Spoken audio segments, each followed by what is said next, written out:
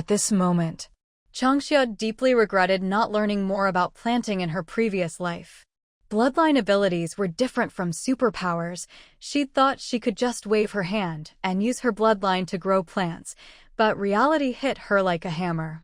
It had taken her days to communicate with the sapling of the light tree, and even longer to revive it. That experience really made Changxia realize how different bloodline abilities were from superpowers. Before, she'd just used her bloodline to nourish her body and hadn't tried anything else. Otherwise, she might have caused big trouble. So, Changxia happily and earnestly went to Suyi for advice. It was just a matter of starting from scratch. With her experience using superpowers, Changxia was confident she could develop more uses for her bloodline abilities. Right now, she'd already developed bloodline ability, listening.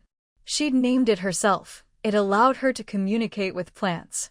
The second ability was bloodline ability, healing eye, the first stage of healing, which could treat some basic plant problems. Next, she'd work on developing stage 2, stage 3. Group healing, plant manipulation, and so on.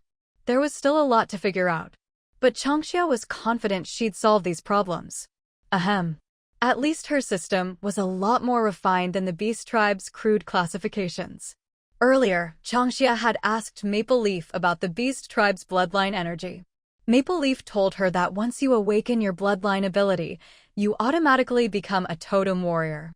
And the strength of a totem warrior is judged in a very straightforward way, by how many things you can smash with a single punch.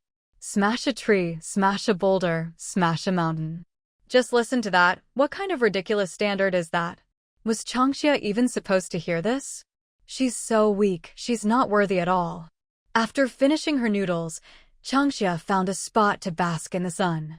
She lazily watched her clanmates inside the vine tree beast den, still slurping their noodles.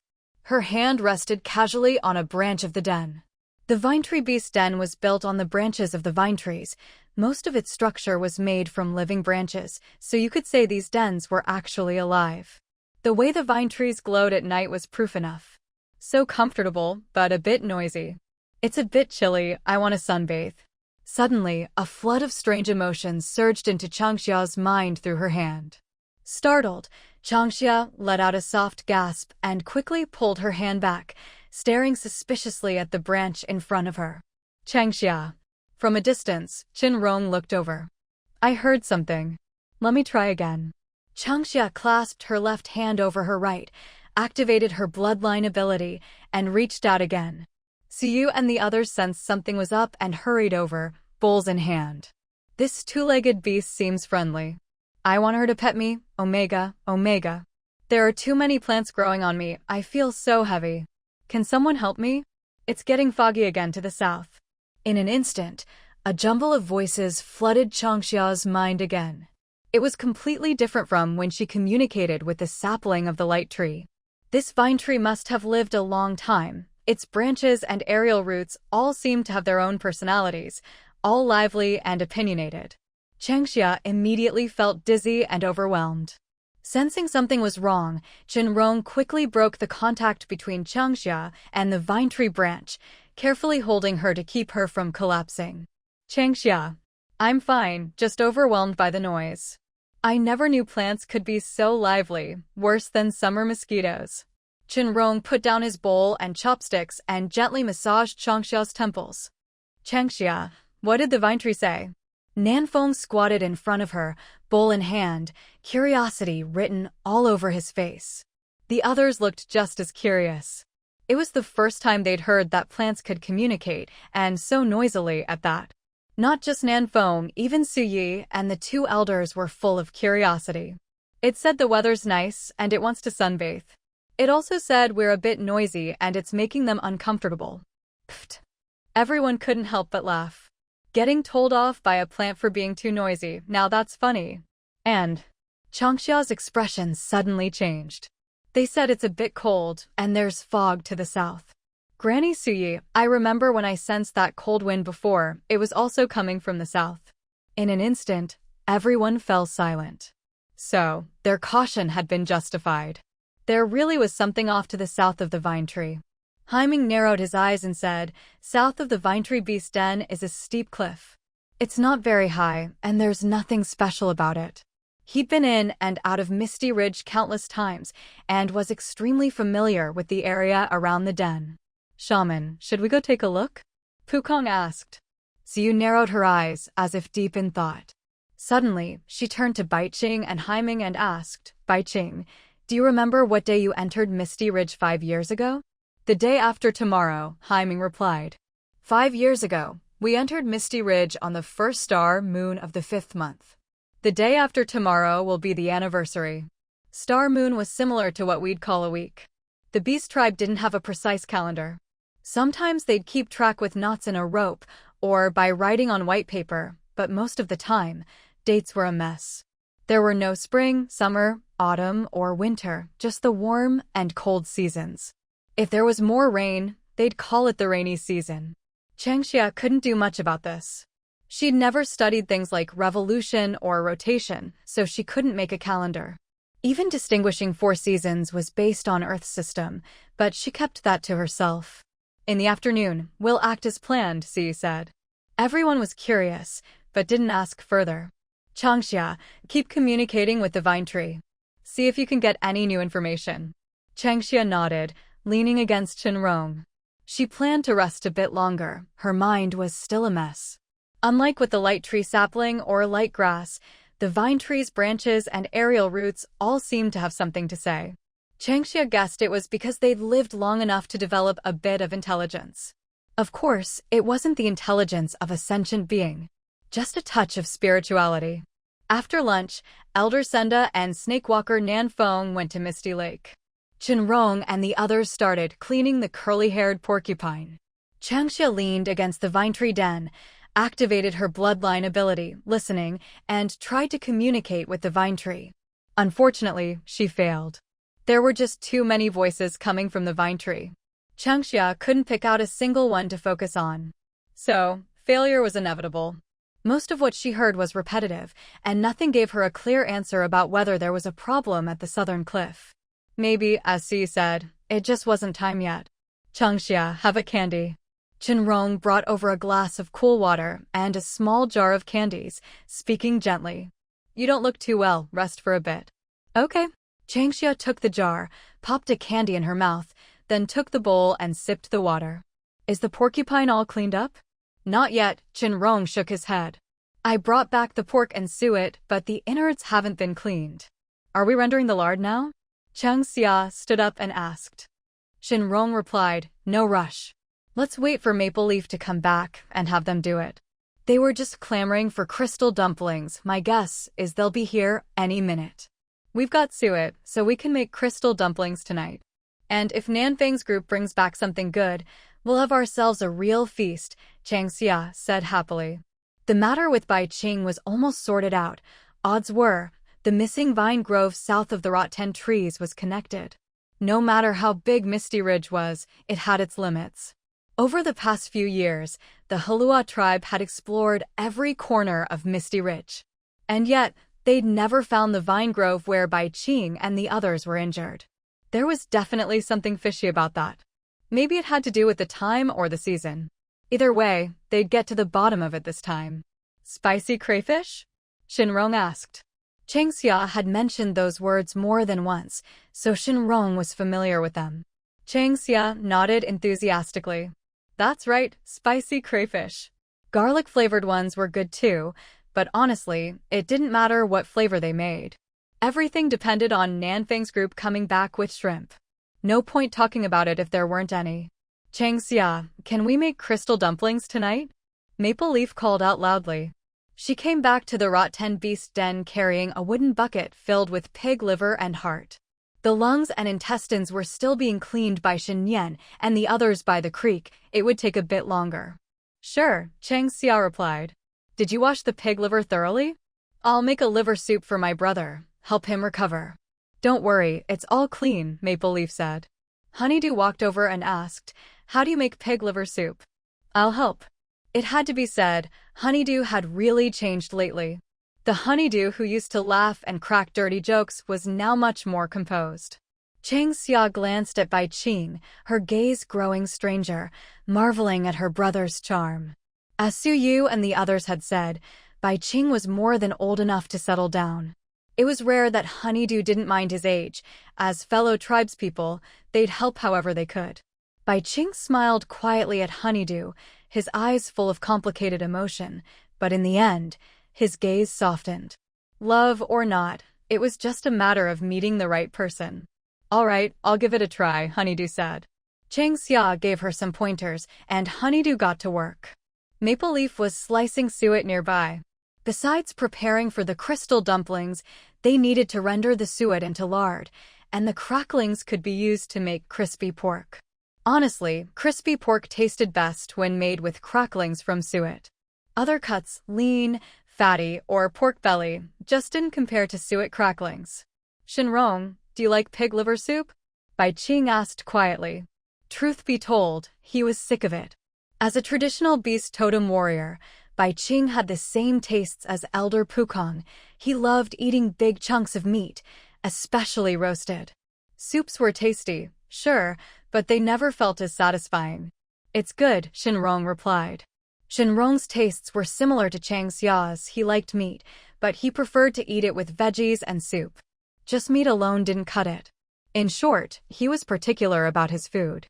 Bai Qing sighed. He knew pig liver soup was good, but after so much of it, he was tired of the taste. He'd rather have a couple spoonfuls of chili sauce. That flavor was a real kick. Thinking of this, Bai Qing couldn't help glancing at the basket of chili sauce. Su Ye's words made Bai Qing feel like a wolf off its leash. He wanted to gorge himself.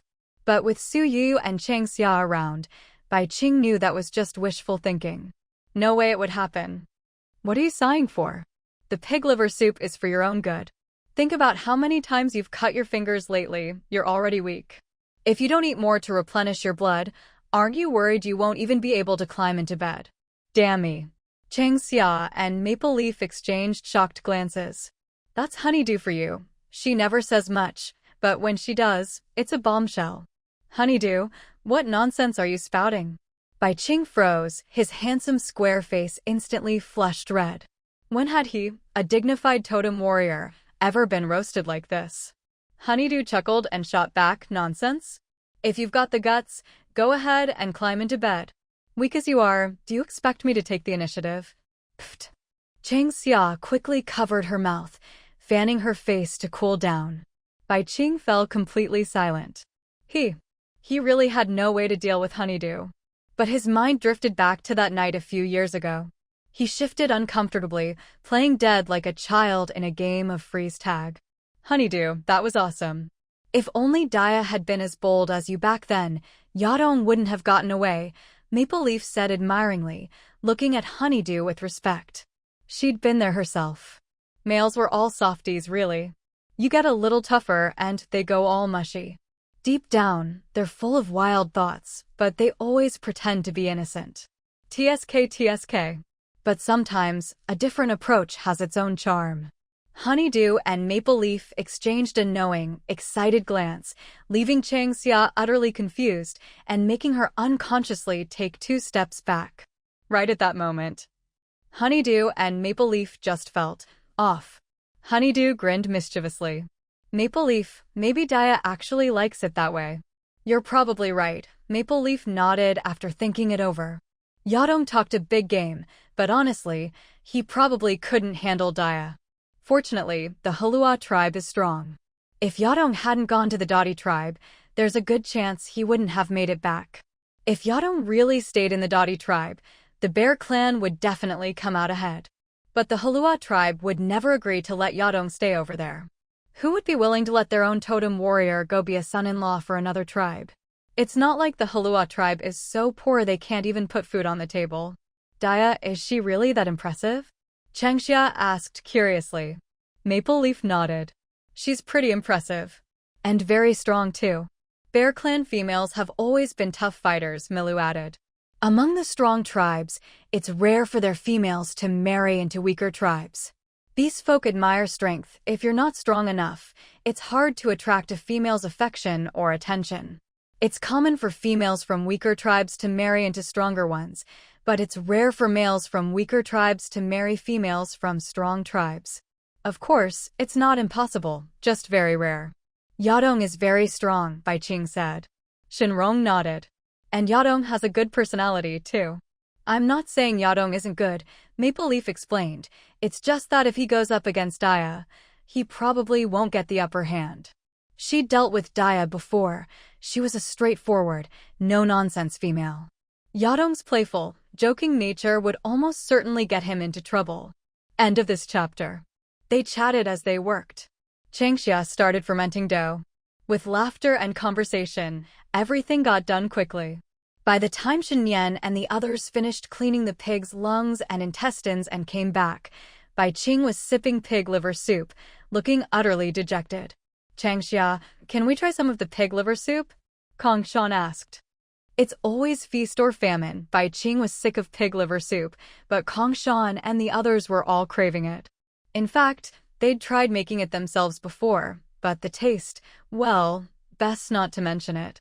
Now, seeing Bai Qing drinking pig liver soup again, and noticing there was still plenty left bubbling in the stone pot, Kong Shan shamelessly asked Changxia if they could have some. Changxia smiled and replied, of course. There's still over half a pot left. If you want some, help yourselves. Just as well, looks like Aji doesn't really want any more, so you can help him out. Everyone in the house, including Sui and the others, each had a bowl. Even Elder Pukong, who was napping outside, got a bowl. Changxia had Shen Rong bring him some to try. Great. Come on, help yourselves. Kongshan said cheerfully, calling everyone over. Bai Qing shrugged. He really was tired of pig liver soup and didn't mind at all if Kongshan and the others wanted to share. If Milu weren't watching him, he'd even have given his own bowl to Kongshan and Haiming. I've been craving Changxia's pig liver soup for ages, Finghua said. Actually, anything Changxia made, they all craved. Even if they used the exact same recipe, everyone agreed that Changxia's cooking was the most delicious. Changxia had tried to argue, but the tribe just wouldn't accept it. I cook it the same way as you do, Changxia said with a smile. Still, she was happy to see everyone enjoying her food, even if it was a bit tiring sometimes. The sense of satisfaction was impossible to put into words. No, Changxia, yours is extra tasty. That's right. Shen Yan, Finghua, and the others all chimed in. Even without Nanfeng around, there was never any shortage of people praising Changxia. She couldn't help but laugh, feeling genuinely happy. I just love hearing you all praise me. Did you finish cleaning the pig lungs? I'll cook some for you to try tonight, Changxia said grandly. Many people found pig lungs unappetizing or dirty, so not many liked to eat them. But when done right, pig lungs are delicious. The key is to wash them thoroughly. It takes time and effort to clean them properly.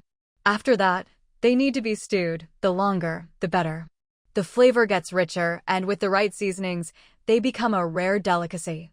Pig lung soup. After their experience with pig liver soup, the tribe started guessing before Changxia could answer. Changxia shook her head. We're not having pig lung soup tonight. I'm going to make spicy pig lungs, kind of like spicy crayfish. But the lungs have to be cleaned well, stewed first, then stir-fried. The moment they heard there was a new dish to try, everyone got excited. There's nothing in the world like good food. I've cleaned the pig lungs several times, scrubbing them with wood ash and fruit powder. Should I cut them up to stew or cook them whole? Hurry up and ladle out the pig liver soup so we can use the pot for the pig lungs. If only Nanfeng and the others come back with a good haul, tonight will be a real feast. The Rotten Beast Den instantly became lively, with everyone talking and preparing the evening meal. On the other side, after finishing the pig liver soup, they started rendering lard. Shen Yan and the others were eager to render the fat, mostly because they wanted to eat the crispy cracklings and make crispy fried meat. Alongside sweets, crispy fried meat was a favorite among all the Heluo beastfolk. Meat coated in fruit powder and egg, then deep-fried until crispy, no one could resist. Changxia herself loved it, too. Unfortunately, in the warm season, the temperature was high and crispy fried meat wouldn't keep for long before spoiling. Otherwise, she'd have made extra to save for later. Gradually, the Rotten Beast Den filled with a mouth-watering aroma. Just from the smell, Maple Leaf and the others knew it was lard. Aside from the portion set aside for crystal dumplings, all the pork back fat was rendered into lard. The wooden basin was filled with crispy cracklings, which Kongshan and the others happily dipped in salt as they ate, while mixing fruit powder and egg to make more crispy fried meat. Bai Qing only got through half a bowl before Sui stopped him. He watched enviously as Kongshan and the others crunched away, his eyes turning red with jealousy. "Stop staring. Even if you look, you can't have any more," Mila said, exasperated. Knowing he couldn't eat any more, Bai Qing stubbornly kept his eyes on the cracklings. Wasn't he just torturing himself? "If I can't eat, I'll just look," Bai Qing said. For a moment, Mila didn't know what to say. "Milu, go get some wild berries and mulberries for your brother to snack on," Changxia suggested. Eating too much of this stuff can cause internal heat, and with Bai Qing's health, it's better to play it safe and avoid any complications. Honestly, if Bai Qing hadn't been looking so much better lately, he probably wouldn't have been allowed even half a bowl of pork cracklings or those spicy peppers from before. Clearly, Bai Qing understood this too. Siyu said he shouldn't eat any more, and Bai Qing didn't dare insist. He was just worried Siyu would forbid him from eating altogether. That would be truly pitiful.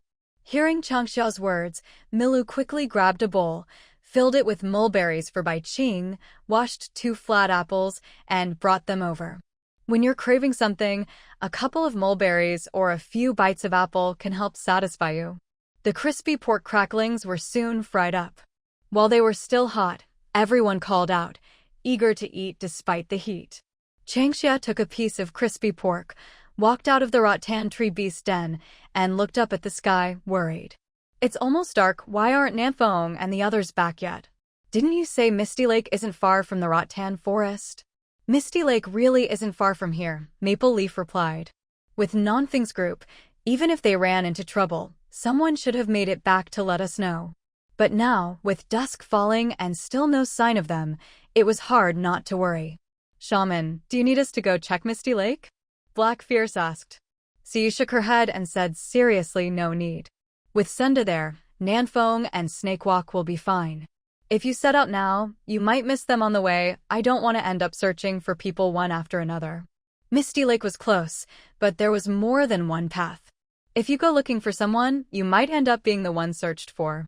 Siyu didn't want things to get more complicated, so she told everyone to just wait quietly. "Ka ka. Wah wah." At that moment, the sky was painted orange with the evening glow, and countless birds circled overhead, returning to their nests. All sorts of bird calls filled everyone's ears. The harshest of all was the cry of the vultures. Just hearing it made people feel uneasy. "Nanfeng has a signal flare. If anything happens, she'll set it off to alert us. Don't worry, let's start steaming the rice buns." Maple Leaf comforted Changxia. Misty Ridge was like the Heluo Tribe's backyard. If something happened here, Elder Senda would never be able to hold his head up in the tribe again. Changxia thought about it and realized Maple Leaf was right. Elder Senda knew Misty Ridge well and could avoid danger. Besides, they only went to Misty Lake to catch fish and shrimp. It wasn't anything particularly risky. With that thought, Changxia finally relaxed. Suddenly, Elder Pukong and Shen Rong both stood up and looked down from the rattan tree beast den. "Changxia, they're back." Shen Rong gestured downward, and sure enough, 3 figures were making their way slowly below the den. Their slow pace looked a bit odd. "Yo-ho! Come on, 2 people go down and help." Once everyone saw the state Nanfeng's group was in, they couldn't help but laugh. Shenian and Fenghua quickly ran down from the rattan tree beast den to help. It turned out the 3 of them were carrying so much stuff, they simply couldn't walk any faster. "That's a lot. Surely it's not all shrimp and crabs?" Changxia frowned in surprise. Maple Leaf joked, Nanfeng would totally do something like that. Maybe they caught some fish too. Misty Lake is full of fish. Nanfeng probably grabbed a few while she was catching shrimp and crabs, Shen Rong mused. It seemed that everyone in the Heluo tribe had developed a habit of hoarding ever since they'd tasted Changxia's cooking. It wasn't exactly a bad habit, but it could be pretty funny at times. "Changxia, look what I brought you." "Wow, what's that amazing smell? So fragrant." "Pork cracklings, it's the crispy pork."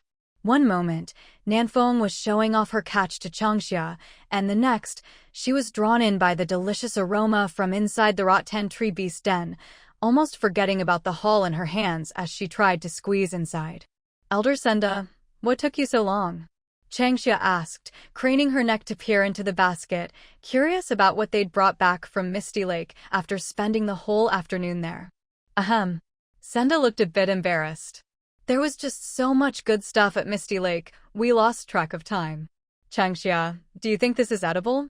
Snakewalk pulled out a blackish piece from the basket and tried to hand it to Changxia. The main reason they were delayed was picking this thing. They'd checked that it wasn't poisonous and wanted to try it out. Unfortunately, just as they were about to taste it, Elder Senda stopped them. Trying unknown foods without the shaman around was just asking for trouble. Is this lotus root? Changxia hesitated, taking the piece from Snakewalk and examining it closely. She broke off a section and, seeing the familiar cross-section, said happily lotus root. It's edible, great raw, stir-fried, or in soup. You can even make lotus root powder from it, like kudzu root. Haha. Elder Senda burst into hearty laughter.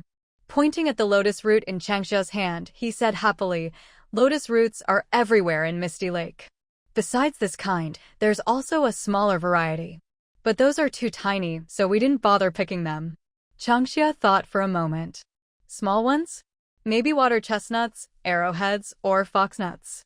Whatever they were all edible. Really? That's wonderful. Shishing pointed at the baskets nearby. We picked 2 full baskets. Can we try some tonight? Of course, Changxia agreed, also curious to taste the lotus root from Misty Lake. With such abundance, the tribe would never lack lotus root again. They could even make lotus root starch to soak and eat. Shishing, what about the shrimp? Changxia said she'd make spicy crayfish tonight. Where are the shrimp? Maple Leaf slapped Shishing's back with her big hand. Lotus root was fine, but she was more concerned about the shrimp and crabs. Back in the tribe, they always had them steamed, but tonight, Changxia promised something spicy. Just thinking about it made Maple Leaf's mouth water. They're here. Shishing nodded and stepped aside, revealing the baskets Dipierre and the others were carrying, filled with shrimp, crabs, and fish. Elder Senda said, Little Changxia, the shrimp and crabs from Misty Lake are a bit different from those in White Lake. Can you tell if they're edible? They are. Changxia looked into the basket and couldn't help but smile. Crayfish. They really were crayfish. The shrimp from White Lake were best steamed, but Misty Lake's shrimp were true crayfish. At that moment, Changxia wanted nothing more than to throw her hands on her hips and laugh up at the sky. She wanted to show her wildest side, to express the deep joy in her heart. Truly, the thing most worth looking forward to in this world was delicious food. These shrimp need to be washed thoroughly. The ones from White Lake are pretty clean, but those from Misty Lake need to be washed several times. Dipierre, catch me a crab so I can take a look, Changxia said. Dipierre set down the basket and handed her a crab weighing about 2 jin, about a kilo. The more Changxia examined it, the happier she became. This crab was great. It reminded her of the famous Yangcheng Lake hairy crabs. Misty Lake really was a treasure trove. From now on, the most sought-after crab among the beast folk will be Misty Lake's hairy crabs. Changxia held up the crab, beaming.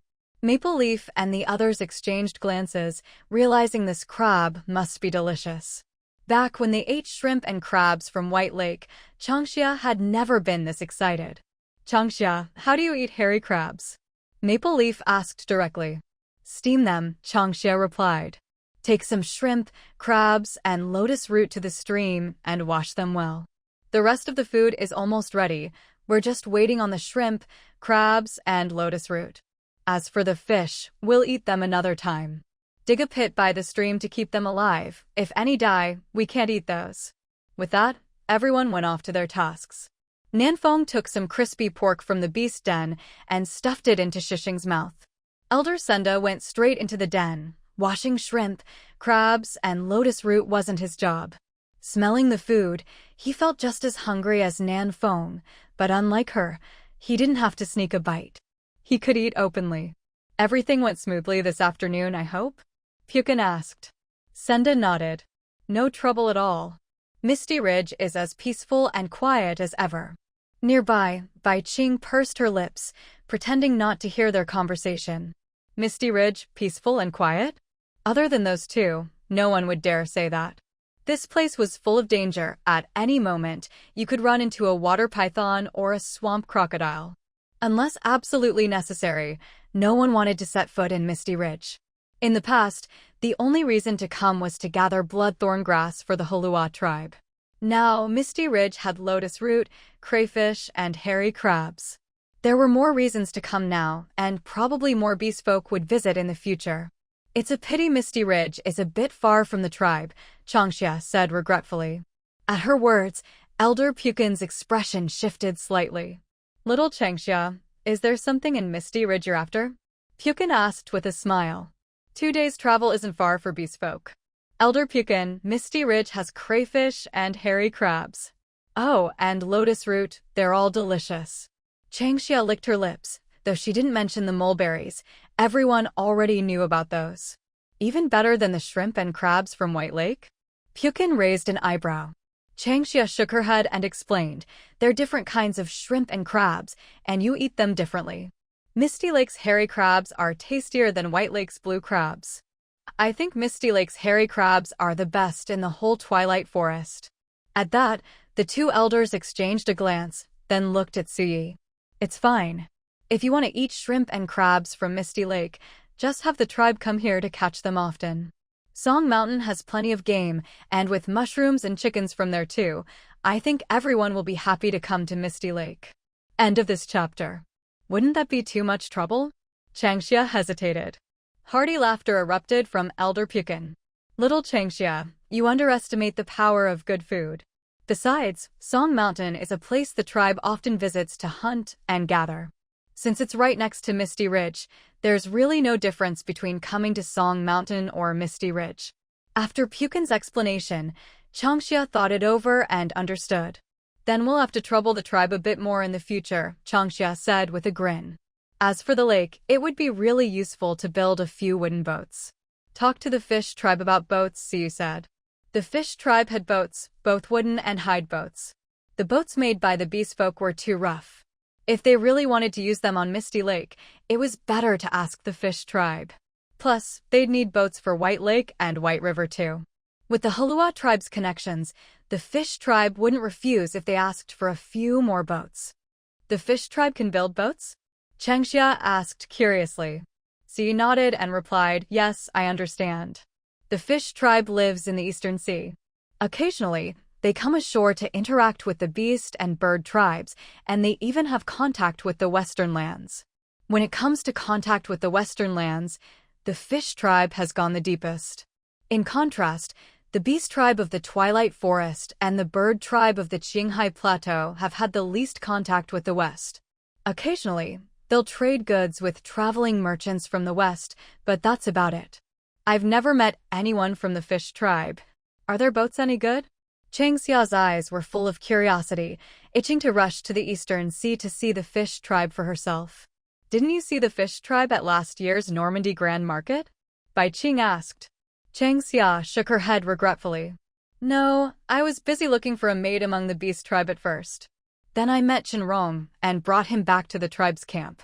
Later, when I wanted to go back to the market to look around, the tribe was already preparing to head home.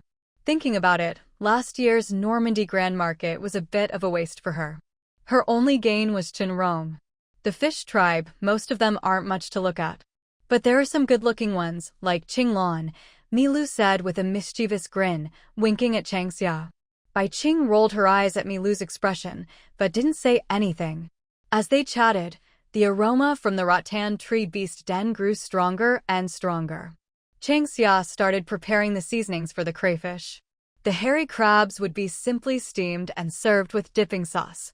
As for the lotus root, there wasn't enough time to make soup, so she decided to stir-fry it. Since they hadn't prepared any wild vegetables tonight, a stir-fried lotus root dish would do nicely. A short while later, Shen Yan and the others returned, bringing back cleaned shrimp, crabs, and lotus root. Nianfeng, slice the lotus root and stir-fry it, Changxia instructed, taking the shrimp and crabs. The hairy crabs, tied with straw, were placed directly into a steamer basket woven from rattan branches and set to steam. The cleaned crayfish had already been deheaded and deveined. There was too much to handle, so Shen Rong helped Chang Xia carry the rattan basket. There were so many crayfish that they couldn't all fit in one pan, so they had to be cooked in 2 batches. Chang Xia stood by, directing Shen Rong as he started to stir-fry.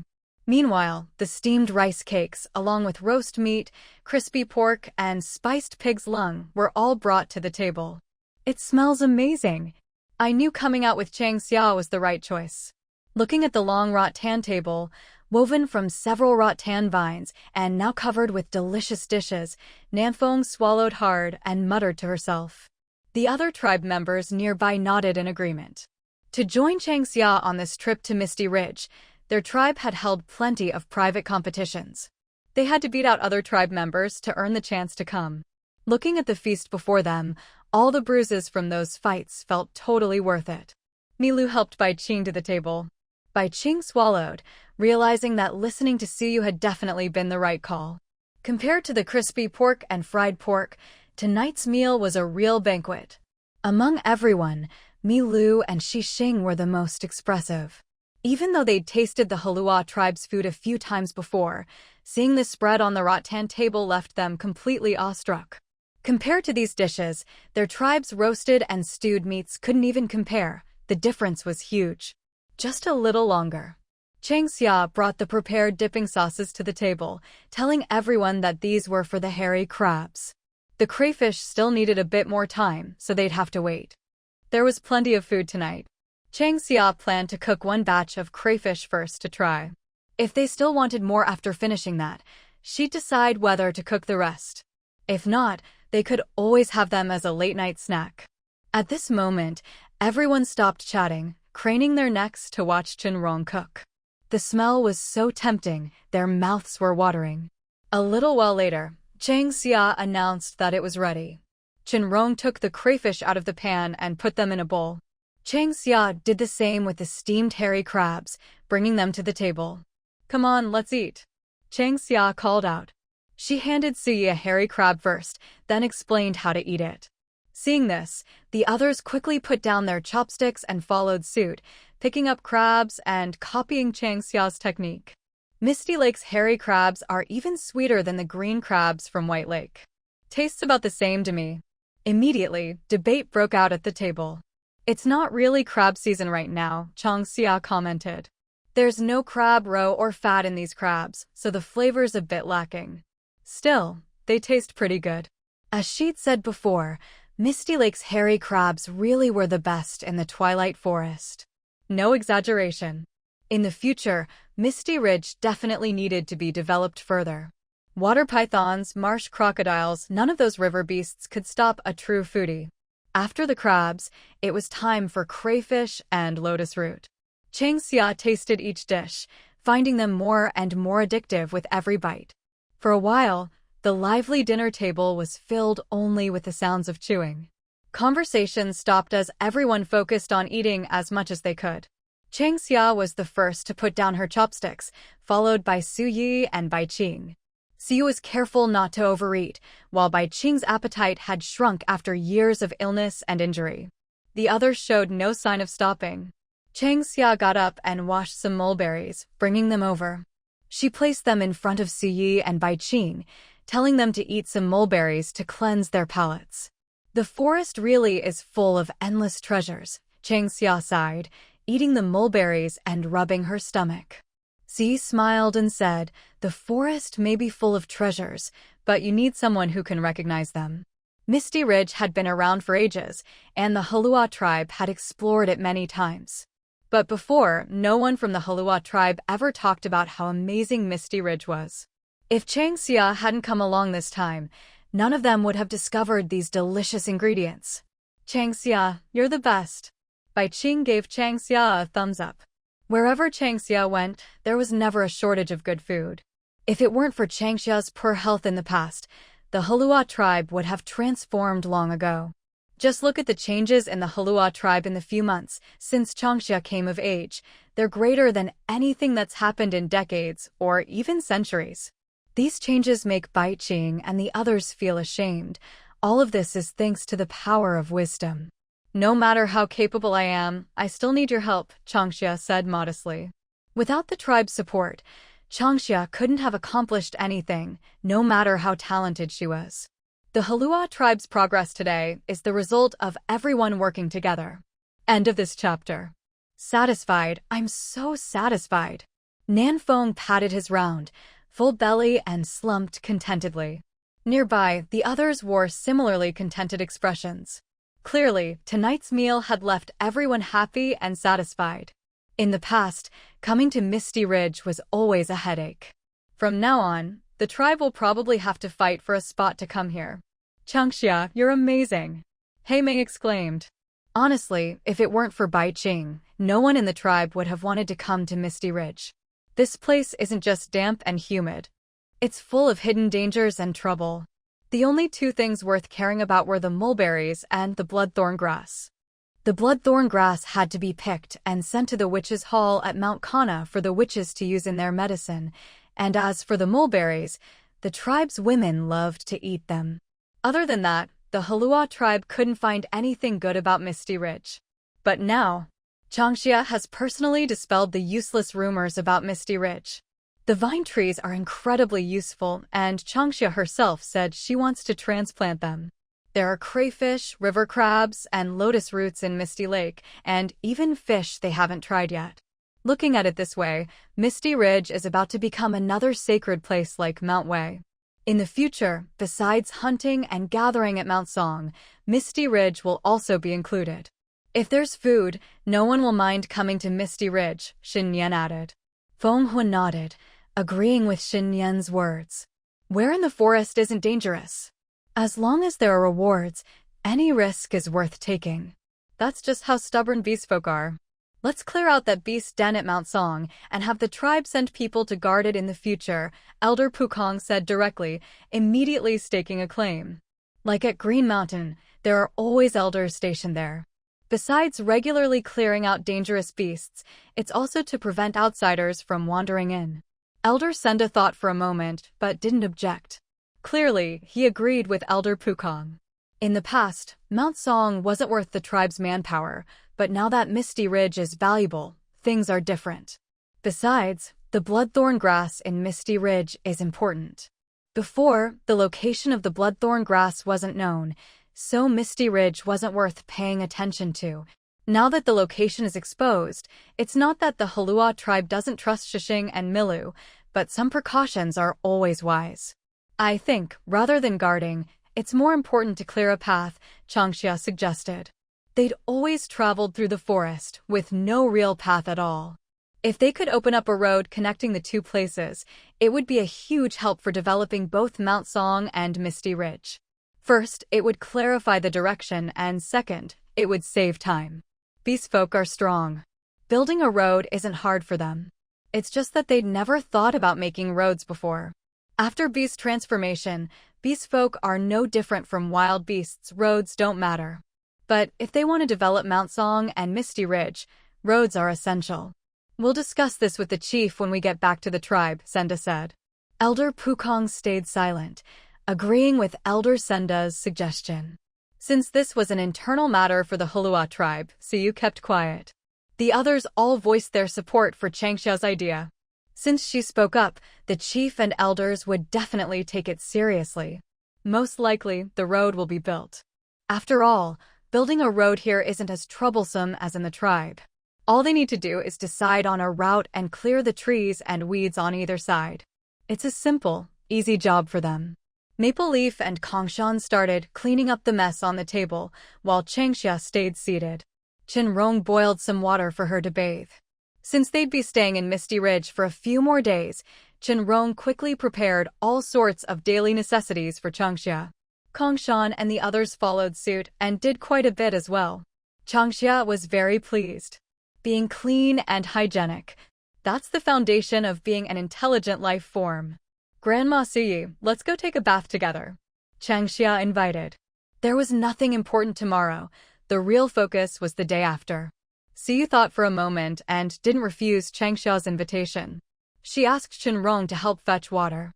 Maple Leaf and Nan Feng also joined in, and even Milla came along, carrying a bath bucket and filling it with water. The group bathed together in the next vine tree beast den. Through the vine tree den, they could see the starry sky outside. The quiet night had an indescribable dreamy, magical quality. Which, can Baiqing's health problem be solved? Milu asked, soaking in the bath, her expression tinged with worry, a stark contrast to her usual calmness in front of Baiqing. Ziyi rested her hand on the edge of the tub and said calmly, if we can find the vine grove where Baiqing was injured a few years ago, we might find the culprit that bit her. Then we'll have a way to solve Baiqing's health problem. Milu, don't worry, Changxia said, scooping water over herself and letting out a satisfied sigh. I have a feeling we'll find a way to help my brother this time. There's nothing unusual to the south except for the steep cliffs, Nan Feng muttered. Maple Leaf squinted but didn't say anything. They'd checked the southern side of the vine tree den a few times, and as Nan Feng said, found nothing. Maybe, as the witch said, it just wasn't the right time. Some places can only be seen at a specific time and place. Maybe the vine grove my brother stumbled into years ago really is that magical, Changxia said with a smile. Nature is full of wonders. Who can truly understand its mysteries? Just like the sacred land of Weishan. If it weren't for the Weishan apes, who could ever find a way into the sacred land? Don't worry, right or wrong. Tomorrow, or the day after, we'll definitely see something. Besides, Baiqing's health has been improving lately. As long as she's careful, it won't be as bad as the depletion a few years ago, Siyu said calmly. No matter how bad things get, it can't be that bad. At worst, we'll just have to live by the Weishan waterfall. It's not like we'll lose our lives. So, Siyu felt at ease along the way, with nothing much to worry about. Hearing this, everyone quieted down.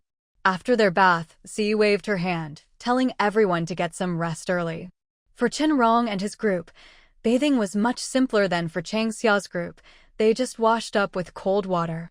By the time Changxia and the others finished their bath, the others had already returned from washing in the creek, chatting and laughing, not feeling the cold at all. Go to sleep early, Si said. With that, everyone started laying out their bedding in small groups and getting ready to sleep. Tonight, Xin Yan and Feng Huo were on night watch. The two of them left the vine tree beast's nest, found a spot to sit, and pulled out some snacks and dried food from their beast pouches to help pass the long night. As the night deepened, a faint chill drifted in from the south for no apparent reason. The two on watch immediately sensed something was wrong. They opened their eyes and leapt up to the vine tree's canopy. Peering south, their eyes suddenly widened. They saw the southern cliff, which had been empty, now, without anyone noticing, had the shadow of a vine tree.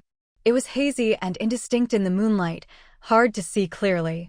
But Xin Yan and Feng Huo didn't dare let their guard down. End of this chapter. Xin Yan. Feng Huo called Xin Yan's name softly, asking what he planned to do. Xin Yan's face was serious as he said, "Wake the shaman and the elders. Something's not right. This might be related to the vine forest that disappeared 5 years ago. We can't miss this." Okay. Feng Huo nodded, jumped down from the canopy, and headed straight for the vine tiger beast nest.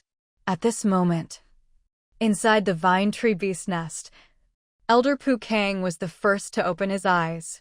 Right after, Elder Cinda and Si woke up as well. By the time Feng Huo arrived, Shen Rong, Feng Yi, and the others were already awake. Feng Huo, what's happening outside? Si asked softly. At this point, only Changxia, Nan Feng, and Mi Lu were still asleep. Feng Huo glanced at the vine tree beast nest and secretly praised Xin Yan's quick thinking. He said, "It looks like a vine forest has suddenly appeared on the southern cliff. It seems strange. Xin Yan asked me to come and get your opinion. Should we go take a look?" Upon hearing this, Su Ye's expression changed slightly. Elder Pu Kang and Elder Cinda exchanged glances, a sharp light flashing in their eyes.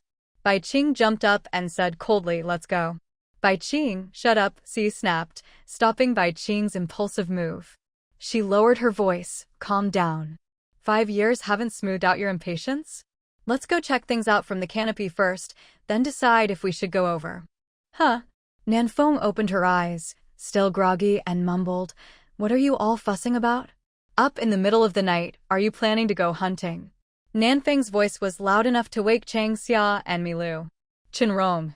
Forget it. Wake them up. Let's all go to the canopy together, Siyu said helplessly, waving her hand.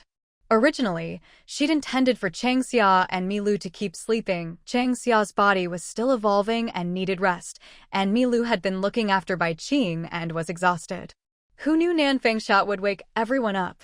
So, there was no choice but to get everyone together. A strange vine forest appeared on the southern cliff? Chang Xia repeated what Shen Rong had said, blinking curiously. Sure enough, the chill she'd felt earlier wasn't her imagination. Something really was off at the cliff. That cliff really was mysterious. The Heluo Tribe had never stopped searching for Misty Ridge in recent years. Who would have thought the vanished vine forest was right under their noses? If word got back to the Heluo Tribe, the chief and the others would be furious. It really is a bit cold, Nanfeng muttered, rubbing her hands. Milu followed beside Bai Qing, who was being supported by He Ming. The group quickly leapt from branch to branch, climbing toward the vine tree canopy. Shen Yan, any changes? Senda asked.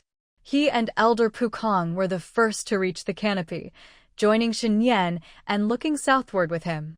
They saw, in the hazy moonlight, the cliff that should have been empty was now a huge dark mass. The shadow shimmered with a dreamlike light, a light Chang Xia and the others were all too familiar with. That glow belonged to the vine trees. No, to be precise, that dreamlike glow belonged to the special plants that lived on the vine trees. Nothing's changed. This vine forest just appeared out of nowhere, without any warning. Well, not exactly without warning, Shen Yan said. After a strange cold wind, the cliff suddenly had a vine forest. It sounded like a fairy tale. But everyone had seen it with their own eyes, a vine forest appearing out of thin air where the cliff had been. There was simply no way to explain it. It was truly bizarre. How incredible! Chang Xia exclaimed. They'd imagined countless possibilities. But when the vanished vine forest appeared in such a mysterious way, everyone felt goosebumps rise all over. Shaman, how do you explain this? Nanfeng whispered. As she spoke, she couldn't help but edge closer to Xixing, staring at the suddenly appeared vine forest. A trace of fear flickered in her eyes.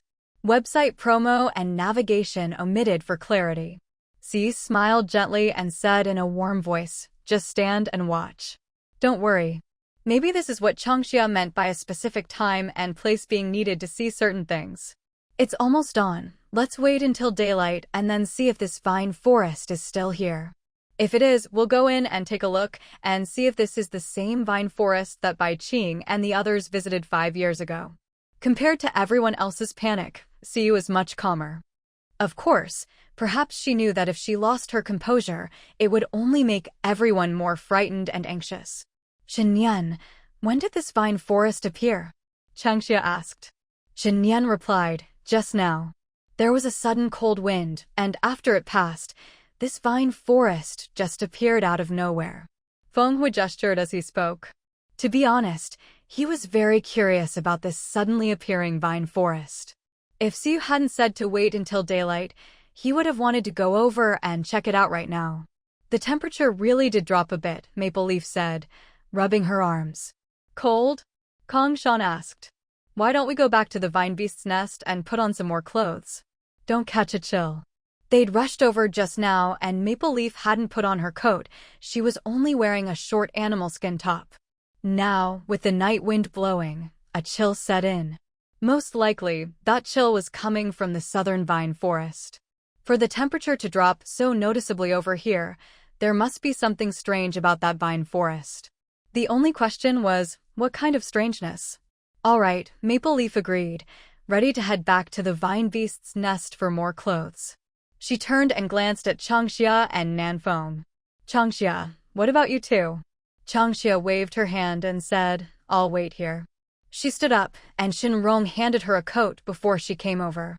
Nanfeng, still a bit groggy, had also been helped into a coat by Xixing.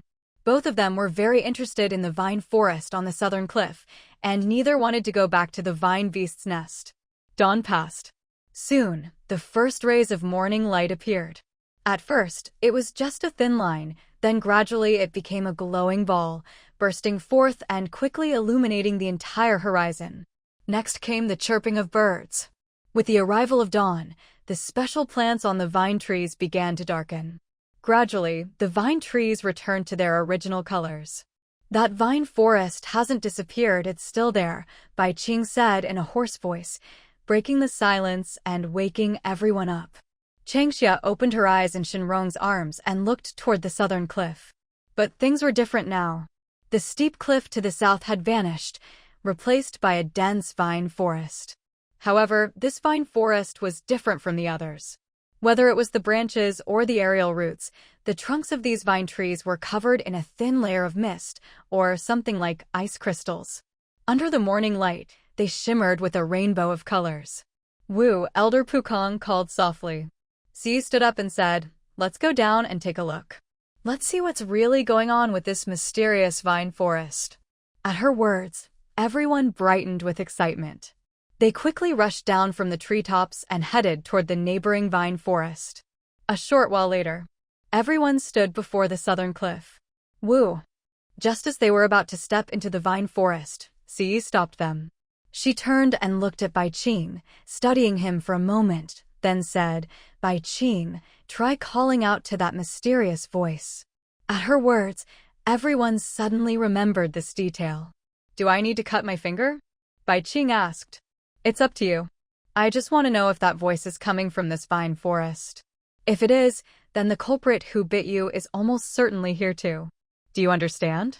Si spoke each word slowly and seriously. Hearing this, everyone quickly turned their eyes to Bai Qing. Bai Qing cut his palm and began to disguise himself. After doing it so many times, he was getting faster and more skilled at it. If Changxia and the others didn't know the reason, they might have really misunderstood upon seeing Bai Qing like this. "Come on." Suddenly, Bai Qing heard a trembling, inviting voice and shivered. The voice was strange, sometimes old, sometimes childish. It felt just like the emotional plants Changxia had described. But this voice was even more mischievous, probably because it was more intelligent. Pfft.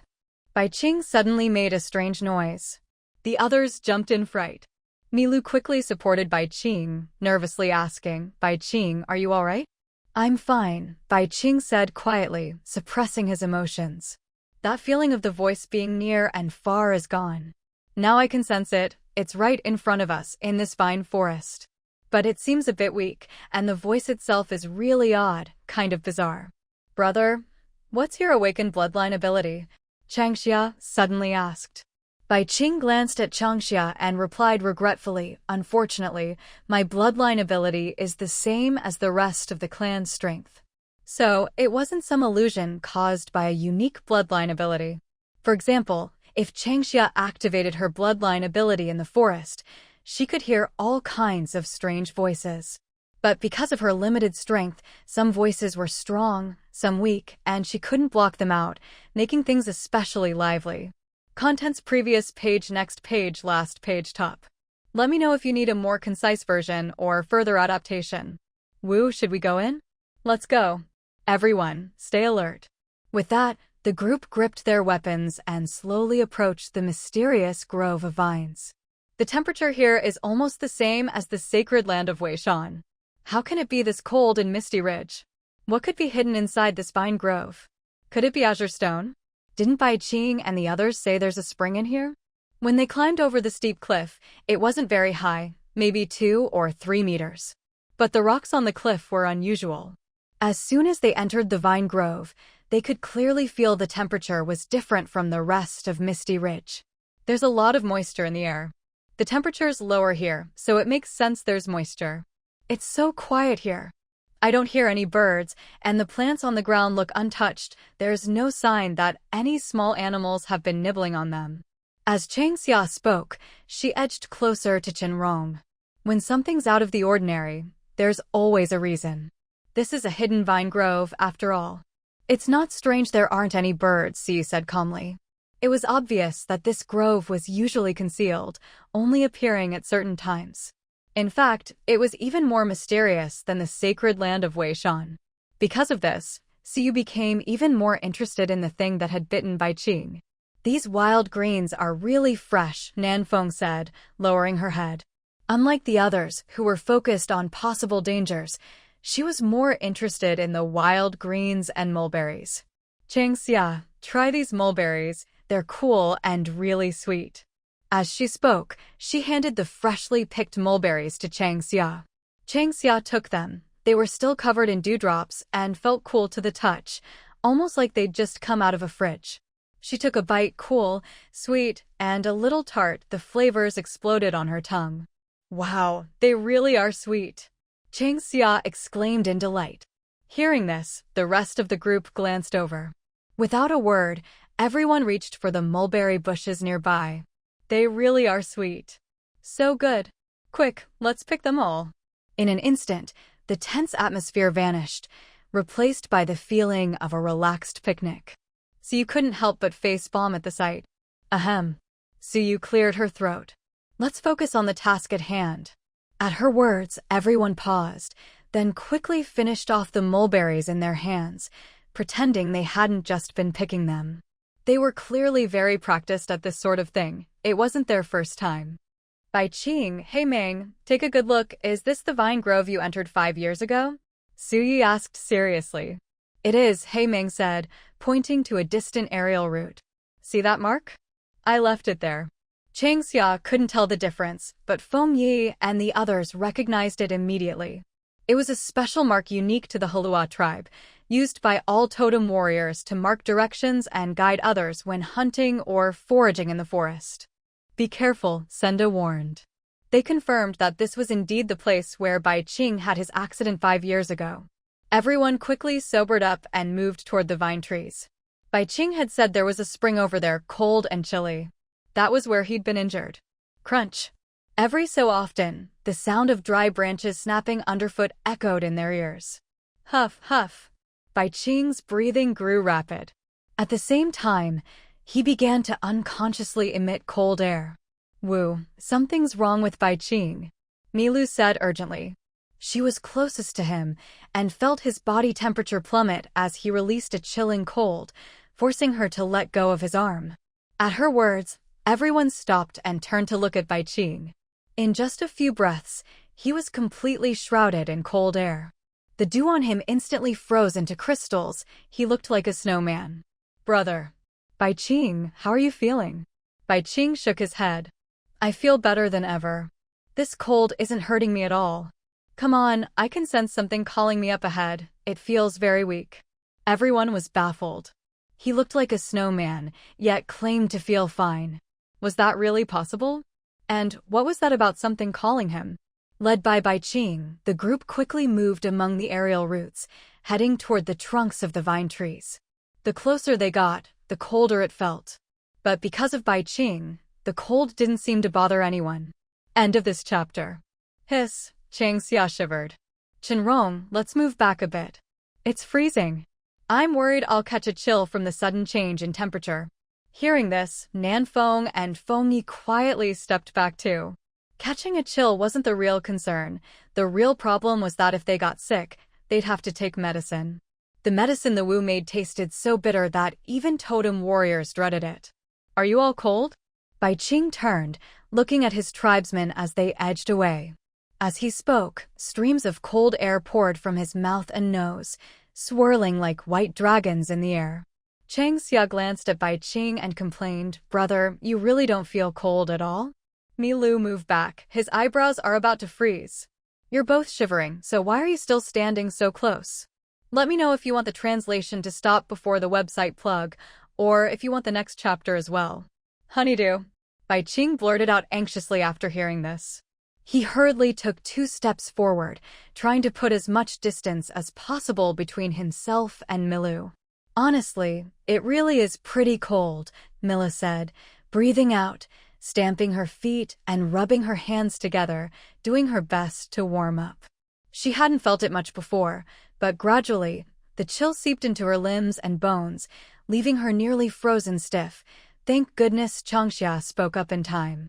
Otherwise, Milo really worried she'd end up frozen solid. I actually feel quite comfortable. Not cold at all, even a bit hot, Bai Qing said, a little embarrassed. As soon as he said this, everyone was left speechless. Bai Qing, stretch out your hand. Let me take a look, Zi said. Bai Qing held out his hand for Siyu to examine. Your situation is even stranger than Pukong's. We need to find whatever bit you as soon as possible. Otherwise, I can't say whether this is good or bad, Zi said, her tone growing heavy after a moment. At this point, Bai Qing not only looked like a snowman, but even his body was starting to turn into one. If this continued, it was anyone's guess whether he'd live or die. Hearing this, everyone's expressions changed dramatically.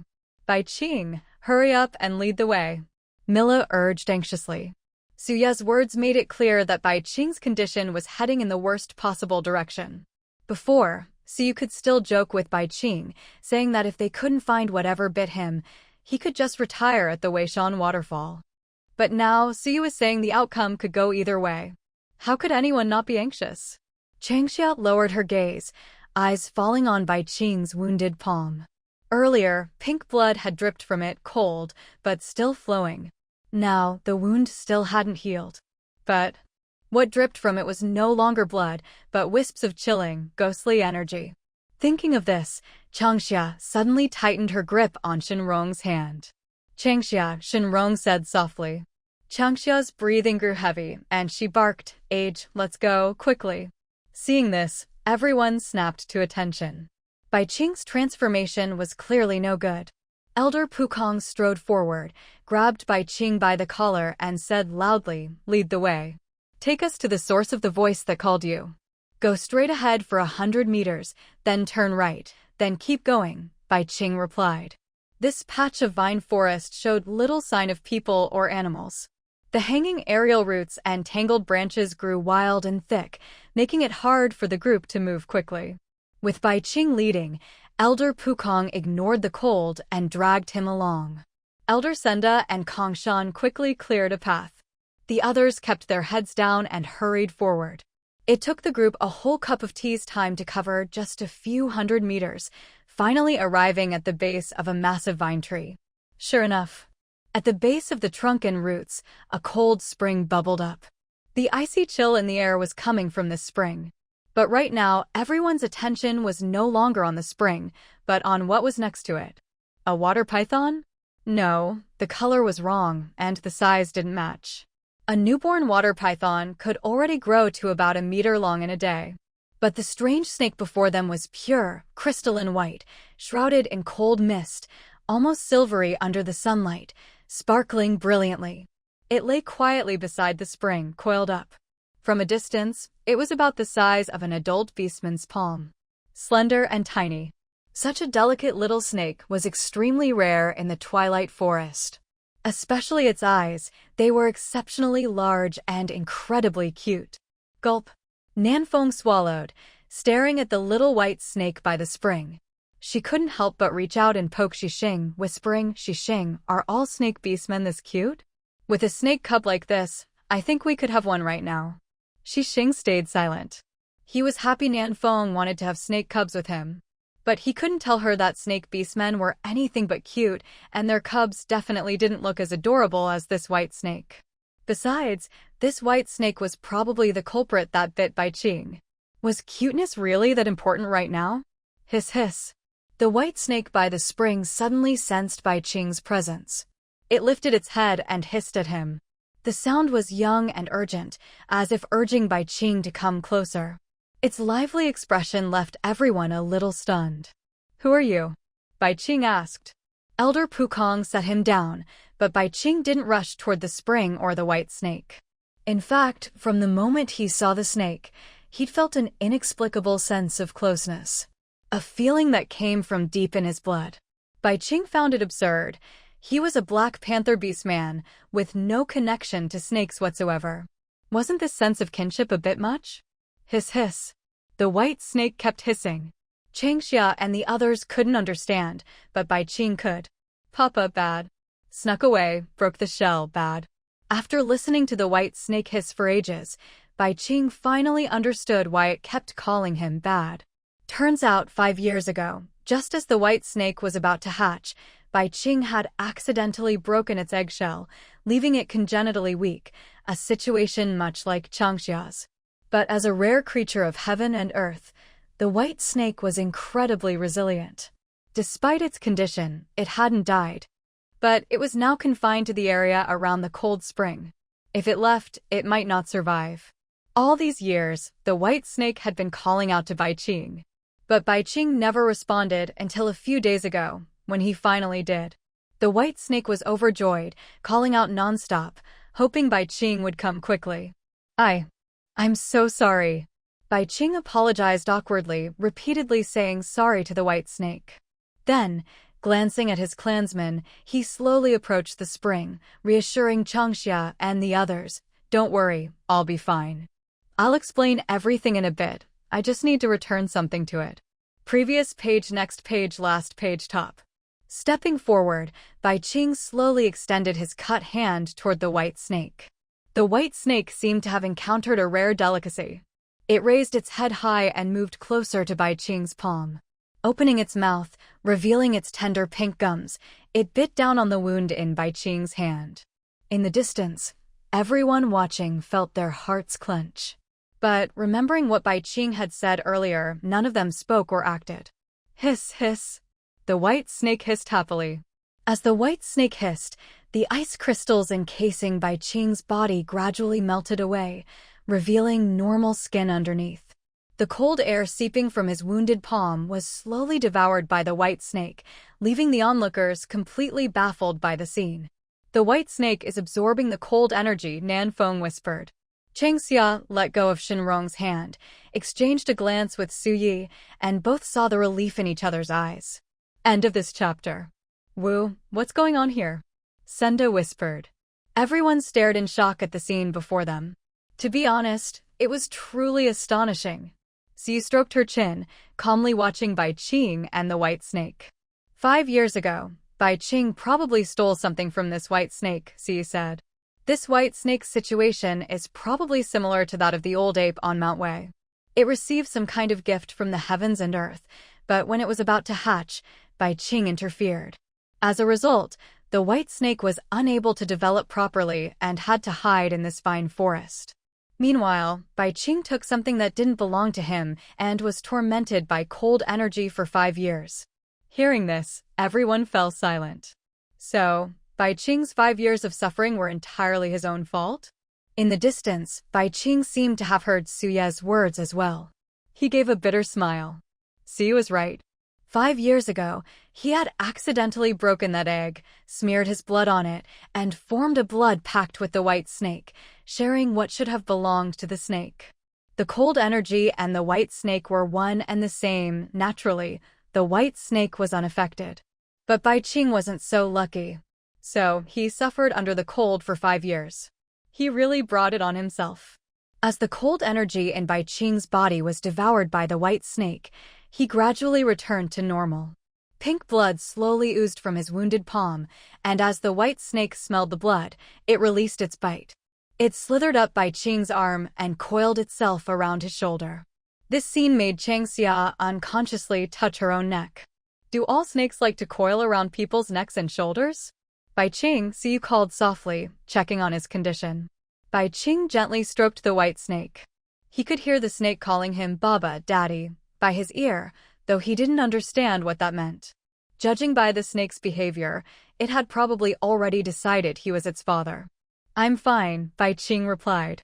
Milu pointed at the white snake and asked softly, "What's its situation?" "It seems to think I'm its father," Bai Qing said helplessly, spreading his hands. He briefly explained what had happened 5 years ago, then braced himself for the tribe's various odd looks. Hei Meng covered his mouth, hiding a laugh. Bai Qing's suffering over the past 5 years was entirely deserved. But it had also dragged the whole Heluo tribe into trouble. "Grandma Su Yi, is this white snake like the old ape?" Changxia asked curiously. "It could breathe out cold air and create something like illusions. Was it a mirage snake?" But mirage snakes could create illusions, not cold air. The twilight forest was full of wonders. Maybe it really had produced such a rare creature. Siyu thought for a moment, then nodded lightly. Probably. Bai Qing should be glad she, the snake, is newly born and has a gentle nature. Otherwise, you two might have become mortal enemies. Ruining someone's fate is like killing their parents. Brother, is it male or female? Will it come back to the Heluo tribe with us? Should we give it a name? Chang Xia asked cheerfully. The tribe already had Black the Ape. Adding a white snake would be nice. Female, Bai Qing replied. She can't stray too far from me, so she'll come back with us. As for a name, I'll ask her. Bai Qing stroked the white snake and discussed the matter with her, just as Chang Xia suggested. And so, the man and the snake began to communicate. Their hissing conversation left everyone else baffled. So, they wandered over to the cold spring. The spring wasn't large, but its water was icy and clear, with a dozen or so small white stones scattered on the bottom, looking quite pretty. Chang Xia, look at the stones in the spring, Nan Feng called out. Chang Xia liked collecting stones. Whenever tribe members went hunting or gathering, they'd keep an eye out for interesting rocks. Now, seeing the pretty little stones at the bottom of the spring, Nan Feng immediately called out. Bai Qing and the white snake were still communicating. Chang Xia shivered and walked closer to the spring. Following Nan Feng's pointing finger, she looked at the white stones at the bottom. These stones look almost transparent. Chang Xia exclaimed in surprise. Nan Feng said, aren't they pretty? Want me to get them for you? The spring is really cold, can you even put your hand in? Chang Xia was tempted, but the ground around the spring was completely frozen, making her hesitate. You won't know until you try, Nan Feng said, rolling up her sleeves and reaching toward the spring. Nan Feng. From a distance, Bai Qing hurriedly stopped her. Don't go near the spring. The water's dozens of degrees below zero. Do you want to lose your hand? Bai Qing rushed over to explain, this spring is where Linger was born. The temperature is extremely low. Chang Xia, I've decided to name her by Linger. What do you think? Linger has agreed to come back to the Heluo tribe with us. Linger is a lovely name. Chang Xia smiled and nodded. Nan Feng withdrew her hand and pointed at the stones at the bottom of the spring, explaining, Chang Xia likes collecting rocks. I saw the stones in the spring looked pretty and wanted to pick them up for her. Wait for me, I'll handle it. Bai Qing carefully picked up Bai Linger and handed her to Chang Xia, saying, Chang Xia, can you hold Linger for me? Don't worry, she can control her cold aura well now, she won't freeze you. Milu, could you help me get a rattan basket? The small stones at the bottom of the cold spring are called cold stones. They're extremely cold, just like Qiming stones. Ordinary people can easily get frostbite if they touch them directly, so be careful. Nan Feng, let's step back a bit, Chang Xia said, carefully holding Bai Linger and motioning for Nan Feng to move further away. Bai Linger felt icy cold in her hands, much like when she'd touched a Qiming stone before, except Bai Linger also radiated a hint of warmth. Hiss hiss. Bai Linger turned her head to study Chang Xia. Her snake tail gently brushed against Chang Xia, allowing her to sense everyone's emotions. People like Su Yi and the two elders were wary of her, but not hostile. Chang Xia and Nan Feng were simply curious, without any malice. Hello, Linger. Chang Xia lowered her head and said gently, I'm Chang Xia, your brother's younger sister. I'm Nan Feng. Can I touch you? Nan Feng was always straightforward. She reached out, wanting to touch Bai Linger. In the distance, Xixing was visibly tense, black lines appearing on his forehead. Su Yi and the two elders didn't say anything, but their expressions were very serious. Hiss hiss. Bai Linger tilted her head, hesitating, then stretched her tail toward Nan Feng. Be gentle, Chang Xia reminded. Don't hurt her. She's so cool to the touch. It must feel great to hold her in the summer, Nan Feng said, carefully stroking Bai Linger's tail. The cool, smooth sensation was so pleasant that Nan Feng couldn't help but touch it a few more times. Her fascinated expression made the other tribe members watching from afar break out in cold sweat. Bai Qing, is this basket big enough? Milu quickly wove a small rattan basket and handed it over. Bai Qing took the basket and nodded. It's perfect. He then reached into the cold spring and fished out the cold stones from the bottom, placing them in the basket. Cold stones are formed under very specific conditions and only appear in special places like cold pools and springs. This particular spring had given birth to Beilinger, and there was a large cold stone at the bottom. The smaller stones had been washed up by the spring's current. Changxia, there are 13 small cold stones in total, Baiqing said. Siyi, withdrawing her gaze from Beilinger, asked Changxia, could I have 2 of the cold stones? If you put them in water, they lower the temperature, just like ice crystal grass. It was similar to the situation with Qiming stones.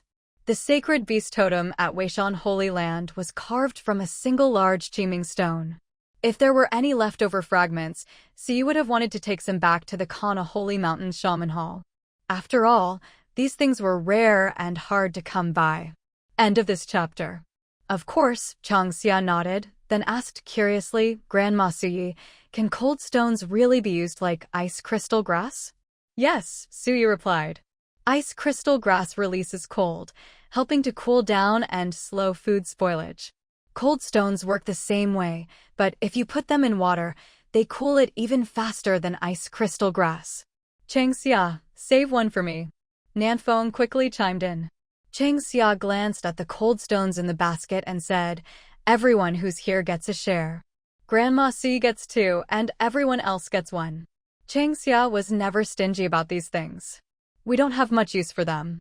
Changxia, you should give them to the tribe, Shen Yan said, shaking his head and declining.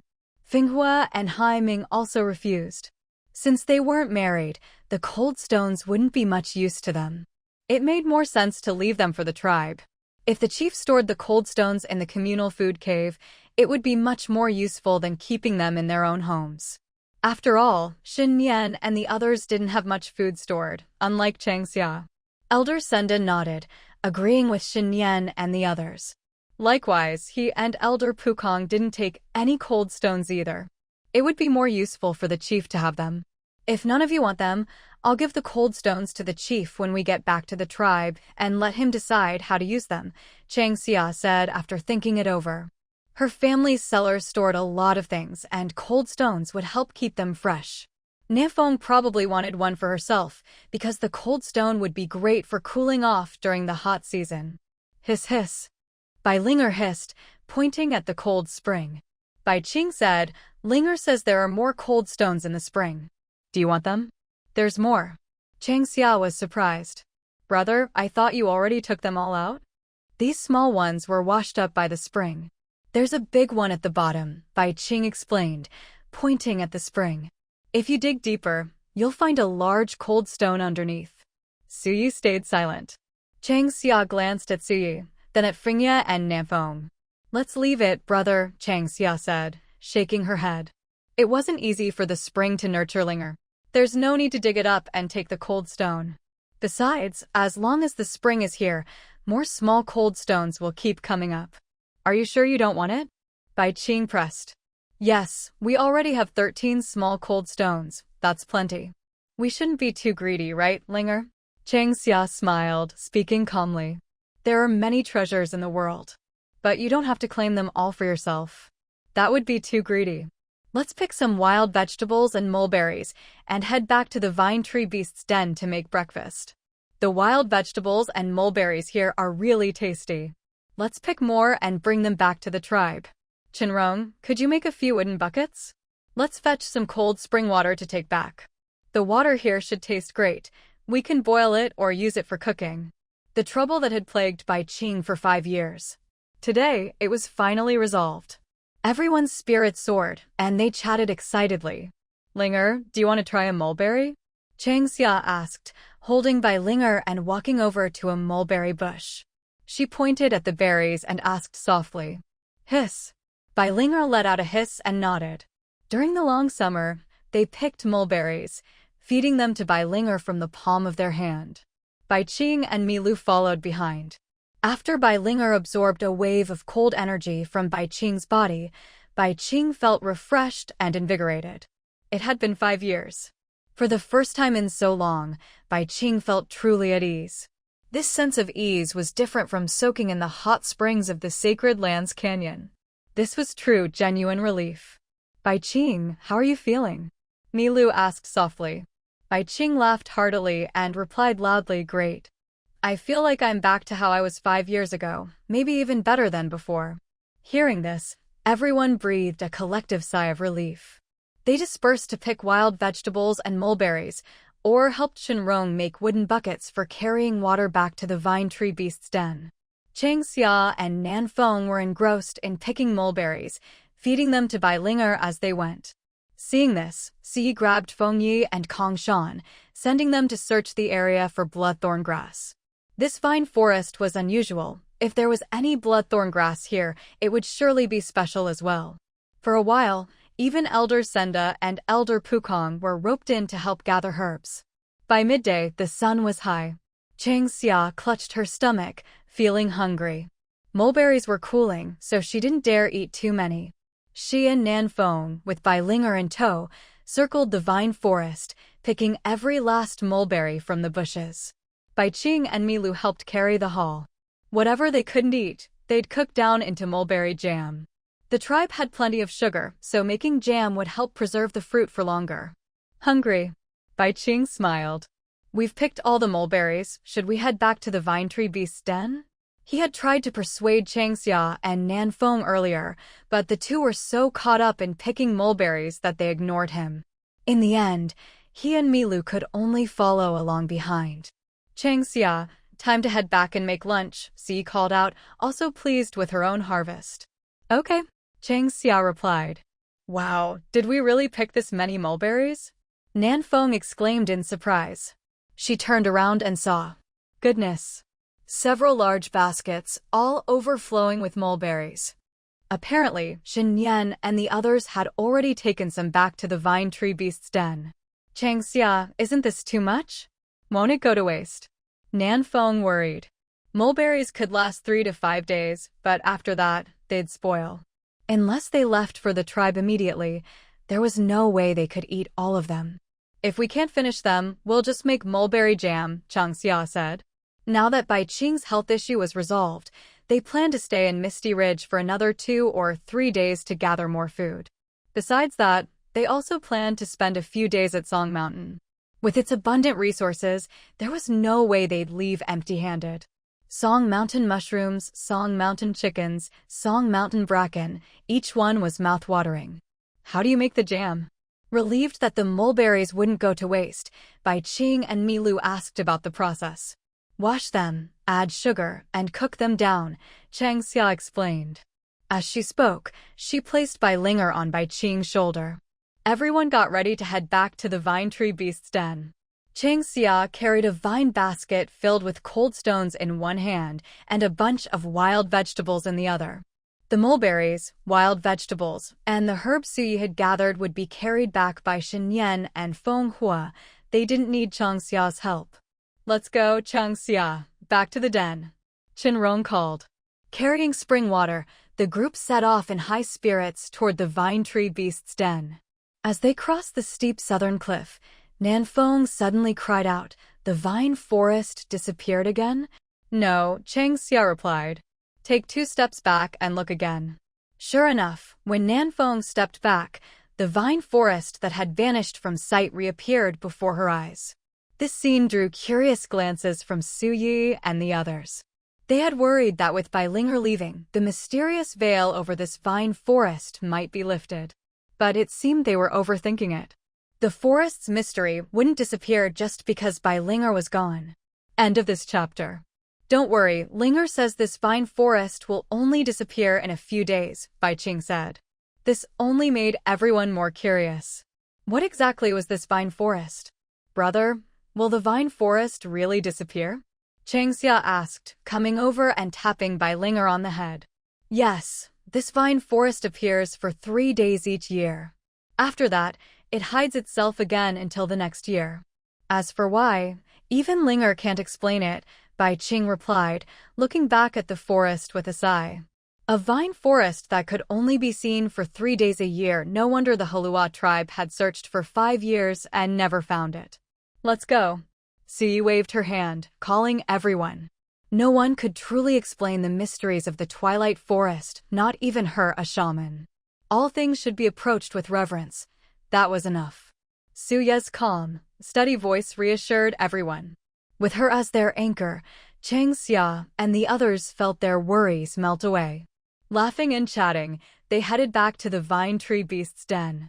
By midday, after a meal of wild vegetables from the mysterious vine forest, Chang Xia started making mulberry jam. With so many baskets of mulberries, none could go to waste. That afternoon, nothing was wasted. Some people followed Elder Senda to Misty Lake to catch shrimp and crabs, planning to bring some aquatic delicacies back to the Heluo Tribe. Ranking list. Previous page. Next page. Last page. Top. Tomorrow, we'll pick some more wild vegetables from the mysterious vine forest. We might be leaving Misty Ridge soon and heading to Song Mountain to gather mushrooms and fiddlehead ferns instead. The main purpose of this trip was to resolve Bai Qing's health issues. Foraging and hunting were just side tasks. Now that Bai Qing is better, Siu needs to return to the Canner Sacred Mountains Shaman Hall. As a shaman of the beast folk, she has plenty to deal with every day.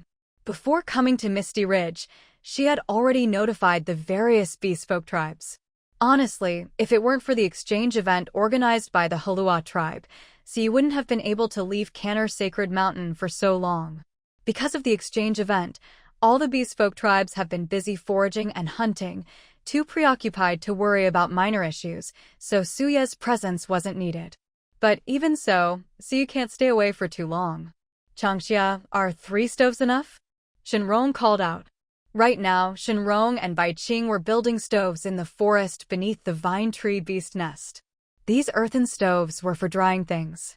The fish and shrimp caught at Misty Lake might die if brought back to the tribe alive, so Changxia suggested drying them before taking them back. Someday, they'd build a dirt road from the Heluo Tribe to Misty Ridge. That would save time, and they could enjoy fresh fish from Misty Lake right in the Heluo Tribe. For now, bringing some back as local specialties would have to do. Of course, mostly, Changxia and the others just wanted to eat them themselves. That should be enough. Changxia poked her head out from the vine tree beast nest. Just build 3 for now. I have no idea how much fish and shrimp Elder Senda will bring back this time. All right, Bai Qing and I will build 3 then, Shen Rong replied. Once the stoves were built, they started a fire. First, they needed to bake the stoves dry. These stoves were more like ovens, sealed at the top, since they were meant for roasting fish and shrimp, not for regular cooking. Bai Qing washed the mud from his hands and looked up at the vine tree beast nest above. This tastes so sweet. It really is. Back at the sacred land, she wanted to pick wild berries to make jam, but there weren't many berries there. The Weishan apes rely on those berries for food, so Changxia didn't want to ask for them. Shen Rong had tasted Changxia's sour berry jam before. Back then, the tribe didn't have sugar. The jam was so sour it could only be used in cooking, eating it straight was just too much. But now, the tribe had sugar. Adding some to the sour jam made all the difference. It was like night and day. The improvement was obvious. Jam made from sacred land berries. I want some, Bai Qing said, licking his lips with a smile. The Weishan ape's intelligence was clearly linked to the sacred land. The berries there were even more valuable than the blackfish from the Wei River. Making jam from them was almost a waste of a rare treasure. Still, if Changxia wanted some, the tribe would be happy to help. Given the relationship between the Heluo Tribe and the Weishan apes, trading for sacred land berries wouldn't be a problem. Bai Qing glanced at Shen Rong, signaling that he'd remember this. Does anyone in the Western Lands know you came to the Misty Forest? Bai Qing asked. Shen Rong paused, then shook his head. The Yuan family probably thinks I'm dead. But nothing is ever certain. Will that cause trouble? Bai Qing asked, adding more firewood to the stove. Shen Rong was silent for a moment. I don't want to lie, he finally said. Bai Qing didn't press further. He'd only asked because he was worried Shen Rong's issues might affect Changxia. Trouble didn't scare Bai Qing, nor the Heluo tribe. The Tianyuan tribe might be powerful, but that was in the Western Lands. The real powers in the east were the beast folk of the Misty Forest and the bird folk of the Qinghai Plateau. There were also some nomadic tribes. No matter how far the Tianyuan tribes reach, it couldn't extend into the misty forest. Take good care of Changxia from now on. If anything happens, the tribe will have your back. Don't wimp out, Bai Qing said, patting Shen Rong on the shoulder. I was going to spar with you, but on second thought, there's no need. He laughed heartily. Just then, Changxia's voice rang out from above. Shen Rong, when you and Aji finish the stoves, come up. The mulberry jam is ready for tasting. Her clear voice drifted down to them. The two exchanged a glance, threw a few more logs into the stove, and hurried up to the vine tree beast nest. Mulberry jam, they couldn't wait. So sweet. Maybe a bit too sweet. It's a shame we don't have any sour berries. If we did, adding some would make it even better. The deep purple mulberry jam gave off an enticing aroma. Changxia took a few bites and sighed with satisfaction. Su Yi, busy with bloodthorn grass and other herbs, paused to take the jam that Milo handed her. The warm jam had an indescribable sweetness. She took a small bite, and the rich flavor slid smoothly down her throat. Changxia, give me a bowl. Bai Qing called out before he even arrived. Milo quickly got bowls and chopsticks, serving some jam to Bai Qing and Shen Rong so they could try it. At the moment, there were only 5 of them in the vine tree beast nest. Everyone else had gone to Misty Lake to catch fish and shrimp, and to gather bloodthorn grass and other things. Bai Linger, full and content, was resting in the next nest, left there by Bai Qing. It was too hot by the stove, and she didn't like it. So sweet. The bear folk of the Earth Tribe would love this, Bai Qing said, glancing over at the next nest. Is Linger still sleeping? Yeah, she is, Mila nodded. Bai Qing had explained his relationship with Milu to Bai Linger, so she naturally started calling Milu Amu mother. Unfortunately, Mila didn't understand snake language. Even when Bai Linger called her Amu, all she heard was hissing. Thank you to WJRY, SH, 111-160-220-18353-8653, 1315, Susaflower, Violet, 11, and everyone else for your monthly votes. Thanks also to Felicita and others for your generous rewards. Great. Changxia beamed, nodding enthusiastically.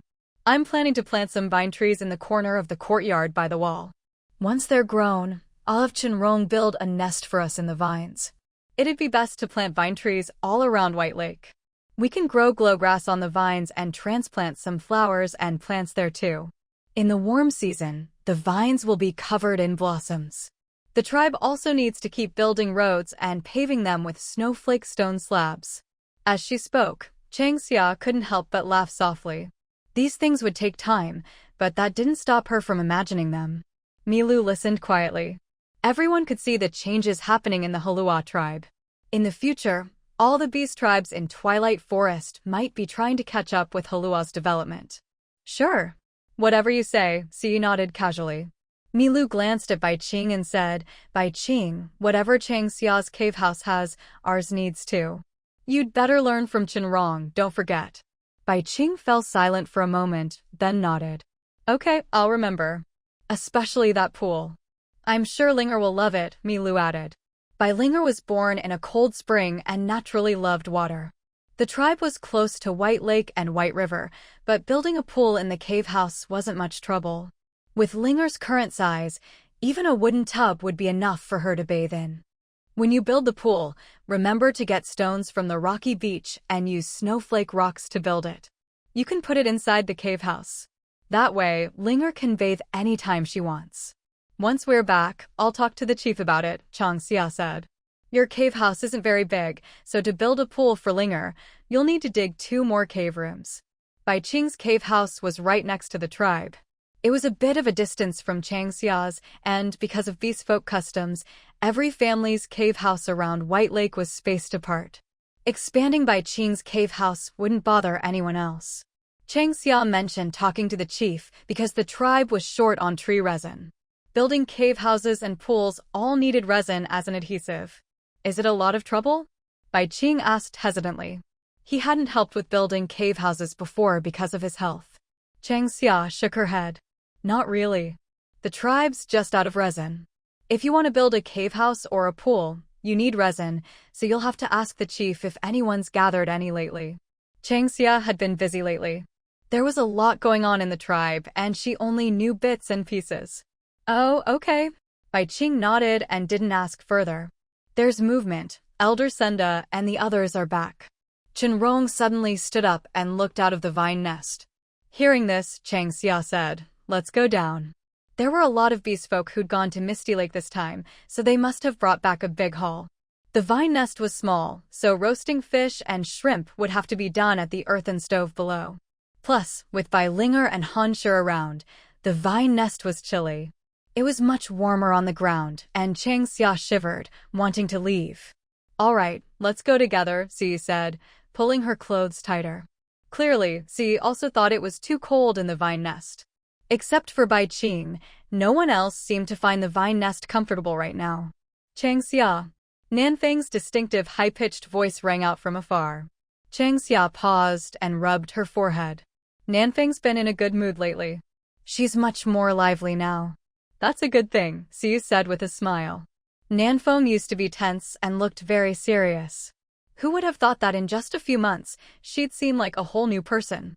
"Changxia, come down here. I picked a ton of lotus roots for you." Below, Nanfeng kept shouting. If Changxia didn't answer, she'd probably keep yelling until the end of time. "Wait up!" Changxia shouted back, trying not to laugh. Sure enough, it quieted down.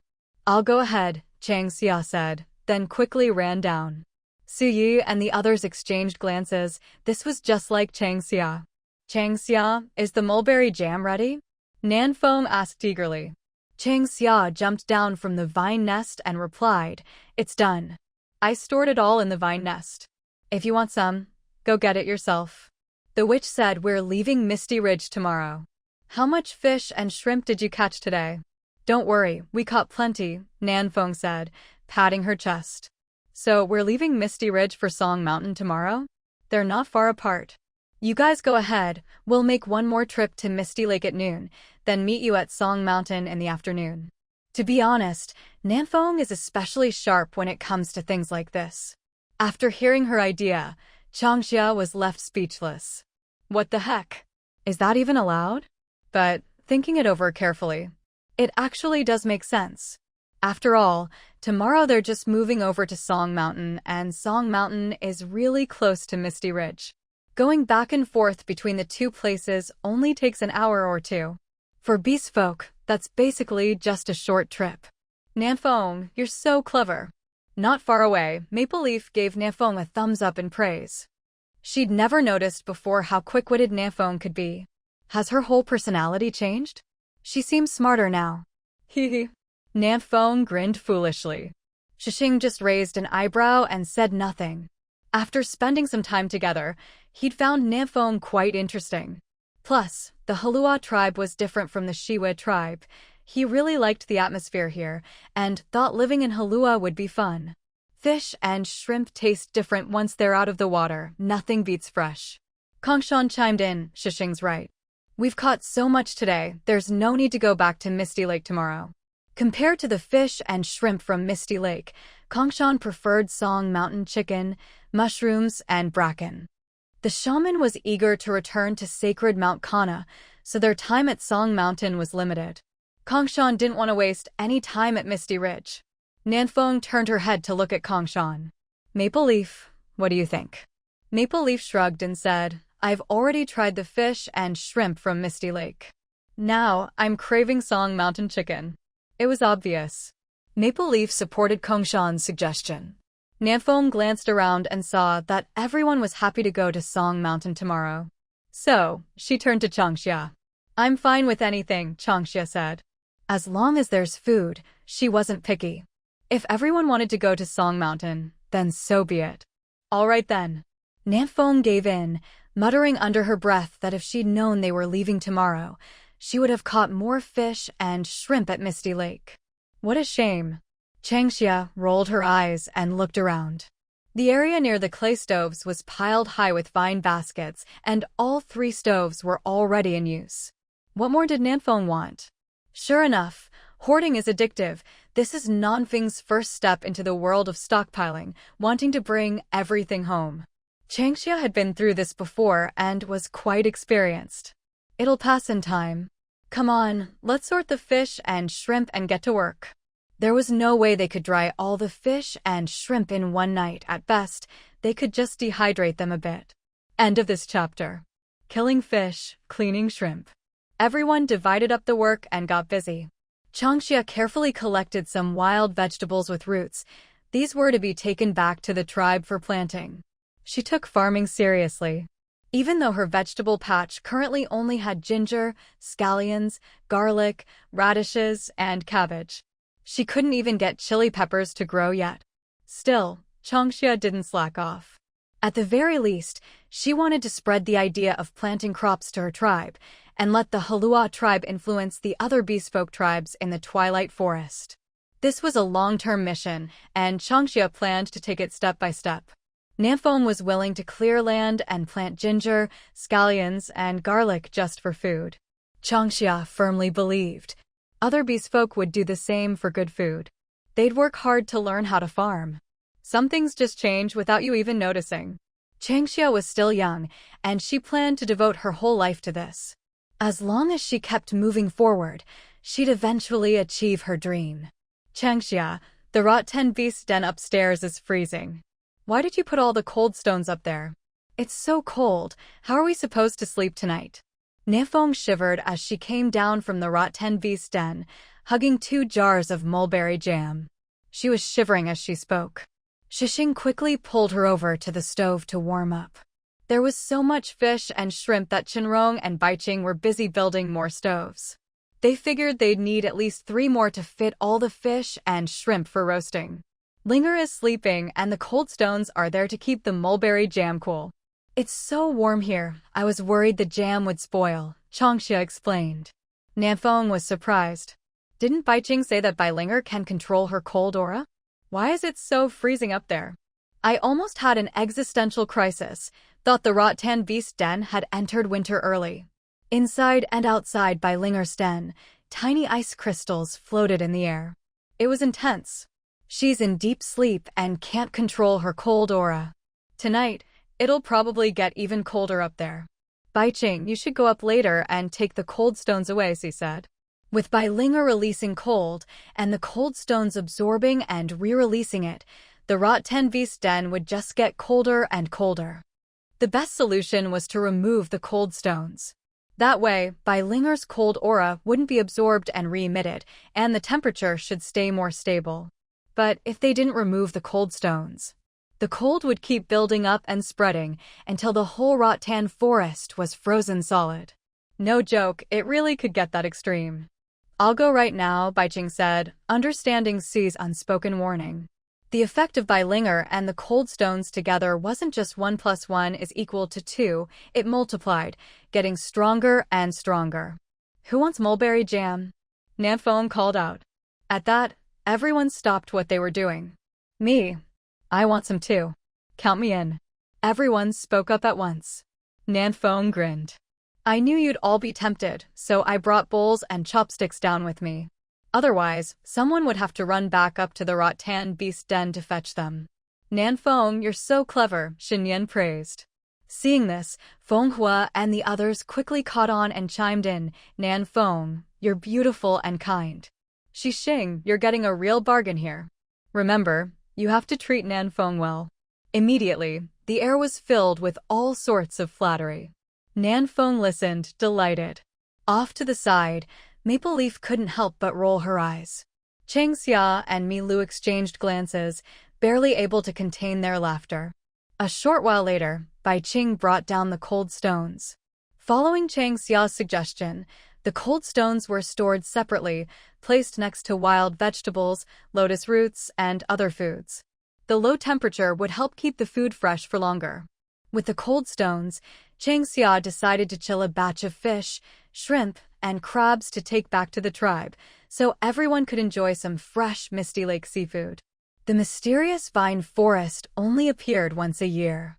Changxia was already looking forward to next year's harvest, especially the mulberries, wild vegetables, and the cold stones from the spring. As night fell, Chang Xia and the others were still busy cleaning fish and preparing shrimp and crabs. At the same time, they began sorting the day's harvest, getting ready to set out for Song Mountain the next day. Elder Senda truly lived up to his reputation as a snake catcher. He'd provided the python meat and crocodile meat. The python and crocodile skins would need to be taken back to the tribe for tanning, and then made into pouches and other containers. When it came time to pack up, Chang Xia deliberately avoided those two things. She had a bit of a fear of slippery, cold invertebrates. On the other hand, she loved anything fluffy.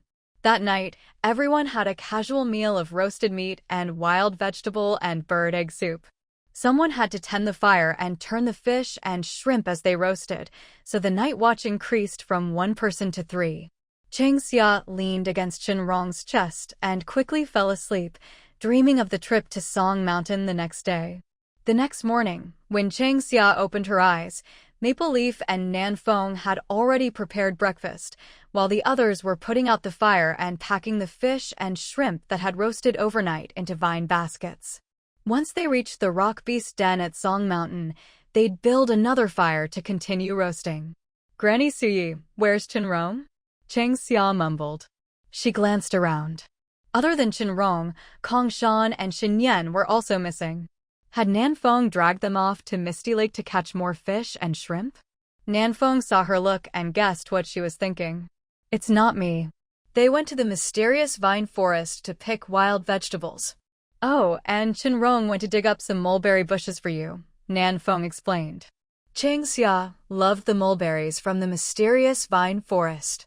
Shen Rong had decided to dig up a mulberry bush to bring back to the Heluo Tribe for her. With Chang Xia's bloodline ability, he wasn't worried about whether it would survive. The only thing he couldn't guarantee was whether the taste would be the same. In the past, the tribe never tried transplanting mulberry bushes, mainly because they knew they wouldn't survive. But now, with Chang Xia's cheat, not only mulberries, Xi was even planning to bring back some of the mysterious plants that grew on the vine trees. As for the Kanishang Mountain Witch Hall, Xi hadn't considered it. After all, she didn't have Chang Xia's special ability. If she tried, she'd probably just end up dead. "I'll go find him and tell him to dig up a couple more for the tribe," Chang Xia said excitedly. "Oh, and you guys should gather more vine tree branches. I want to use them to transform the tribe." She planned to plant them all along the banks of Baihe and Baihu. Even if the vine trees grew wild, their drooping branches would be beautiful. She'd long dreamed of a scene like drifting willow catkins. Unlike willows, vine trees didn't flower, so there was no worry about catkins flying everywhere. If she could get the mysterious plants on the vine trees to grow as well, the trees would look ethereal and graceful in the day, swaying in the wind. At night, the mysterious plants would glow softly, creating a magical scene. Paired with the light trees, just imagining it made her happy. "Don't worry, even if we forget the Misty Lake seafood, we won't forget the vine tree branches," Maple Leaf said seriously. She gestured to the side, where a huge pile of vine tree branches had already been stacked up over the past 2 days. "Thank you too, Fei Ying Meng Xiang, Shui Mi, Mo Yulan, Xiao Xiao Wu Nai, Bu Li Shang, Shang Mo De LV, Hao Chi Girl, Lan Se Yao Ji, Zhu, Kairu as Shili, Mu Tu Ren, Fu Sheng Ru Lu Shui, Qiantin, Nan Rui, Lei Yu Qing Cheng, Mi Fing 55. Chuli, Kevin Wo, Qing Tian Zhang De Wei Xiao, Yu Ju Hua Jiaozhua, Fi Shu, Shuyu 854 by 366, Junia, Dai Xiao Mao Mao, Qiantin, and all the others for your monthly ticket support. Thank you also to Mei, Tian, Sha, Luo Nian, Qingtian Zheng De Wei Xiao, and others for your rewards and support. Mwah. This chapter ends. All right. Chang Xia nodded, pointing toward the mysterious vine forest. "Nan Feng, Maple Leaf, come with me to the mysterious vine forest." Besides reminding Shen Rong to dig up a couple more mulberry bushes, let's also gather some more vine tree branches. "Why do we need to gather more vine tree branches from the mysterious vine forest?" Nan Feng asked, puzzled. "They're cold resistant," Chang Xia explained, signaling for Nan Feng and Maple Leaf to follow. The climate in the Heluo Tribe was different from Misty Ridge, and Changxia was worried the vine trees from Misty Ridge wouldn't adapt well. By grafting branches from the mysterious vine forest, maybe things would improve. Of course, Changxia also just wanted to gather more vine tree branches. Nanfeng and Maple Leaf exchanged glances, but didn't refuse, and followed Changxia into the mysterious vine forest.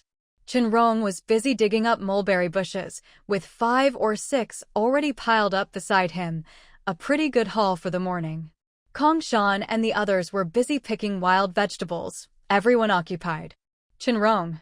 Changxia called out loudly. Shen Rong, hands back in human form, stood up and replied, Changxia, I'm over here. Hearing the voice, Changxia walked over in that direction. Changxia, what brings you here? I came to check on things, and I was hoping you could dig up a few more mulberry bushes. Don't worry, I've already dug up quite a few, Shen Rong replied, turning to point at a pile of mulberry bushes nearby. Seeing the heap of mulberry bushes, Changxia was delighted. Nice work, Shen Rong. By the way, I'd also like to cut some rattan branches to take back to the tribe. No problem. Let me finish digging up this mulberry bush, and then I'll help you cut some rattan branches, Shen Rong agreed. Nearby, Maple Leaf and Nanfeng didn't wait for Changxia to say anything. They quickly started harvesting rattan branches. Mysterious plants grew on these branches. Changxia instructed them to sprinkle some soil on the branches as they bundled them up, and then to wrap the bundles in leaves. It was a bit of a hassle, but Changxia thought this might be the way to successfully bring the mysterious plants growing on the rattan trees back to the Heluo Tribe. If it worked, even if the Heluo Tribe didn't have any other special resources, just the rattan trees alone could ensure that no one went hungry. Of course, all this was still uncertain for now. Changxia, Si called her name, summoning her over for breakfast. After breakfast, it would be time to set out for Song Mountain. That's enough, Shen Rong, Changxia said, signaling for Maple Leaf and the others to stop. They packed up the wild vegetables and rattan branches they'd gathered, bundling everything neatly to take back to the rattan beast's den. Soon, after breakfast, they would head straight for the rock beast's den at Song Mountain. They planned to stay at the Song Mountain rock beast's den for 2 nights before returning to the tribe. All in all, this trip to Misty Ridge had been quite fruitful. They hadn't run into any real danger. After all, with 2 elders in the group, any threats were dealt with before they even became a problem. So it was no surprise that things had gone smoothly. These bird eggs taste really different, Changxia remarked in surprise as she ate a boiled egg. The group had returned from the mysterious rattan forest to the rattan beast's den, and Changxia was eating a boiled egg Sui had handed her. The egg was fragrant, and the yolk was especially beautiful. Birds loved to nest in the rattan forest. If they hadn't disturbed the area and scared the birds away, there would have been even more eggs scattered all over the ground. Nanfeng, let's collect a few more baskets of bird eggs before we leave, Changxia said quickly. Sure. We're close to Song Mountain anyway, so a little delay won't matter, Nanfeng replied with a shrug. She hadn't noticed anything special about the eggs herself, but since Changxia liked them, she was happy to help gather more. Misty Ridge's rattan forest was home to countless birds, so bird eggs were everywhere. In other parts of Misty Ridge, finding eggs wasn't nearly as easy. I'll weave a few more rattan baskets for you, Shen Rong offered. He also thought the bird eggs from the rattan forest tasted especially good, less fishy than the ones found near the tribe. We'll head to the Song Mountain rock beast's den first. Don't take too long catching up, Sia reminded them. She worried that the group might get distracted and, with Nanfeng's encouragement, wander off to Misty Fog Lake. While it was true that with Shen Rong and Maple Leaf around, there wasn't much danger, Sia couldn't help but worry about Changxia. After all, Changxia was new to the forest and not particularly strong, so Sia was naturally concerned. Don't worry, Elder. We'll catch up soon and won't linger in Misty Ridge, Maple Leaf promised, glancing at Nanfeng as she spoke. Nanfeng looked a little embarrassed and gave an awkward smile. Did she really seem that unreliable? Soon, everyone finished breakfast and started packing up. Song Mountain wasn't far from Misty Ridge. If they didn't have so much stuff, they wouldn't even need to shift into beast form to make the journey quickly. But with Chang Xia and Nanfeng in the group, anything they saw, they wanted to bring back to the tribe. As a result, they ended up with dozens of rattan baskets, none of them small, either. Each could easily hold 500 or 600 pounds. Only the beastfolk's strength made it possible. In Chang Xia's previous life, no one could have carried so much. They packed up as much as they could, leaving nothing behind for Chang Xia and her group. Everyone knew her well. When she said a few baskets of bird eggs, it was almost guaranteed to be an understatement. Those few baskets could easily turn into a dozen. Next, the group split into 2 teams. One, led by Su Yi, headed straight for the Song Mountain Rock Beast's den. The other, including Chang Xia, stayed behind to tidy up, gathering bird eggs around the rattan beast's den. Of course, as they collected eggs, Nanfeng also became interested in the birds that laid them. So, gathering eggs soon turned into hunting birds. Maple Leaf didn't stop her, and Chang Xia was eager to join in. Before long, Shen Rong and Snakewalk joined them as well. "I've eaten this kind of bird before. It's delicious," Maple Leaf commented. "Let's catch a few to take to Song Mountain," Chang Xia said. "We can roast them for lunch, maybe with mushrooms, bracken, and chili peppers." Most of the birds they caught were alive, except for a few mishaps. Chang Xia tied them up with grass rope and put them in the rattan baskets. Maple Leaf glanced at the sky and, seeing it was getting late, said, "Chang Xia, we should get going to Song Mountain." Honestly, compared to Song Mountain, Misty Ridge is pretty barren. Over there, the variety of game and wild vegetables is the richest in the whole tribal territory. "All right," Chang Xia said, a little reluctant. Along the way, they also killed a water python. The snake had scars on its body, probably from wandering into the rattan forest by mistake. The rattan trees gave off a special scent that water pythons and marsh crocodiles disliked. The rest is website navigation and promotional text, which I have omitted as it is not part of the story. Let me know if you need the navigation/footer content translated as well. So it's rare to encounter water pythons or marsh crocbens in the vine forest.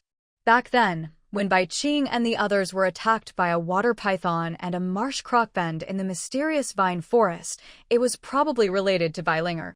Speaking of which, ever since Bai Linger fell asleep, she hasn't woken up. Even today, while they're traveling, Bai Qing is carrying her in his arms. Other than him, no one else dares to touch Bai Linger. The reason? She's just too cold. End of this chapter. Chang Xia, are you sitting tight? Shen Rong asked softly. They transformed into beast form and secured the vine baskets.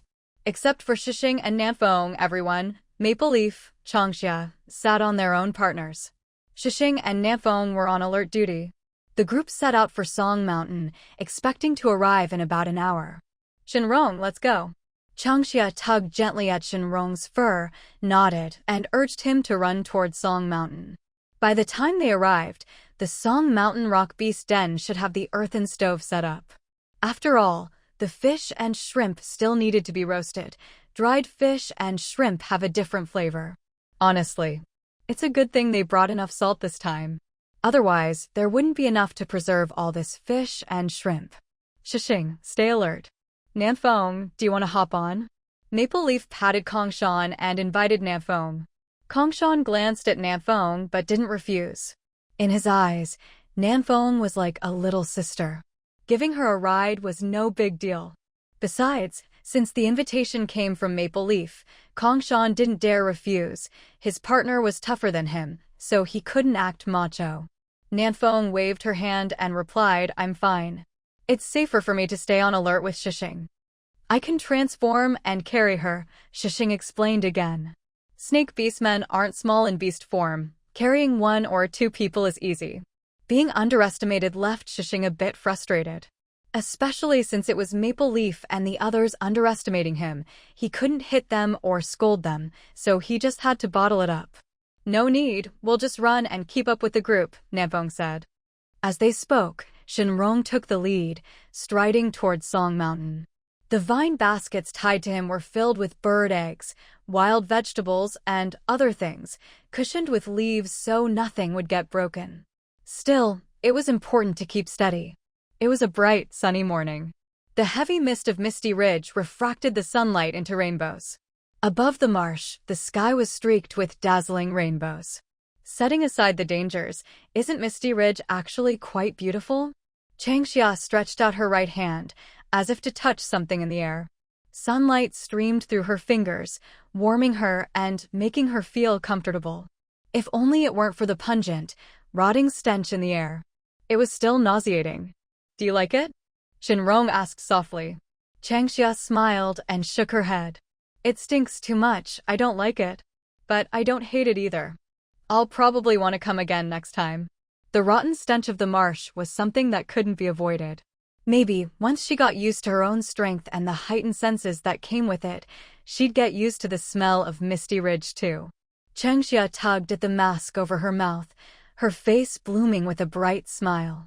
The group ran on, leaving a beautiful scene behind them in Misty Ridge. As Shen Rong stepped out of Misty Ridge, Changxia let out a long howl. She tore off her mask and took deep breaths of the fresh air outside. I, Changxia, am alive again, she shouted. Maple Leaf couldn't help but laugh. Nanfeng and Shishing lagged a step behind. Hearing Changxia shout, Nanfeng said, Changxia, isn't that a bit dramatic? I can't help it, Misty Ridge really stinks. Changxia shrugged, looking disgusted. But if a marsh didn't stink, it wouldn't be a marsh. I think Misty Ridge is about the same as Wei Mountain. You weren't this dramatic last time at Wei Mountain, Nanfeng said. Wei Mountain doesn't stink as much as Misty Ridge, Changxia replied. Wei Mountain was colder, a chill that cut to the bone. That probably had to do with the sacred beast totem carved from blue stone in the Holy Land. The swirling mists there were unpleasant, but mostly just cold. Misty Ridge was warmer, so the stench was more obvious. Low temperatures do make smells less noticeable, Maple Leaf said. She agreed that Wei Mountain smelled a bit fresher than Misty Ridge. The closer they got to Song Mountain, the better the air smelled. A true natural oxygen bar, Song Mountain scenery, was fully on display. Song Mountain chicken. I just saw one run into the bushes. Changxia shouted, pointing nervously at a patch of grass. Nanfeng said, We've already left Misty Ridge. This is Song Mountain territory. What's so strange about seeing a Song Mountain chicken? How about we have Song Mountain chicken stew with Song Mountain mushrooms for lunch? I'm fine with anything, Changxia replied casually. When they reached the Song Mountain Rock Beast Den, lunch should already be ready. What they ate wasn't up to Changxia to decide anyway. It's already noon. By the time we get to the Rock Beast Den, Honeydew will definitely have lunch ready. But most likely it'll be roast meat, Maple Leaf said. Xin Mian and Fenghua's cooking was average and Honeydew couldn't handle it all alone. Roast meat was the easiest and most convenient. The sun's making me sleepy, Changxia yawned and shook her head. Shen Rong smiled and said, Don't sleep, we're almost there. As he spoke, the Song Mountain Rock Beast Den came into view. Someone was there, and the camouflaged entrance was removed, revealing its true appearance. Several rock beast dens stood at the foot of a sheer cliff. They were grander than the ones in the tribe, looking quite imposing. Granny Si, we're here. Changxia waved and called out, her voice full of joy. At her voice, several people quickly came out of the rock beast den. At the moment, 3 earthen stoves were set up in front of the den. Fish and shrimp were stacked up, bonfires blazed, and the aroma of roast meat filled the air.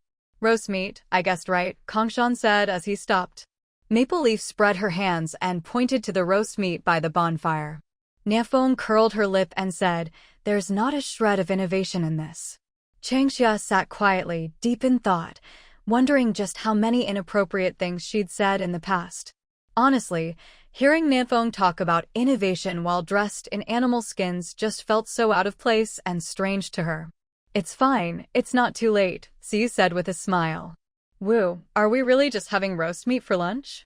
Niafeng stopped, took off her water pouch, and gulped down some water, glancing around in hopes of spotting something different.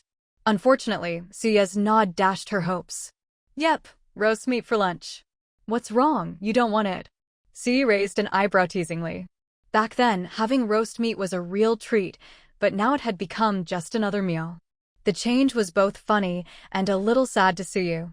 People's desires really do change with their circumstances. Sigh. I told Siyi I wanted to have Songhan chicken stewed with Songhan mushrooms, Nanfeng said wistfully, eyeing the tied-up Songhan chicken nearby and swallowing her saliva. Siyi replied, we'll have that for dinner. All right then. Nanfeng nodded, not pushing it further. They'd be heading back to the tribe tomorrow, so their time on Songhan was running out. If they wasted any more time, there wouldn't be enough left to gather Songhan mushrooms, Songhan ferns, or hunt Songhan chickens. In the end, they'd be the ones missing out.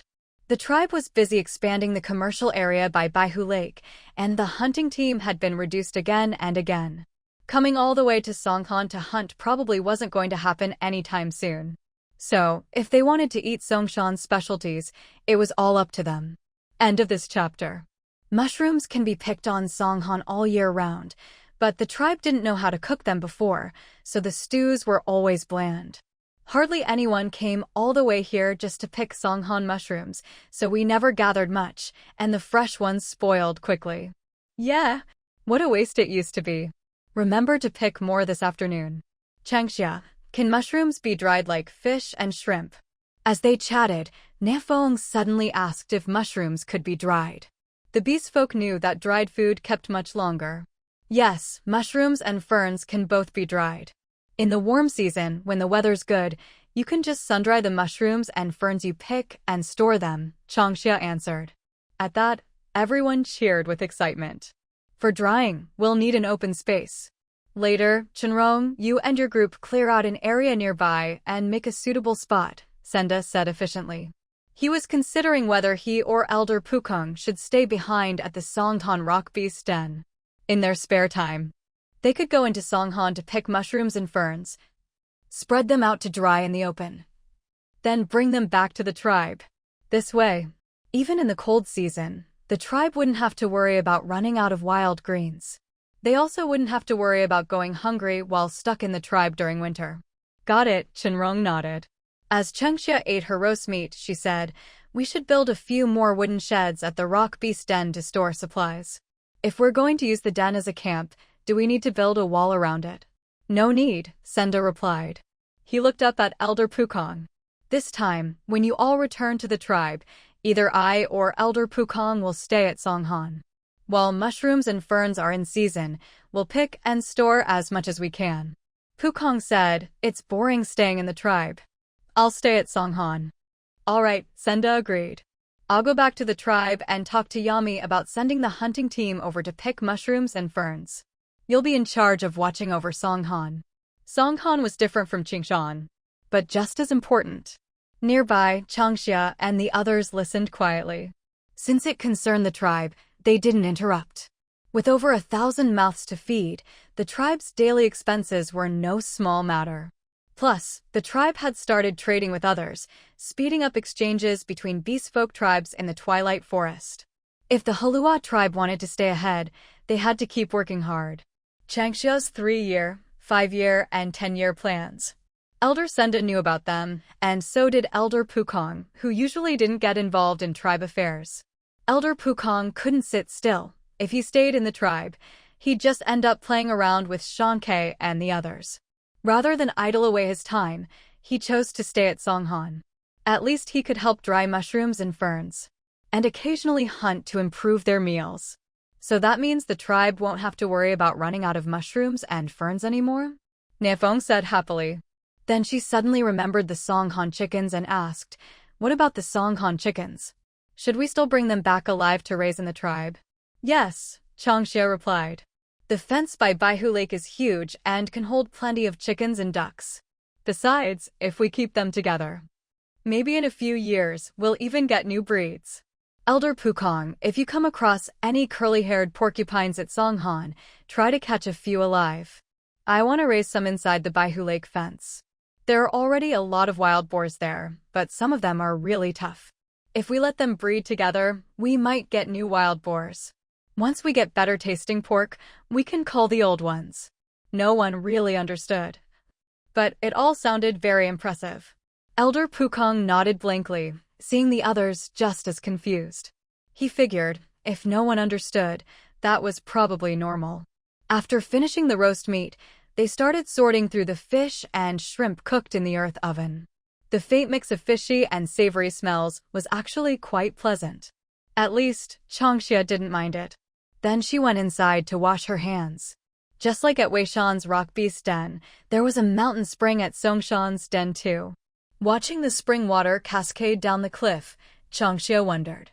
Was the reason the tribe built the rock beast den here because of the spring, saving them the trouble of hauling water? This spring water is so cold, Changxia exclaimed. So you said, this stream comes down from the Tianyi Ridge.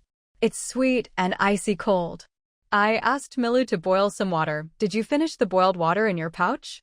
If you did, make sure to refill it. We'll be heading into Songhan this afternoon and won't be back until dusk, so keep that in mind. So you would pick some herbs around the outskirts of Song Mountain. She wouldn't venture deep into the mountain. Of course, she was still willing to help with small tasks, like sorting the fish and shrimp on the stove. Even though Elder Pukong had decided to stay in Song Mountain, based on Suye's understanding of Changxia, Nanfeng, and the others, there was no way they'd go into the mountain and come back empty-handed. They were set to return to the Heluo Tribe tomorrow afternoon, but it seemed like they might not be able to fit everything they'd gathered. Oh, let me see. Hearing this, Changxia quickly untied the water pouch at her waist and gave it a shake. Sure enough, there wasn't much water left. She hurried over to the stove to refill her pouch, calling for Shen Rong to do the same. Seeing this, Nanfeng, Maple Leaf, and the others all followed suit. Brother, are you going into Song Mountain this afternoon? Changxia asked as she finished tying up her water pouch and checked the knife and medicine pouch strapped to her body. It was almost time to head into the mountain. I am, Bai Qing replied. He placed Bai Linger in the innermost animal den, then moved the mulberry jam and the basket of fish and shrimp inside as well. With Bai Linger acting as a natural refrigerator, there was no need to worry about the jam or fish and shrimp spoiling. We also want to gather more mushrooms and fiddleheads to bring back to the tribe, Mila said. Bai Qing's cellar is practically empty. We need to work hard to trade for some supplies to fill it up. It's not often we get a chance to enter Song Mountain, so we can't let it go to waste. Mila considered herself Bai Qing's partner. She'd seen how packed Changxia's cellar was at home. By comparison, Bai Qing was truly poor.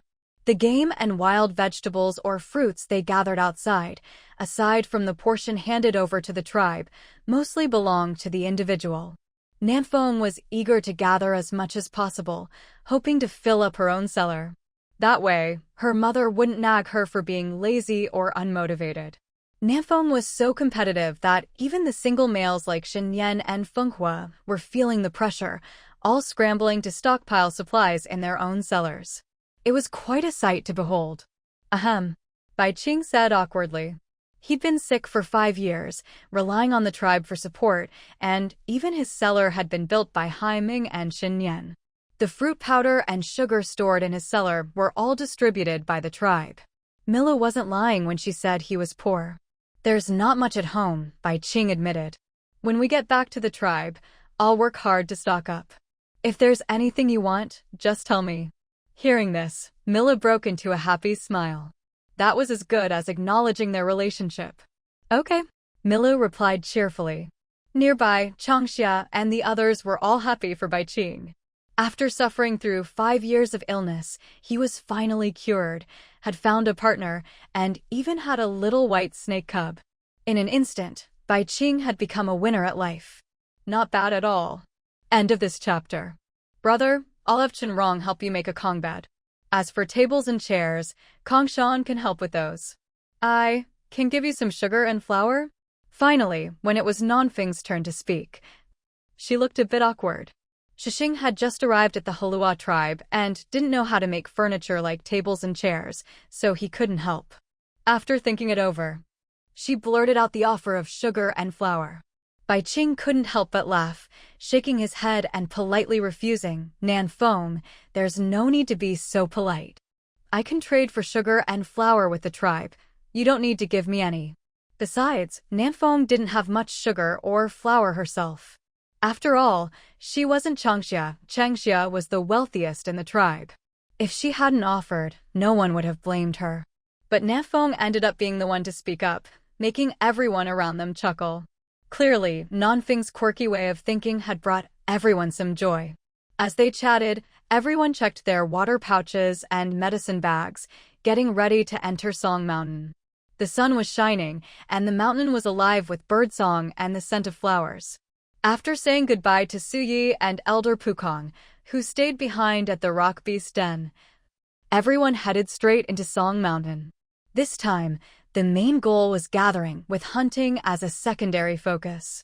So, they mostly set out in pairs. Before sunset, everyone would regroup, carrying their baskets as they said their goodbyes.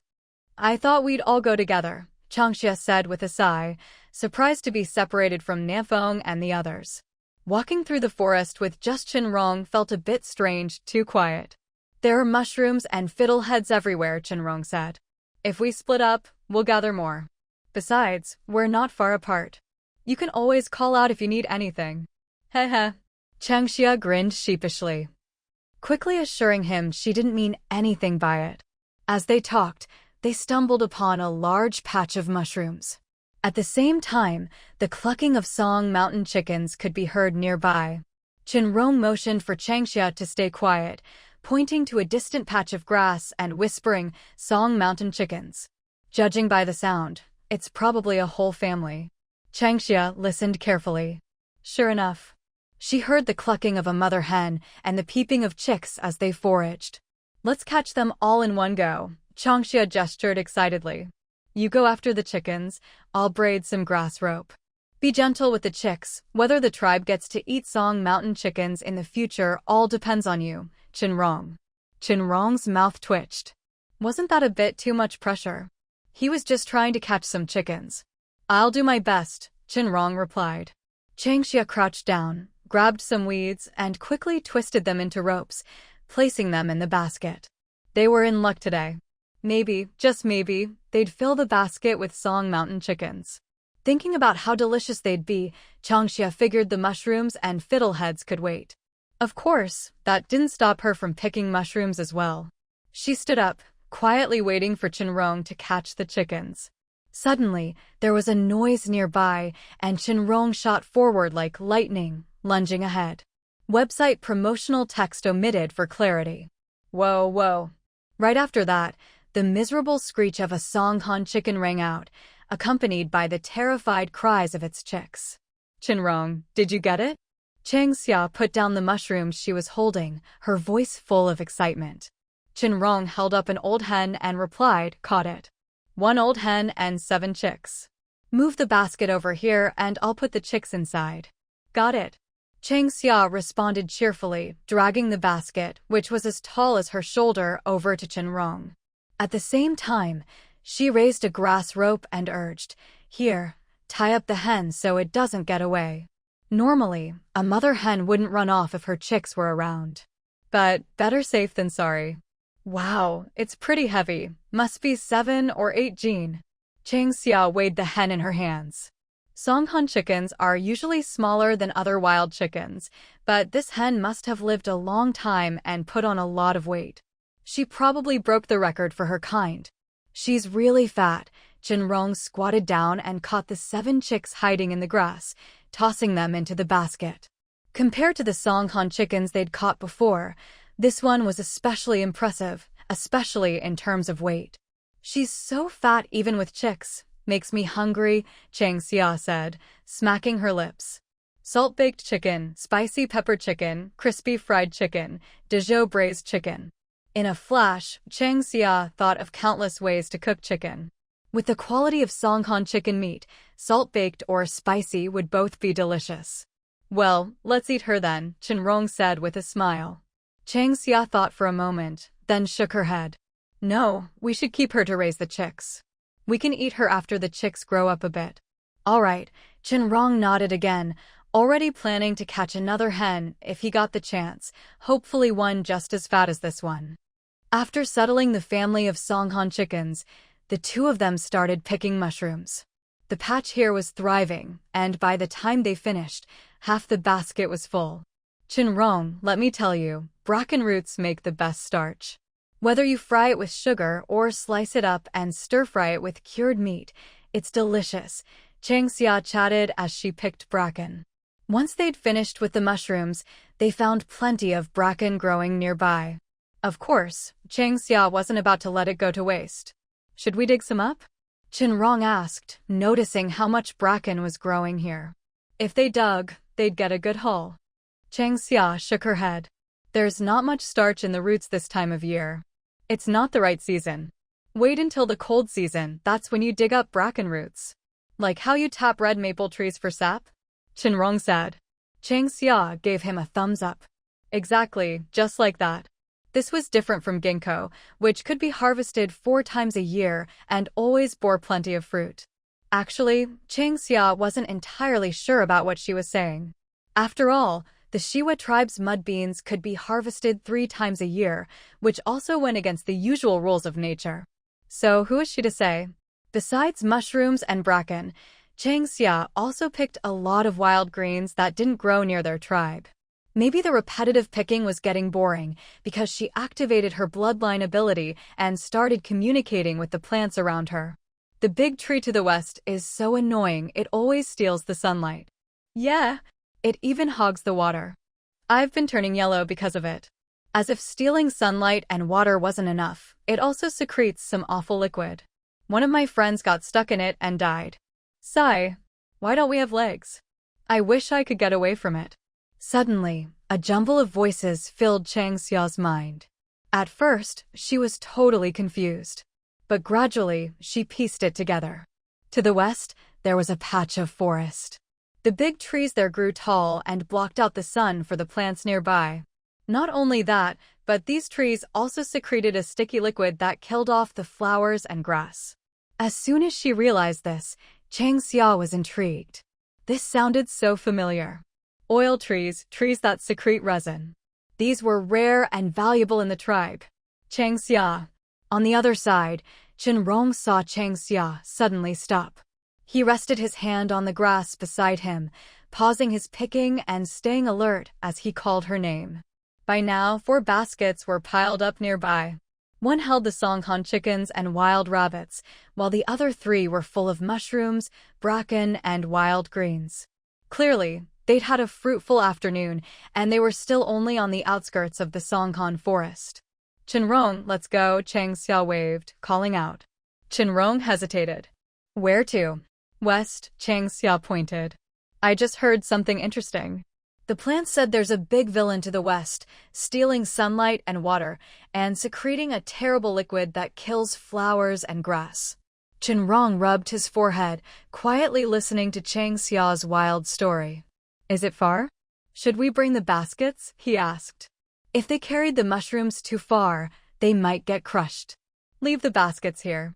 I don't know how far it is, so let's just walk and see. The plants didn't have a clear sense of distance, so Changxia had no idea how far west really was. Shen Rong thought for a moment, then gathered some branches to hide the baskets. Once they'd settled on a direction, they set off on foot. This place is really hidden, reminds me of the vegetable cellar at home, Changxia said, stopping after a short walk. Shen Rong swung his ironwood knife, clearing a path. Soon, they saw the big tree the flowers had complained about, the villain Changxia had mentioned. Even though she'd never seen an oil tree before, Changxia was sure that the giant tree growing in this secret valley was exactly that, an oil tree, the kind that secretes resin. Website promotional message omitted. Shen Rong, how many oil trees do you think are growing in this valley? Changxia was visibly excited, grabbing Shen Rong's arm and bouncing up and down. The tribe was in desperate need of resin. Really desperate. In the past, the clan's people would collect resin to build animal dens.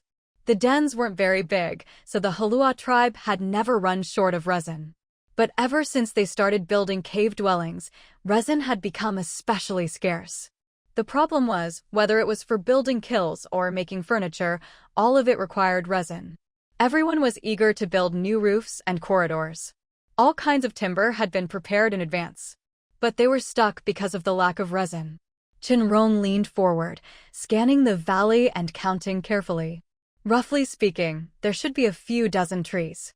There's quite a bit of resin scattered on the ground too, a good amount. Resin keeps well in storage, and this valley had never been discovered by any beast tribes. The resin that had fallen to the ground had accumulated over many years. If they picked it all up and collected it, it would be enough for the Heluo tribe to build another new settlement. Great, that's wonderful. Chang Xia was overjoyed. She didn't rush into the valley, but paced back and forth. Then, she took a signal flare from her pocket, gritted her teeth, and set it off. The valley was quite large, and it would be hard for just her and Shen Rong to explore it all in a short time. The best solution was to call for help. Chang Xia pulled out the flare. Shen Rong didn't stop her. He was thinking the same thing. From what they could see, the valley was not just big, it was huge. Which meant there might be even more oil trees than he'd estimated. Getting more people here was absolutely necessary. Earlier, Elder Senda and Elder Pukong had discussed and decided that Elder Pukong would stay and guard Song Mountain. Now that they'd discovered an oil tree valley here, Pukong's assignment to guard Song Mountain was practically set in stone. Maple Leaf, the signal flare. A signal flare? In an instant, all the tribe's people scattered around Song Mountain looked up. Without hesitation, everyone grabbed their vine baskets and rushed toward the source of the flare. No one hesitated or second-guessed. Chang Xia, do you want me to go in and take a look first? Shen Rong asked. Chang Xia stopped pacing and shook her head. No need. Let's just wait here until Elder Senda and the others arrive, then we'll go in together. With that, she looked up at the sky above. The sun was already leaning west. Dusk would be here soon. While they waited, the two of them walked a circuit around the edge of the valley. Maybe the oil trees were really that dominant. There wasn't a single mushroom nearby, though there were quite a few ferns. But they looked different from the ones they'd picked before, somewhat wilted. Seeing this, Chang Xia didn't bother picking any. These oil trees are pretty aggressive, huh? Chang Xia remarked. Shen Rong replied, but the plants around here are still lush and green, not dried out like you said. Lush? Are you sure? Chang Xia snapped off a twig and handed it to Shen Rong. Look at this, does it seem normal? Fresh twigs shouldn't break this cleanly. See? It's clearly lacking moisture. So, the plants around the valley only looked green and vibrant on the surface. In reality, it was all for show, nice to look at, but not much use. What? Did you hear something again? Shen Rong asked with a smile. Chang Xia laughed. Everyone keeps complaining that the oil trees are too aggressive. I called them the big boss, and I guess I was right. With that, she found a spot to sit down. She raised her hand, peering through her fingers at the clear blue sky above. A gentle breeze brushed her face. In that moment, time seemed to stand still. Shen Rong leaned against a tree root nearby. Quietly, he watched Chang Xia. Neither of them spoke, one standing, one sitting, letting time slip by. Chang Xia. Suddenly, Maple Leaf and Kong Shan were the first to arrive. Chang Xia jumped up and greeted them. Maple Leaf, you and Kong Shan are so fast. What happened? Did you run into something? Maple Leaf slid down from Kong Shan's back, pulled Chang Xia over for a careful look, and only then let her go. Shen Rong gestured toward the valley. Oil trees. Chang Xia found them. The whole valley seems to be full of oil trees. The valley's huge. Shen Rong and I couldn't explore it all, Chang Xia added. Oil trees? The same oil trees I'm thinking of. Maple Leaf asked excitedly. Chang Xia nodded. That's right, the very same. Oil trees sow resin? Kong Shan, with Shen Rong's help, unloaded the vine baskets from the beast's back and shifted back to human form, gazing at the valley ahead. When he saw the oil trees, he was visibly moved and said excitedly, Maple Leaf, you'll finally get the eaves and corridors you wanted. He'd already prepared the timber long ago. The logs had been drying for ages and were ready to use. But the tribe had been short on resin, so all the work had been on hold. Chang Xia, did you go in and check? Maple Leaf asked. Chang Xia shook her head. No, I wanted to wait for you all to get here so we could go in together. Shen Rong took a look. There are at least a few dozen oil trees in the valley, and no beast tribes have ever been in. Even without tapping the trees, the resin on the ground alone is enough for the tribe's needs. Then what are we waiting for? Let's go in. Kong Shan urged. After waiting so long, who knew how much resin they'd already missed? Maple Leaf held out a hand to stop him. Don't rush, get the vine baskets ready first. Right, can't forget the baskets, Kong Shan nodded. As they chatted, Elder Senda arrived with Hei Ming. End of this chapter. Oil trees. Resin everywhere. Soon, everyone had gathered in the oil tree valley. The chatter was nonstop. Nan Feng went straight up to Chang Xia, pinched her cheeks, and complained, Chang Xia, your luck is just unreal. We were all picking mushrooms and ferns on Song Mountain, so why do you always stumble on the good stuff? Let me know if you need further chapters or a more concise summary. This isn't luck. Chang Xia brushed away Nan Feng's mischievous hand and explained, I activated my bloodline ability and heard it. This oil tree valley is very well hidden, Shen Rong added. He pointed at the path they'd just cleared, where thick trees and plants had once grown, completely blocking the entrance to the valley. Even if you passed by on this side, you might not notice the oil trees inside. Otherwise, given how long the oil tree valley has existed, and with the Heluo tribe often sending people to hunt and forage on Mount Song, someone would have discovered it by now. Nan Feng looked around. This place is kind of like the vegetable garden behind Chang Xiao's family's cave dwelling. There were a dozen or so ginkgo trees growing in that valley, but the tribe had never found them. If Chang Xiao's cellar hadn't been connected to that valley, it might have taken much longer to discover it. The same goes for this oil tree valley. Chang Xiao's bloodline ability is just perfect for moving through the forest by Qing's side. The others, Maple Leaf and the rest, nodded in agreement. That's what happens when you're not strong enough. You need a cheat to make up for it. Let's hurry and get into the oil tree valley, Senda said. He glanced at the sky, hoping they could finish collecting all the resin on the ground before sunset. Tomorrow, they'd probably need to come back and spend more time harvesting resin. Once word got back to the tribe that there were oil trees on Mount Song, he was sure the tribe would be happy to send hunting parties over. The matter of Elder Pukong guarding Mount Song would probably work out too. Looks like Chang Xiao's suggestion to build a road is right on point. This really needs to be put on the agenda and done as soon as possible. If Mount Song and Misty Ridge were closer to the tribe, people could travel freely between all three places. Should we collect this blackened resin too? Chang Xia asked. Senda replied, the blackened resin is just older resin. It's not spoiled, collect it all. The longer resin sits, the better it gets. Don't be fooled by how dirty this black resin looks. When it comes to stickiness, this kind is the best. This oil tree valley has been here a long time. Some resin might be buried in the soil. Should we dig for it? But if we do, it'll take a lot of time, Maple Leaf said, scraping at the dirt with her hand and quickly digging up a fist-sized chunk of black resin. Nan Feng, carrying a vine basket, ignored the others' discussion.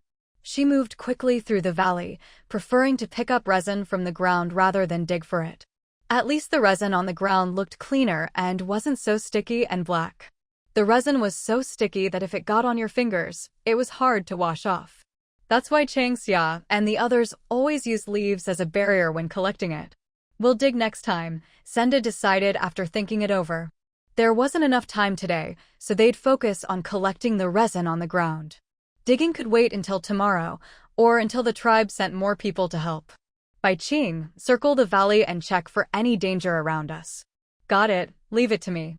Soon, Bai Qing took Black Fierce and headed deeper into the valley. The others grabbed vine baskets and started copying Chang Xia, using sticks to pick up resin. Wrapping it in leaves was just too slow. Nan Feng, how many mushrooms and fiddlehead ferns did you pick? Did you catch any Song Mountain chickens? Chang Xia asked, following Shen Rong and picking up resin while chatting with Nan Feng. Nan Feng pointed proudly at the vine baskets outside the valley. Snake Xing and I caught 2 baskets of Song Mountain chickens. We did just like you said, 3 layers in each basket, with about a dozen chickens per layer. Don't worry, if you want to eat Song Mountain chicken, just come find me. As for mushrooms and fiddlehead ferns, Nan Feng pretended not to hear. Compared to Song Mountain chickens, mushrooms and ferns were completely ignored by Nan Feng. Chang Xia rolled her eyes. You really are a carnivorous beast folk. So you and Snake Xing spent the whole afternoon catching chickens and just ignored foraging. Sure enough. Milu couldn't help but laugh. Changxia, let me tell you. Nanfeng and Snake Xing didn't pick any mushrooms or ferns at all. They just went after Song Mountain chickens. She and Bai Qing had quietly foraged for mushrooms and ferns, not far from Nanfeng and Snake Xing. The two of them made such a ruckus that Milu couldn't miss it. But to be fair, they did get a good haul. The result, though, was that Milu and Bai Qing could only gather mushrooms and ferns. They had no chance to catch chickens or rabbits. With all the commotion, before Bai Qing and Milu could even try, all the Song Mountain chickens and wild rabbits had already scattered. In the end, Bai Qing and Milu just focused on foraging and gave up on hunting. Nanfeng just wants to eat Song Mountain chicken stewed with Song Mountain mushrooms, Snake Xing explained, not bothering to hide their intentions. Honestly, hunting was way more fun than foraging. Even if it was just chickens and rabbits, the sense of accomplishment was huge. Nanfeng just grinned and didn't argue. I was thinking if we bring some back to the tribe, we can eat Song Mountain chicken there too, Nanfeng said. If they caught enough, they could keep them in the fenced area by White Lake and raise them. That way, whenever they wanted to eat Song Mountain chicken, they wouldn't have to make a special trip to Mount Song. At this moment, Nanfeng completely understood why Changxia wanted to raise them. With all this resin we've collected, the tribe is going to get even busier. If you want to eat Song Mountain chicken in the tribe, you'll have to work hard again tomorrow, Maple Leaf said. The tribe was already busy building the White Lake Commercial District to host beast folk from other tribes. Now, with so much resin, people would probably want to fix up their own cave dwellings, like adding eaves and corridors. So, the tribe wouldn't be able to spare people for hunting and foraging.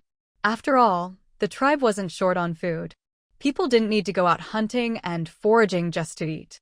The Song Mountain chickens we caught this time are for breeding. The mushrooms and ferns are for eating, Nanfeng snorted. She wasn't stupid. There wasn't nearly enough chicken to feed everyone in the tribe. If they really ate them, it wouldn't even be enough for one meal. Like Changxia said, keeping them for breeding made the most sense. Chickens lay eggs, eggs hatch into chickens. Here is a natural, fluent English translation of your provided Chinese text. By repeating this process, you'll have an endless supply of chickens and eggs to eat. Unless we raise Songhan chickens on a large scale, the tribe will eat them all up, Changxia said. She wasn't exaggerating at all. After tasting Songhan chicken stewed with Songhan mushrooms, no one could resist. Songhan chicken is tender and tastes even better than other wild chickens. If the Heluo Tribe sets its sights on them, they really could eat them to extinction. That's no joke. Maple Leaf shivered at Changxia's words and said, ahem. Let's focus on raising them and keeping them alive first.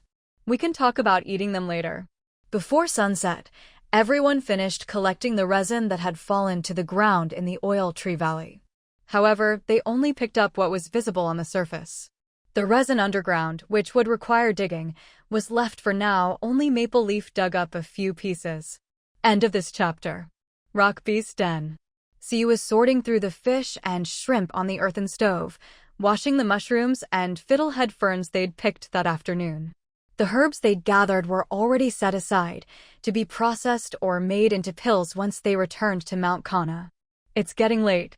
Changxia still isn't back. Si frowned, her expression anxious and worried. Hee. Elder Pukong laughed. Which, with Shen Rong following, young Changxia will be fine. Besides, someone set off a signal flare this afternoon. Maybe they ran into something good. When he saw the signal flare earlier, Elder Pukong almost rushed straight to Songhan.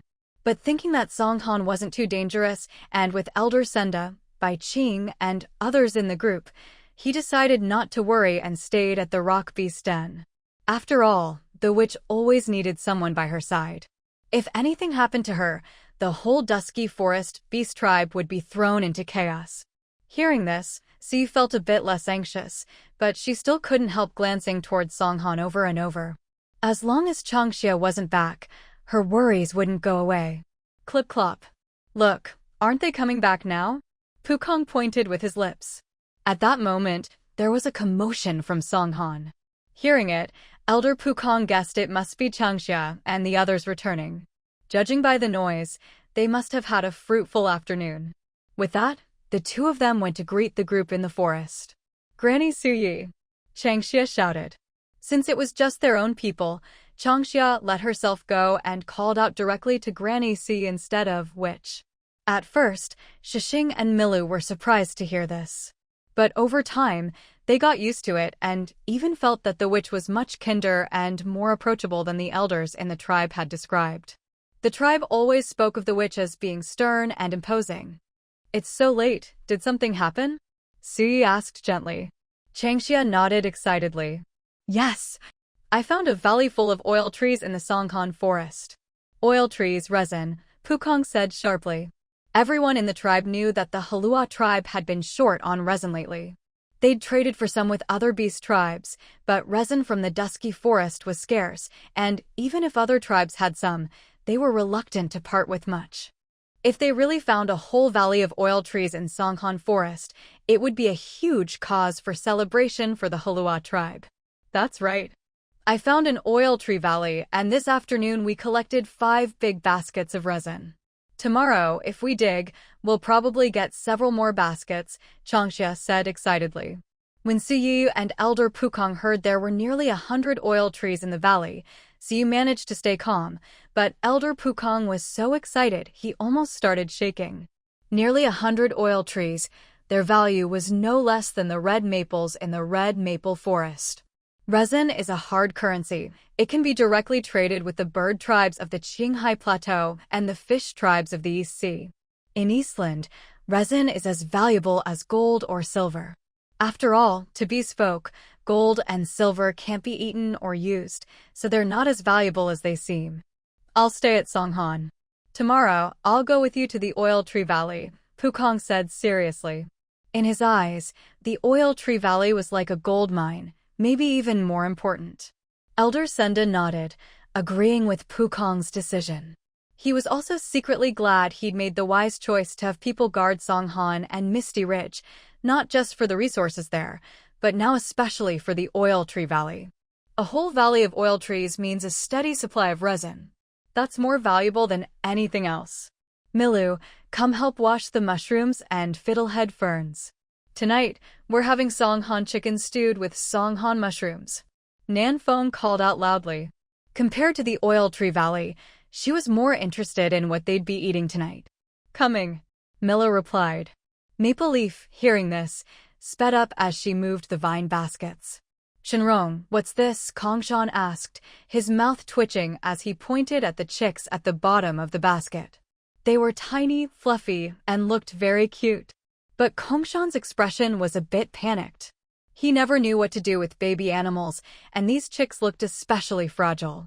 Not just Kongshan, Bai Qing, Hei Meng, and the others all looked equally nervous around the chicks. Songhan chicken chicks, Shen Rong replied. Why'd you catch Songhan chicks? They're so small, they'll die easily. Yeah, they're so tiny, just touching them might kill them. Shenyan Fenghua came over, carefully poking at the chicks. Even though he said touching them might kill them, he couldn't help reaching out. Clearly, he was just putting on a tough front. He'd been won over by the chicks' cuteness. Changxia said to take them back and raise them, Shen Rong said, clipping the wings of the old hen and putting her together with the chicks. As soon as the hen was released, she rushed over to the chicks and pecked at Shenyan Fenghua.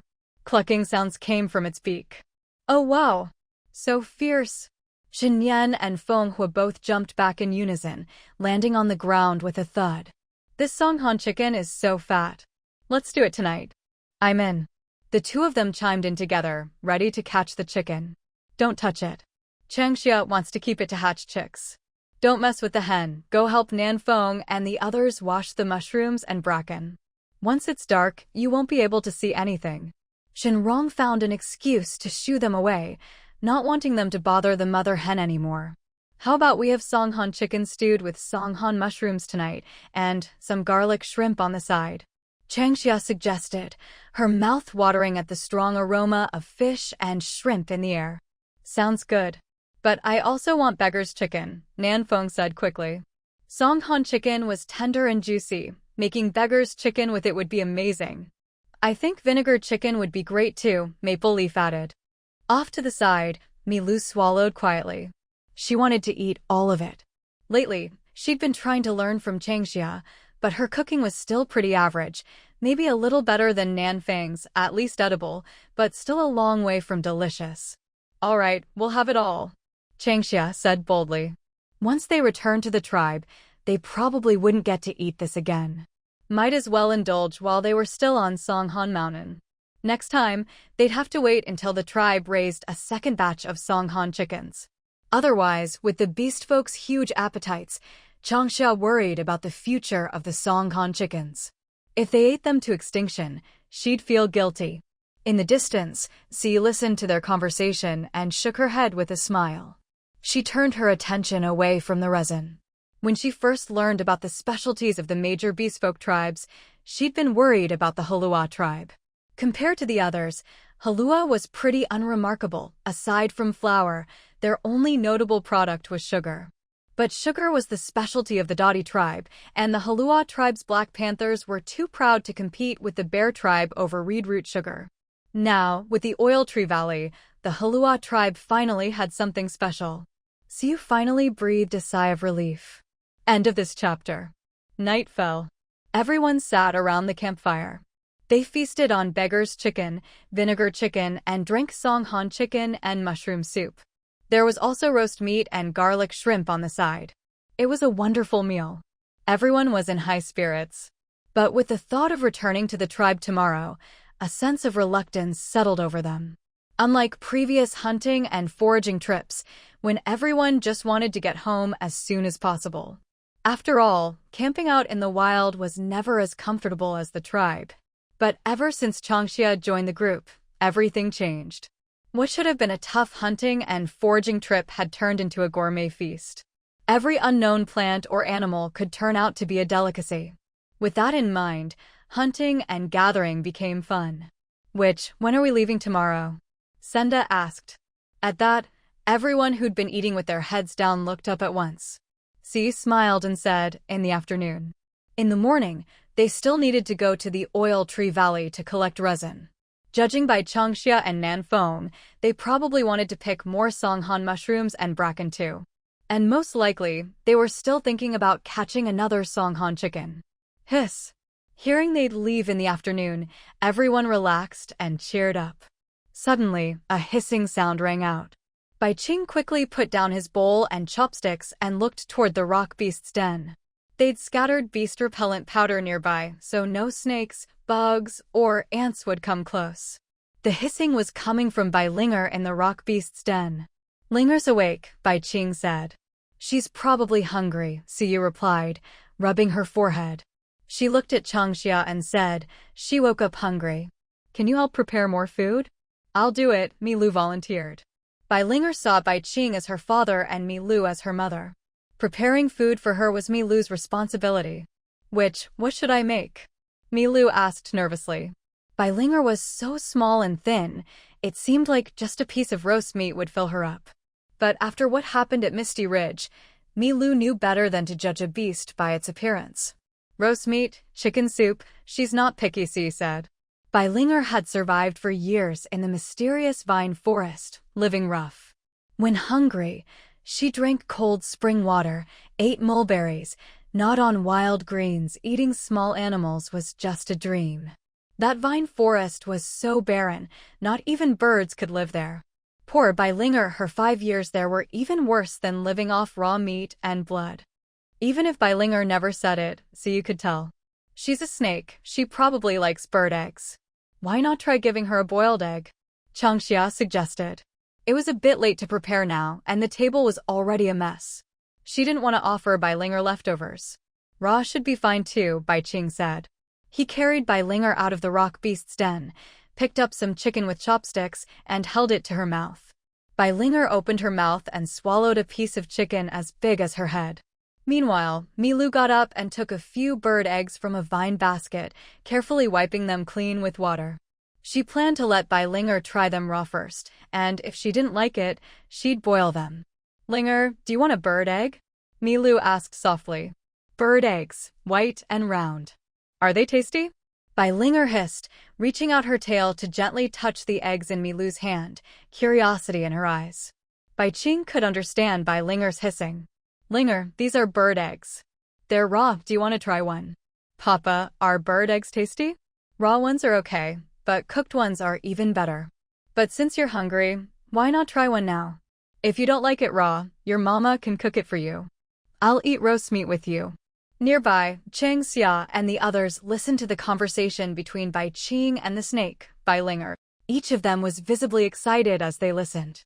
From the conversation, it was clear that Bai Linger was highly intelligent, a true sentient being, no doubt about it.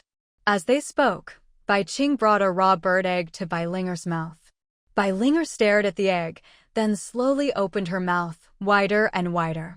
Watching this, Nanfeng couldn't help but glance at Xixing. As a snake beastman, Xixing ate in his beast form by swallowing food whole. In fact, 100 years ago, beast folk preferred to stay in their beast forms and disliked using their human shapes. It wasn't until Xi became the shaman that beast folk started living more in human form. Before that, Chang Xia had once been frightened sick by Elder Chuejiao. That's why older beast folk still kept their old habits and preferred to move around in beast form. It just felt more natural to them.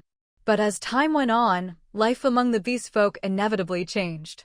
These days, people spent most of their daily lives in human form, and raw meat was replaced by grilled or stewed food. Very soon, Bai Linger swallowed the raw bird egg. Chang Xia and the others watched closely as the egg disappeared down Bai Linger's throat. Her thin snake body bulged, making it look like she'd grown a lump. Papa, Linger wants more. As expected of a snake, eating bird eggs came naturally to her. After swallowing one, Bai Linger was still unsatisfied and urged Bai Qing to feed her more. This time, Bai Linger swallowed 10 eggs in a row. Her skinny snake body was stretched taut, making Chang Xia and the others nervous. But soon, the bulge in her body gradually smoothed out. Before their very eyes, Bai Linger's swollen snake body returned to normal in just a matter of seconds. Immediately, Bai Linger started tapping Bai Qing with her tail, reminding him to keep feeding her. Linger, is your stomach okay? Bai Qing asked anxiously. He reached out and gently touched the spot where the bulge had been. It was smooth and cool, but otherwise perfectly normal. Papa, I'm hungry. I want more eggs. Bai Linger hissed, her tail tapping Bai Qing impatiently. 10 eggs hadn't even come close to filling her up. She'd probably need several times that amount. Bai Linger flicked her tongue, savoring the taste of the eggs. They were delicious, much sweeter than the mulberries and wild greens she'd eaten before. Honestly, just the thought of those made her want to gag now. She couldn't really vomit, but she could dry heave. Milu, could you bring some more bird eggs? Bai Qing called. He noticed that Bai Linger much preferred raw food to cooked, especially raw meat. She wouldn't touch anything hot, which probably had to do with her species. Even Xixing, though a snake beast man, rarely ate anything too hot. He much preferred cold food. Chang Xia and the others had all noticed this. Whenever they handed food to Xixing, they always waited until it had cooled down. Okay, Milu nodded, bringing over several dozen bird eggs in a vine basket. She'd made sure to wash them first. But when she saw Bai Linger swallow the eggs whole, shell and all, Milu felt a little worried. Bai Qing, is it really okay for Linger to swallow bird eggs whole? She asked anxiously. Xixing spoke up, don't worry. That's how snakes eat. Eggshells are nothing, snake stomach acid can even digest bones. Thank you to Book Friend 170110213116215, Yo-Yo, Wanyu Mama, France, and many others for your monthly ticket support. Xixing, are you serious? Nanfeng's mouth twitched as she asked seriously. Xixing looked a little embarrassed and explained, don't look at me like that. Snakes eat cooked food now. Swallowing things raw, that was a long time ago. In the Heluo Tribe, some of the older folks still miss the feeling of eating raw food and would sneak off to eat it in secret. Oh, that's a relief. Nanfeng sighed, muttering, I could never accept a partner who eats raw meat. Stir-fried bird eggs with chili, steamed eggs, minced meat, and egg drop soup. Raw bird eggs just can't compare to cooked ones. Xing listened and nodded silently. He couldn't argue with that. Unless he wanted to give up having a partner. Papa, what's stir-fried bird eggs with chili, steamed eggs, and minced meat egg drop soup? Bai Linger, having digested another batch of eggs, looked up at Bai Qing and asked about the dishes Nan Feng had mentioned. With more than 20 bird eggs in her belly, she wasn't as hungry anymore. Naturally, she had the leisure to eye the food in front of Chang Xia and the others. Curiosity was just part of being a child. They're all food, Bai Qing explained. All made with bird eggs, but cooked. Papa, Linger wants to try them. The moment she heard they were edible, Bai Linger perked up, her head held high in excitement. I'll ask your Aunt Changxia to make some for you, Bai Qing said after a moment's thought. Website promo and navigation omitted for clarity. Let me know if you need the rest or have any other requests. All right. Bai Linger nodded eagerly, following Bai Qing's gaze to look at Changxia, her beautiful eyes full of anticipation. Big brother, what does Linger want to eat? Changxia didn't pretend not to hear and smiled as she turned to Bai Qing to ask what was going on. Bai Qing glanced at Suyi and Shen Rong first, then turned his attention to Changxia and explained, Linger wants to try the dishes Nan Feng mentioned earlier. Stir-fried bird eggs with chili, steamed eggs, and minced meat egg drop soup, those are all simple dishes. Just have Linger wait a moment, I'll make them for her right away. Changxia nodded, then looked at Milu and invited her, Milu, come help me. Milu had been practicing her cooking lately. It was clear she was putting in a lot of effort. At the very least, she was much more diligent than Nan Feng, who was always slacking off. It seemed obvious she was doing it for Bai Qing. Okay, Milu nodded happily. Thank you, Changxia. No need to thank me, Changxia waved her hand. As Nan Feng munched on garlic shrimp, she chimed in, Changxia, make some steamed eggs with minced meat. If you want to eat it, make it yourself, Maple Leaf retorted, not indulging her. Your cooking is terrible, and you don't even try to improve. All you do is mooch off others. Once the tribe gets on track, Changxia will definitely leave to explore. By then, you won't even be able to find her to mooch food from. Let's see how Nan Feng handles things then. TCH. Fine, I'll do it myself. Nan Feng put down her bowl and chopsticks, stood up, and walked over to Changxia. Milu helped chop the chili peppers while Changxia washed the pot. Nan Feng squatted down to tend the fire. Milu, mince some meat. We'll steam it with the bird eggs later. It's delicious, Nan Feng said, licking her lips. For steamed eggs, add a bit of minced meat, then a couple drops of soy sauce and vinegar. The taste is amazing. Steamed eggs, minced meat steamed eggs, and minced meat egg drop soup. As for the stir-fried bird eggs with chili, make a bigger batch, Changxia said, instructing Milu to chop more chili peppers. Besides Bai Linger, the adults could enjoy the dishes too. Bird eggs are so versatile, Milu exclaimed. The Heluo Tribe rarely ate bird eggs, but after trying them at the Heluo Tribe, the Lion Clan was amazed, especially the stir-fried bird eggs with chili. It was right up their alley. When Milu went back and taught the dish to her tribe, they ended up eating it 3 times a day for a while. They never got tired of it. The Lion Tribe eats bird eggs? Nan Feng asked in surprise. Milu replied, we never used to, but after tasting the stir-fried bird eggs with chili at the Heluo Tribe, it became one of our favorites, right after roast meat and chili peppers. Hearing this, Changxia and the others burst out laughing. Turns out the Lion Tribe was pretty cute. The 3 dishes were simple and quick to make. Before long, Changxia finished cooking. She brought the dishes to the table, setting aside portions for Bai Linger. The rest, naturally, was for the adults to enjoy. Papa, eat. Bai Linger looked up expectantly, urging them on. Bai Qing shook his head and explained, Linger, not yet. The dishes are fresh off the stove and still very hot.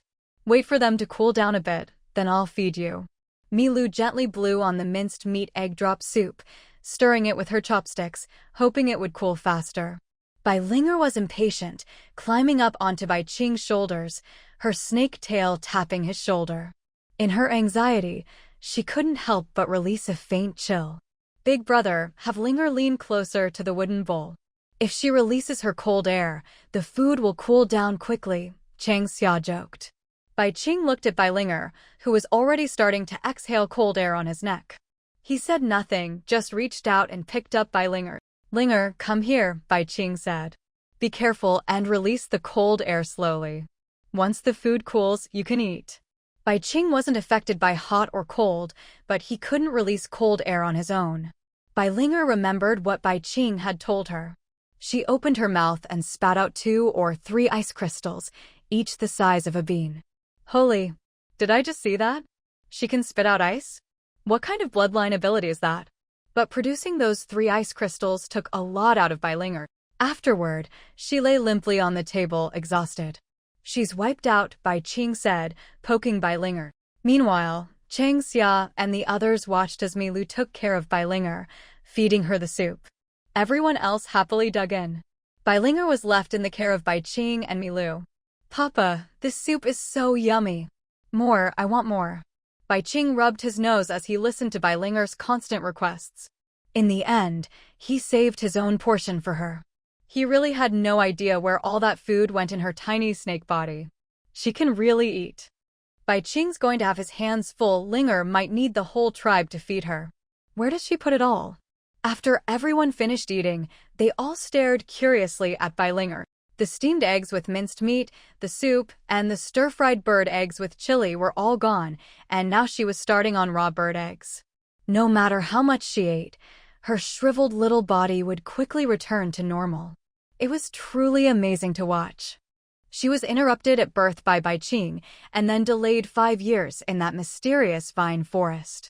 She needs to eat a lot now to catch up on her growth. Give it some time, and she'll be back to normal, Siyu said calmly.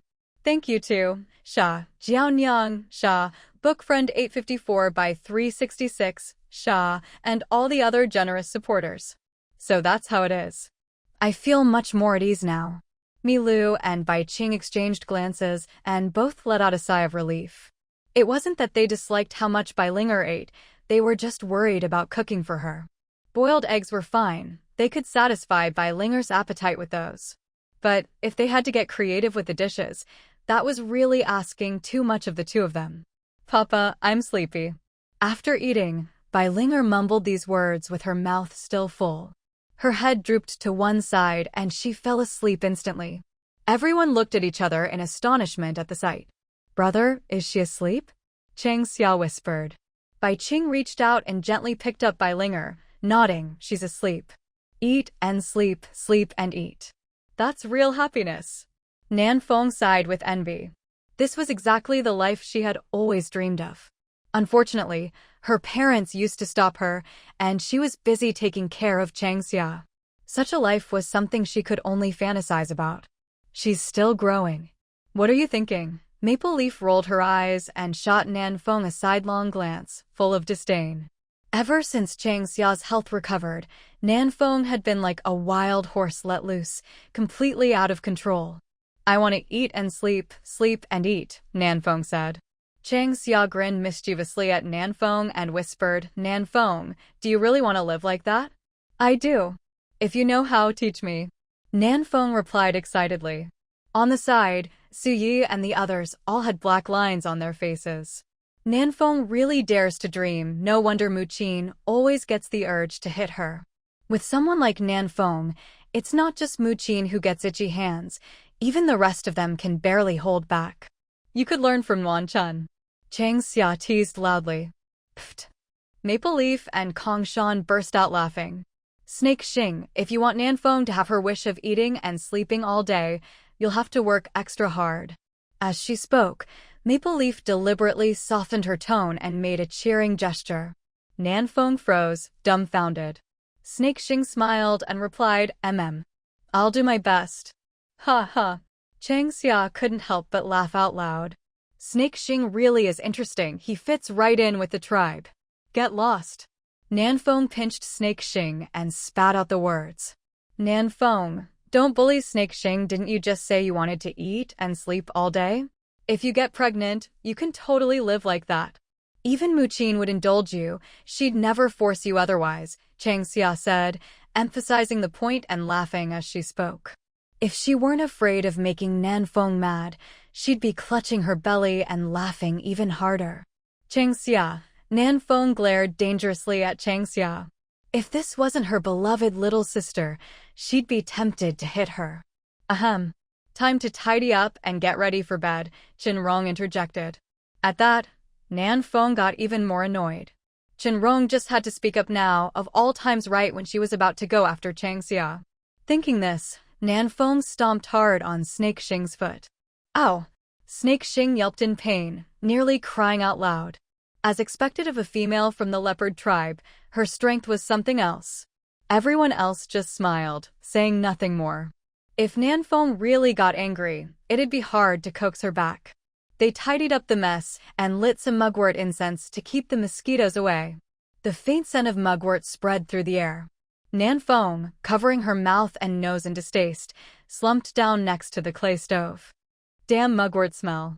No matter how many times she smelled it, she just couldn't get used to it. Nanfeng, are you feeling unwell? Snake Xing asked nervously. Nanfeng waved her hand and replied, No, it's just the mugwort smell. It makes me dizzy. Nanfeng doesn't like the smell of mugwort. Just let her lie down for a bit. Once the scent disperses, she'll be fine, Changxia explained, while sorting through the fish and shrimp and spreading out the mushrooms and ferns from the rattan basket. Tomorrow, they'd dry them for half a day, then pack them back in the basket to take home to the tribe. This way, they'd probably have to travel through the night to get back as early as possible.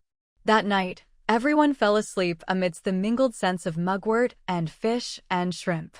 At dawn the next day, everyone got up and headed to the oil tree valley, hoping to dig up the resin from beneath the ground.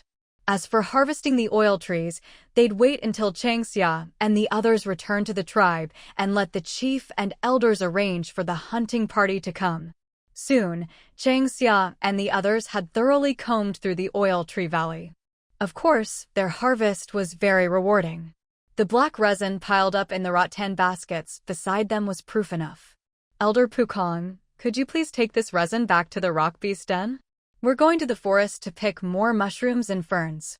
After that, we'll set out for the tribe, Changxia said. Pukong laughed heartily, thumping his chest and agreeing to transport the resin, letting Changxia and the others go on ahead. Time passed quickly, and before long, it was noon. Changxia and the others didn't linger. They knew Xi needed to hurry back to the sacred mountain of Kana to handle matters concerning the beast tribes of the Twilight Forest. The fact that she could spare so much time to come to Misty Ridge was already a blessing for the Heluo Tribe. Song Mountain and Misty Ridge were right here. If they needed anything, they could always come back. For lunch, let's just have fruitcakes and roast meat. Keep it simple, Xi said. Changxia nodded. All right. The others took the initiative to pack up, organizing the rattan baskets with everything they needed to bring back to the tribe. After eating, they'd tie them to the beasts and set off. With 8 extra baskets of resin, there wasn't room for much else. So, after some discussion, they decided to leave behind some dried fish and shrimp, mushrooms, and ferns. These would be left at the rock beast den as Elder Pukang's rations. Since they'd be traveling through the night, Changxia also planned to leave the fruit powder, sugar, and other seasonings at the den.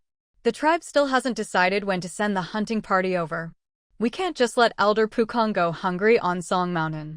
Elder Pukong, I've put the seasonings in this rattan basket. If you need them, just come and get them. Make sure to keep the fruit powder and sugar sealed. If they get damp, they won't taste good anymore. As for the dried fish and shrimp, if you don't want to bother with anything fancy, just roast them and dip them in some sauce. Hee. Elder Pukong grinned, his eyes anxiously following where Changxia was pointing, trying hard to remember every word she said. Elder Pukong, stop laughing. Did you remember everything? Maple Leaf asked seriously.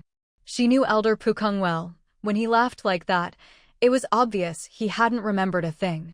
What an idiot of a master, so embarrassing. Changxia, how do you make jerky? Maple Leaf asked, a little annoyed, but still willing to help. After all, he was her own foolish master. She couldn't really let him live like a savage up on Song Mountain. It was a headache just thinking about it.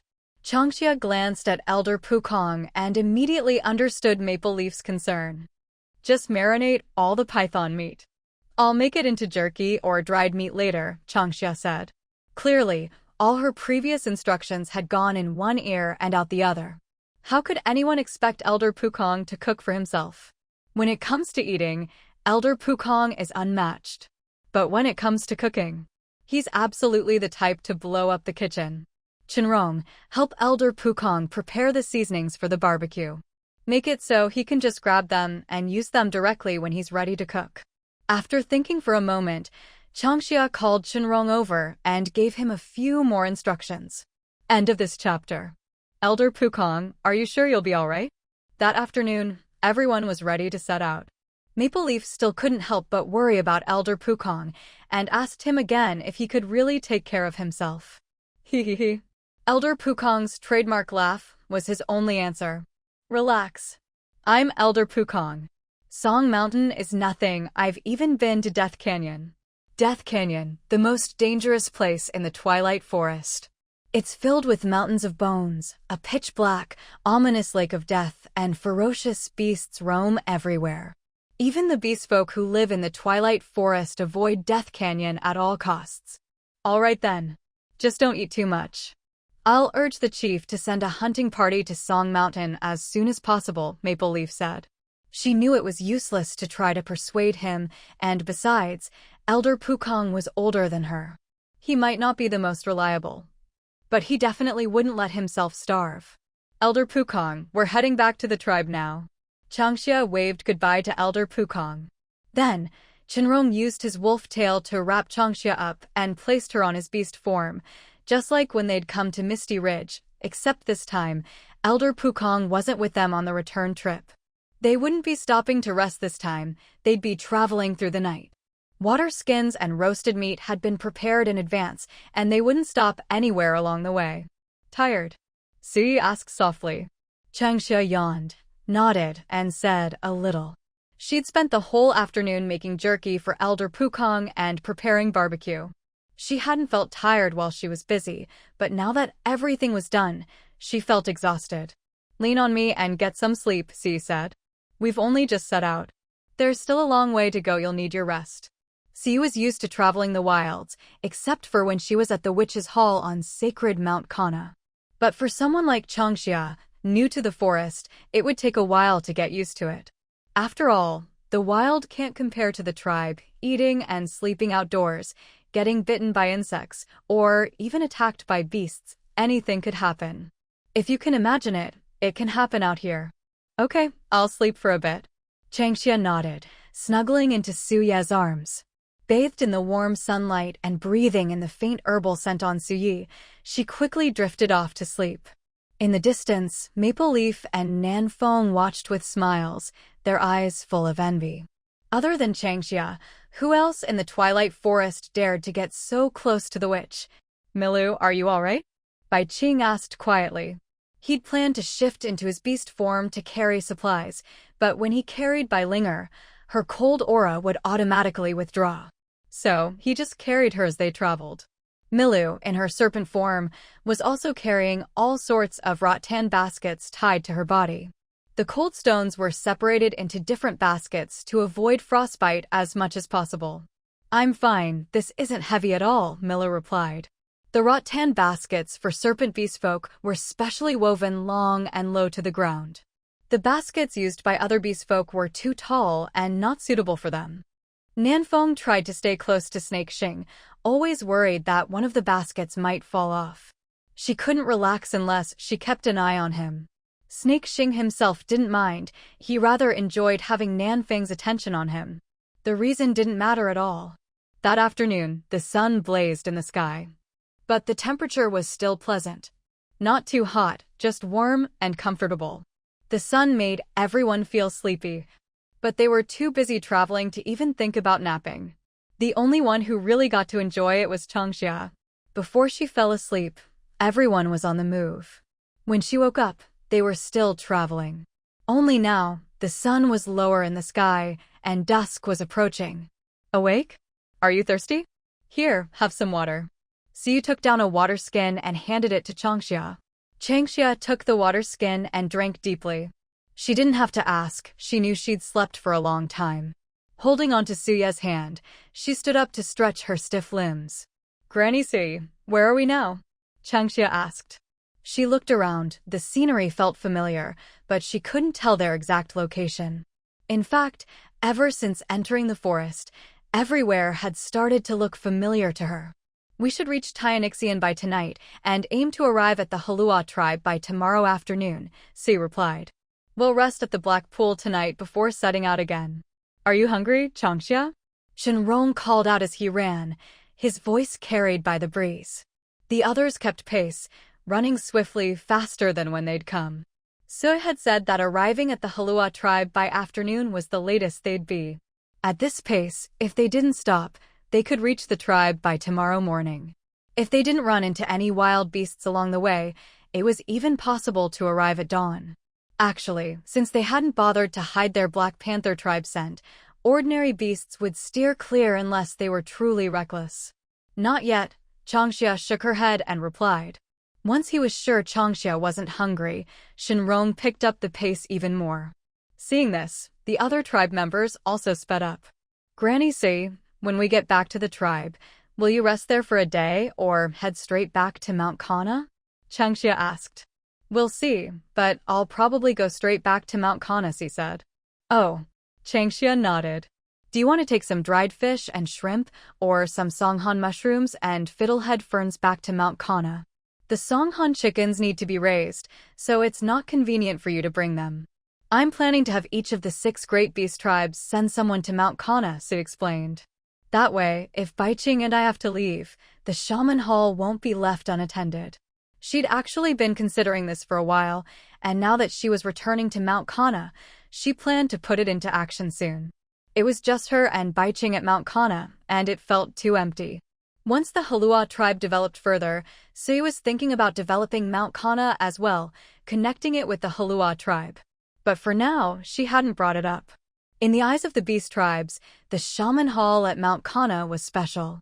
If she rashly tied Mount Kana and the Heluo tribe together, the Black Panther tribe would only be ostracized by the others. To make it happen, she'd need time and a gradual approach. Thinking of this, Sui looked at Changxia. She firmly believed that this child, who carried all her hopes, would be able to accomplish it.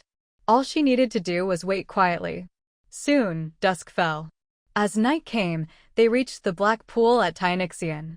After a short rest, they ate some cold roasted meat and fruitcakes and drank some water. Then, they set out again. The next time they rested would be when they returned to the Heluo tribe. Changxia didn't chat with Sui anymore. Instead, she practiced her bloodline abilities over and over with a vine branch, determined to grow stronger as soon as possible. End of this chapter. In the middle of the night, Changxia stopped using her bloodline abilities.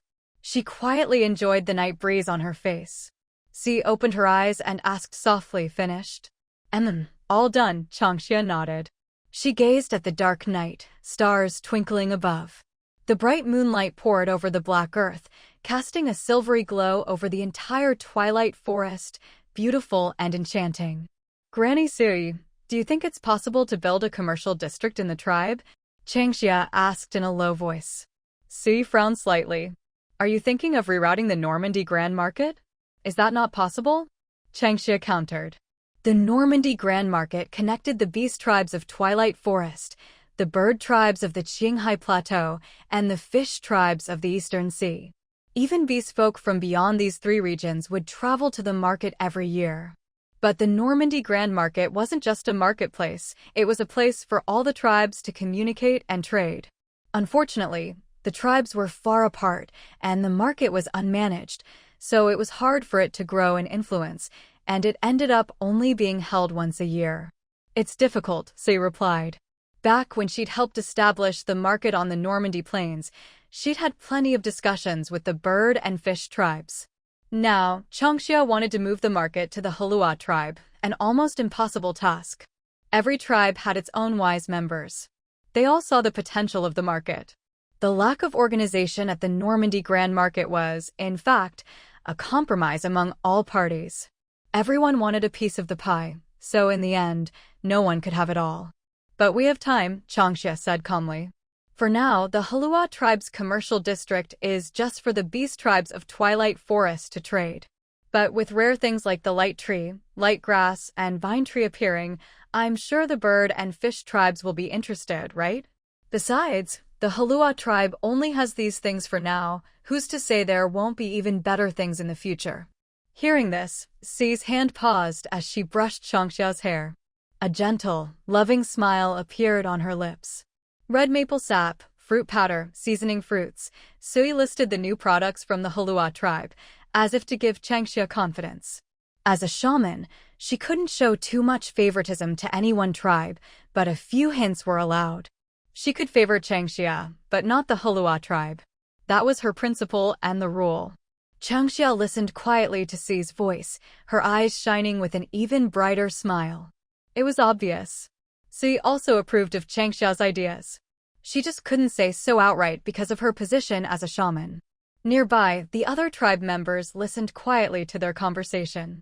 At that moment, not only were the Heluo Tribe members fired up, but even Shixing and Mila looked visibly excited. The Heluo Tribe stood at the pinnacle of the eastern continent. That meant the beast tribes would stand above the bird and fish tribes. As fellow beast folk, Shixing and Mila felt especially proud. Website promotion and navigation omitted as per translation focus. Even though the outcome was still uncertain, everyone couldn't help but feel their blood boil with excitement. As they ran onward, Changxia and her group welcomed the dawn.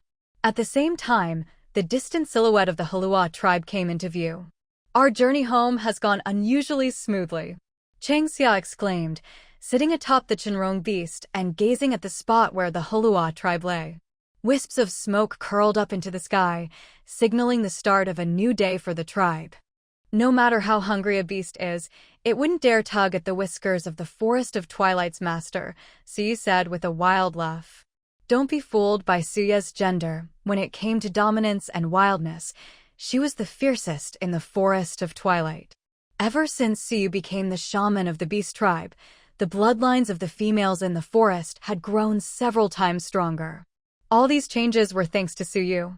With her own strength, she showed the females of the beast tribe that as long as you're strong enough, you can even take down the males. Haha. Changxia burst out laughing at her words. Suya's dominance used to be more outward, but as she grew older, she became more reserved. Changxia had only seen this side of her twice. Once was when Si adopted Changxia. Today was the second time.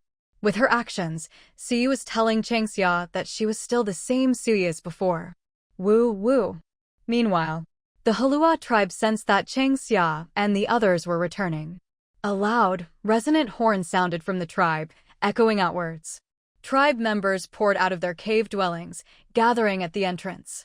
This time, Siyu herself had led the team to the Misty Ridge to seek a cure for Baiqing. The Heluo Tribe, as well as the other beast tribes, all knew about it.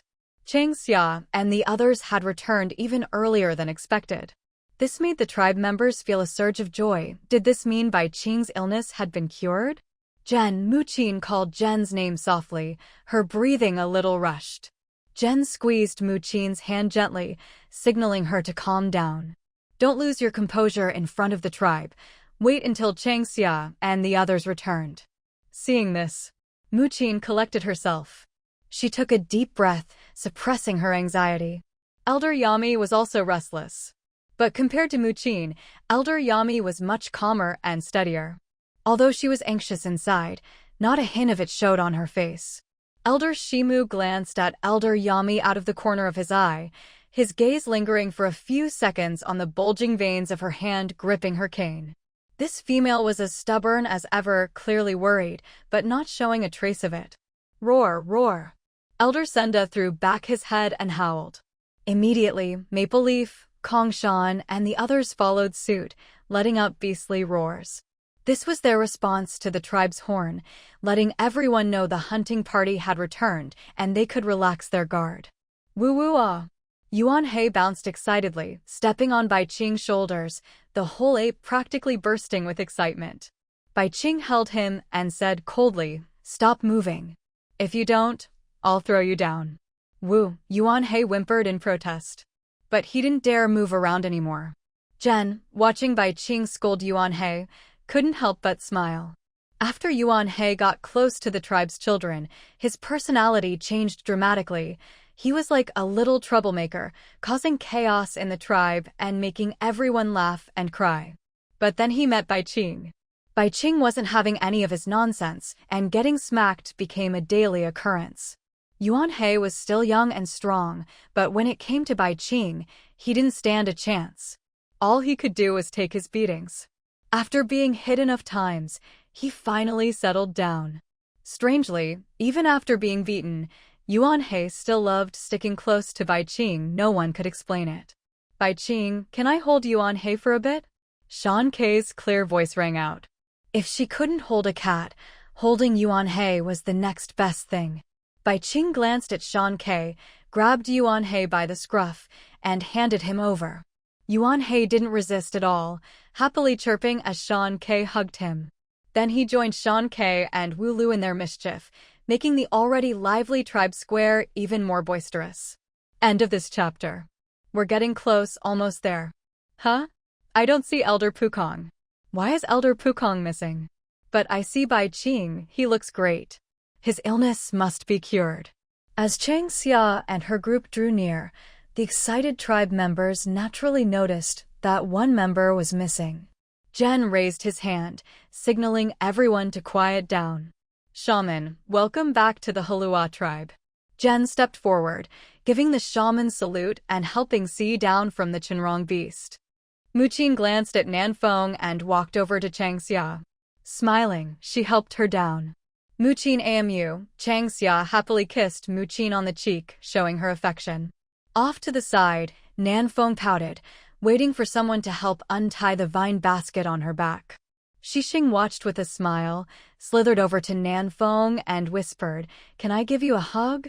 "Get lost." Nanfeng twitched her lips, rolling her eyes at Xixing. Was she the type to fight Chang Xia for affection? No way. At most, she'd just complain about her own AMU being biased. Of course, if Xixing really wanted a hug, Nanfeng wouldn't refuse. Seeing the flicker in Nanfeng's eyes, Xixing's grin grew even wider. In the distance, Shan Kei, holding Yuan He, quickly backed away, shouting, "The big snake is coming. It's going to eat the kids."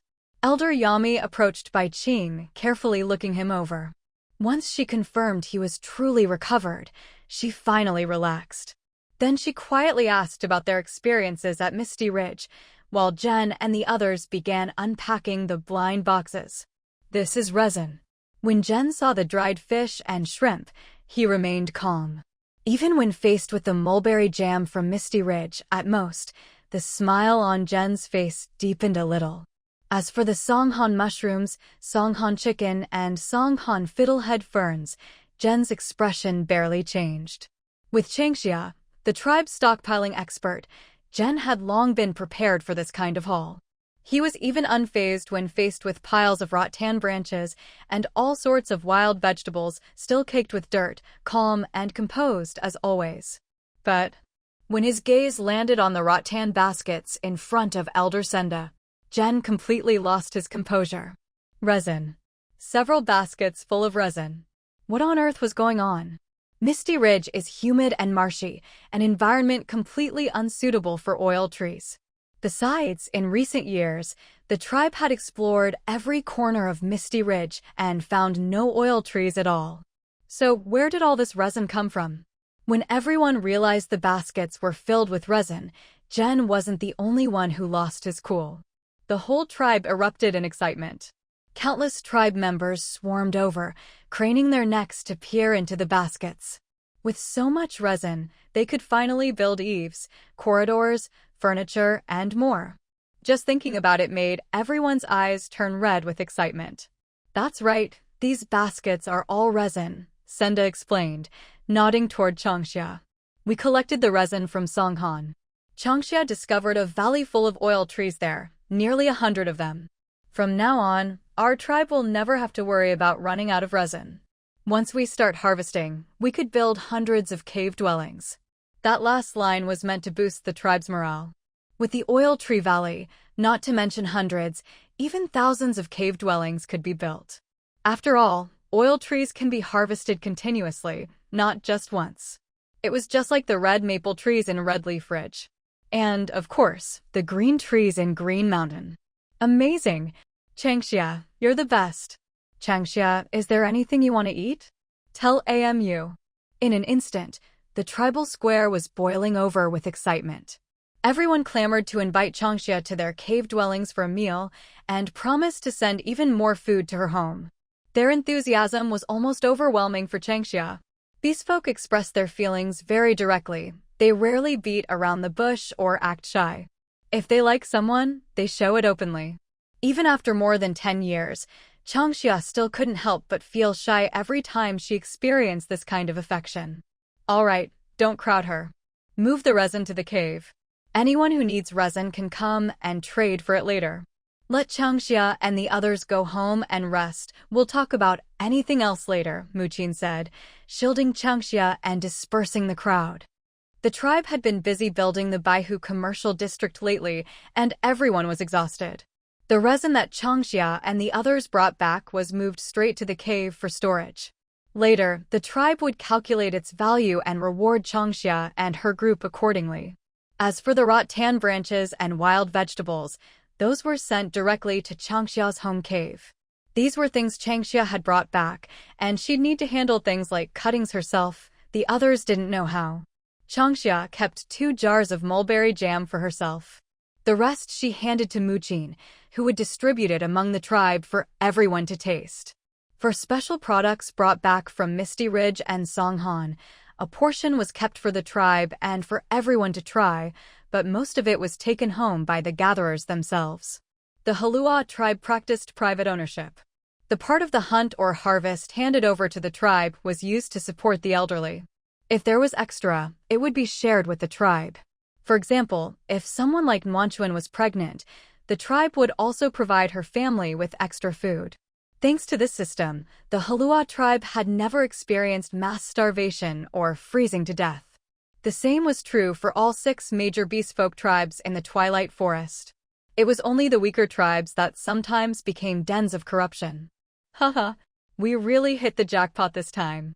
Chen Yan laughed, looking excitedly at the baskets overflowing with goods. Finghua rubbed his hands together and said, "That's right, we're building up our family's wealth. Finding a mate is just around the corner. Next time the other beastfolk tribes visit, we can make some plans." At this, Haiming's eyes lit up. The females in their own tribe were too fierce, hard to fool. But weren't there other tribes? The single males exchanged glances, each secretly making their own plans. Muqin AMU, we don't lack anything at home.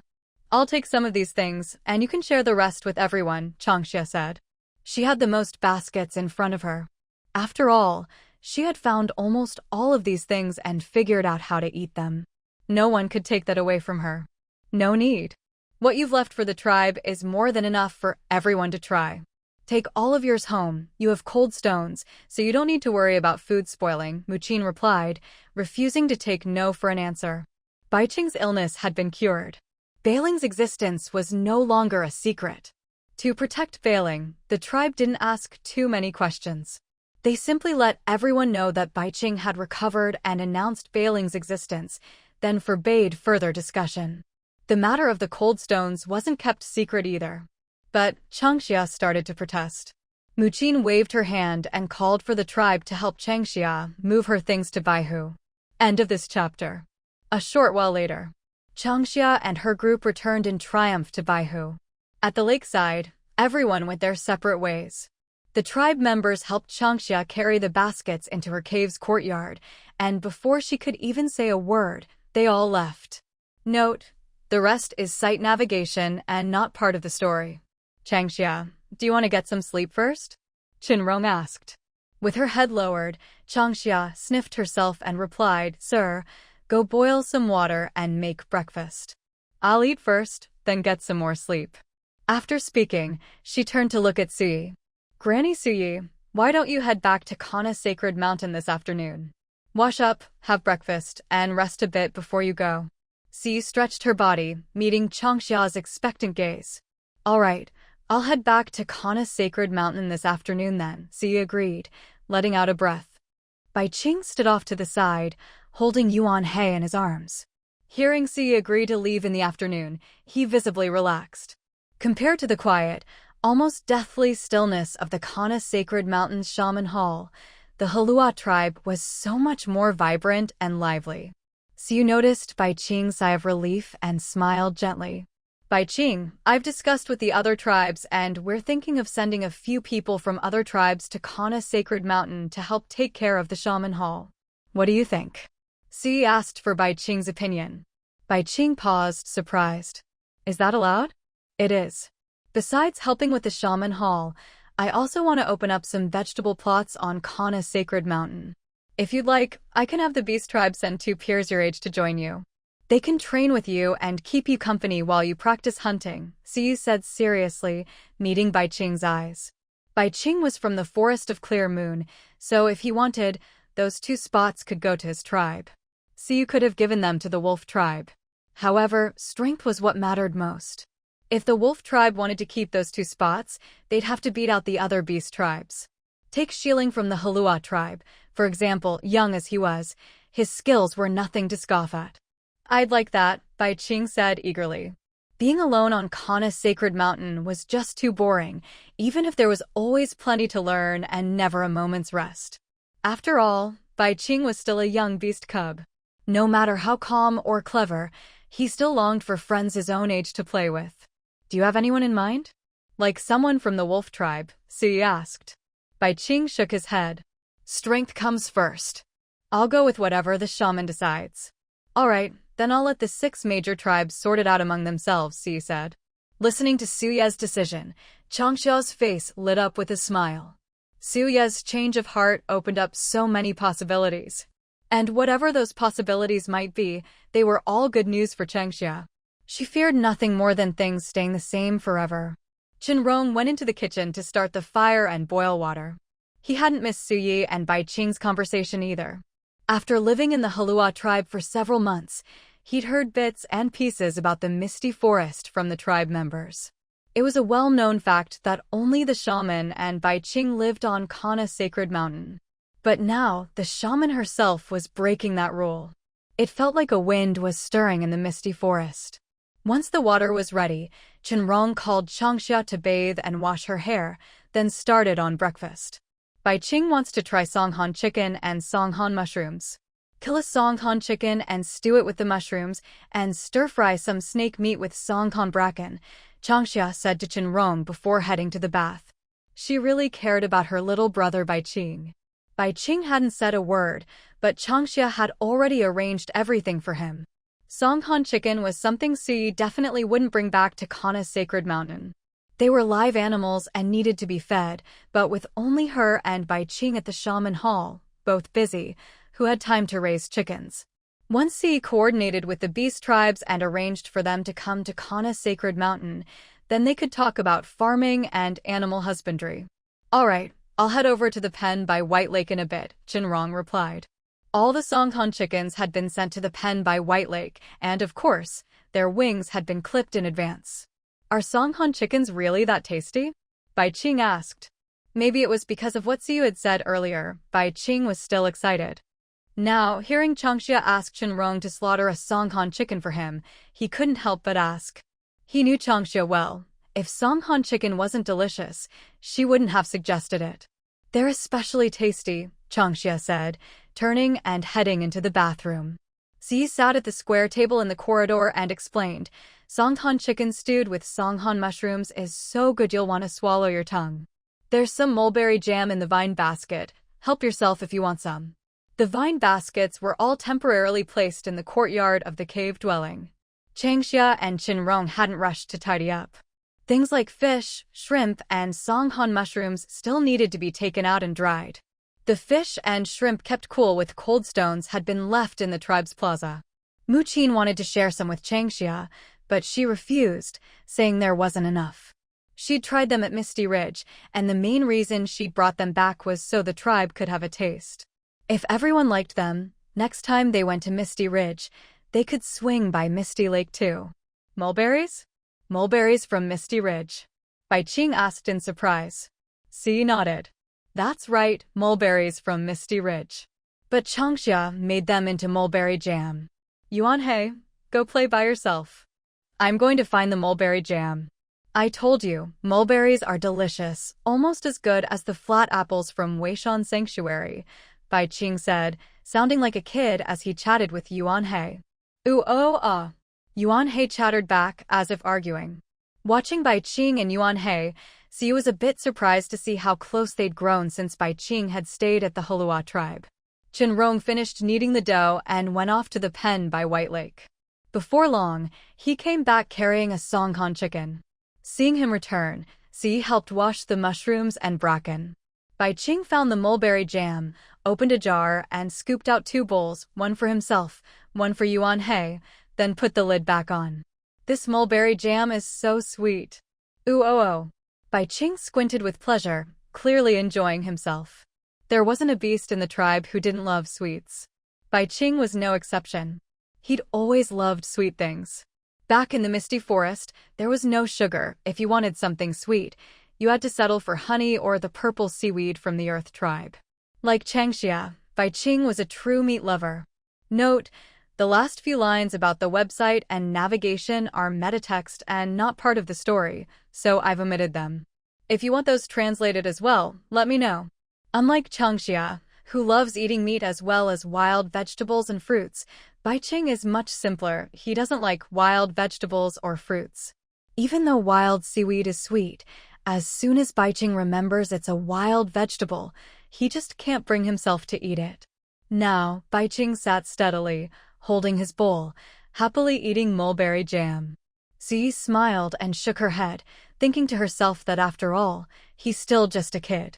If the beast tribe of Twilight Forest develops as Changxia hopes, Bai Qing's burdens will be much lighter. He won't have to carry as much as she does.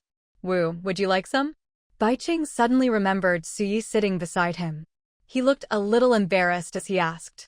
Si shook her head, putting the washed mushrooms and fiddlehead ferns into a sieve, and replied, No need, you and Yuanhei enjoy it. I had some back at Misty Ridge, it's too sweet for me. End of this chapter. Is it sweet? I think it's just right, Bai Qing said, turning to look at the half jar of mulberry jam left. Hesitating, he asked, Shen Rong, can I give this half jar of mulberry jam to Xiling and the others? Bai Qing had visited the Heluo tribe many times and played well with Xiling and the other beast cubs. He thought the mulberry jam was delicious, so naturally, he wanted to share it with his friends. Of course, Shen Rong nodded, agreeing to Bai Qing's request. The jam was on the sweet side, and Changxia preferred eating fresh mulberries. Thanks to the cold stones, there was still half a basket of fresh mulberries left. Besides, it was just half a jar of jam, and since Bai Qing rarely asked for anything, Shen Rong agreed without hesitation. He believed that even if they asked Changxia, she'd give the same answer. Wu, can I go to the tribe for a bit? Bai Qing stood up, hugging the wooden jar, eager to share the jam with his friends in the tribe. After all, he'd have to return to Mount Kana after noon, and who knew when he'd be back next time. Si waved her hand and said, Go ahead. If you plan to come back for breakfast, just remember to come back early. In other words, if he wanted to eat in the tribe, it was up to him whether he returned or not. Okay. Bai Qing was about to leave when Yuanhei suddenly hugged his thigh, making it impossible for him to move.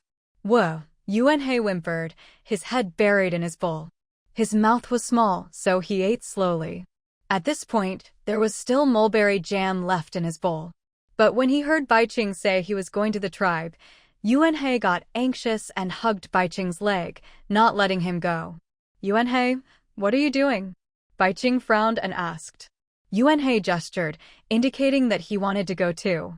Bai Qing paused, thought for a moment, and said, All right. But hurry up and finish eating. With that, he put down the wooden jar and took his own bowl, which he'd used for the jam, to wash it clean. Once Yuanhei finished, he washed Yuanhei's bowl as well. Then, he put Yuanhei on his shoulder, picked up the wooden jar, and headed off to the tribe. Seeing this, Shen Rong glanced at Siyu. I think, compared to the wolf tribe, He feels closer to the Heluo Tribe's Black Panther clan, Shen Rong said. Earlier, Siyu had mentioned finding playmates for Bai Qing, hinting that they could come from the Skywolf Tribe. Su Ye's expression was calm. Don't you want the Skywolf Tribe to have a couple more beastmen enter Mount Kana? Among the beast tribes, strength is everything. If they're not strong enough, sending them to Mount Kana would only embarrass the wolf tribe. I think Bai Qing understands this even better than I do. As an outsider, Shen Rong replied calmly. Though he had wolf tribe blood, he'd grown up in the western lands. Whether the Sky Wolf Tribe accepted Shen Rong or not didn't matter much to him. Besides, he was now a member of the Heluo Tribe and had no reason to help the wolf tribe. And, honestly, the wolf tribe probably didn't expect him to help, either. You're very clear-headed, Siyu said. Changxia came out, drying her dripping hair with a blue cloth, and asked, Clear-headed about what? What are you two talking about? Nothing much, just wondering how long until breakfast, Siyu replied, changing the subject. She stood up, glanced at the kitchen, and asked, Shen Rong, is there still hot water? There is, Wu. Shen Rong put down his ironwood knife and helped Siyu fetch water. Siyu went inside to get her clothes, took the water, and headed to the bathroom. Changxia squatted in the corridor, looked around, and not seeing Bai Qing and Yuanhe, asked, Where did those two go? He just had a bowl of mulberry jam and loved it. Then he asked if he could take the rest to the tribe for Shilling and the others to try. I agreed, so he took Yuanhe with him to find Shilling and the others, Shen Rong explained, smiling. Hearing this, Changxia smiled as well. Bai Qing had changed a lot lately. Though he still liked to keep a straight face, he wasn't as withdrawn as before. That was a good thing. This batch of mulberry jam is too sweet. Next time, I'll add some sour fruit to give it a tangy flavor. It should taste even better, Changxia muttered as she dried her hair. Clearly, she wasn't a fan of this overly sweet batch. That'll have to wait a few months, Shen Rong said. I'm not in a hurry. I can wait, Changxia replied. In the kitchen, Shen Rong busied himself preparing breakfast for the day. Changxia squatted in the corridor, drying her hair and thinking about how to air-dry the things in the vine basket later. She hadn't checked the cellar yet, but knowing her tribe, it was probably already filled with things they'd brought. The courtyard pool, the light tree saplings, and all the flowers and plants were well cared for by Bai Qing and the others. Even the archery target in the corner had been replaced with a new one. It was clear how much the tribe cherished Changxia, so attentive and thoughtful. Shen Rong, let's move the vine branches and wild vegetables to the garden later. I want to try propagating the vines there.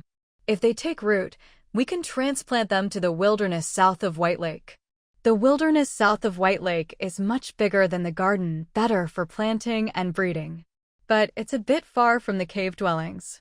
We should do it soon. If the sun gets too strong, we'll have to wait until dusk to plant. I dug up a lot of wild vegetables this time, hope they survive. Not like the peppers, which wilted even when they did take root. When it came to chili peppers, Changxia felt a pang in her heart. She'd never thought growing chili peppers was difficult, but this time, she'd really learned her lesson. Gurgle. As Changxia spoke, the aroma of food began to waft from the kitchen. After breakfast, let's go plant the vine branches and wild vegetables. By the way, where do you want to plant the mulberry bushes? I'll plant the mulberry bushes near the old beast den where we used to live. It's close by, so it'll be easy to take care of them. Of course, more importantly, being close made it easier to pick the berries. When it came to food, Changxia was always serious. All right, Shen Rong replied with a smile. This food-loving side of Changxia was really quite adorable. Creak. At the sound of the door opening, Siyi came out of the bathroom, drying her hair with the same blue towel. She walked over to Changxia, drying her hair as she went, letting it air out. She inhaled the delicious aroma drifting from the kitchen. Is Bai Qing not planning to come back for breakfast? Siyi asked hesitantly. Changxia replied, he'll be back. Sure enough, as soon as Changxia finished speaking, footsteps sounded outside. Wow, it smells amazing. But this voice didn't sound like Bai Qing. Shilling, that's the smell of chicken soup, Bai Qing said. Bai Qing, are you sure it's okay for us to come over? Mu Ning asked softly, a bit hesitant. The mulberry jam Bai Qing brought was just too delicious. He and Xiling both loved it. As they chatted, Bai Qing had invited them over to Chang Xia's house for breakfast. The two of them had been so excited at the time that they agreed right away. But when they reached the gate of Chang Xia's courtyard, they suddenly sobered up and felt a little nervous, not daring to go in directly. "Don't worry, Chang Xia will definitely welcome you," Bai Qing said confidently. Chang Xia often brought all sorts of food to the beast cubs of the Heluo Tribe. Since he got along well with Xiling and Mu Ning, he thought he'd bring them over to try the delicious Songhan chicken and Songhan mushrooms Chang Xia had talked about. Bai Qing was right. "Come on in. Breakfast is ready." Chang Xia called out with a smile, standing in the corridor and inviting Xiling and Mu Ning inside. These two kids actually knew how to be shy. How rare. "See? I told you Chang Xia would welcome you," Bai Qing chimed in. The group of beast cubs from the mountain sparrow clan often came by for food and drink, and Chang Xia never minded, always welcoming them warmly. "Oh, Yuan He called out, sounding as if he was encouraging them just like Bai Qing. Xiling and Mu Ning were a bit older and often had to go out for training, so they didn't spend much time in the tribe. Hee. Hearing this, Xiling and Mu Ning gave embarrassed little laughs. With Bai Qing half pushing, half pulling, they stepped into the courtyard.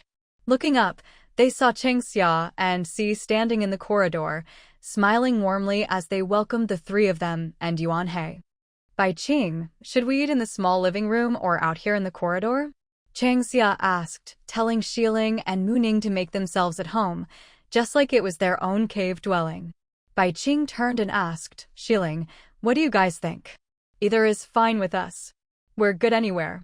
Xiling and Mu Ning answered in unison, gradually relaxing. "Shen Rong, let's eat out here in the corridor," Chang Xia called toward the kitchen. Her hair was still damp, and she was too lazy to go into the kitchen to dry it by the fire, so she decided to eat breakfast in the corridor and let her hair dry in the sun. By now, the sun was high in the sky. The dew had dried, and the ground in the courtyard was starting to feel warm. "All right. Bai Qing, you guys come in and help bring out the dishes and set the table," Shen Rong called. Bai Qing patted Xiling and Mu Ning on the shoulders, signaling them to help carry the food. There weren't many people, so there was no need to move tables and chairs. They could just eat breakfast at the square table. Entering the kitchen, Xiling and Mu Ning took a deep breath. "This smells amazing. I've had chicken soup before, but never anything that smelled this good. This is Songhan chicken we brought back from Songhan Mountain, and there are Songhan mushrooms in the soup too. It's not your ordinary chicken soup. Songhan chickens are rare, and if the tribe wants to eat them, they have to hunt them in the mountains. This time, we brought back dozens and plan to breed them. If it works, the tribe won't have to worry about not having Songhan chicken in the future." Hearing Xiling and Mu Ning's conversation, Shen Rong explained, telling them about the Songhan chicken stewed with Songhan mushrooms. "Wow, that's amazing!" Xiling exclaimed. Bai Qing, pleased with Xiling's reaction, carried a large clay bowl out to the corridor. Mu Ning picked up the bowls and chopsticks and followed closely behind. Shen Rong hadn't made any dumplings, but he'd fried some fruit flour pancakes and cooked some vermicelli, which could be added to the chicken soup to make noodle soup. There was Songhan chicken stewed with Songhan mushrooms, stir-fried fern with snake meat, and a dish of bird eggs stir-fried with chili peppers. In the peaceful morning, a delicious breakfast was ready. "Come on, everyone, take a seat," Chang Xia called, pulling out chairs and inviting Xiling and Mu Ning to sit. Bathed in the gentle morning sunlight, Chang Xia felt comfortably drowsy. Navigation. Rice noodles or fruit powder pancakes? Fruit powder pancakes. I want chicken soup noodles. On the side, Yuan He the monkey wouldn't be left out, making woo-woo sounds to express its own opinion. Low voices drifted through the quiet courtyard, signaling the lively start of another day at Baihu. There's an old saying, teenage boys will eat their father's poor. It's absolutely true. Fortunately, Shen Rong had prepared plenty of fruit powder pancakes. Otherwise, there really wouldn't have been enough to go around. Chang Xia finished eating early and watched as Bai Qing and the other two ate. Their appetites were only a little less than Shen Rong's, who was a grown orc. Compared to them, Chang Xia and Su Ye's appetites didn't even come close. Are you all full? If not, I can cook some more noodles, Chang Xia asked, noticing that Bai Qing and the others were reluctant to put down their bowls and chopsticks. Worried they hadn't had enough, she quickly checked in with them. Mooning smiled and said, Sister Chang Xia, we're full. It's just so delicious, we can't bear to stop eating. Silly kids, if you want to eat, just come over anytime. I'll cook for you. But don't overeat and upset your stomach, okay? Chang Xia let out a breath, then got up to bring out a jar of mulberry jam, planning to make them a bowl of mulberry jam water to help with digestion. Bai Qing rubbed his stomach, looking completely satisfied. Siyi just smiled without saying anything, running her fingers through her half-dry hair. She planned to rest in her room once her hair dried. By noon, it would be time to set out for Mount Kana again. There was a lot to handle at the witch hall back at Mount Kana this time. Siyi wasn't sure if she'd be able to visit next time the tribes came to Heluo. After Bai Qing and the others finished their mulberry jam water, Chang Xia shooed them outside to walk around the courtyard and help with digestion. Later, they could help Shen Rong with the drying. Shen Rong, let's move the vine branches and mulberry bushes into the cellar first. I'm so sleepy, can we wait until evening to plant them in the garden? Chang Xia said, feeling drowsy after a full meal. She felt like she could fall asleep as soon as she lay down. Shen Rong washed the dishes and set them out to dry on a bamboo tray. Sure. Go rest. Bai Qing and I will tidy up the baskets in the courtyard, he replied gently. He could see Chang Xia nodding off, fighting to stay awake because she was still thinking about all the things that needed to be done. Xia reached out and poked Chang Xia, saying kindly, enough talking. I'll walk you to your room to rest. Shen Rong can handle the rest. Okay, Chang Xia mumbled, getting up with Su Ye's help and stumbling back to her room. She kicked off her woven shoes, flopped onto the Kang bed, and fell asleep instantly. Su Yi smiled and shook her head, gently helping Chang Xia lie properly and pulling a clean animal skin blanket over her before leaving the room.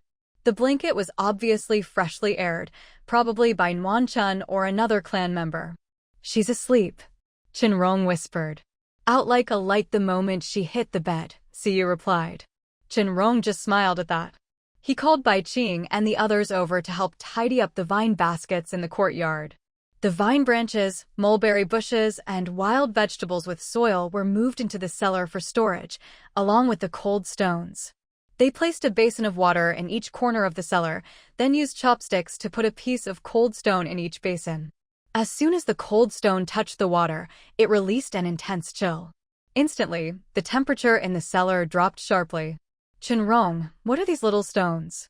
Hiss, so cold. These are cold stones, don't touch them carelessly, or you'll get frostbite. Shen Rong quickly stopped the three from reaching into the basins and explained. In the whole tribe, probably only Bai Qing could handle these directly. The others had better not try, or it'd be a hassle to treat frostbite. With Bai Qing and the others helping, Shen Rong sorted everything in the baskets. Some things were set out to dry, others stored in the cellar.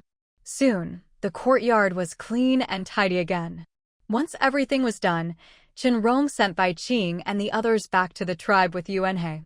Xiling and Muning needed to train, and so did Yuanhe. Bai Qing had study tasks assigned by Suyi, but sometimes joined Xiling and the others for training. End of this chapter. After finishing up, Shen Rong fetched water and went to the bathhouse. After washing up, he returned to the room, climbed into bed, and fell into a deep sleep with Chang Xia in his arms. So quiet. Nuan Chun entered the courtyard with her twin cubs, seeing all sorts of things laid out to dry. But the whole place was silent, as quiet as when Chang Xia wasn't home. Creak. Suddenly, the door opened. Su Yi, who had taken a short nap, woke up, opened the door, and saw Nuan Chun coming in with her twin cubs. Chang Xia's sleeping, she hasn't gotten up yet, Su Yi said. Nuan Chun set down the cubs in her arms. Lately, the tribe had been busy building the Baihu commercial district, so hunting and foraging had been put on hold. After a brief bustle, everyone got back to their own work. With the resin that Chang Xia's group brought back, the pace of building the kills had sped up noticeably. It's fine, I just came to sit for a bit, Nuan Chun said casually. With her twin cubs, she didn't have much else to do, so now that Chang Xia was back, she came over to visit. She couldn't go out hunting or foraging until the twins turned 1 and took human form. Until then, she had to stay in the tribe to care for them. If there were enough new cubs, the tribe would arrange for someone to look after them collectively. Unfortunately, there hadn't been any good news about new cubs lately. Xi stretched her back, then squatted down to check the twins. They're a bit overweight, try feeding them a little less, Xi said. If you enjoyed this, please bookmark or recommend it to friends. Navigation links, rankings, and site info omitted. It used to be rare for beast cubs to be overweight, but it seems the Heluo Tribe has been living quite well lately. The increase in the cubs' weight is the best proof of that. Ahem. Our people say that being able to eat is a blessing, Nuan Chun said with a wry smile. The twin cubs are the youngest in the tribe, and ever since they were born, everyone loves to feed them. As a result, their weight has shot up in no time. And they're only a few months old. Nuan Chun is already struggling to carry them. If they keep eating like this, they'll be as fat as pigs soon, Xi said sharply. Send them to the tribe's training grounds and have them run laps with the mountain sparrows every day. In any case, we can't let them keep getting fatter, it's ugly, and it'll be bad for their growth. They're so chubby they're practically round. All right, I'll remember that, Nuan Chun said seriously. Hearing Xi say that getting any fatter would be bad for their development, Nuan Chun understood that she couldn't let the twins be lazy anymore. In the Beast Tribe, strength is revered. If you're too weak, you'll be eliminated by the Misty Forest. Have any other Beast Tribes come to Heluo lately? Sui asked. She put down the twins and went over to the water jar to wash her hands. The herbs she'd picked needed to be dried, so Shen Rong had put them in bamboo sieves out in the corridor. The ones that needed to be processed right away were all placed on the medicine shelves in the room next to the sitting room. Xi pushed the door open and went in, planning to process all these herbs while she still had time. She didn't touch the bloodthorn grass. This herb is very important to the Beast Tribe, and only the witch knows how to handle it. Nuan Chun stood in the corridor, watching Xi work through the window. They haven't arrived yet, Nuan Chun replied. The chief said that in about half a month, beast folk from other tribes will start coming to Heluo to trade with us or with other tribes. The tribe is in a hurry to build the Baihu commercial district because they're worried too many beast folk will come and they won't be able to host them properly. So everyone is working hard to get the commercial area finished. At the same time, there's a bit of pride involved. They want to show off a little. No beast folk coming also means the Misty Forest has been peaceful lately. Before Suyi went to Misty Ridge, she told the other tribes, if anything happens and you can't handle it, send someone to Heluo. If no one comes, it means everything is fine. As they chatted, another door opened. Chang Xia came out of the bedroom with Shen Rong yawning. Nuan Chun. Chang Xia's up. Oh, whoa. The twin cubs, who had been playing in the corridor, rushed over to Chang Xia. They knew her scent well. She always brought them treats. Oh, whose adorable little ones are these? Chang Xia squatted down and caught the twins as they barreled into her. She was about to pick them up when she suddenly froze, surprised. Wait, who are these? They're so fat, Shen Rong added, his handsome face showing the same shock as Chang Xia's. They'd only been away from the tribe for a few days, but the twins looked like balloons, suddenly plumper than ever. There probably weren't any cubs this fat in the whole tribe. No, maybe not even in the entire Misty Forest. Honestly, they looked just like piglets. Everyone loves to feed them and, before we knew it, they ended up like this. Just now, the witch said if they get any fatter, it'll be bad for their growth, and told me to take them to the training grounds, Nuan Chun said, rubbing her forehead, exasperated. It's rare for beast cubs to need exercise after just a few months. Her twins are the first. I can't even pick them up anymore, Chang Xia said, spreading her hands and giving each cub a pat instead of trying to lift them. The days of cuddling them while feeding are gone for good. Oh, whoa. The twins started howling unhappily when Chang Xia didn't pick them up. Seeing this, Shen Rong picked one up in each hand and tossed them gently in the air, making them giggle with delight. We really got a lot from Misty Ridge this time. Nuan Chun sighed, looking at all the things spread out in the courtyard. her eyes full of envy. If she didn't have to stay and look after the twins, she'd have begged Shan Kun to go with her. There's lotus root in Misty Lake, and the fish and shrimp taste great too. When you go home later, remember to take some dried fish, shrimp, and lotus root. They're all delicious, Chang Xia said. Lotus root grows in the mud, so we should be able to plant it in Baihu. We also brought back rattan branches, mulberry bushes, and lots of wild vegetables from Misty Ridge and Song Mountain. I'm planning to try growing them in the garden. If they take, the tribe will have even more to eat. Nguyen Chun listened to Chang Xia's stories, feeling more and more tempted. Nanfeng was right to insist on going. If she didn't have the twins, Nguyen Chun would have wanted to go too. They were all just going hunting and foraging in the forest, but the way Chang Xia described it, the forest sounded magical. Every plant and tree was different. After Chang Xia finished talking about Misty Ridge, Nguyen Chun shared what had been happening in the tribe. The tribe built a road straight to Weishan Waterfall. If you beast shape, you can get there from the tribe in half a day. The chief sent people to bring gifts to the Weishan apes, and the old ape was very happy. A couple of days ago, Yuan Hei's parents came to visit him. The Baihu commercial district is almost finished. I went to see it, and it's very clean and tidy. Everyone says it's beautiful. If the cave dwellings weren't so close together, people would want to move in right away. Nguyen Chun talked about everything, a bit scattered, but Chang Xia listened happily. Nothing is more comforting than seeing the tribe thrive day by day. Nguyen Chun. Nanfeng pushed the door open, surprised to see Nguyen Chun sitting in the corridor. Clearly, she hadn't expected to find Nguyen Chun at Chang Xia's house. Warm Spring's sharp gaze swept past Nanfeng and landed on Xixing, teasing, "Hey, Nanfeng, when are you planning to go to the Heluo Tribe?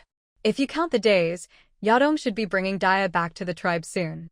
Are you planning to wait until they return before you head over?" Nanfeng's face stiffened, at a loss for words.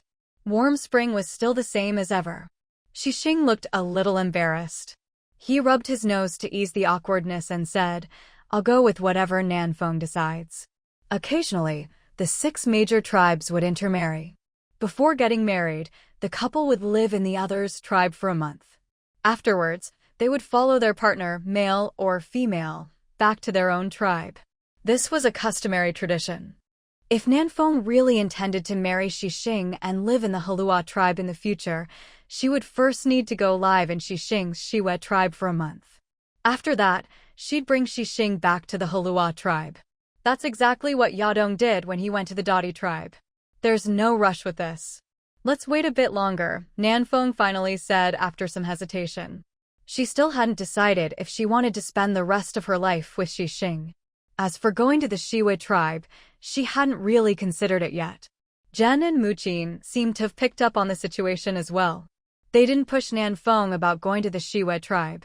They decided to wait until Nanfeng brought it up herself before making any plans. Xixing is really popular with the females. Next time the tribes gather for an exchange, if you still haven't made up your mind, you might have some competition, Ziyi joked as she walked out of the pharmacy, teasing Nanfeng and Xixing. Hearing this, Nanfeng turned to look at Xixing beside her. Nanfeng wasn't surprised by the comment. She was just a little taken aback that Ziyi would say it so openly. Outstanding males and females were highly sought after in the Twilight Forest. When news of Maple Leaf's engagement got out, countless male totem warriors roared about teaching Kong Shan a lesson. 5 years ago, before Bai Qing's accident, every time the Normandy Grand Market was held, countless females would approach Bai Qing to express their interest in marrying him. Some bold females even tried to sneak into Bai Qing's den at night. A few even came directly to the Heluo tribe to find him. The Black Panther tribe fears no challenge, Nanfeng declared boldly. She'd take on as many challengers as came her way. Besides, she and Xixing weren't the main focus of the upcoming tribal exchange. The real stars were the single males and females from each tribe. The exchange was as much about trading goods as it was about encouraging intertribal marriages. Who didn't know that Shenyan Finghua was stockpiling supplies for this very reason? Lately, all the single males and females in the tribe were restless, full of energy, just waiting for the exchange to begin. Nanfeng, you're awesome. Chang Xia gave Nanfeng a thumbs up, grinning happily. Warm Spring pondered Suye's words. A marriage between Nanfeng and Xixing would symbolize an alliance between the Heluo and Heluo tribes. Challenging Nanfeng or Xixing would mean making enemies of both the Snake Tribe and the Black Panther Tribe. Was anyone really foolish enough to do that? Don't be fooled by the beast folk's straightforwardness. Each one was clever in their own way. If they were truly stupid, how could they survive in the Twilight Forest? Enough about me. Want to go check out the Baihu commercial district? Nanfeng asked. Most of it had already been built. The mountainside had been carved into a series of cave dwellings. Unlike the Baihu caves, these were mostly single-chambered, with straight north-south roads and tightly packed houses. This afternoon, Chang Xia replied. The Baihu commercial district had been designed by Chang Xia. It looked a lot like something out of Avatar, built from yellow earth and currently only had one floor. In the future, Chang Xia planned to add a second, third, and even higher levels. The district was expected to accommodate 3,000 to 4,000 beastfolk. Beastfolk didn't reproduce easily. With over 1,000 members, the Heluo Tribe was considered a large tribe in the Twilight Forest. Of the 6 major tribes, only the Snake Tribe of Heluo had more people. The others had fewer than Heluo.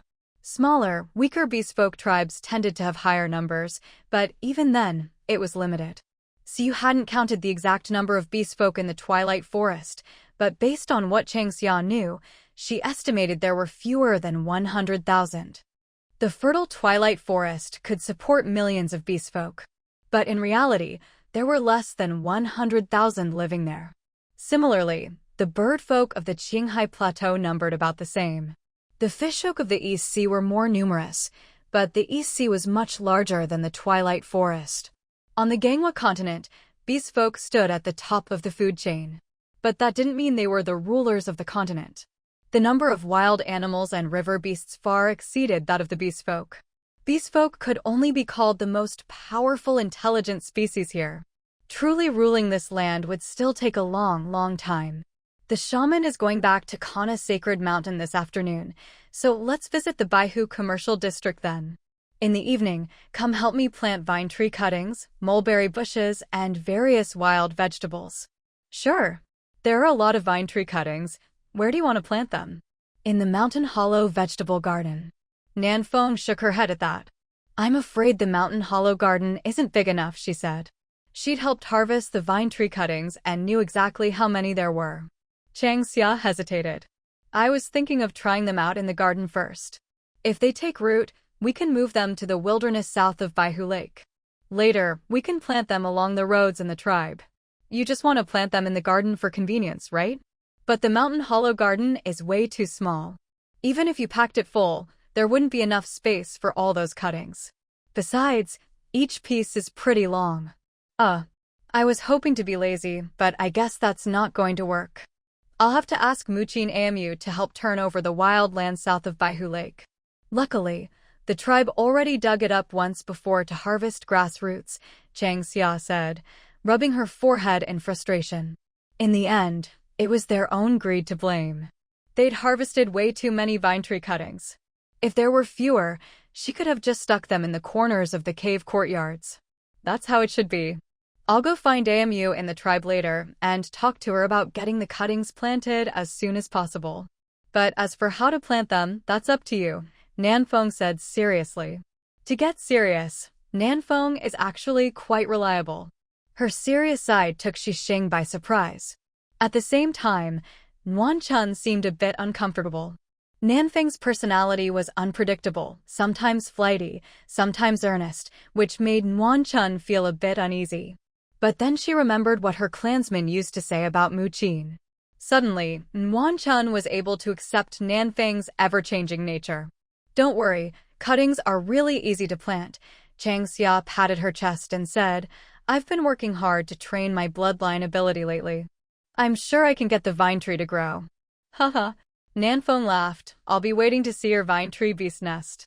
Vine tree beast nest, Nuanchun squinted, then suddenly opened her eyes and asked, Nanfeng, what's this vine tree beast nest all about? Nuanchun had been to Song Mountain, but never entered Misty Ridge. Naturally, she'd never stayed in one of the vine tree beast nests in Misty Ridge. End of this chapter. Oh, I forgot, you've never been to Misty Ridge.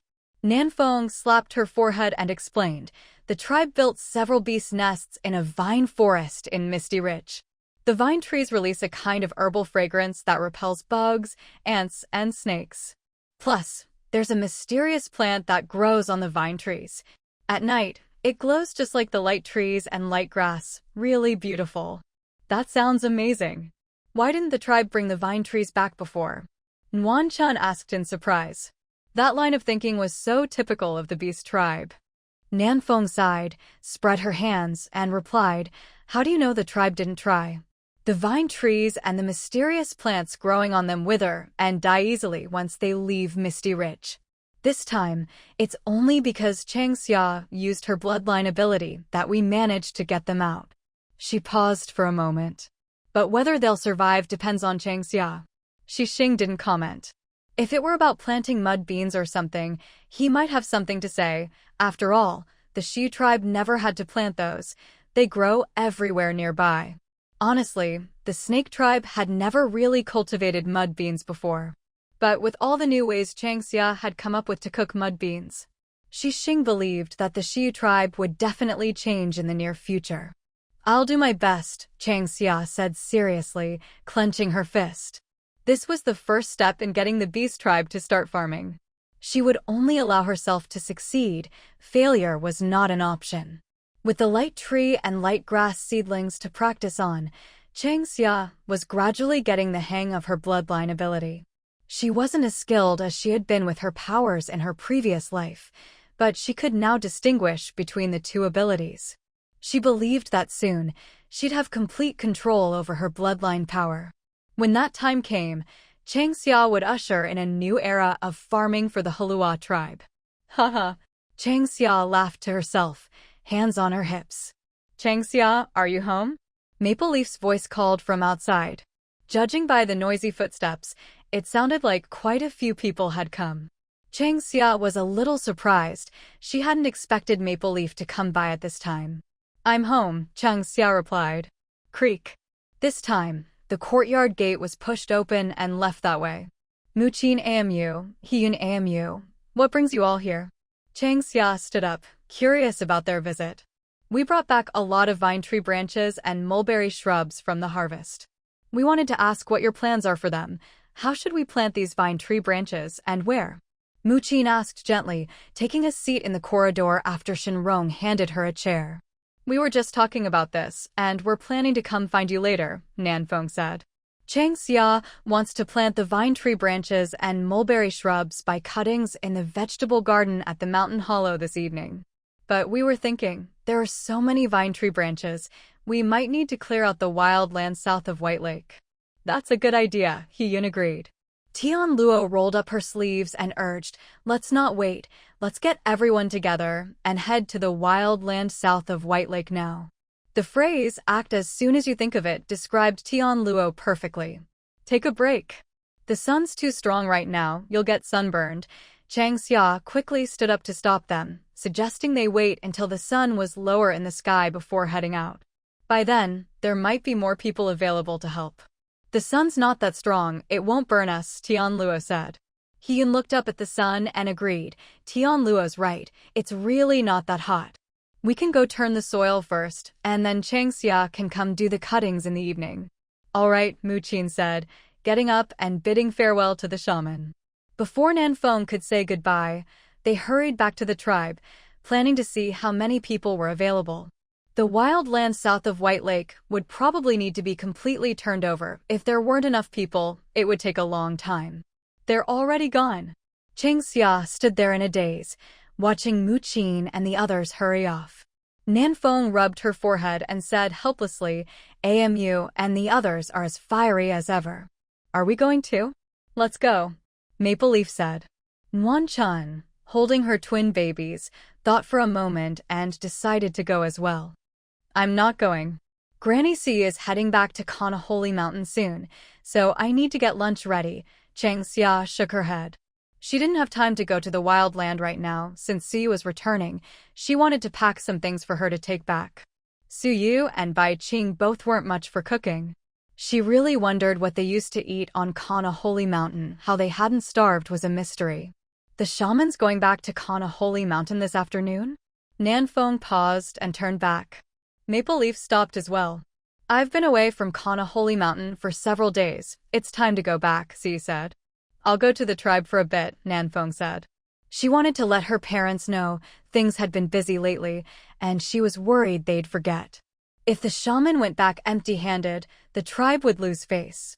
With that, before anyone could react, Nanfeng dashed out of the courtyard. Xing thought for a moment, then followed her.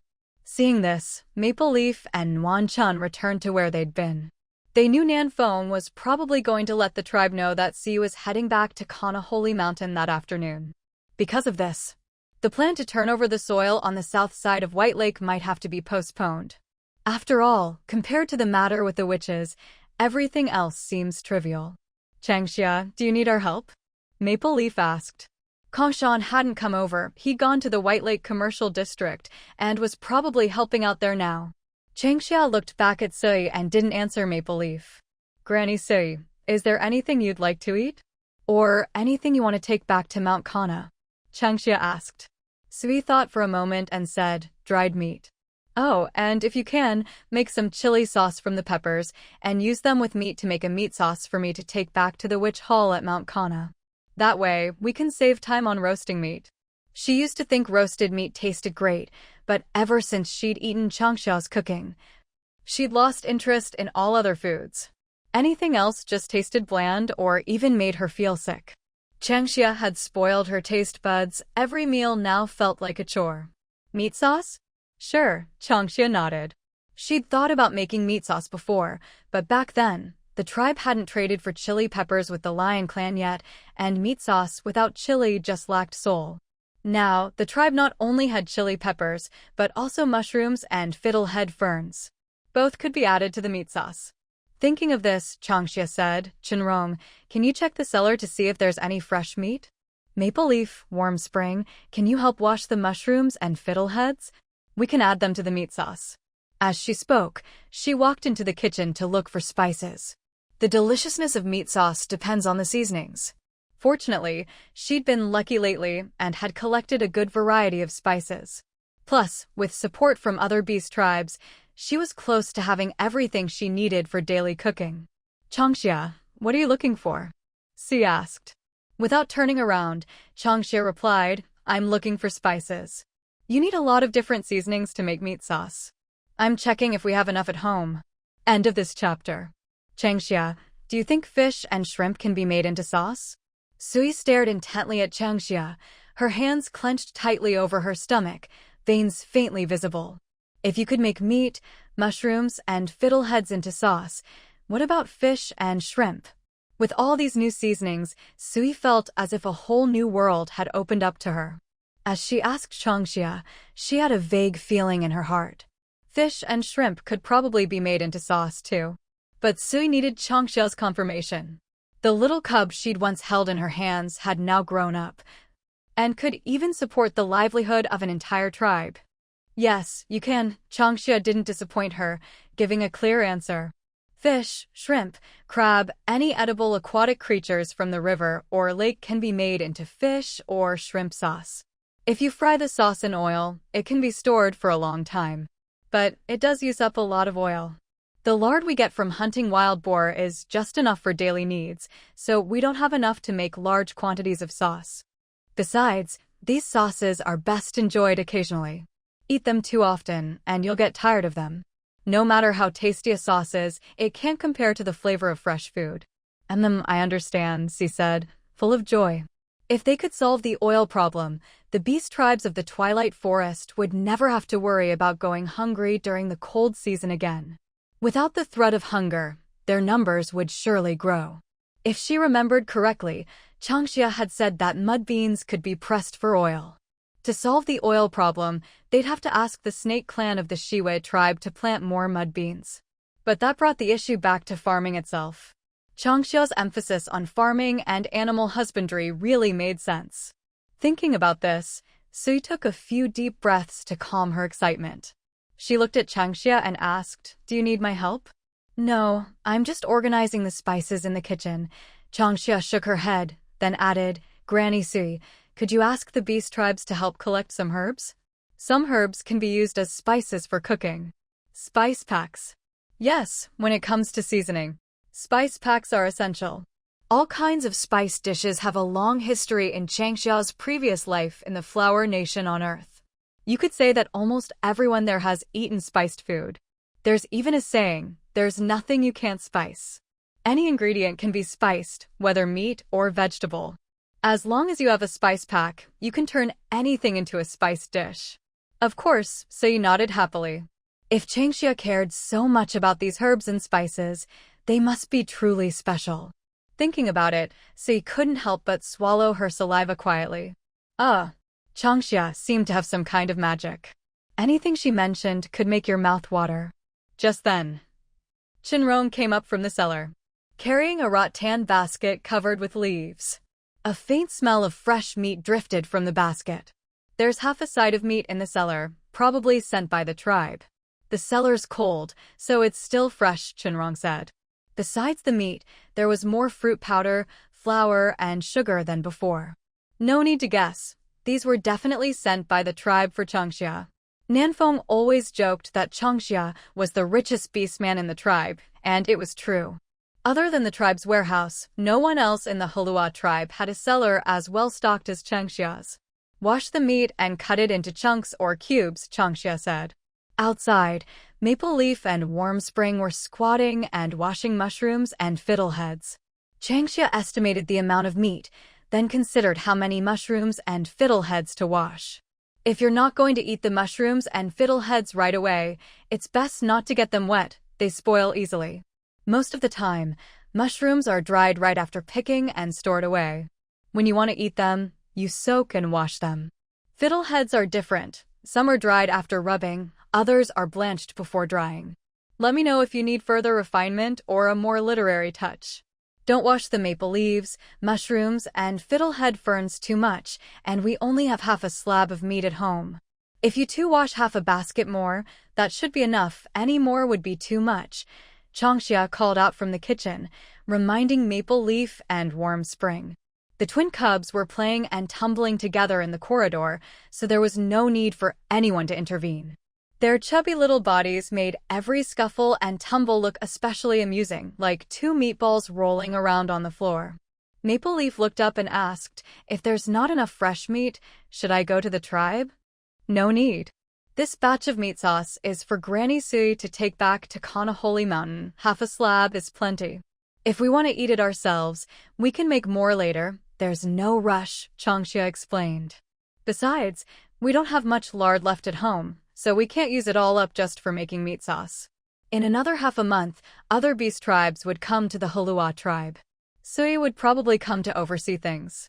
This batch of meat sauce, made with half a slab of fresh meat, mushrooms, and fiddlehead ferns, would be enough for Sui and Baiching to take back to Holy Mountain. The meat sauce was meant to be eaten with fruit, flatbread, or dumplings, not as a main dish.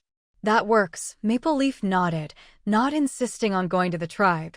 Warm Spring licked her lips and said, "Changxia, I heard you and the shaman say that fish and shrimp can also be made into sauce. Is it the same as meat sauce?" As she asked, images of fish balls, braised fish, steamed fish, and shrimp and crab dishes flashed through her mind, making her mouth water. She couldn't help but swallow repeatedly, feeling very hungry. "Pretty much," Changxia nodded in reply. "Then I'll have to watch carefully later. If it's as convenient as chili sauce, I'll make more in the future, then I won't have to cook every meal. I can just boil some noodles and mix them with different sauces," Maple Leaf said happily. These sauces were clearly a blessing for beast folk who didn't know how to cook. Luckily, Nanfeng had gone to the tribe, or she'd be over the moon. Nanfeng loved to eat, but her cooking skills were average. She'd even secretly asked Shishing to learn more from Changxia. Pfft. Changxia couldn't help but laugh at that. Maple Leaf was always quick-witted. If they ever started a takeout business, orders from all the beast tribes would probably explode. Warm Spring agreed with Maple Leaf's idea. With two mischievous, curious cubs at home, It was easy to imagine how exhausting her days were. She liked visiting Changxia's house because the courtyard was big enough for the twins to explore and play without her having to watch them every second. She could finally get a bit of rest. I need to get serious too. Just taking care of the twins every day leaves me exhausted. I really don't want to cook, Warm Spring said, echoing Maple Leaf's thoughts about the convenience. Changxia smiled slightly and said, if you eat too much sauce, it won't taste good anymore. Food is always best when it's fresh. It was just like instant noodles, eat them too often, and you'll get sick of them. But go a while without, and you start craving them again. People are just like that, caught between love and hate. End of this chapter. Shaman. Suddenly, a voice called from outside the courtyard.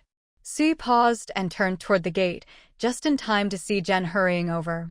As soon as he arrived, he asked, Shaman, are you heading back to Kana Holy Mountain this afternoon? He'd thought the shaman would return to Kana Holy Mountain the next day, but Nanfeng had found him and told him the shaman was leaving for the shaman hall that afternoon. Jen didn't waste any time and rushed over from the tribe. With the construction of the Baihu commercial district about to begin, Jen had been running around non-stop every day. Thankfully, Changxia and the others had just returned with several baskets of resin, greatly easing the pressure on the construction.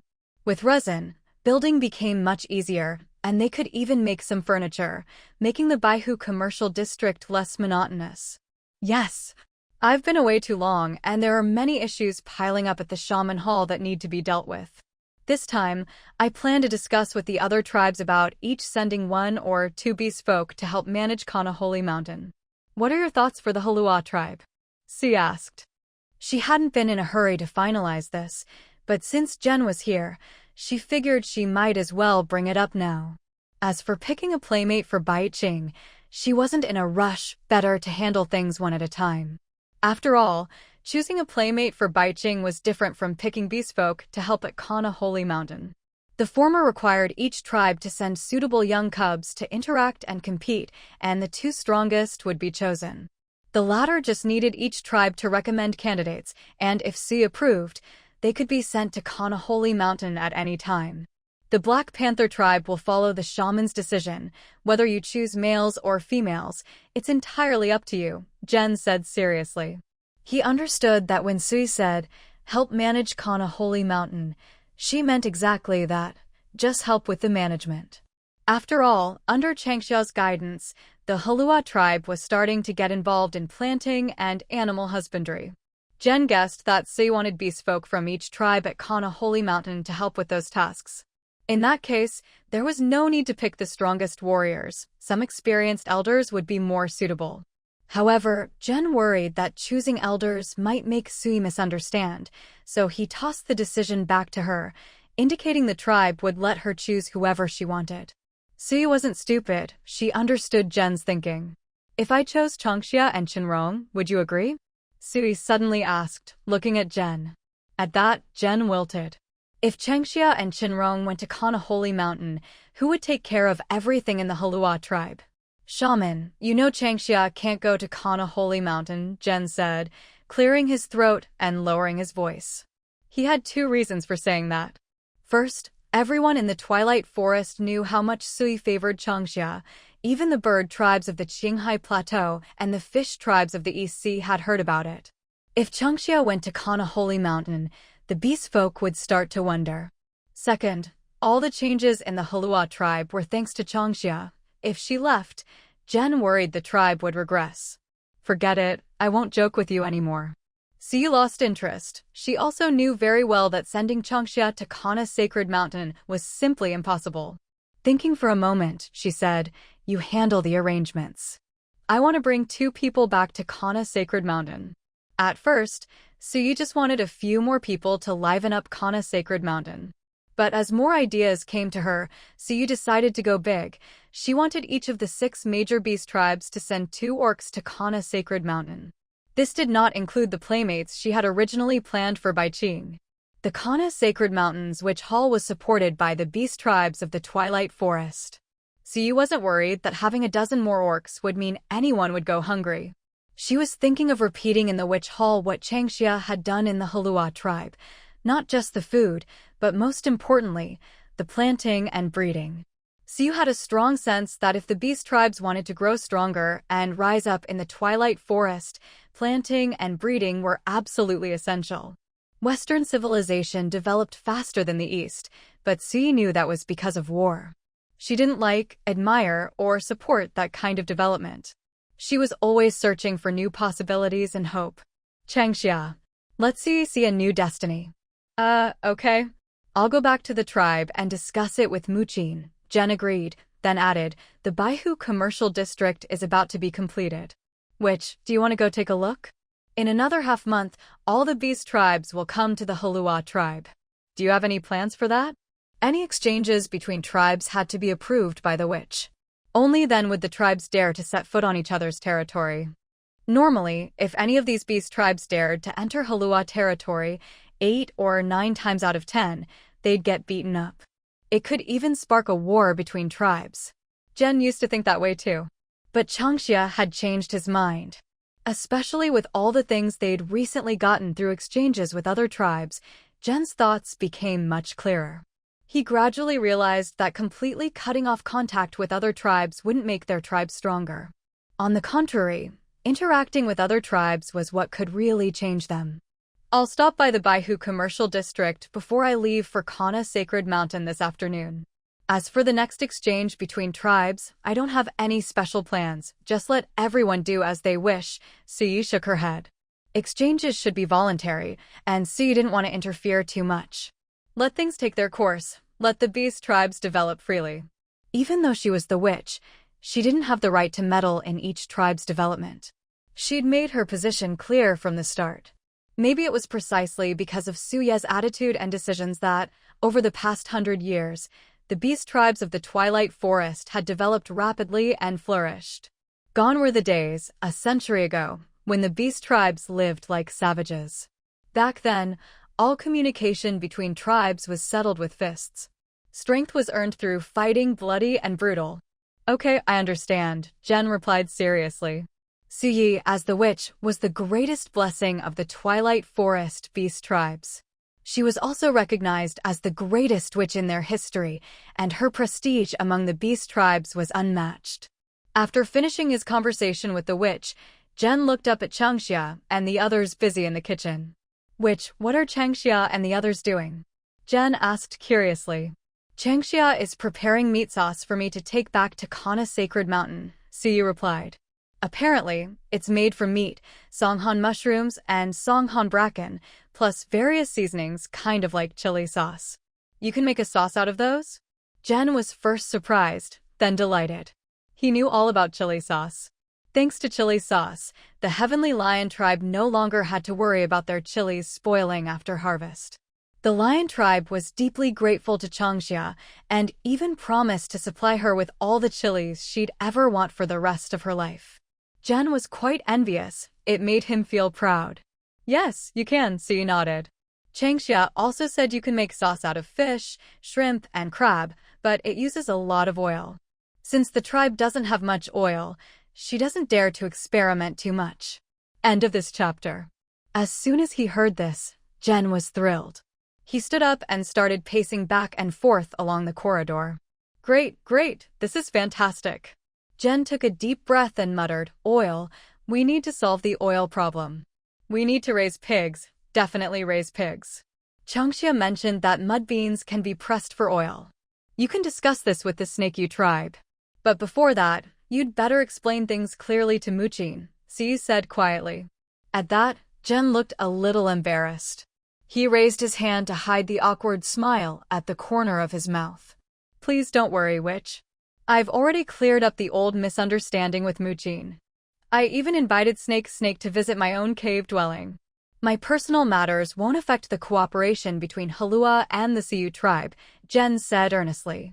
After spending so much time with Changxia, the orcs of the Heluo tribe had all become very smooth talkers. Good, as long as it's all cleared up, Siyu said, very satisfied. At the same time, she couldn't help but sigh inwardly. These young beast folk really played hard, not afraid to stir up trouble for themselves. Changxia, is making meat sauce difficult? Jen poked his head into the kitchen and asked softly. Changxia looked up, smiled, and called out, "Chief Jen, it's very simple." "Simple is good," Jen said, rubbing his hands together. He looked at Maple Leaf and Warm Spring and instructed them seriously. "Maple Leaf, Warm Spring, you two learn from Changxia. Once you've got it down, go back to the tribe. Everyone's waiting for you, do your best." Okay, the two responded. Before, they hadn't felt any pressure. But now, hearing Jen's earnest instructions, they suddenly felt a lot of pressure. The ironwood knives in their hands seemed to get heavier. Fresh meat was sliced or diced and placed in a sieve. The mushrooms were diced, the bracken cut into strips. Each was blanched separately, then set aside in sieves. For the chilies, Changxia planned to use both fresh chili sauce and dried chilies, stir-fried separately. She added oil to a stone pot, stir-fried the fresh meat until it changed color, then added the sauce and stir-fried until fragrant. Next went in the mushrooms and bracken, more stir-frying, then water, soy sauce, salt, and other seasonings. She covered the pot and simmered until the sauce thickened. As she cooked, Changxia explained the process step by step. "Let me know if you need further editing or have specific style requests." She told Maple Leaf and Warm Spring that seasonal vegetables like mushrooms and fiddlehead ferns could be cooked together or separately. It was just like using fresh chili paste versus dried chilies. The way you stir-fry them depends entirely on personal taste. There are all sorts of ways to make meat sauce. You don't have to stick to Changxia's method. She just cooks everything together for the sake of convenience. This meat sauce smells amazing. Looking at these mushrooms, I want to try making a chicken sauce with Songhan chicken and Songhan mushrooms, Maple Leaf said excitedly. Changxia chuckled and replied, "Don't even dream about Songhan chicken. Ordinary wild chickens are fine, but leave the Songhan chickens alone." Haha, Warm Spring burst out laughing. This was the first time ever that a certain type of game was so delicious that Changxia was worried it might go extinct from overhunting, so she had the tribe start raising them early and forbade people from sneaking any. "Shen Rong, we're short on clay jars in the kitchen. Go down to the cellar and bring up a few," Changxia called out. The stone pot was bubbling away, and it looked like the sauce was almost done and ready to come off the heat. She lifted the wooden lid and continued to stir with a spatula. The rich aroma and beautiful colors were enough to make anyone's mouth water. It's a pity we didn't prepare any mud beans or soybeans ahead of time. If we had some cooked mud beans or soybeans, we could add a bit right before taking it off the stove. Before the Heluo Tribe left, I talked to Chief Shi. Next time, she'll have her people bring more mud beans. If the other beast tribes don't have anything to trade, I'll make sure we get all the mud beans from the Heluo Tribe. And don't forget the beans from the Manhwa tribe. This time, all the different beans that Changxia provided for the trip made everything so much more enjoyable. "Got it, I'll remember," Jen replied earnestly. The Heluo tribe had flour and maple sugar, both of which could be traded with other beast tribes. Besides that, things like seasoning fruits and tree resin could also be used for trading with smaller tribes. The Black Panther tribe wasn't poor anymore. They could trade with any tribe they wanted. As for things like light trees and light grass that hadn't been widely distributed yet, weren't they all incredibly valuable? Shen Rong soon returned from the cellar with the clay jars, washed them, and set them upside down to drain. Meanwhile, the mushroom and fiddlehead meat sauce was ready. Changxia told Warm Spring to pull out the firewood so the pot wouldn't burn. "Changxia, you've turned all the fresh meat into meat sauce. Forget about jerky, but can you make me a bit of that chicken sauce and fish or shrimp sauce too? If you don't have time today, do it tomorrow. Once it's ready, have someone send it to me at Kana Sacred Mountain," Sui instructed. Just the smell of this mushroom and fiddlehead meat sauce was enough for Sui to know it would taste amazing. With this meat sauce, she could cook some noodles or fry some fruit flour pancakes at the Witch Hall on Kana Sacred Mountain and have a delicious meal. How wonderful! Of course, Changxia nodded, making a mental note of Suya's request. Nearby, Maple Leaf and Warm Spring exchanged a glance, their eyes lighting up. Clearly, they wanted to make a few jars of this sauce themselves. It was quick and easy, why not? "Which, could you spare me 2 bloodthorn herbs?" Shen Rong approached Su Yi and asked. Su Yi paused, hesitating. "What do you need bloodthorn herbs for?" As she spoke, she glanced meaningfully at Changxia. Could Changxia be? But that was impossible. The two had only recently become mates, and Shen Rong's health hadn't been great before, so they hadn't shared a bed. Even if they just had, the bloodthorn herb wouldn't be needed so soon. Shen Rong noticed Suya's subtle look and felt a bit embarrassed. Bloodthorn herb is special. I was thinking, since Changxia's bloodline ability is unique, maybe she could try cultivating it outside Misty Ridge, Shen Rong explained. He really didn't have any special reason for asking about the bloodthorn herb. Siyu had said it could help with pregnancy, but Shen Rong thought maybe it had other medicinal uses as well. Still, bloodthorn herb was so precious that Siyu wouldn't just hand it out because of a casual request. However, if Changxia could grow it outside Misty Ridge, then the Twilight Forest would never have to worry about running out again. When they harvested the bloodthorn herb, Shen Rong had specifically told the tribe to dig it up with the soil intact, instead of shaking the dirt off the roots like before. So that's why all the bloodthorn herbs they picked this time still have soil on the roots. You were thinking ahead. Did Changxia ask you to do that? Sui smiled, clearly pleased. Shen Rong didn't deny it. Changxia had indeed mentioned it to him. Later, after being overwhelmed by the stench of Misty Ridge, Changxia forgot all about it, but Shen Rong hadn't. With Changxia's extraordinary bloodline ability, he was even more confident than she was that they could get these plants to thrive back in the tribe. We harvested plenty of bloodthorn herb this time. I'll set aside 5 plants for Changxia, take good care of them, and don't tell anyone. Bloodthorn herb is no ordinary plant. It's extremely important, Siyu said seriously. If anyone else had dared to ask for bloodthorn herb, Siyu would have beaten them so badly their own parents wouldn't recognize them. But since it was Shen Rong, she agreed without hesitation and even gave him 5 extra plants. Thank you, which Shen Rong said gratefully, already thinking about making wooden planters. After his experience with light grass, he knew these planters wouldn't be hard to make. He planned to get started after lunch. End of this chapter. Afternoon. Siyu is checking her luggage, getting ready to return to Kana's sacred mountain. Changxia had Shen Rong cut reeds from the shore of White Lake and weave them into covers for the clay jars. This way, even if the journey was bumpy, the jars wouldn't break, making them easier to carry. Muqin brought the tribe members over, delivering fruit flour, fresh meat, sugar, and all sorts of supplies. Let's go to the White Lake Commercial District, Siyu said. After touring the commercial district, they'd set off for the witch hall at Kana's sacred mountain. Since the two places were close, Siyu wasn't in any rush. With that, the group set off in high spirits toward the White Lake Commercial District. They followed the embankment along the lake to the White Lake Wall. After passing through the wall, they arrived at the commercial district. For now, the fences around White Lake hadn't been removed. They'd decide what to do with them after this trading event. If they did move them, where should they go? Changxia thought the far side of White River would be a good choice. However, crossing the river is a problem. Building a wooden bridge or buying boats from the fish tribe, these options all need to be considered. Aren't you paving this road with snowflake stone slabs?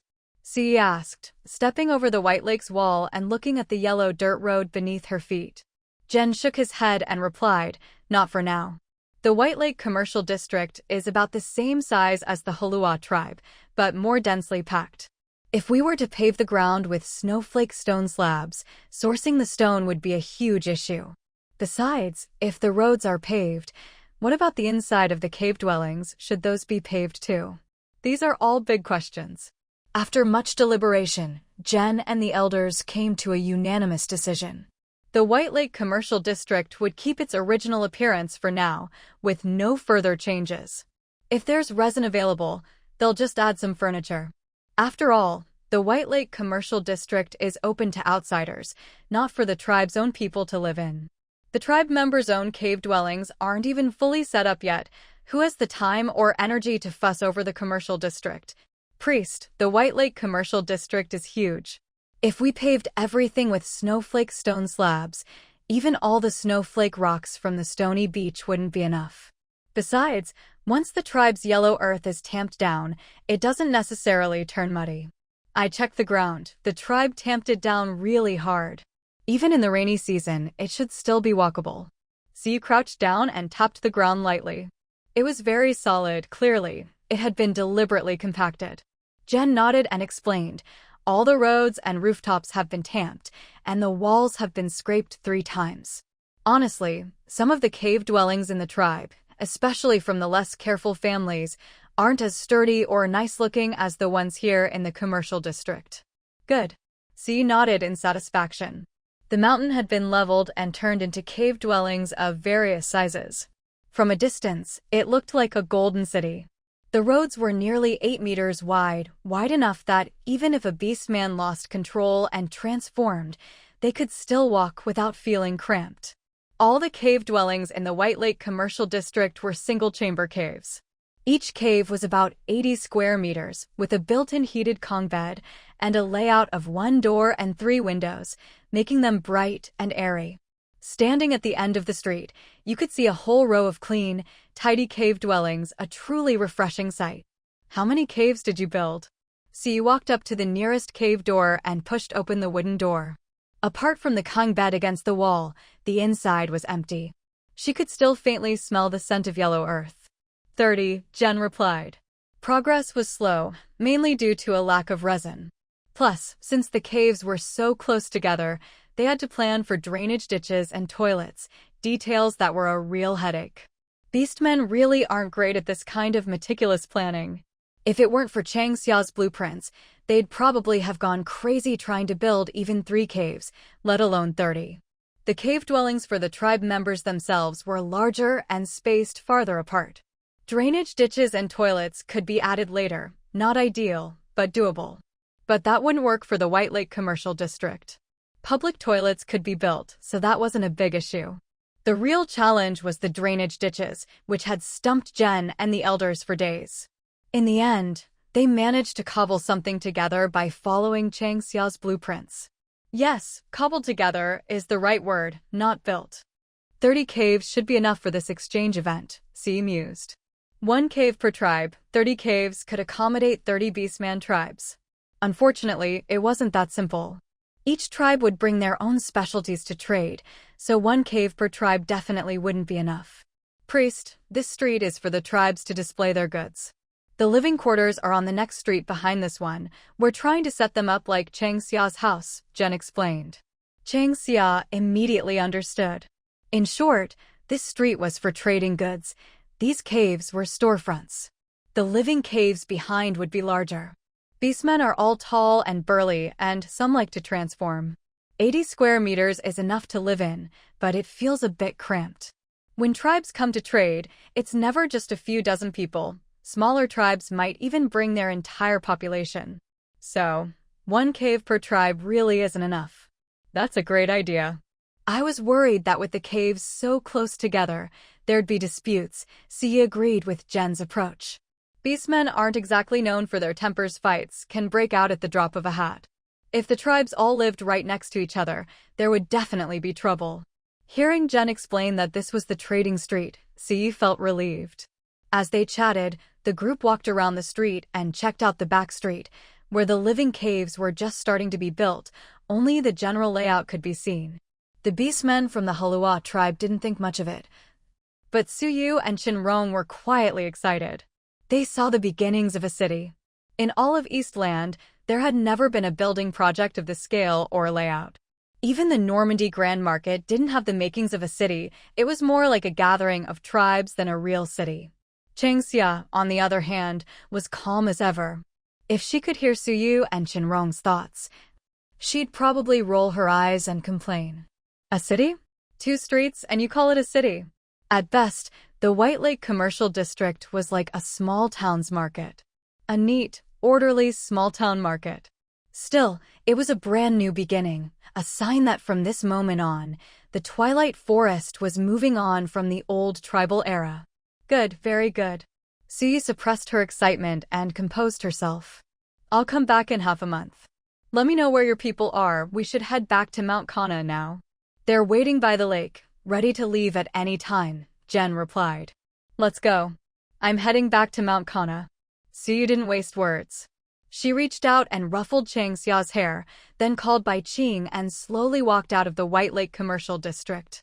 Chang Xia followed at a leisurely pace and called out to Nan Feng.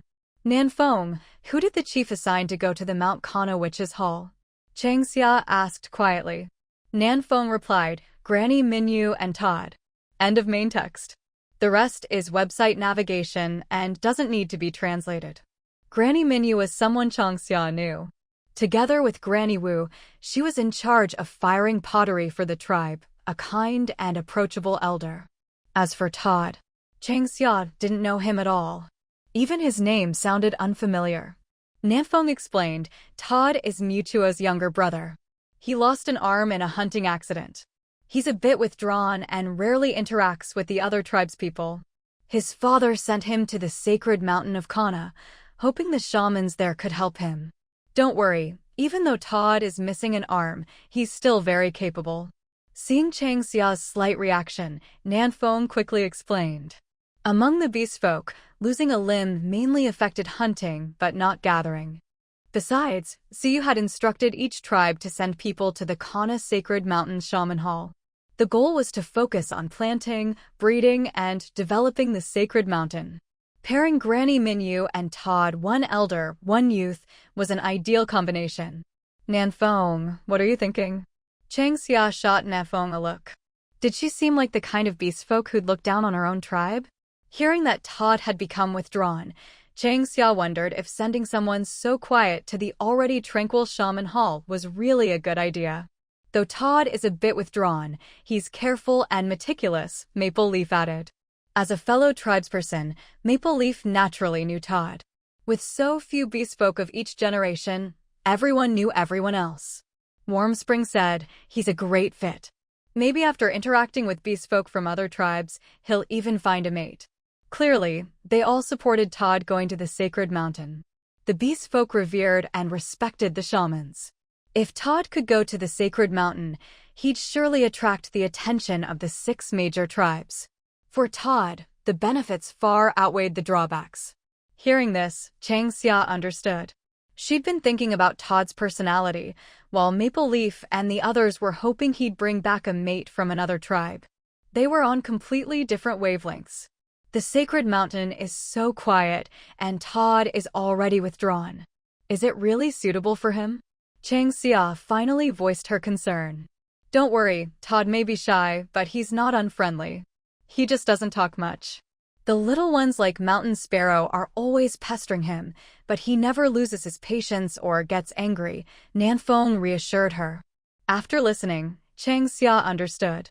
What Nanfeng and the others called withdrawn wasn't what she'd thought. It wasn't like autism or anything. They just meant Todd was shy and introverted, not unsociable. Realizing this, Chang Xia didn't ask further. Chatting as they walked, the group returned to White Lake. At that moment, Shen Yan, Feng Hua, and the others were busy tying up vine baskets in their beast forms.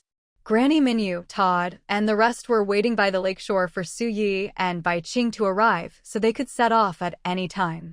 All right, I'm off, Su said crisply, waving to Chang Xia. She let Shen Yan and the others head for the sacred mountain.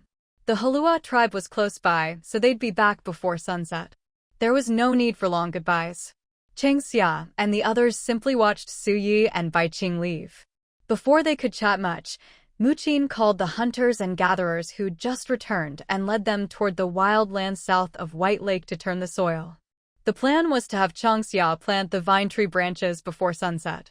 Nanfeng, Yu, and Maple Leaf loosen the soil along the White Lake embankment.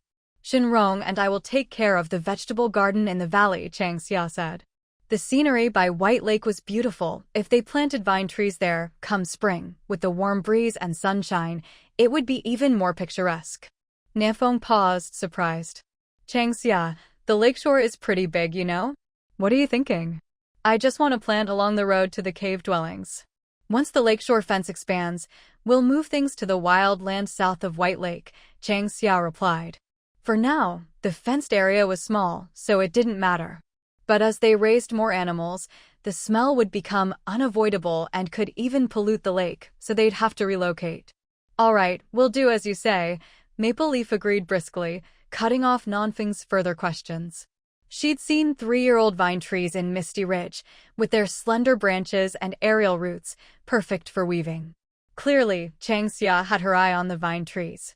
If they grew well, combined with the mysterious plants, even at night the Heluo Tribe could be brightly lit. Just imagine the whole Twilight Forest, no, all of Eastland. What other tribe could be as grand? Maple Leaf was so excited just thinking about it. Never mind just loosening the soil along the embankment. Even if Changxia wanted to drain the whole lake, Maple Leaf would help. Warm Spring handed her twin cubs to Mountain Sparrow and the others to look after, then joined Maple Leaf and Nanfeng in preparing the lakeshore. Meanwhile, Changxia and Shen Rong returned to the cave, grabbed their tools, and headed to the cellar, then into their own vegetable garden. The peppers are a bit wilted, but the wild greens are thriving, Changxia said happily. She walked to the white fruit trees after loosening the soil and spreading plant ash. This crop was even more fruitful than before. The second harvest would be even better. The mulberry bushes will be planted in the cave courtyard, and the wild greens will go here with the others. The rest of the land will be used for vine trees. Let me know if you need further editing or a more literary adaptation. After the vine tree takes root, it will be transplanted. Changxia never intended to plant the vine tree permanently in the vegetable garden. The only reason for planting it here was convenience. It's close by, making it easy for her to experiment whenever she wants. Is there anything else we need to do for propagating and planting the vine tree? Shen Rong asked as he turned over the soil with a stone hoe. He'd already dug here once not long ago, but the weeds had grown back. With previous experience, Shen Rong tossed the uprooted weed roots aside to dry, planning to burn them with a firestone and then scatter the ashes back into the soil. Changxia said, "That's enough for now. I'll ask Aunt Muqin to cut some thatch or something similar, burn it into ash, and use it as fertilizer for the vine tree. As for composting and such, it's not necessary at the moment. After all, the tribe's farming hasn't reached any real scale yet." Still, Changxia made a mental note to remember composting when she returned to the tribe. It might come in handy in the future, so she couldn't afford to forget. After speaking, she thought of the humid air in Misty Ridge, wondering if she should get some lake mud or something similar. The more she thought, the more ideas popped up, but her hands didn't slow as she worked the soil with the stone hoe. "Shen Rong, do the beast tribes in the Western Lands farm?" Changxia asked, resting her hands on the hoe and tilting her head to look at Shen Rong. Shen Rong replied, "They do, but the harvests are usually poor. After handing over the required tribute to the main tribe, there's often not enough left for themselves, so life is very hard." He had visited some small tribes and experienced that sense of hopelessness. No matter how hard they worked, they couldn't feed or clothe their people. Sometimes, if they couldn't deliver enough grain or furs, they had to give up their own people as payment. The cost of war was also a cost paid by the beast people. The Western lands might look prosperous on the surface, but in reality, it's like a bubble, one poke and it bursts. The Tianyuan tribe wages war everywhere, simply to seize more land, more food, and more beastman slaves. A paradise for the nobles, a hell for the commoners. "What do you mean?" Changxia asked in surprise. "Slaves. There are slaves in the Western lands," Shen Rong said. "The class divisions are clear: nobles, commoners, and slaves. The upper classes see only beauty, while those below live in hell. It's a world completely different from the Eastern lands. I hope you never have to know that world." End of this chapter. Changxia was stunned. Previously, Shen Rong had hinted at the existence of slavery in the Western lands, but never so bluntly. Changxia had probed Suye about it, and Suye's description was full of mockery and disdain. Plus, when Qianbai led the wanderers to sneak into the Muwatch Mountains, he'd revealed that the mastermind was from the Western lands. All this had dampened Changxia's curiosity about the Western lands. But, after hearing Shen Rong's words in full, is the Western lands really that chaotic? Changxia clicked her tongue, a little shocked. Shen Rong said, "The Western lands are far more chaotic than you can imagine. Order exists only for the benefit of the nobles. Plundering can happen at a moment's notice. Because of constant internal strife, the Western tribes are overall weaker than those in the East. That's why, even though there are more beastmen in the West, They don't dare invade the eastern lands. There's also the fact that the Eastern Sea Fish Tribe lies between the two regions. The sea belongs to the Fish Tribe, that's common knowledge on the Manhwa continent. Unless the Fish Tribe sides completely with one party, peace between the western and eastern lands will likely last for hundreds or even thousands of years. To peace. Changxia raised her hand and said quietly. Shen Rong smiled, mimicking her gesture. To peace. As they chatted, the two quickly finished turning over the empty plots in the vegetable garden. Should we plant now? Shen Rong asked. Changxia squinted up at the clear blue sky. Let's wait a bit. Come on, let's go home and rest. By now, Nan Feng and the others should be finishing up too. She waved her hand, not in a hurry. She leaned the stone hoe against the wall and knocked the dirt off her straw sandals. Passing through the cellar, the two returned to the cave dwelling. They washed their hands and faces, popped a piece of candy in their mouths, and sat down in the corridor. Shen Rong, what are you doing with that wood? Changxia asked as she ate her candy. The weather was a bit warm, a gentle breeze blowing. It was perfect for a nap. She was just thinking about dozing off when she saw Shen Rong carrying a few pieces of wood from the shed. I got 5 bloodthorn grasses from the shaman. I'm going to make some wooden planters, Shen Rong said. Changxia was delighted. She gave him a thumbs up and praised, Shen Rong, you're amazing. If you hadn't mentioned the bloodthorn grass, I'd have almost forgotten it's a treasure of Misty Ridge. By the way, where did you put the bloodthorn grass? On the second shelf in the shaman's pharmacy. Let me take a look. With that, Changxia stood up and headed for the pharmacy. Oh, the little cuties say they're thirsty, Changxia muttered, carrying out the 5 bloodthorn grasses. The soil on their roots had already dried out, no wonder she said they were thirsty. Shen Rong smiled and shook his head at her words. Sunshine, lots of it. Water, I want water. Changxia activated her bloodline ability, touching each of the 5 bloodthorn grasses in turn. She found they were quite vigorous, so why couldn't they survive after leaving Misty Ridge? After watering them, she set them on the steps of the corridor. Will they wither if we put them directly in the sun? Shen Rong asked worriedly. If all 5 bloodthorn grasses died, Siyu would probably go after him. Changxia shook her head and explained, don't worry, they love the sun. If you don't give them sunlight, they'll wither and die. Besides, I just watered them and gave them a bit of bloodline energy. They'll be fine in the sun, absolutely won't die. All right. Shen Rong nodded and got to work making the wooden planters. A short while later, he handed a finished planter to Changxia. Changxia, see if this works? Changxia took a bloodthorn grass and put it in the planter. It works, she said. The bloodthorn grass has a deep root system, so the planter could be a bit deeper than the ones we use for light grass. I'll adjust it, Shen Rong said, studying the bloodthorn grass. The long summer, we made it through. Outside the courtyard, Nan Feng's voice rang out. Is there any water? I'm dying of thirst. As soon as she stepped through the gate, Nan Feng started shouting. Changxia pointed toward the kitchen and replied, in the kitchen. What's Shen Rong up to? Maple Leaf walked over to the water jar, squatted down, and drew some water to wash her face. Warm Spring scooped up some water and splashed it onto her face. After washing up, they finally went to the kitchen to pour themselves something to drink. Except for Xixing, Kunchen, and the others were all busy in the Baihu commercial district. Xixing wasn't officially a member of the Heluo Tribe yet, so the tribe hadn't let him help with the kiln construction. The wooden basin is for planting bloodthorn grass, Changxia said. Oh wow!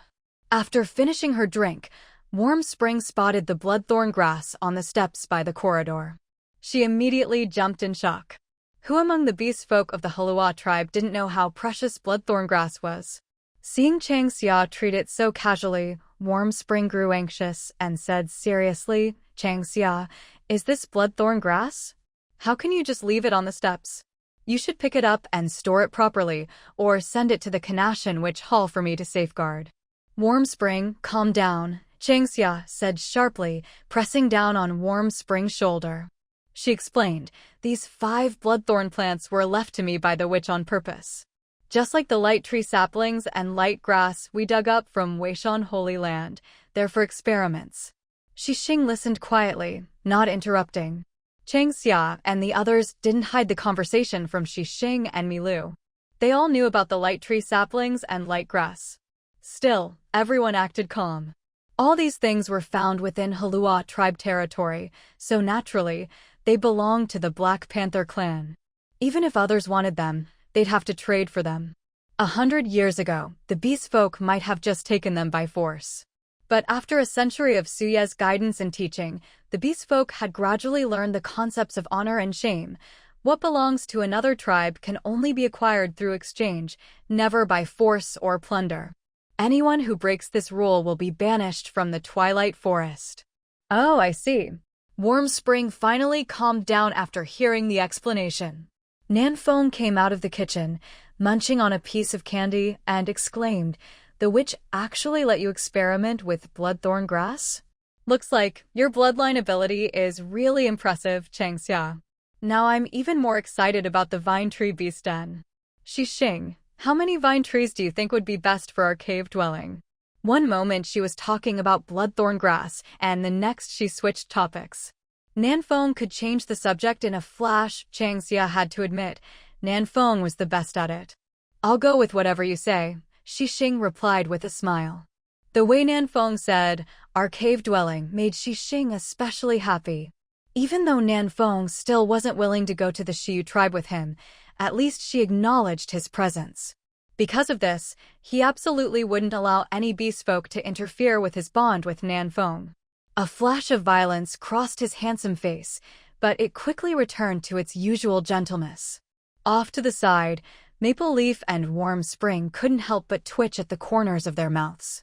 They glanced at Chang Xia, then at Nanfeng. What was going on with the Heluo tribe? Why did all these gentle-looking males have such dangerous auras?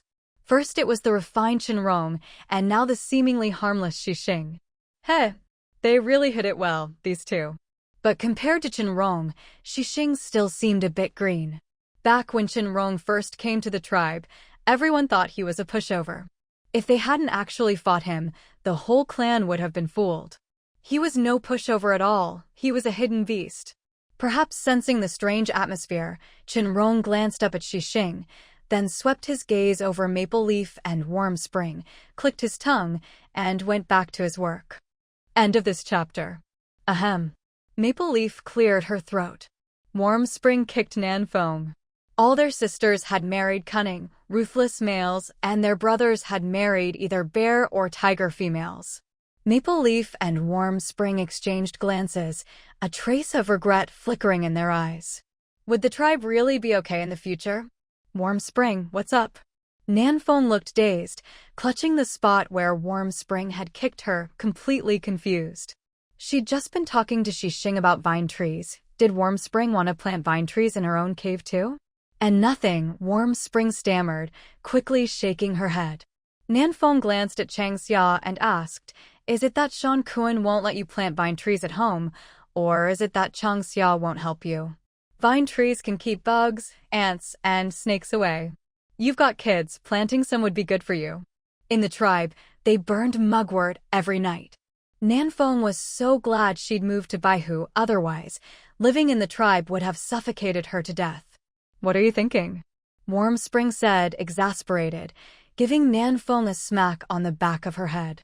"Come on, let's go to the cellar and move those vine tree branches. It's time to send them to the south side of Baihu Lake." Warm Spring's right, it's time to move the vine tree branches. Leave one basket in the cellar, and don't forget the ones under the big leaf tree branches in the woodshed, Chang Xia said, looking toward the horizon and echoing Warm Spring's words. At the same time, she couldn't help but mutter to herself. She reminded them to be extra careful when moving the branches. Remember, don't let the leaves wrapped around the vine tree branches fall off. The mysterious plant growing on the vine trees depends on those leaves. Only after the vine trees take root can they confirm whether the mysterious plant survived. Until then, none of the leaves wrapped around the vine tree branches can be removed. Come on, let's move them basket by basket. Don't let the leaves wrapped around the vine tree branches fall off. If the grass rope comes loose, remember to tie it back up. Chang Xia picked up her little stone hoe and joined the group, walking back and forth, keeping a close eye on the vine tree branches in Shen Rong and the others' hands. As they walked, she kept nagging. Changxia, enough already, Nanfeng said, twitching at the corners of her mouth, trying to stop Changxia's endless reminders. They were starting to forget how to walk. Thanks to her nagging, wasn't she just making things harder for the beastfolk? Ahem. Changxia blushed and shut her mouth. With all her nagging, Shen Rong and the others took twice as long as usual to carry the vine tree branches from the Baihu cave dwellings to the wilds south of Baihu Lake. At this moment, the wilderness had already been turned over. All the weeds and roots had been pulled out and piled to the side, waiting to dry before being burned. Changxia, we've been waiting for you. Muqin put down her stone hoe, took a few gulps from her water pouch, and walked toward Changxia, reaching out to take the vine branch from Changxia's hands. Seeing this, Changxia quickly turned to the side. Muqin Amu, wait. Changxia spoke up to stop her. Muqin paused, surprised. Changxia, what's wrong? Muqin Amu, these vine branches are all tied with leaves. The leaves and grass ropes must not be removed. When we plant them later, you have to remind everyone to be very careful. Do not remove the leaves or the grass ropes. This is important for the mysterious plant on the vine. We have to be extra cautious. Seeing how serious Changxia was, Muqin immediately paid close attention and carefully took the vine branch from Changxia. She called over Hayon, Tianluo, and the others and repeated Changxia's instructions.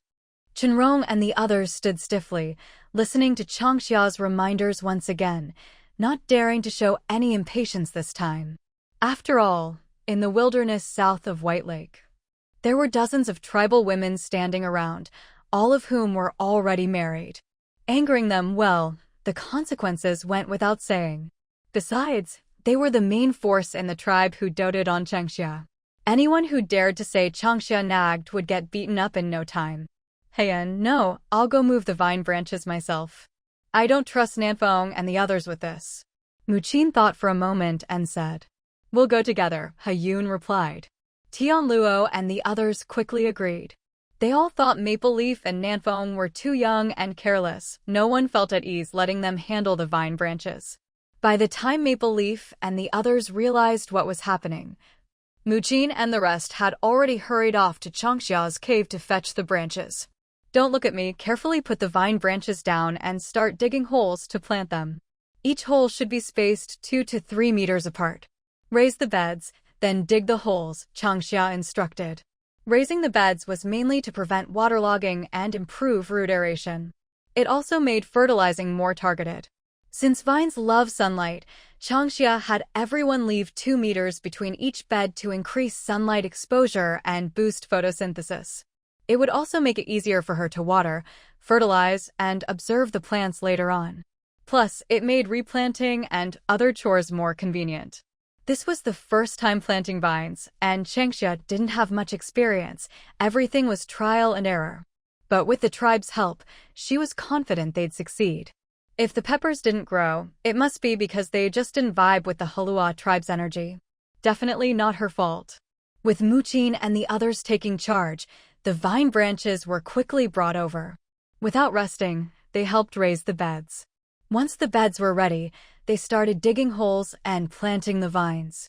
Thanks to Changxia's special reminder, they worked in pairs. One dug the hole, the other held the vine branch. They worked steadily and methodically. By sunset, the wilderness south of White Lake had been transformed into neat, rectangular beds. Maple Leaf, you all keep planting vines by the lakeshore. I'll stay and check the ones we've already planted, Changxia said, taking off her water pouch and drinking deeply. She went bed by bed, checking. She figured she probably wouldn't finish checking all the vines before dark. But where there's a will, there's a way. Actually, the so-called checking was mainly to channel some of her bloodline ability into the planted vines. It was similar to a wood-type power, channeling energy into the plants. Okay. Maple Leaf nodded and called out. The tribe members carefully picked up the remaining vine branches and followed Maple Leaf and Nanfeng to the lakeshore to plant more vines. Changxia, do you need help? Muqin asked. Changxia shook her head. Muqin Amu, leave the rest to me.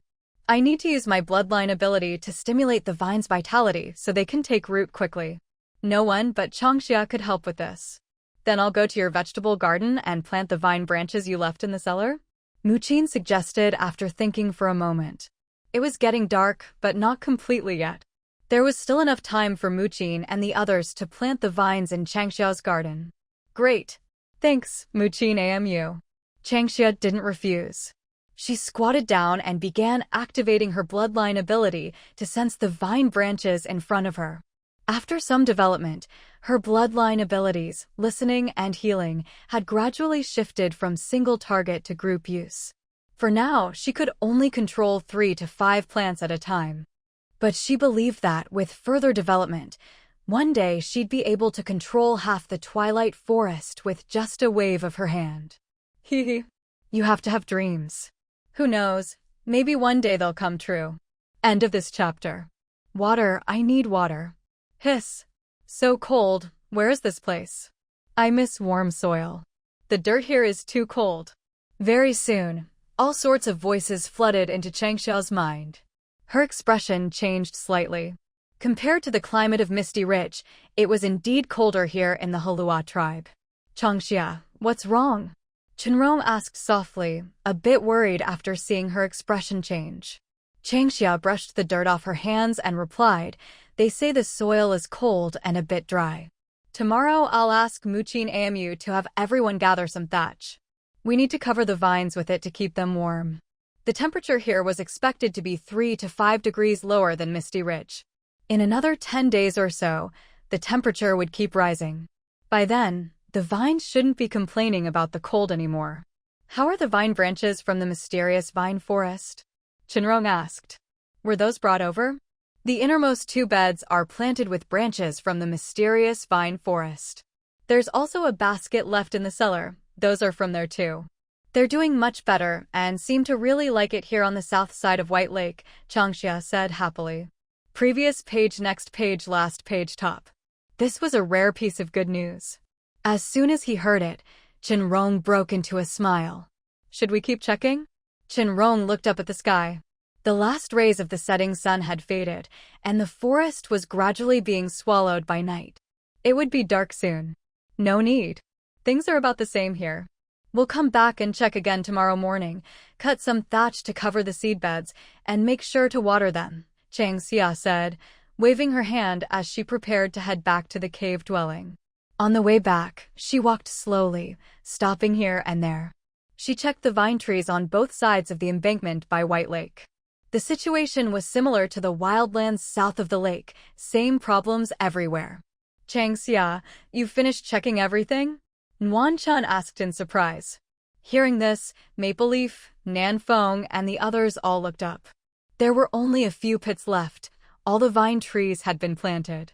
The rest of the tribe had already returned to the settlement, leaving Maple Leaf and the others to wrap things up.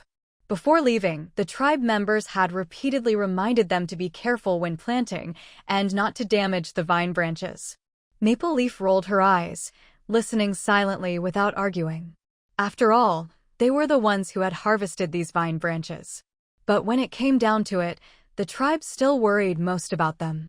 They weren't sure whether to feel insulted or not.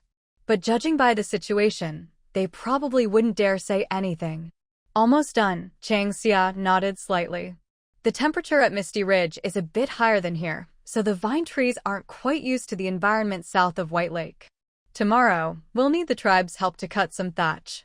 I want to spread it over the seedbeds to help keep the soil warm. Amu hasn't come back yet. She's probably still in your family's vegetable garden, Nan Feng said, gesturing toward Changxia's cave. She hadn't seen Muqin pass by the lakeshore. Most likely, she was still busy in the garden. I'll go check, Changxia said. With that, she took Shen Rong and headed for her own cave. Maple Leaf and the others finished planting the last vine branch, brushed the dirt off their hands, and headed home. In the past, every day spent hunting and gathering felt endless, but now life in the tribe was busy every day. Still, this kind of busyness felt real. They even enjoyed it a little. I'm going to check the vegetable garden, Changxia said to Shen Rong as she returned to the cave, then hurried off to the cellar. Sure enough, Muqin and Heyun were still there. Muqin Amu, you're not done planting yet? Just finished, only one left. Did you finish checking on your end? Muqin replied. As they spoke, Muqin and Heun planted the last vine tree and covered it with soil. Then, carrying their stone hose, they walked over to Changxia, praising her cleverness as they went. The little path was much cleaner than the dirt road. It was also much more comfortable to walk on. I did a rough check. Tomorrow, Muqin AMU, I'll need you to have the tribe help cut some thatch. The temperature here is a bit lower than at Misty Ridge, so the vine trees aren't adapting well. We need to cover the seed beds with thatch to keep the soil warm, Changxia explained. Muqin agreed right away. She asked Changxia how to cover the vine trees, then left with Heun. Shen Rong tidied up the things drying in the courtyard, moving them all into the wooden shed. They'd need to keep drying them tomorrow, and once they were ready, move them into the cellar. Changxia washed her face. She went into the kitchen to prepare dinner. A light stone was set high in the wall, and through the window, the glow from the sapling in the courtyard bathed most of the yard in light. With the addition of the glowing grass in the sitting room, Changxia's home was the brightest in the entire Heluo Tribe. Shen Rong, is it okay if we have cold noodles for dinner? Changxia asked softly.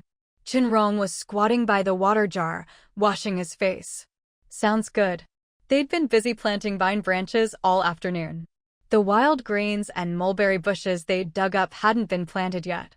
Shen Rong asked, Changxia, should we plant those wild greens and mulberry bushes tonight? Let's leave it. We've been working all day. We can plant them tomorrow morning. It's not too late. Just water them for now, Changxia replied. On the way back, Changxia had infused the wild greens and mulberry bushes with her bloodline ability. She couldn't guarantee how long they'd last, but for the next few days, they wouldn't wither or die. Shen Rong filled a wooden bucket with water. He went into the shed and used a ladle to water the mulberry bushes and the wild greens in the basket. After watering, he carried the bucket back to the water jar. Looking up, he was surprised to see a glow by the lakeshore. Startled, he quickly set the bucket down and walked toward the gate. He saw tiny points of light flickering along both banks of White Lake, the glow stretching from the lakeshore all the way to the wildlands south of the lake. Damn me. Shen Rong muttered under his breath, his heart filling with joy. Changxia, he called, asking her to come over. Changxia, a little surprised, came out of the kitchen. Shen Rong, what is it? She asked, puzzled, busy preparing dinner. Changxia, look. Shen Rong pointed toward White Lake, signaling for her to look. Changxia followed his gaze, confused. Whoa, Changxia gasped, covering her mouth in shock, then grinned. Looks like having you all wrap the vine branches and leaves was the right move. Those mysterious plants living on the vines didn't die, they're all alive. Once the vines take root, those mysterious plants will survive too. Changxia, you're amazing, Shen Rong said warmly. Changxia smiled, looked back at Shen Rong, stood on tiptoe, and gave him a kiss. My Shen Rong is amazing too. Kiss me again. Shen Rong leaned in, pointing at his lips. His eyes sparkled as he gazed at Changxia. Website promotional text omitted for clarity. Under the night sky, countless stars twinkled. In the courtyard of the Yaodong, the young light trees bathed the yard in a gentle glow. Two people chatted quietly, teasing each other. At the same time, exclamations of surprise could be heard in the distance. Clearly, the clanspeople living by White Lake had also noticed what was happening on the lakeshore and the southern wilds. Some couldn't help but let out beastly roars, unable to contain their excitement. Stop messing around. Changxia pushed away Shen Rong's wandering hand, complaining, Is Yuanhei planning not to come back again? I think. Maybe that's what the chief and the others want, Shen Rong replied with a mischievous smile. He and Changxia had just gotten married and were still in the honeymoon phase. Having Yuanhei tagging along would definitely be inconvenient. Besides, Yuanhei was still young and energetic, and it was more fun for him to stay in the tribe and play with the other young ones. So you're saying Yuanhei probably won't be coming back to live here anymore? Changxia thought for a moment and realized what Shen Rong meant. She also understood the silent care and consideration from the clan's people. Shen Rong shrugged and spread his hands. Hand in hand, The two of them walked back to the kitchen. Chang Xia scooped out the cooked noodles, rinsed them, and put them in bowls. The topping was a meat sauce she'd made at noon. De Tu had taken some to the Canisheng Mountain Witch's Hall with Su Yi and Bai Qing. Chang Xia kept half a jar for herself. Maple Leaf and Warm Spring hadn't taken any. That evening, feeling tired, Chang Xia decided to make do with a simple meal. This meat sauce is great. I should make more when I have time. On days when I'm too lazy to cook, I can just boil some noodles or fry some flour cakes and eat them with the sauce. It's quick and easy, Chang Xia sighed, a little amazed. Before making the meat sauce, she hadn't thought of this. She'd always preferred freshly cooked food over leftovers. But now, she changed her mind. This meat sauce was truly a lifesaver for lazy days. Each with a bowl of noodles, they sat quietly at the long table in the small living room. Mixing the noodles with meat sauce and chili paste, they happily slurped their meal. What kind of sauce do you want to eat most? Shen Rong asked. Beef sauce, Chang Xia replied. Beef was expensive in their homeland, and unless you were rich, eating beef every meal was impossible. Even having it once every few days was already a luxury. Black-horned cattle? Shen Rong mused, then nodded. I'll ask Kongshan and the others if there are any black-horned cattle in the tribe's mountains. There were a few black-horned cattle kept inside the White Lake fence, but Shen Rong wasn't planning to use those. Their horns had been filed down, so the tribe probably intended to keep them for breeding. It was likely an experiment. Black-horned cattle had sharp, dangerous horns and were even fiercer than wild boars. Filing down their horns was probably to prevent them from going wild and breaking out. Sounds great, Chang Xia said happily. They ate and chatted. The half jar of mushroom, fern, and meat sauce was finished between the two of them. Chang Xia rubbed her full belly and leaned back in her chair. I'm stuffed. My stomach feels so bloated. Want me to make you some mulberry syrup water? Shen Rong tidied up the table and went to prepare a drink for Chang Xia. She had made 3 jars of mulberry syrup back at Misty Ridge. Nanfeng and the others had each taken 1 or 2 jars, and the rest were left in the tribe for the chief to share. Bai Qing had opened a jar that morning and finished it with Xiling and Muning. Of the 2 remaining jars, Chang Xia gave one to Siyu to take back to Canisheng Mountain for Bai Qing. Only 1 jar was left at home. The syrup was very sweet, and Chang Xia didn't really like sweet things. Otherwise, she'd have to ration it carefully.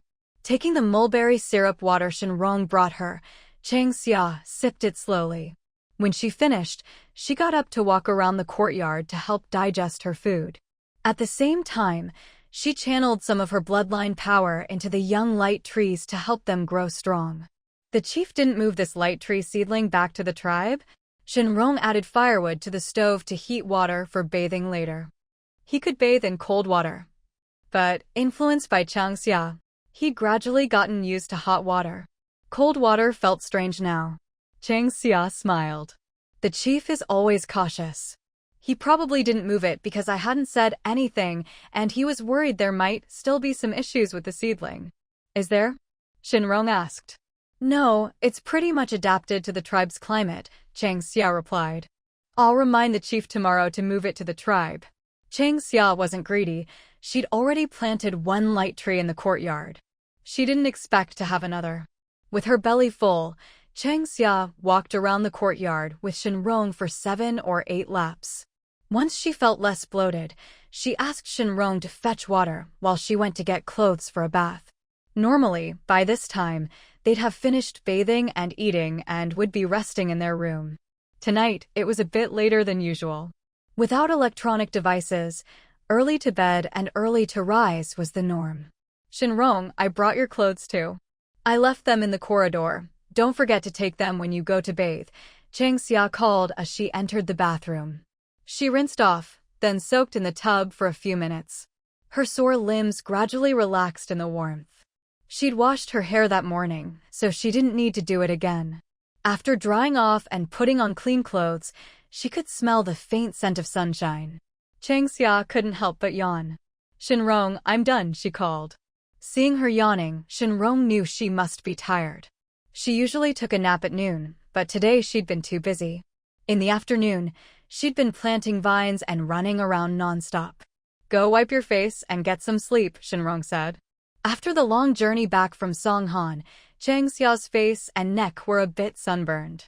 She mumbled a reply and shuffled back to the bedroom. Shen Rong waited until she was in the room before heading to the bathroom himself.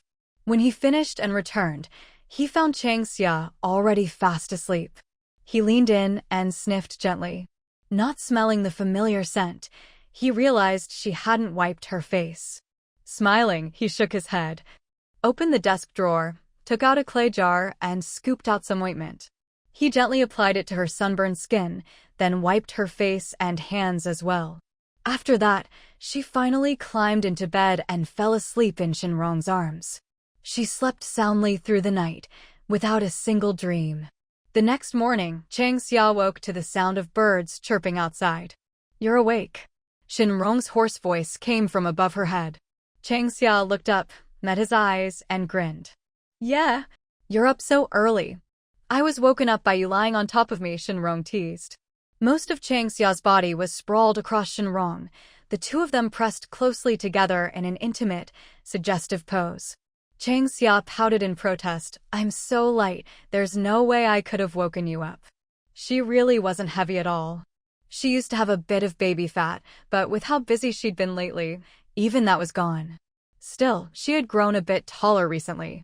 Chang Xia felt like she was getting closer and closer to 1.8 meters tall. She didn't dare hope to reach Maple Leaf's height of over 1.9 meters, but Warm Spring was just over 1.8 meters, and Chang Xia felt like that was within reach. End of this chapter. Morning. The two of them lingered in bed, joking and playing around. Neither mentioned getting up. It was a rare moment of leisure, so neither was in a hurry to start the day. "After we get up, let's plant the mulberry bushes first, and then we can plant the wild greens later. After we eat, I'll go check on the vine trees by the White Lake embankment and in the wilds south of the lake," Chang Xia said, lying on Shen Rong's chest and thinking through the day's plans. "Do you need me to help out in the White Lake commercial district?" Shen Rong asked. "The chieftain hasn't asked, so you don't need to go," Chang Xia shook her head, gently turning down his offer. The commercial district's construction was going well, and whether Shen Rong helped or not didn't really matter. There was a lot going on in the tribe, but seeing how smoothly the chieftain handled things, she figured it was all under control. "All right, I'll listen to you," Shen Rong replied. After that, they snuggled for a while longer before finally getting up and getting ready for the day. Chang Xia tied up her hair, washed her face, and rinsed her mouth. Today, she didn't rush to the kitchen to start the fire. Instead, she went to the cellar, brought the mulberry bushes out to the courtyard, and began planting them about 3 or 4 meters away from the vine trees growing in the corner. Shen Rong had dug up 8 mulberry bushes in total, and Chang Xia planted 4 of them in the courtyard. The remaining 4 were meant as gifts for Maple Leaf, South Wind, Warm Spring, and Honeydew, 1 for each. Once they took root, she'd see about propagating them further, and then consider introducing them to the tribe. Judging by how much the Heluo Tribe liked mulberries, Chang Xia was pretty sure everyone would want to plant them. Once everyone experienced the benefits of growing their own food, she figured they'd be just as eager to dig up any useful plants they found in the forest and bring them back to plant in the tribe or their own courtyards. "When the vine trees grow bigger, let's build a vine tree beast den over here. In the warm season, the night sky is beautiful. Just imagine lying in the den, breathing in the fresh scent of the vines, and gazing up at the stars. Wouldn't that be wonderful?" Chang Xia squatted down and patted the vine tree she'd planted yesterday. This vine cutting had come from the mysterious vine forest and was quite hardy. As long as it didn't lack water, it didn't seem to mind the cold soil. Chang Xia was looking forward to the beast den, so she couldn't help but channel a bit more of her bloodline power into the vine tree, urging it to grow faster. Shen Rong smiled as he covered the mulberry bushes with soil and fetched a bucket of water to water them. The plants in Misty Ridge all loved sunlight and water. The tribe had failed to grow vine trees before, probably because they hadn't paid attention to these needs.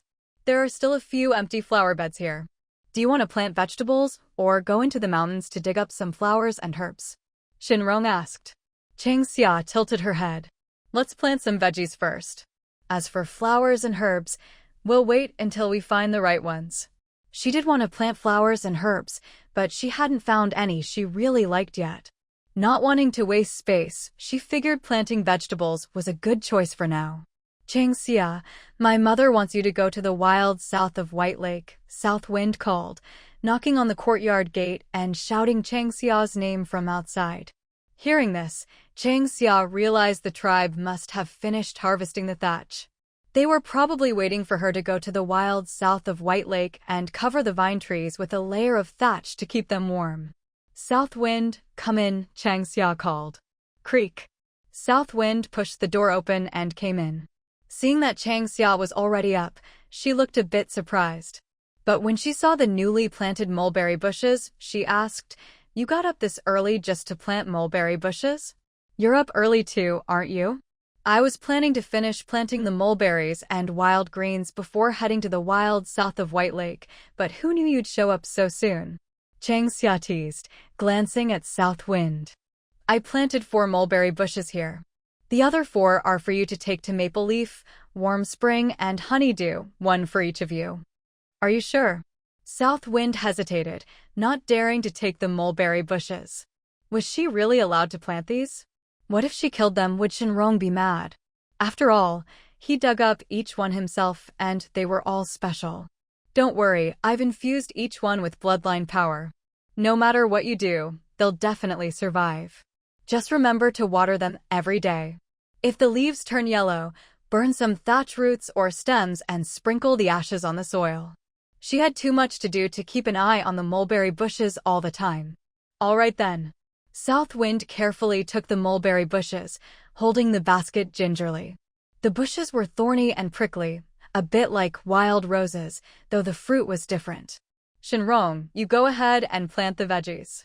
I'll head to the wild south of White Lake and be back soon, Chang Xia said, washing her hands and saying goodbye to Shen Rong before heading toward the lakeshore. There weren't many wild greens to plant. She'd brought them back from Misty Ridge and Song Mountain just to add some variety to the garden and to collect seeds for next year. Most of these wild vegetables tasted pretty ordinary. Website promo and navigation omitted for clarity. After several generations of selective breeding and further screening, only then can you get that perfect, well-balanced flavor. If Chang Xia didn't have her bloodline ability, she wouldn't dare try this kind of thing. After all, she's not a professional researcher. She only knows the basics when it comes to breeding plants. What do you want for breakfast? Shen Rong asked. Without turning around, Chang Xia replied, sit wherever you like. I'm fine with anything. A year's plan starts in spring. The Twilight Forest was in the midst of spring's renewal, and there was plenty to be done. Chang Xia, where do you think is the best place to plant this mulberry bush? Nanfeng asked, looking troubled as she gazed at the mulberry bush in her basket. The branches were prickly and hard to handle. Chang Xia said, wouldn't it be perfect to plant it near your cave courtyard? All right. I'll plant it right in the courtyard, next to the vine tree, Nanfeng decided, hoping these old neighbors would get along and support each other. As they walked down the slope, they saw Muqin leading a large group of tribespeople by the shore of White Lake.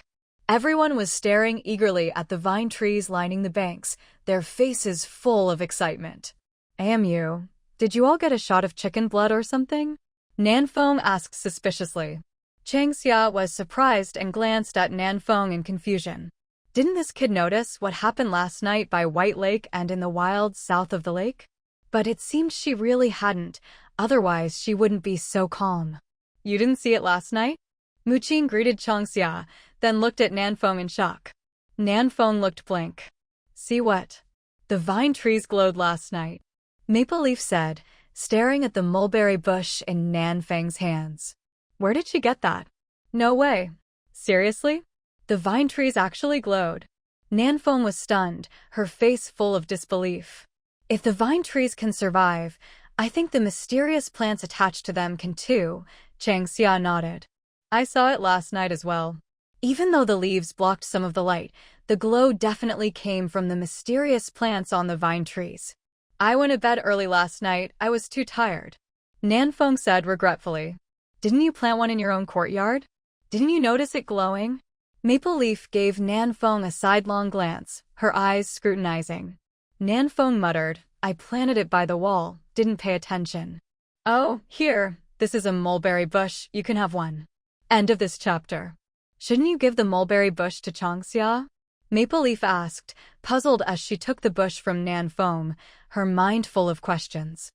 Nanfeng gestured into the distance, where Changxia was crouched down teaching the tribe how to keep the vine trees warm. Changxia already planted 4 in her own courtyard.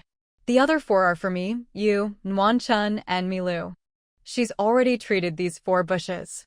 We just need to find a sunny spot to plant them and remember to water them every day. Sounded simple enough. Maple Leaf carefully held the mulberry bush, wondering where in her courtyard would be best to plant it. Like Nanfeng, Maple Leaf was also thinking about the vine tree Beastman. No matter how tough a female might be, deep down, she still has a girlish heart and can't resist beautiful things. Lay straw around the base of the vine tree and wrap the lowest part of the trunk with straw rope and thatch. For the straw on the ground, remember to sprinkle some dirt on top to keep it from blowing away. Changxia patiently explained. The tribe's people listened intently. Last night, the shores of White Lake and the wilds to the south were breathtakingly beautiful. In time, as the vine trees grow, the whole lake will shine as bright as day. Just thinking about it was thrilling. Tian Luo, take a few people and gather some short thatch. Hyun, you take some people and twist some straw rope. It was obvious these preparations were for the vine trees. The Heluo tribe took planting vine trees very seriously. Muchin Amu, the vine trees need to be watered morning and evening. Not too much, not too little, about 1 ladle of water per tree. It's important to get the amount just right. Changxia had asked the vine trees themselves and come to this conclusion.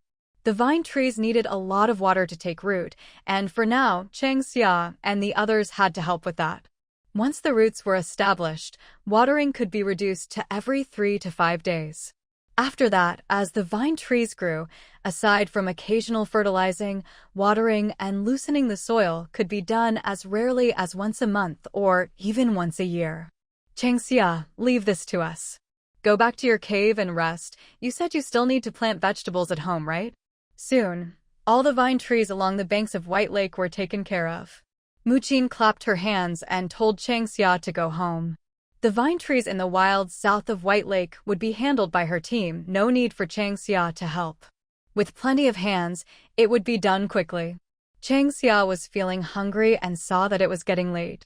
Without further ado, she said goodbye to everyone and headed back to her cave. As soon as she walked in, she was hit by the mouth-watering smell of frying oil. She paused, then hurried to the kitchen. Shen Rong, what are you cooking? Changxia called.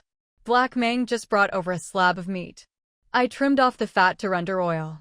For breakfast, we're having fried meat, bird eggs, wild greens, and fruit flour pancakes, Shen Rong replied. Nice. Save the cracklings, we'll use them for stuffed buns at lunch, Changxia said happily, licking her lips.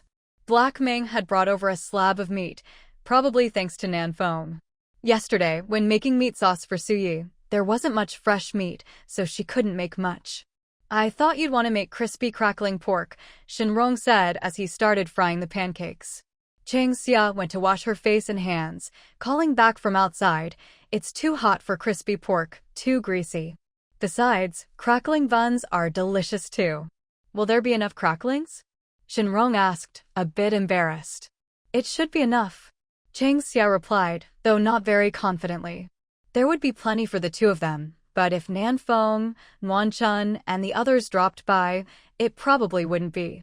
While they were chatting, Shen Rong had already finished making breakfast.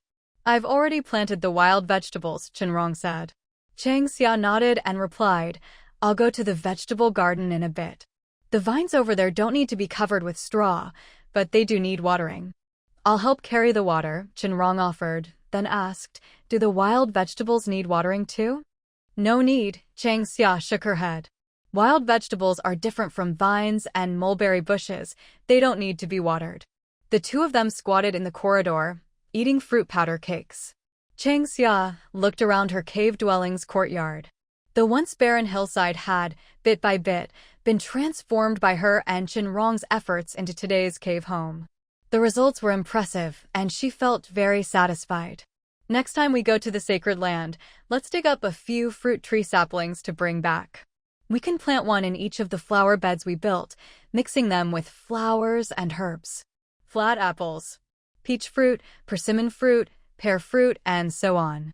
Chang Xia rattled off a string of wild fruits, making Shen Rong chuckle. Yep, that's so like Chang Xia. When it comes to food, she's an expert. Of course, she's also a bit greedy. After breakfast, Shen Rong carried water and went with Chang Xia to the vegetable garden. While Shen Rong was watering, he saw Chang Xia squatting and touching the vine trees. Although nothing obvious was happening, he somehow felt that the vines around Chang Xia looked more vibrant, a subtle change. Vaguely, he seemed to catch a faint, fresh scent of grass and trees. Chang Xia, has your bloodline ability gotten stronger? Shen Rong asked curiously. The beast folk don't know much about bloodline abilities, nor do they categorize them. Any beast folk who awakens a bloodline ability is called a totem warrior. Some are stronger, some weaker, but no one ever wondered why. Today, Shen Rong noticed Chang Xia's bloodline ability had grown stronger, and he felt a bit complicated inside. Yes, Chang Xia replied, gently touching the vine's branches and feeling the joy the plant sent back to her. It was as if her soul had been uplifted. Bloodline abilities can evolve and get stronger? Shen Rong asked, shocked and hesitant. Chang Xia glanced at him and smiled. Shen Rong, have you ever wondered how Elder Pukong controls his bloodline ability? The Heluo Tribe never studied bloodline abilities, but that doesn't mean they're unfamiliar with them. All totem warriors, yet only some are called elders. Why is that? Chang Xia had never thought about it before, but as she became more familiar with her own bloodline ability, she started to realize. There are many old people in the tribe, but not many elders. Chang Xia had always been curious about that. Now she felt she finally understood. Only totem warriors whose bloodline abilities have evolved can be called elders. She wasn't sure if this evolution had one stage, two, or even three. Maybe there are even higher levels. Shen Rong fell silent. The Yuan family really never considered him one of their own. He had known nothing about this. Before, he'd even felt a little guilty about leaving them. But now, after hearing Chang Xia's explanation, he let go of all those feelings. Next time they met, they'd just be strangers. If you're curious, you can ask Elder Yami or Elder Dalai. They won't keep it from you. As for the Maple Leaf side, they're probably too young to know much about bloodline abilities, Chang Xia analyzed. She'd only come to these realizations after her own bloodline ability evolved. Whether it was true or not, she was pretty sure it was. End of this chapter. All right, I'll remember that, Shen Rong said, not refusing. He really was curious. After that, Shen Rong watered the plants while Chang Xia used her bloodline ability on the vine branches. It felt a bit like leveling up in a game, pretty fun. Chang Xia thought that in the evening, she'd go to the embankment by Bai Lake and the wilds south of the lake to level up her ability again. The more she practiced, the closer she'd get to her next bloodline evolution. She didn't care much about strength. If she could just grow a little taller, she'd be happy. After a while, they finished their work and returned to the cave dwelling. At that moment, laughter drifted in from the courtyard. Hearing it, Chang Xia knew that Nan Feng, Nguan Chun, and the others had arrived. Chang Xia, have you finished planting the wild vegetables? Nan Feng squatted on the corridor, a piece of candy in her mouth, making her words a bit muffled. Chang Xia replied, Shen Rong finished planting the wild vegetables early this morning. We just watered the vines in the vegetable garden. Did you cover the vines in your garden with straw? Nguan Chun asked. No need, Chang Xia explained. The vines in my garden were cut from the mysterious vine forest. They're more cold-resistant than the ones from Misty Ridge. Just water and loosen the soil, and they'll be fine. Hearing this, everyone breathed a sigh of relief. They'd come over planning to help. Now that they knew there was no need to cover the vines with straw, they started thinking about whether to go hunting, dig up thatch roots, or pick fiddlehead ferns instead. With the return of warmth to the moose forest, wild vegetables were starting to grow everywhere. At this time of year, there was always plenty of food for the beast folk. In years past, everyone in the tribe would be busy hunting and gathering, working from sunrise to sunset, only resting when it was dark. Nan Feng, did the chief send a hunting party to Song Mountain? Chang Xia asked. Nan Feng crunched her candy and replied, Uncle Galay and Uncle Yundong led a team. They set out for Song Mountain yesterday. As soon as the elders heard there was an oil tree valley in Song Mountain, who could resist? They immediately sent Galay and Yundong to lead a team there. Looks like the fence by Bai Lake will have to be moved, Chang Xia murmured. Galay was famous for spoiling his mate, and, thanks to him, the Heluo Tribe was fiercely competitive. Songhan chickens, of course, the tribe members have eaten them before. And now, with the mushroom and bracken meat sauce that Changxia whipped up this time. Changxia thought to herself that Songhan might just get wiped out by the tribe's ravenous appetites. But since Songhan mushrooms and bracken are renewable resources, she wasn't worried at all. The only thing she felt uneasy about was the Songhan chickens. Move the enclosure? Move it where? Nanfeng asked in confusion. Wan Chun said, Changxia, are you worried that the fence by White Lake isn't big enough? I used to think the forest south of White Lake was a good spot. The wild vines growing there can't be used for building poultry enclosures, though. The fertile land across the White River would be perfect, but there's no bridge over the river and the tribe doesn't have any boats, so it's a hassle to get back and forth, Changxia explained. The forest south of White Lake is just sitting there unused. Might as well turn it into a poultry enclosure. It's a bit of a distance from the White Lake cave dwellings, but water can be diverted from the nearby stream, which would help prevent contamination of White Lake's water supply. Of course, the poultry can't be raised directly by the stream. All the water for the White Lake caves comes from that stream. If they raised poultry upstream, how could they still drink the water? The forest south of White Lake really is a good choice, Nguyen Chun nodded in agreement. It's close to the caves, so it's convenient for the tribe to look after the animals. As for the fertile land across the White River, Changxia suggested using it for raising large livestock. The tribe discussed the idea, and after the current exchange event, it might just happen. If the exchange goes well, the White Lake commercial area will also be expanded. Which means the fence by the White Lake wall will need to be taken down. One reason is to make room for the commercial area. Another is that the fertile land across the White River is a vast plain, perfect for raising cattle, sheep, and pigs. Of course, all of this will have to wait until after the exchange event. Nanfeng pouted and asked, if we move the fence from the lakeshore to the southern forest, does that mean we'll have to cut down the big trees there? Yeah, we'll need to cut down some of them, Changxia replied. The trees in the forest are packed closely together. To build the enclosures, some will have to be cut down to make space for chicken coops and duck sheds. If we're cutting trees, we'll need my father and the elders, Nanfeng said. For the Beast Tribe, the forest is their home, and the trees represent life. They're always very cautious about cutting trees, especially those near the tribe. The trees provide cover and protection from wild beasts, as well as shelter from wind, rain, and frost. That's why Nanfeng said they'd need approval from Jen and the elders before cutting any trees. Only after they agree will the tribe take action. I'll go see the chief in a bit, Changxia said. Raising chickens and ducks on a large scale means paying attention to hygiene and other issues. She had to make everything clear. She didn't know if there was avian flu or anything like that in the Twilight Forest, but better safe than sorry. Shen Rong, Shan Kuan asked me to see if you want to go hunting in Green Mountain, Nguyen Chun suddenly said. She'd forgotten to mention it earlier, but now she remembered and quickly asked.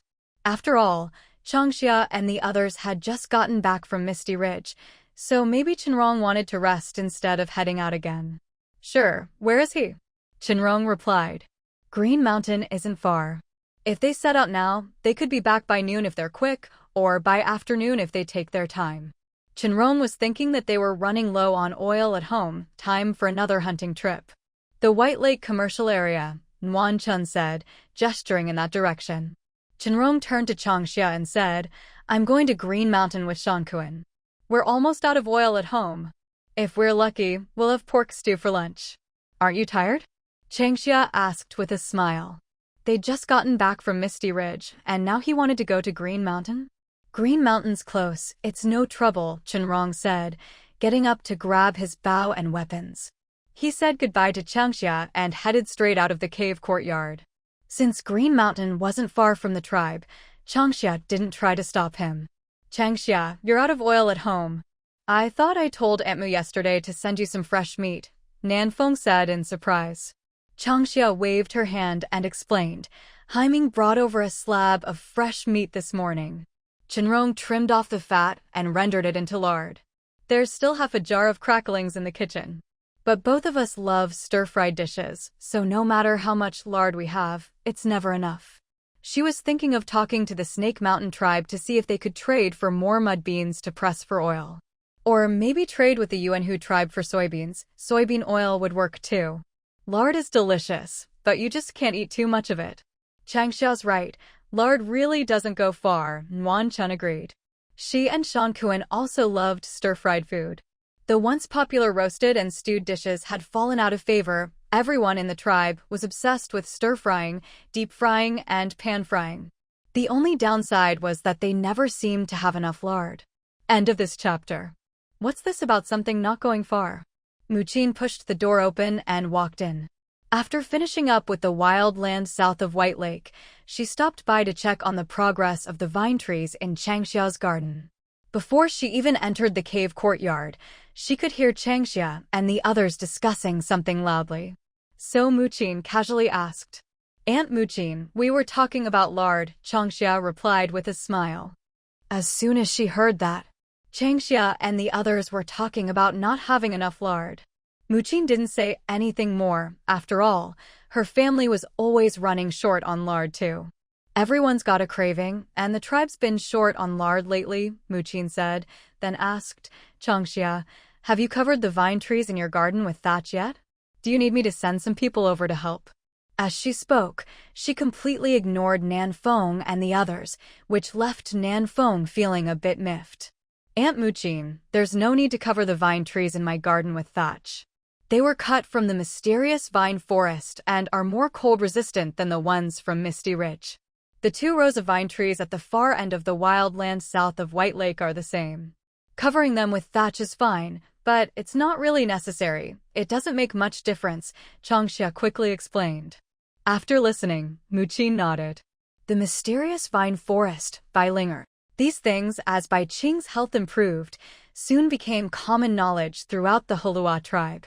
Muqin had visited Bai Qing's home and met Bai Linger, but apart from waking up briefly when she first arrived at the Heluo Tribe, Bai Linger had fallen back into a deep sleep. This time, she had been asleep for several days again. Anyone in the tribe who wanted to meet her would have to keep waiting.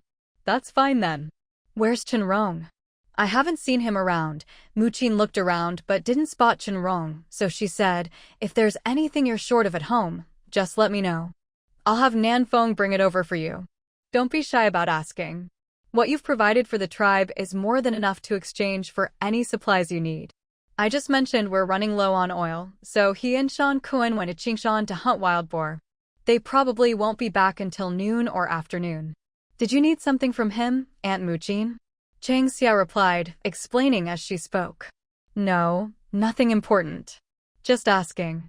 All right, you all chat. I'll head back to the tribe, Muqin said crisply. She had mainly come to ask about Changxia's vegetable garden. Since they didn't need help, she didn't linger. There was plenty to do in the tribe. She didn't have the leisure time that Nanfeng did. Before leaving, Muqin nagged Nanfeng a bit, telling her to go out hunting or foraging more often and to stock up her family's cave with supplies. Once the other beast tribes arrived at Heluo, they'd be able to trade for more specialties from other tribes. As soon as Muqin left, Nanfeng slumped in the corridor. I thought she'd finally quieted down, but who knew? Nanfeng pounded the ground with her fist, letting out a wail. Pfft. Seeing this, Nguyen Chun couldn't help but burst out laughing. Enough wailing, help me bring the stuff from the wooden shed out to dry. Changxia nudged Nanfeng with her foot, urging her to get up. Where's Xing?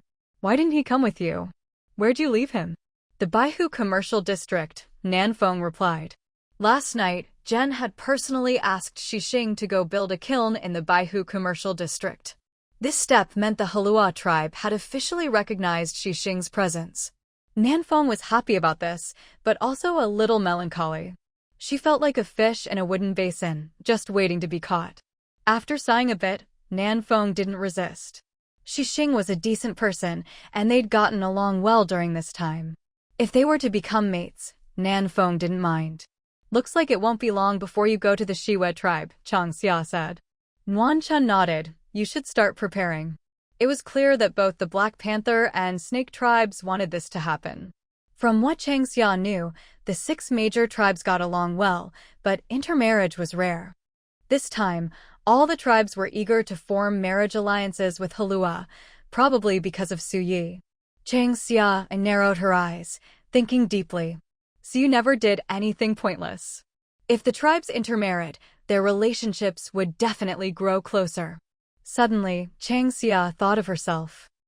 As you know, on this channel, we don't leave stories unfinished, we go all the way to the final page. So if you're enjoying the journey so far, make sure to like the video, subscribe for the full series, and share it with someone who loves a great story as much as you do. And if you'd like to go even deeper, there's now a website linked below where you can unlock an exclusive bonus chapter, a little extra beyond what you'll hear here today. Check the details in the description or pinned comment, and now, let's get back into the story. Could Siyu be doing all this for her? Lost in wild speculation, Changxia felt a headache coming on. She shook her head, trying to clear her mind, and decided to ask Siyu next time she visited. Though she doubted Siyu would tell her, asking might be pointless. All right, I get it, Nanfeng said listlessly. With Nuanchen and Nanfeng helping, Changxia quickly moved the things from the wooden shed out to the courtyard to dry. When she was done, she stared at half a basket of lotus roots, debating whether to eat them or try planting them in Baihu Lake. The water near the Baihu Lake shore was shallow, but it got deeper on the other side. The tribe didn't allow the beast cubs near the deep side. Rumor had it there were big fish over there. When Changxia first moved to Baihu, the tribe had repeatedly warned her never to go near the deep water. She couldn't even handle the regular fish in Baihu, let alone the so-called big fish that even the tribe members talked about. She wouldn't dare go near them. Changxia, why are you staring at the lotus roots? Wanna eat them? Nanfeng muttered. She might have even picked those lotus roots herself. Her family had a whole basket. Most of Changxia's things were given to the tribe, while Nanfeng gave some to the tribe and kept more for her own family. After all, she wasn't as well off as Changxia. As Muqin liked to tease, her cellar was practically empty and needed filling. Changxia said, I'm thinking about planting them in Baihu Lake. Like the chicken and egg question, if you plant them, you'll have endless lotus roots to eat. Plant them? How? Nanfeng asked, confused. However you dug them up from Misty Lake, that's how I'll plant them, Changxia replied. Truthfully, Changxia didn't really know how to plant lotus roots, she just knew they grew in lakes. Ahem. She didn't know much else. So she figured she'd just do what Nanfeng did to dig them up, but in reverse. With the vitality of lotus roots, they should grow just fine. If not, she could always use her bloodline ability to give them a boost. Thinking this, Changxia quietly activated her bloodline ability and infused a bit of it into the lotus roots. Sounds good. I can't wait for Baihu Lake to be full of lotus roots so we can feast, Nuanchen smiled. She said that as long as her twin cubs weren't around, she missed them so much it felt like she missed the very air. Praise to the mountain sparrow, thanks to Wu Lu and Lu Yu. She could think about making something tasty for them. Thanks to Su Ye's suggestion, Nuanchen had successfully sent her twin cubs to the tribe's training ground, not caring that they were only a few months old and couldn't even shapeshift yet. All right, let's go, Changxia said, picking up the vine basket and heading toward Baihu Lake. Nanfeng and Nuanchen followed close behind. Nanfeng, grab another basket. It's been ages since we had fish and shrimp from Baihu. I'm craving some, Changxia grinned. The fish and shrimp from Misty Lake were delicious, but Baihu's were just as good. Since they were going to plant lotus roots anyway, They might as well catch some fish and shrimp to treat themselves after all their hard work. Steamed fish and shrimp with dipping sauce, Nanfeng said, licking her lips. Nuan Chun added, and let's make some fish balls. I can take some to the tribe's training ground to thank the mountain sparrow and the others. Changxia, did you forget to tell my mother something just now? The three of them carried their baskets, slowly making their way down the hillside toward the shore of White Lake. Suddenly, Nanfeng stopped, looked up at Changxia, and said with a twitch of her lips, "You forgot to mention the plan to renovate the southern forest by White Lake to my mother." Changxia froze. Her face changed instantly, and she slapped her forehead. She'd been so caught up chatting about lard, Shen Rong, and the vines in the vegetable garden that she'd completely forgotten to bring up the matter of moving the fence by White Lake. Looks like she'd have to make another trip to the tribe. Why didn't you remind me earlier? Changxia looked at Nanfeng, her tone accusing. Nanfeng just grinned, spreading her hands innocently. I forgot too. It's fine. Aunt Muqin is always at the tribe. After we finish planting the lotus roots, we can go find her and talk about the southern forest renovation in detail, Nuan Chun said. The tribe was busy building the White Lake Commercial District lately, so they probably wouldn't have the manpower to work on the southern forest anyway. Whether they mentioned it now or later wouldn't make much difference. Yeah. Given how things were in the tribe, a day sooner or later wouldn't matter. All right then, Changxia nodded. Soon, the three of them arrived at the lakeside. They walked along the small fish ponds built by the shore, heading toward White Lake. This embankment is really well built, Changxia praised. The stone embankment had greatly improved the scenery along this stretch of White Lake. It was a pity they hadn't been able to build a lakeside promenade. If they had, the lake's beauty would have been taken up another notch. Where should we plant the lotus roots? Nanfeng asked. Nuan Chun replied, we'll need to mark the spot after planting. Otherwise, I'm afraid the tribe members might dig them up to eat. Tribe members often came to White Lake to fish and catch shrimp, so if the lotus roots were planted too close to the shore, they might get dug up. But if they were too far from the shore, Nuan Chun worried the fish and shrimp in the lake would eat them. In short, whether the lotus roots would actually sprout was still up in the air. Let's plant them near the shore and let the tribe know, so when they come to fish and catch shrimp, they can avoid the area with the lotus roots. White Lake is big enough. Planting lotus roots won't take up much space, Changxia said, pointing to a spot on her right. She planned to plant the lotus roots right by the shore to save time and make it easy to find the spot later. With half a basket of lotus roots, Changxia figured they could eventually fill the whole lake. Maybe not this year, but next year she hoped to see White Lake covered in 5-colored lotus flowers. Great spot. Nanfeng clapped in approval. Planting close to the shore made it easier to remember the location. Most beast folk were pretty careless, after all. Nanfeng and Nuan Chun were both dressed in short leather outfits. Changxia was the only one wearing long sleeves and pants. She set her basket down and was just about to roll up her sleeves and pants when Nanfeng and Nuan Chun stopped her, pointing to the shore. Changxia, you just stay here and direct us. You're not allowed in the lake. Half a basket of lotus roots wasn't much. With 3 people, Nanfeng and Nuan Chun decided Changxia should stay on shore. Why? Changxia protested. She was perfectly healthy, why couldn't she go in the lake? Besides, the weather was warm and the water wasn't cold at all. No reason. You're just not allowed in the lake, that's all, Nanfeng said firmly. She might get bossed around by Maple Leaf and nagged by Muqin, but when she was serious, Nanfeng could be pretty intimidating. Then how am I supposed to help catch fish and shrimp? Changxia pouted, glaring at Nanfeng and Nuan Chun. Nuan Chun is still nursing her baby, how come she gets to go in? She's sturdy. You're different, Nanfeng replied. At this point, Changxia was at a loss for words. She knew that no matter what she said, Nanfeng and Nuan Chun would find a way to argue back. In the end, it was safest to just stay on shore. If she wanted to go in the lake, there was no way. The half basket of lotus roots was quickly planted by Nanfeng and Nuan Chun. It was a simple process. They just buried the roots in the lake mud. Changxia was confident that next year White Lake would be covered in lotus flowers. After all, These lotus roots had been strengthened by her own bloodline ability and were full of vitality. They'd definitely survive. How many would thrive, though, was another question.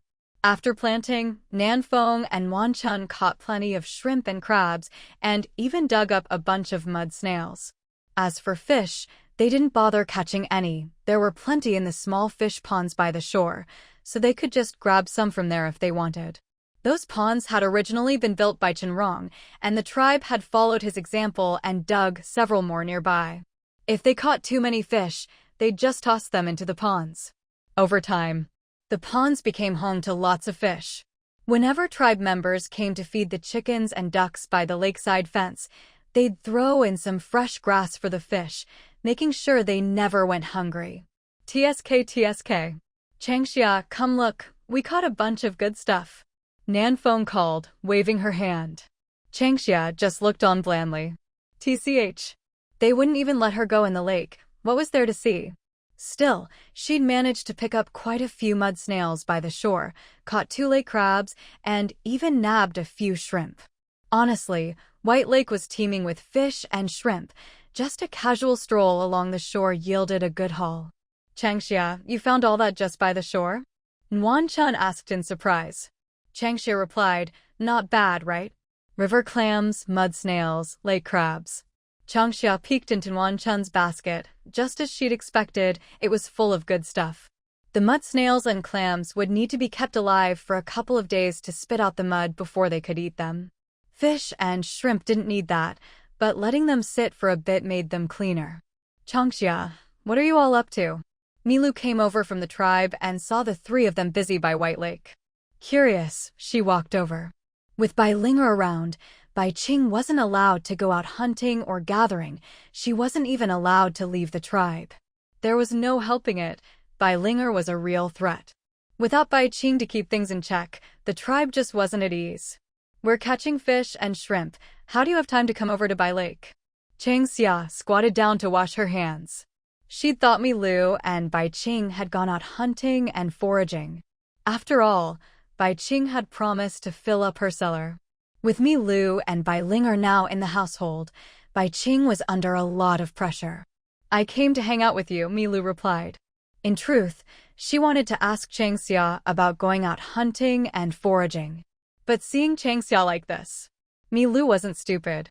She knew Changxia didn't need to go out hunting or foraging at all.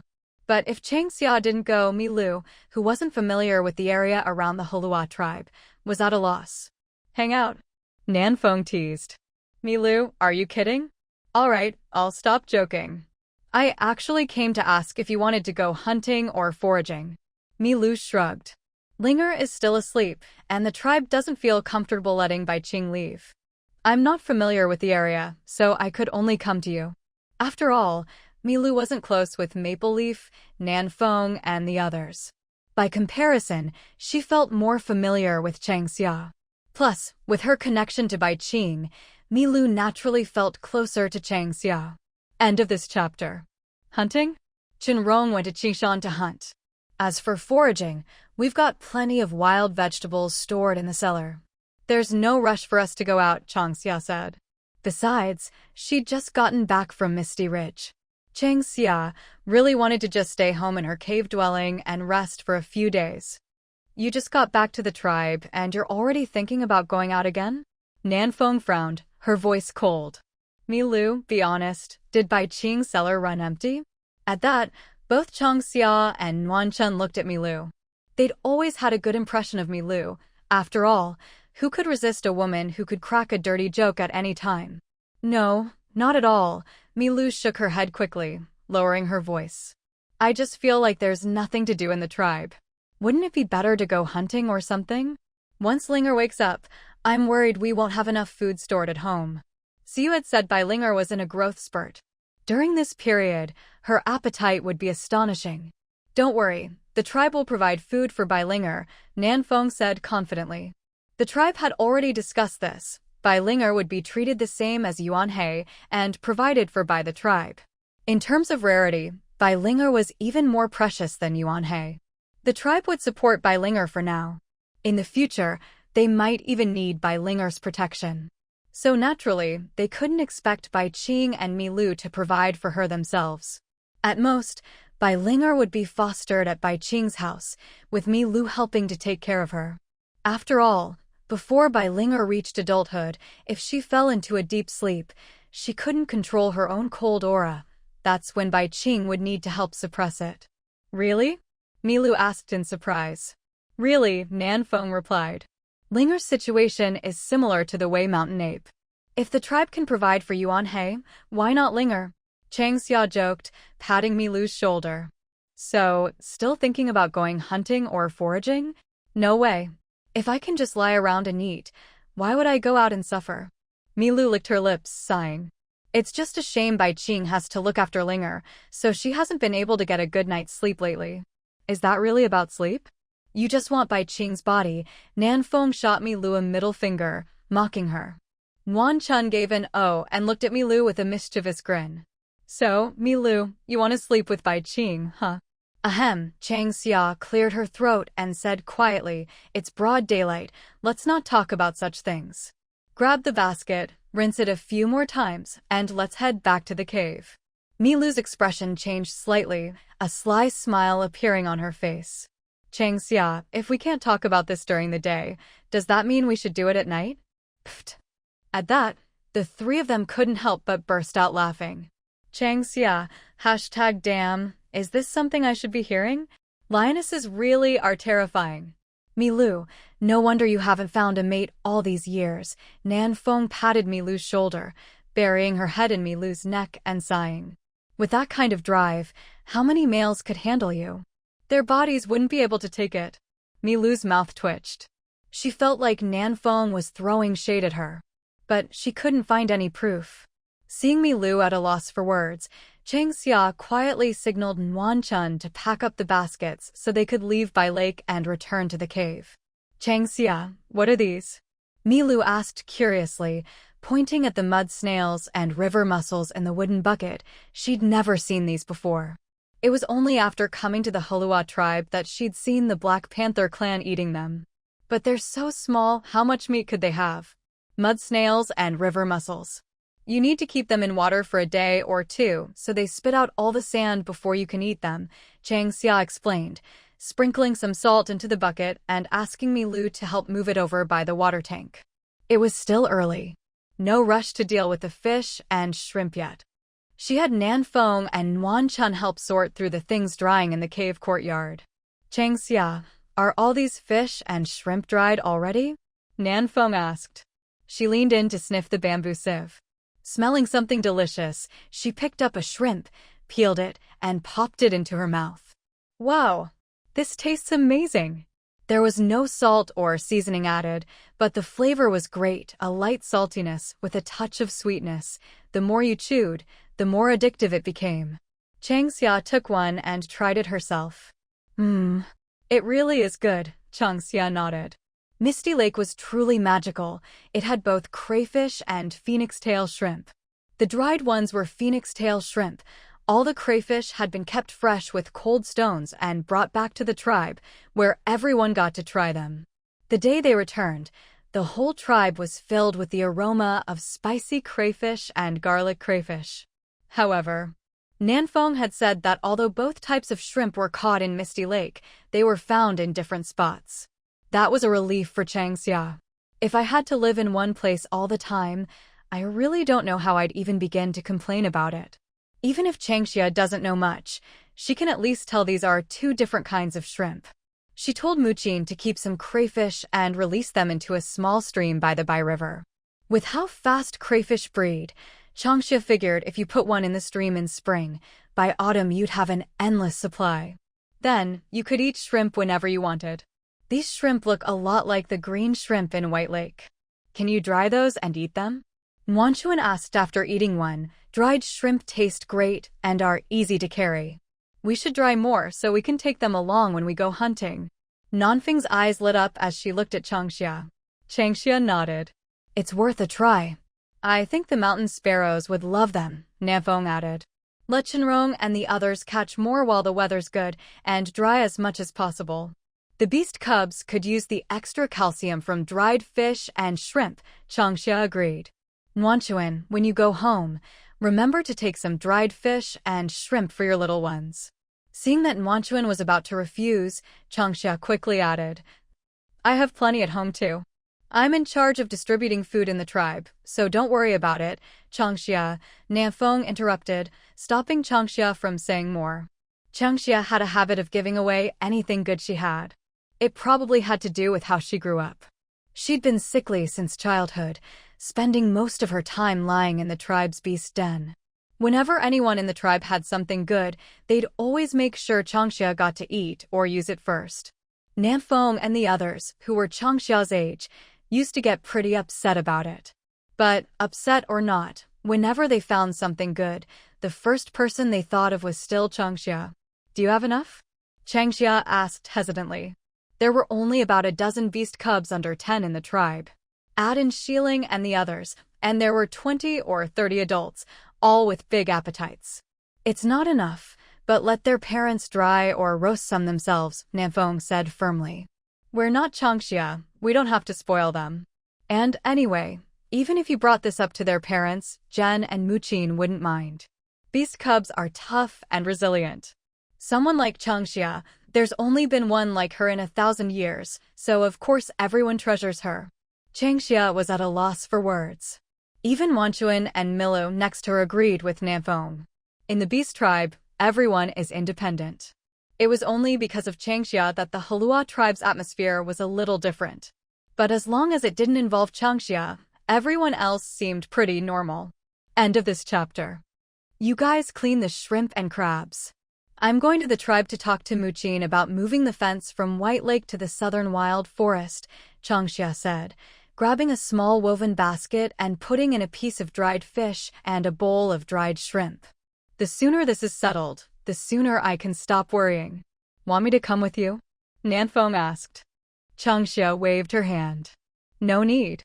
If you want to eat rice noodles or something for lunch, remember to knead the dough and let it ferment in the kitchen. I'll be back soon. If Shen Rong doesn't come back by noon, just make something simple to eat. We can have a proper meal in the evening. If Shen Rong does make it back, we'll probably have a bunch of extra people for lunch. After packing some fish and shrimp, Changxia also grabbed some songhan mushrooms and fiddlehead ferns. In short, she never left empty-handed. At this time, tribe members were either out hunting and gathering or busy in the White Lake Commercial District. On her way, Changxia didn't see a single soul. Knock, knock. Changxia arrived at the chief's house and knocked on the door. Who is it?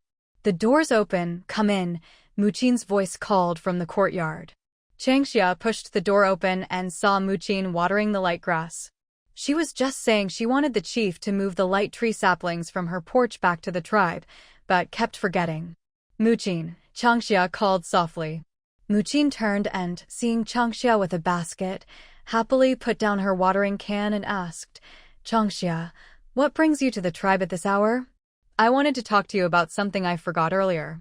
Changxia handed the basket to Muqin. Please don't refuse, Muqin. The dried fish and shrimp taste great. I was hoping you could tell the others to dry some too. It's good for snacking in the tribe and easy to take along when hunting or gathering. The dried shrimp are especially good for the beast cubs. Without hesitation, Muqin took the basket, pulled Changxia inside, poured her some water, and brought out all kinds of candy jars for her to eat from. Muqin, I want to move the fence from the White Lake shore to the southern wild forest. Changxia got straight to the point and explained her plan in detail. You want to cut down trees? Muqin immediately guessed. After all, if it was just moving the fence, Changxia wouldn't need to come all the way here to discuss it. But if it involved cutting trees, she'd need approval from the chief and elders. You can't just cut down trees near the tribe. If you do, you'll get in trouble. Yeah, Changxia nodded. I want to renovate the forest a bit and build a chicken coop and duck pen. As the flocks grow, we need to keep them separate. The chickens can free range in the forest with just a coop, but the ducks need water.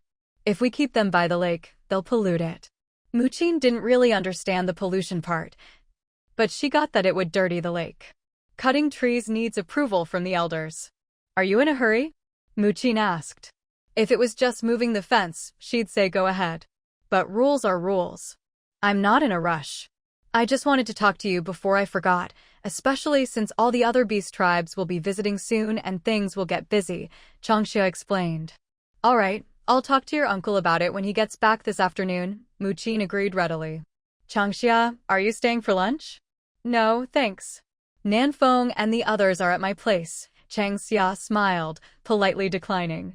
As soon as she heard this, Muqin's face darkened. Nanfeng was freeloading at Changxia's house again. Changxia, you shouldn't indulge Nanfeng like that. What's with her eating and drinking at your place all day? Muqin said coldly. If Nanfeng were sitting next to her right now, Changxia had no doubt she'd get a beating, a real one. Changxia just smiled and didn't respond. Oh, by the way, the sapling of the light tree I brought from the tribe to the Baihu cave has almost recovered. Muqin Amu, remember to tell the chief to move it back to the tribe, Changxia added. Shen Rong had replanted it in a vine basket. Changxia figured she wouldn't be able to move it herself.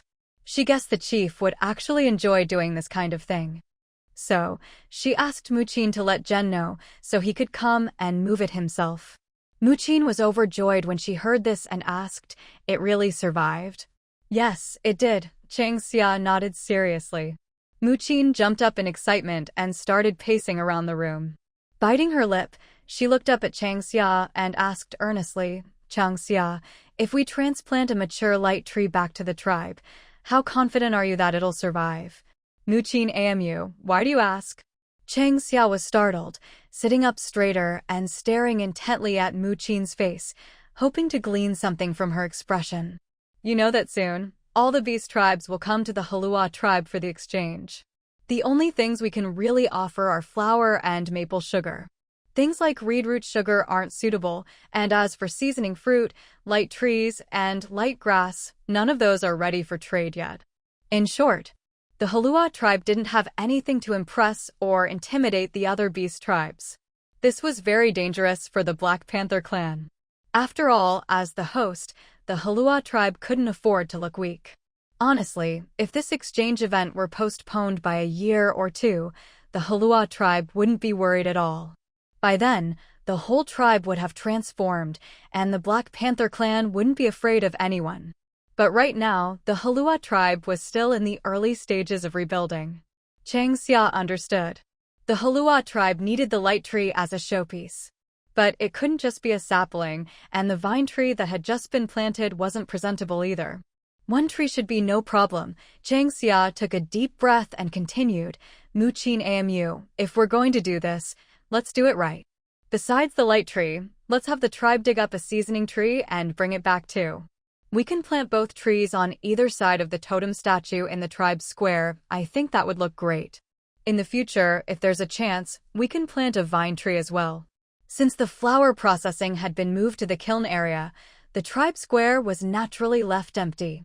At the current pace of development, the tribe square would eventually be expanded, and the guest caves and wooden sheds nearby would be demolished. Just 2 trees, the square could easily accommodate them. When transplanting the light tree, they had to choose the largest one. At night, it would need to light up the entire Heluo tribe. Changxia, are you serious? Muqin asked solemnly. A mature tree was nothing like a sapling. A grown light tree could easily be several dozen meters tall. Don't worry, Muqin Amu, I'm serious. My bloodline ability has already evolved once. I can control several vine tree branches at the same time now. As for transplanting a mature light tree, as long as I can keep the roots intact, I can do it, Changxia replied. It was both a challenge and an opportunity. If she succeeded, Changxia believed she'd be close to her second bloodline evolution. I'll go to the Baihu commercial district right now and talk to Jen, Muqin said urgently. Lately, Jen had been obsessed with these matters, nearly driving himself crazy. Now that she had Changxia's confirmation, Muqin immediately rushed off to the Baihu commercial district. She even forgot about Changxia. Changxia shrugged, stood up, and strolled leisurely toward Baihu. She had originally planned to check on the flour processing and kiln firing, but seeing how excited Muqin was, she figured she might as well wait in the cave. Little Black, run faster. Luyu, you're so slow, even Little Black is faster than you, shame on you. Changxia didn't go to the kiln area. Instead, she snuck over to the tribe's training ground to watch. She hadn't expected it to be so lively. Even before she got close, she could hear Mountain Sparrow's loud voice teasing Luyu. Mountain Sparrow was half squatting, holding her twin cubs. She was playing with them while energetically heckling. On the training field, Luyu and Yuan He were sprinting like crazy. TSK TSK. Youth is so enviable, Chang Xia whispered. Elder Yami seemed to sense something, turned around and glanced in Chang Xia's direction, the corners of his mouth curving up in a faint smile. Chang Xia watched quietly for a while, then got up and returned to the cave. That was quick, Nanfeng said. I thought AMU would keep you for lunch. I'm surprised you're back so early. I was just discussing with Nguyen Chun and Milu what we should eat for lunch. Chang Xia was speechless. Nanfeng could be quite normal when she was serious. But when she wasn't, she was just too funny. She went to the Baihu commercial district to find the chief. I figure they'll be coming over together soon. If you've done anything to annoy the chief lately, you'd better find a place to hide. Changxia let out a couple of cold snorts and shot back a retort. Now it was Nanfeng's turn to be stunned. She started thinking hard, trying to remember if she'd done anything lately to upset her father or mother. Wait a minute. She'd just gotten back from Misty Ridge. She hadn't done anything at all. As she figured it out, Nanfeng's expression shifted from pale to green. She finally realized Changxia had just roasted her. What do you mean, offended the chief? She was clearly just teasing her. Changxia, you've changed. You're bad now. Nanfeng sighed dramatically. Haha. Her answer was warm spring and Honeydew's laughter. A moment later, the sound of hurried footsteps echoed from outside, loud and chaotic. Inside, Changxia and the others fell silent, waiting. Soon enough, the courtyard gate banged open. Changxia, is what you said true? Jen asked excitedly, striding quickly toward her. His excitement startled Nanfeng and the others in the corridor into silence. It's true, Changxia nodded. I've been using my bloodline ability a lot lately, and I've already evolved once. Transplanting the light tree shouldn't be a problem. Great, let's head straight to Mount Wei, Jen said without hesitation. Father, what did you just say? Nanfeng's face changed instantly. She stared at her father in disbelief. Go straight to Mount Wei? Was he serious? Only then did Jen notice that besides Changxia, Nanfeng and the other two were also standing in the corridor. Oh, you're all at Changxia's place too. Nanfeng and the others were speechless. 3 grown people, and Jen hadn't noticed them. How blind could he be? Shen Rong went hunting in Green Mountain. Should we wait for him to come back before we leave? Changxia thought aloud. If we go to Mount Wei this afternoon, we can make it back to the tribe by dawn. Chief, you should have the tribe's people tidy up the plaza, so when we return we can plant the light tree right away. That made sense. The Heluo Tribe had a direct road to Mount Wei. It was a straight path, cutting travel time in half. Now, a round trip could be done in a day. There was no rush. All right, we'll do as Changxia says. Jen nodded. The tribe has agreed to move the White Lake fence to the southern wilds by the lake. You can rebuild it however you want. If you need help, just ask your mother Muchin. I'll take this light tree sapling with me. I'll have Muchin arrange for the drying of the lake's fish and shrimp. Jen hefted the light tree sapling, basket and all, and headed out as he spoke. Before he'd even finished talking, he was already out the courtyard gate.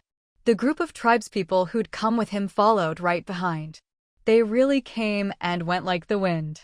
In the blink of an eye, only Changxia and the others were left in the courtyard. If it weren't for the empty spot where the light tree sapling had been, Nanfeng and the others would have thought they'd just imagined the whole scene. My father, honestly. Changxia, what were you and the chief talking about just now? After a moment, Nanfeng and the others snapped out of it and started asking questions. In half a month, all the beast tribes from the Twilight Forest will come to exchange specialties and goods. But the only thing our tribe has to offer is flour. The other things aren't really suitable for trade right now. Even though our tribe isn't lacking in good stuff, it's true we don't have much that's suitable for exchange. After much discussion, the chief and elders thought about transplanting a light tree or something else back to the tribe. Changxia explained everything in detail. The others listened quietly. This light tree isn't just a sapling, is it? Nanfeng asked seriously. If it were just a sapling, there'd be no need for all this discussion. Changxia's family already had one, and with the one Jen just took, that'd make two, no need to go to Mount Wei. To intimidate the other beast tribes in the Twilight Forest, it has to be a mature tree. Changxia nodded, agreeing with Nanfeng. Warm Spring frowned. But you said before that this isn't the right season to transplant a big tree. We'd have to wait until next year. Honeydew listened quietly, not saying a word. She was still only half a member of the Heluo Tribe. The fact that Changxia and the others hadn't driven her away was already a sign of acceptance. At a time like this, Honeydew naturally kept quiet. Flour was good stuff, no doubt. But as hosts, if flour was the only thing they could offer, some beast tribes would definitely be unhappy about holding the exchange at Heluo Tribe. Even with Changxia there, it wouldn't be enough. When it came to the tribe's development, there'd be plenty of people looking for problems. Honeydew understood this well. Who knew, maybe even her own Heavenly Lion tribe would be among them. My bloodline ability has evolved once. Transplanting a light tree shouldn't be a problem, Changxia said confidently. First the light tree, then the flavor tree.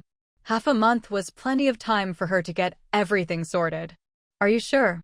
Nanfeng took a deep breath, her tone serious. This was no joke, the light tree was a treasured item. Losing even one would be a big deal. Changxia replied earnestly, I'm sure. Absolutely. She paused for a moment. Besides the light tree, I also suggest the tribe transplant a flavor tree. We can plant it right next to the totem statue in the plaza. Once the White Lake Commercial District is built, the guest cave dwellings in the plaza will be torn down, as well as the wooden sheds. These were all plans for the near future. Changxia didn't hide anything, telling Nanfeng and the others directly. Since Jen had decided to go to Mount Wei, it meant these things would soon become reality. Keeping it secret would be pointless. Even though Honeydew was from the Heavenly Lion tribe, as Baiching's partner, she'd be living in Heluo Tribe from now on. She was one of them. The light tree, the flavor tree. Once this exchange event was over, word would spread throughout the entire Twilight Forest. By then, forget about the Twilight Forest. Even the Qinghai Plateau and the East Sea will be known to everyone. End of this chapter. Damn it, oh. Nanfeng and Wanchun both burst out with curses, staring at Changxia in shock. Was she really going to go this far? Changxia, are you serious? Wanchun swallowed nervously, her face full of disbelief as she looked at Changxia. She hadn't expected Changxia to be so bold, to take things this far. Changxia replied, for this exchange event, our tribe has to make a statement. Only then would the other beast tribes not question the Heluo tribe, and certainly not dare to doubt Suyi. For decades, Changxia had grown up under the protection of the tribe and Suyi. Now, it was her turn to give back to the tribe and to Suyi. She would never shirk what she was able to do. Besides, transplanting trees was a form of cultivation for Changxia. Changxia's right, Milu said seriously. If the Heluo tribe can't show something impressive enough to awe the other tribes, the other beast tribes will suggest rotating the exchange event among all the tribes. The construction of the Baihu Commercial District would be wasted, and all the shamans' efforts would be for nothing. As an outsider, Milu understood all the twists and turns of the situation even better. At that, Nanfeng and Wanchun fell silent. It seemed they hadn't thought far enough ahead. Changxia, we're going to Wei Mountain this afternoon. Is there anything we need to prepare? After a moment, Nanfeng snapped out of it and quickly asked if Changxia needed to get anything ready for the trip to Wei Mountain. The round trip would leave little time for anything else, especially since they'd have to dig up trees there. Digging up mature trees was nothing like transplanting saplings. Let's pack some flour buns as rations and make some marinated meat to take along, Changxia said. When she had the chance, Changxia never skimped on herself. Her cellar was nearly full. If she hadn't been so busy lately, she would have tried her hand at making all sorts of things. Since they were going to Wei Mountain this afternoon, the work on the chicken and duck coops in the wild woods south of Baihu would have to be postponed. Nanfeng, do you have anything to do lately? Me?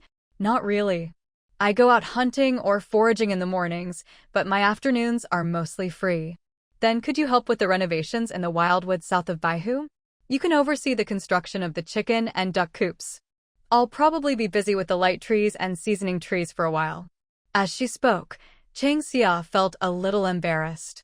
The idea to renovate the wildwood south of Baihu had been hers, but now she didn't have time to handle it herself. She could only ask her tribesmates for help, which made her feel a bit awkward. That's all? Leave it to me.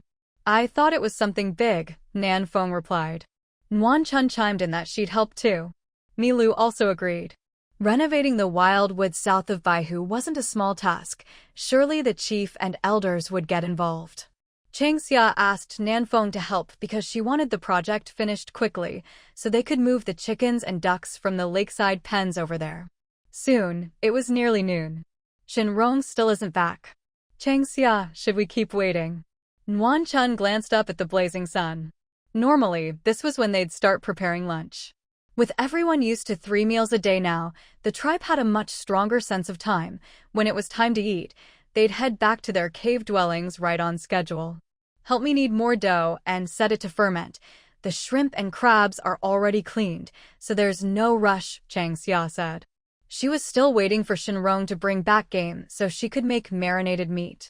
As for food for the Wei Mountain apes, the tribe sent supplies to the Wei Mountain waterfall regularly, so Chang Xia didn't need to prepare extra. She'd just make a few more flour buns and let the old ape try them. He'd never refuse. All right. Nguyen Chun nodded. Since Chang Xia decided to wait, they'd keep waiting. They mixed fruit powder with flour, kneaded the dough, put it in wooden basins to ferment, and got ready for the afternoon. Nguyen Chun, you said you wanted to learn jade carving last time. How's that going? Chang Xia asked. Nguyen Chun smiled. I've been practicing with regular stones, and I'm getting the hang of it. Once I get better, I'll carve you a beautiful bracelet. Great. I'll be waiting, Chang Xia said happily. I want one too, Nanfeng said, turning to Nguyen Chun. Anything Chang Xia cared about was probably something good, and Nanfeng didn't want to miss out. If you want one, bring your own jade, Nguyen Chun replied, not refusing but setting a condition. Lately, tribe mates had been collecting stones from the rocky beach. Most of the pretty ones had already been picked out, and the rest were being made into paving stones for their cave courtyards. Bracelet? Jade? Milu was confused, not understanding at all. She knew Chang Xia liked stones, but what was this about bracelets and jade? Jade is what Chang Xia calls pretty stones. The bracelet is an ornament carved and polished from stone, like the feathers and shells worn by the bird and fish tribes, Nanfeng explained. Chang Xia planned to trade these jade ornaments with the bird tribe, but Nanfeng didn't mention that. She thought it sounded a bit far-fetched. You can make jewelry from stone? Milu's eyes widened in disbelief. As a female, few beast folk could resist beautiful ornaments. But compared to the bird and fish tribes, the beast folk lived much rougher lives. They didn't have feathers or shells, and bone ornaments weren't as delicate or beautiful. Of course, that was partly because the beast folk lacked the necessary craftsmanship. You can, Chang Xia nodded, covering the kneaded dough. She fetched water, washed her hands, and walked toward the cave courtyard. If Shen Rong didn't come back soon, she'd stop waiting. She still had to go to Wei Mountain in the afternoon and couldn't waste any more time. Chang Xia. That voice sounded like Fenghua. Hearing the commotion, Nanfeng and Nguyen Chun came out of the kitchen together. They saw Fenghua carrying a black-horned ox into the courtyard. Fenghua, hurry up, Shen Yan urged. At this sight, Chang Xia and the others couldn't help but twitch the corners of their mouths. Following behind Fenghua were Shen Yan, Shan Kuan, and the others, each carrying their own game. Shen Rong brought up the rear, also shouldering a wild boar from Qingshan. You're finally back, Chang Xia let out a long sigh of relief, then started to get a headache. Why did you all bring everything here? Normally, at this point, wouldn't everyone go home and handle their own catch? Going home and dealing with it alone is too tiring, Fenghua replied. Shen Yan chimed in, it's more lively together, and we can process everything faster. All right, you've got a point, there's a lot of you. Milu, Go back to the tribe and bring your brother over. We'll have lunch at my place. Chang Xia turned to Milu, asking her to fetch Bai Qing as well. In the past, she hadn't invited Bai Qing because of his health, but now that he'd recovered, there was no need to worry, except for Bai Linger, who was still a bit tricky. With that, she glanced at Shen Rong again. Shen Rong, we need to go to Weishan this afternoon, so you all need to hurry up. At her words, Shen Yan, Feng Hua, and the others' eyes lit up. But this time, Chang Xia didn't wait for them to speak. Don't look at me. We're going to Weishan to dig up guang trees and flavor trees. It depends on what the chief decides. Don't ask me, I don't know either, Chang Xia said briskly. End of this chapter. Dig up guang trees and flavor trees. Shen Rong was taken aback, surprised. Shen Yan and the others exchanged glances, but didn't ask why. Clearly, they knew something. As the younger generation of the tribe, they were qualified to participate in tribal discussions. Chang Xia wasn't surprised that they knew a bit. This time, we need adult trees, Chang Xia said with a smile. Shen Rong's eyes darkened slightly as he pondered. Exchange activities, Shan Kuan sighed, slowly spitting out the words. In terms of resources, the Heluo Tribe was now truly prosperous. The caves where supplies were stored were already full, and the elders had even secretly dug several large cellars. But some things couldn't be revealed just yet. Because of this, the tribe was feeling a bit stretched. Chang Xia, are you confident? Shen Yan looked at her seriously. Adult guang trees were dozens of meters tall, and the one beside the sacred beast totem was over 100 meters. These weren't saplings. Transplanting them was no simple task. Not to mention, the beast tribe had never tried it before. And it wasn't the right season. If they dug them up and couldn't get them to take root, Old Ape might have something to say, and the other beast tribes might start to get ideas. Last time, several tribes from the Tianshi tribe had visited the Weishan sacred land. The existence of the guang trees was no longer a secret. Don't worry, I can do it, Chang Xia said confidently. This is a big event. I want to go. Feng Hua said loudly, grinning. As soon as Feng Hua spoke, everyone in the courtyard, except for Milu, who had left, had a change of expression. Feng Hua wasn't wrong. This was definitely a big deal, and they all wanted to go. I don't think you'll get the chance, Chang Xia said bluntly. The guang trees were too important. There was no way the chief would let Shen Yan, Feng Hua, and the others handle it. Chang Xia guessed that 8 or 9 times out of 10, it would be the elders or perhaps Yundong, Galei, and the others who went to Weishan. In short, it was unlikely the young adults would be allowed to go. For a moment, the courtyard fell silent. Feng Hua, unwilling to give up, pressed Chang Xia. Why do you think we won't get a chance? The guang trees are too important. Do you think the chief would trust you with them? Chang Xia retorted. Shen Yan, Feng Hua, and the others were strong, but their age was a disadvantage. Shen Rong added, it depends if the elders go themselves, or if it's Uncle Yundong and the others. Clearly, Shen Rong agreed with Chang Xia's guess. Don't be upset. Maybe next time, when we dig up flavor trees, the chief will let you help, Chang Xia said. This time, the focus was on the guang trees. After they were planted, they could think about the flavor trees. In terms of deterrence, the guang trees were top-notch.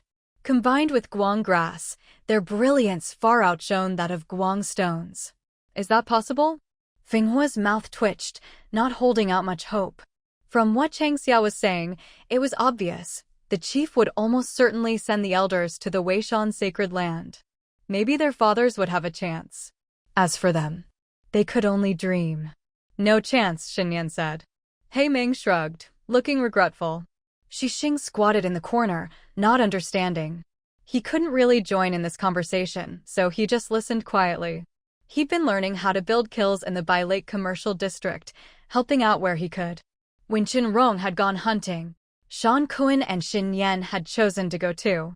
Xixing thought about it and decided to tag along. Building kills wasn't complicated. He could learn by doing, listening, and watching. At the same time, he realized there wasn't much food stored in Nanfang's cellar, so he wanted to stock up. He hoped to make his family's cellar as full as Chang Xia's. That was the dream of every beastman in the Heluo Tribe. They all hoped that one day, Their own cellars would be as packed as Changxia's. Shen Rong, what about all this game? After discussing the trip to Weishan, Changxia pointed to the courtyard, now full of game, and asked. She planned to make some cured meat to take to Weishan. The black-horned ox and these 2 wild boars are ours, Shen Rong said, pointing to the black-horned ox Fenghua had carried in, the wild boar in front of himself, and the one beside Shen Yan, letting Changxia know which ones belonged to their family. That's a great haul, Changxia said happily. Most of Fenghua and Shen Yan's game would probably end up in the pens by the Lake wall. The courtyard was nearly overflowing with game, any more and Changxia would have started complaining. What about the rest of the game? They wanted to eat it. Changxia's mouth twitched. What a strong and convincing reason. More than half of the fried meat stored in the cellar had already been eaten. Whenever Shen Rong brought back game, he naturally thought that if they couldn't finish it all, he'd turn it into fried meat for storage. Fried meat doesn't spoil easily. As long as it's well sealed, it can last for years without a problem. Besides, there were cold stones in the cellar. At worst, they could just freeze it and eat it slowly. Let's slaughter them all. I want to make some cured meat. It's a pity I haven't found all the spices I need for braising, otherwise braised meat would be delicious too. Changxia muttered, swallowing her saliva as she spoke. As for the hide, skin the black-horned cattle, but leave the Qingshan wild boars alone. We don't really need more pigskin at home. Seeing that Shen Rong was about to skin the pigs, Changxia quickly stopped him. Fried pigskin, stewed pigskin with soybeans, stir-fried pigskin, roasted pigskin, and so on. All of these dishes tasted great. Recently, the tribe had gotten a large python skin, which had greatly eased their need for animal hides. Pigskin, on the other hand, was something they could take or leave for now. So, Changxia set her sights on the pigskin. Changxia, what do you want to keep the pigskin for? Nanfeng asked suspiciously. She had just been about to pull Xixing aside to ask if they'd found anything on their trip to Qingshan, but Changxia's words caught her attention. To eat, Changxia replied. Pigskin is tasty? Nuan-chan asked eagerly. They'd all gotten smart. They never asked if something was edible, only if it tasted good. It depends on your taste, but personally, I think it's pretty good, Changxia said. Other than the black-horned cattle, keep the pigskins from these Qingshan wild boars, Nanfeng said quickly. Like Changxia said, they didn't really need more pigskin. The group handling the game exchanged glances. They lowered their heads, staring at the Qingshan wild boars in front of them, wondering how exactly to eat pigskin. But since Changxia said it was tasty, it probably wouldn't be bad. So, instead of skinning, they switched to scraping off the hair. While Changxia's side was bustling with activity, the tribe's central square was just as lively and noisy. Zhen had gathered the tribe's elders to relay Changxia's ideas to them. Then, he started digging a pit, a big one to house the light tree. Zhen, for this trip to the Weishan Holy Land, have you decided who will go with you? Elder Yami asked. Ever since Bai Qing had recovered and found a maid in Milu, Elder Yami had been positively glowing. He looked a good 10 years younger. Zhen tore his gaze away from the tribe's people digging the pit and said, I'd like to invite 2 elders to come along, plus Yundong and Galei. Zhen had decided to personally oversee the digging and transport of the light tree.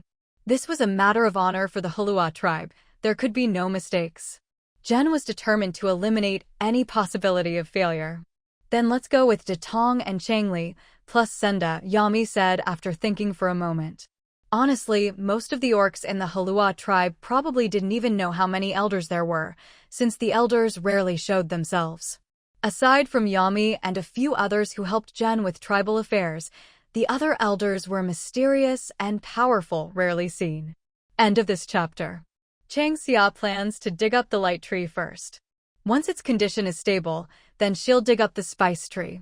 Elder Senda doesn't need to come along, I'll go myself, so nothing should go wrong, Zhen said confidently. He wouldn't have been able to hold on to the position of Heluo tribe chief if he didn't have some real skills to keep the orcs in check. Back then, he'd pretended to cooperate with the snake tribe chief to pressure Muqin. But maybe Elder Shigua of the Xiu tribe had really wanted to make the fake act real and lure Zhen over to join the snake tribe. Otherwise, Why would Elder Pukang have gotten involved? Simply put, Jen was worth it. Yami hesitated. Are you sure? I'm sure, Jen nodded firmly. At this moment, he was extremely glad he'd listened to Changxia and built a direct road from the tribe to Weishan. Now, all they had to do was transport the light tree from the Weishan Holy Land, and they could use a wooden cart to bring it back. Wooden carts weren't used much in the Twilight Forest. Except for trips to the Normandy market when they needed to haul goods, the beast folk usually preferred to transform and carry things themselves. It was simpler and lighter that way. Wooden carts were a bit redundant for them. But right now, Jen had no such thoughts. The wooden cart would make it much easier to bring the light tree back to the tribe. Speaking of wooden carts, he couldn't forget Suyi. That's right. The wooden carts were made by Suyi, who also taught the beast folk how to make them. The stronger beast folk tribes didn't care much for wooden carts, but the weaker ones loved them. With carts, they could easily haul more things back to their tribes. All right, we'll go with your plan, Yami agreed, not insisting. Elder Senda had just returned from Misty Ridge, so it was only right to let him rest more. I'll go notify Datong and Chongli. As for Yundong, make sure to contact them so we don't waste any time. I've already sent tribespeople to the Baihu Commercial District. Today, Yundong and the others hadn't gone out hunting or gathering. If they weren't in the tribe, they'd be at the Baihu Commercial District. Besides, Jen himself had just come from there. He looked up at the blazing sun, wondering if Shen Rong had returned to the tribe yet. He knew that Shen Rong had gone to the Baihu Commercial District early this morning to find Shan Kuan and go hunting in Qishan. He also knew that Xixing had gone along. Jen was pleased to see Xixing actively integrating into the Heluo Tribe. All his efforts to humble himself and apologize to Mu Qin over the years hadn't been in vain. He'd finally cleared up the events of decades past, though the price was a beating. Of course, that was something Jen would never tell anyone. Mu Qin's fists were just as lovable and hateful as they'd been all those years ago. He'd kept Mu Qin in the tribe all these years out of guilt. After that, the two chatted for a bit longer. Soon, Elder Yami headed deeper into the tribe to find Elders Datong and Changli, to inform them that they needed to make a trip to the sacred land of Weishan. Meanwhile, at the Baihu Cave, in the Changxia family, Changxia had Nanfeng set up stoves in the courtyard of the cave dwelling. There were too many people for the kitchen at lunchtime, and she also needed to make braised meat, so she simply built a few stoves in the courtyard. She planned to prepare a feast with pork dishes and a big pot of bone broth. As luck would have it, there were still some fresh Songhan mushrooms and bracken. This time, Changxia intended to make 2 types of braised meat. One would be ready to eat and taken directly to the sacred land of Weishan. The other would be marinated with seasonings for 3 to 5 days, then cooked together with the prepared sauce. After cooking, it would be sealed with the sauce for a few more days, and finally, hung up to air dry for 10 days. The first type was ready to eat, the second was good for storage. In the past, she'd only considered making fried meat, mainly because there was no soy fruit for making soy sauce. Now that they had soy fruit, naturally, more options were possible. Although both were called braised meat, the first was more like stewed or red-cooked pork. Still, since soy sauce was used for seasoning, Changxia simply called both versions braised meat. It was just like how the tribe called all eggs bird eggs, simple and convenient, no need to distinguish. Changxia began preparing the seasonings. At the same time, she explained both methods of making braised meat to Nanfeng and the others. At first, when she described the first method, Nanfeng, Nuanchun, and the others didn't show much reaction at most, they just kept swallowing hungrily. But when Changxia started talking about the second method, not only did Nanfeng and Nuanchun get visibly excited, even Shenyan and the others who were busy processing game in the distance all looked up and stared at Changxia. Did I say something wrong? Changxia asked, confused and bewildered. Nanfeng rubbed her forehead, then reached out and pinched Changxia's cheek hard, leaving 2 red marks with her fingernails. She asked, Changxia, are you saying this soy braised meat can be preserved? Yes, Changxia nodded. Only after she spoke did she realize why everyone in the courtyard was staring at her. When it comes to ways of preserving food, orcs can never have too many. If they got tired of fried meat, they could switch to soy braised meat. If they didn't want that, they could have cured meat instead. Just imagining it was enough to make everyone excited and awed. Ahem. Changxia cleared her throat and explained, "Don't look at me like that. I didn't mention this before because the tribe didn't have seasoning fruit. This soy braised meat needs soy sauce. Without it and other seasonings, you just can't make it." In that instant, Shixing couldn't help but feel a bit jealous of the Heluo tribe. Seasoning trees had so far only been found in Weishan. Weishan was Heluo tribe territory. Before, Shixing had only thought the light tree was amazing. Now, he suddenly realized that the seasoning tree was just as incredible. The Heluo tribe didn't just have the light tree and seasoning tree, they also had red maples, green trees, vine trees, oil trees, and more. Shixing, Sigma A. Turns out, I'm the real fool. Sure, the Heluo tribe didn't have soybeans, chili peppers, seaweed, and so on. But they had trees. The Black Panther clan had trees. They had all sorts of magical trees. Each one was incredibly valuable. Envy, jealousy, real, genuine envy and jealousy. Wait. Suddenly, Shixing remembered, if he married Nanfeng, he'd become a member of the Heluo tribe too. Instantly, his mood improved dramatically. If you can't beat them, join them. Truly, that's an unbeatable way of thinking. Shixing, what's gotten into you? Fenghua kicked him. Shixing was cleaning pig intestines, but his hands had been shaking so much he almost flung the gunk onto Fenghua's face. Shixing snapped back to reality. Nothing, I just suddenly thought of something happy. He quickly composed himself, then told Fenghua to wash the intestines with water, then with ash, and finally scrub them with fruit powder.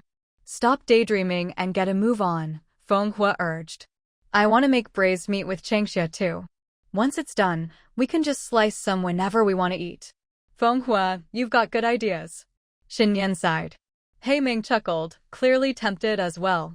When Milu returned to the courtyard with Bai Qing, they saw everyone grinning like fools, such silly, vacant smiles that it was actually a bit creepy. What's going on with them? Bai Qing, who always seemed to bring a chill with him, stepped into the courtyard, and the temperature around him instantly dropped by 2 or 3 degrees. Brother, you're here, Changxia waved with a smile, her gaze dropping to his chest. His shoulders were empty, so Bai Linger was probably tucked in his arms or in the beast pouch at his waist. Don't look for her, she's right here. Bai Qing pulled Bai Linger out from his arms, gently stroking her as he explained. Looks like she'll need to sleep a few more days before she can greet everyone. What's with all the silly grins? You all look like idiots. Braised meat marinated and cooked with soy sauce, Nanfeng explained. With that, she nudged Bai Qing closer to the stove. Feeling the temperature drop several degrees near the stove, she let out a satisfied sigh. Seeing this, Bai Qing's mouth twitched. Milu just smiled without saying anything.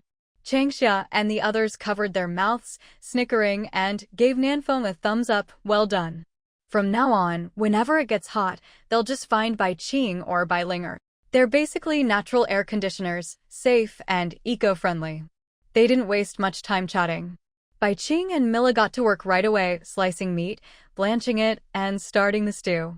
At the same time, Changxia began preparing the second type of marinated meat. This marinated meat takes at least 10 days from curing to eating, but the wait is well worth it. Nearby, Nanfeng, Nuanchen, and the others crowded around, watching Changxia's every move intently, hoping to learn so they could try it themselves once they got home. For lunch, the main dish was that black-horned ox. Most of the Qingshan wild boar had been used by Changxia to make the second type of soy sauce-cured meat, while the first type, the stewed version, was going to be brought by Changxia to the Weishan Holy Land. Still, the first stewing method worked just as well for beef. The flavor of the marinated beef was every bit as good as the pork version, maybe even better. Just from the aroma of the marinade, I feel like I could eat the whole black-horned ox, someone said. Stop interrupting, hurry up and write down all these seasonings. It's a shame we only hunted one black-horned ox. I remember there's a kind of wild ox near Qingshan Rock called the rock ox, and it's even tastier than the black-horned ox. Next time the tribe sends totem warriors to patrol the borders, let's try to get in on that. In the distance, Milu overheard Manhwa mention the rock ox. I've eaten rock ox before. Roasted or stewed with chili, it's absolutely delicious. The problem is, rock oxen are incredibly strong and have nasty tempers. They're really hard to hunt, Mila said with a sigh. An adult rock ox is as dangerous as the deadliest saber-toothed tigers in the jungle. Most beast folk wouldn't dare provoke them, and since they live in herds, hunting them is even harder.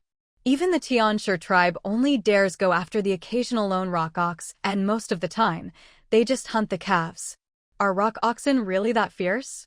Changxia asked curiously. Mila nodded, her expression serious. Very fierce. An adult rock ox is as deadly as a saber-toothed tiger. The tiger hunts alone, but the rock ox is the king of its herd. In the forest, sometimes herd animals are even scarier than the carnivores. Herds of rock ox, elephants, or deer, they're all herbivores, but if you anger them, the consequences can be just as terrifying. There's even a saying in the twilight forest, better to provoke a saber-toothed tiger than a herd of grass-eating elephants. It just goes to show. Herbivores aren't always gentle or cute. Fierce as they are, they're still incredibly tasty, Shen Rong chimed in.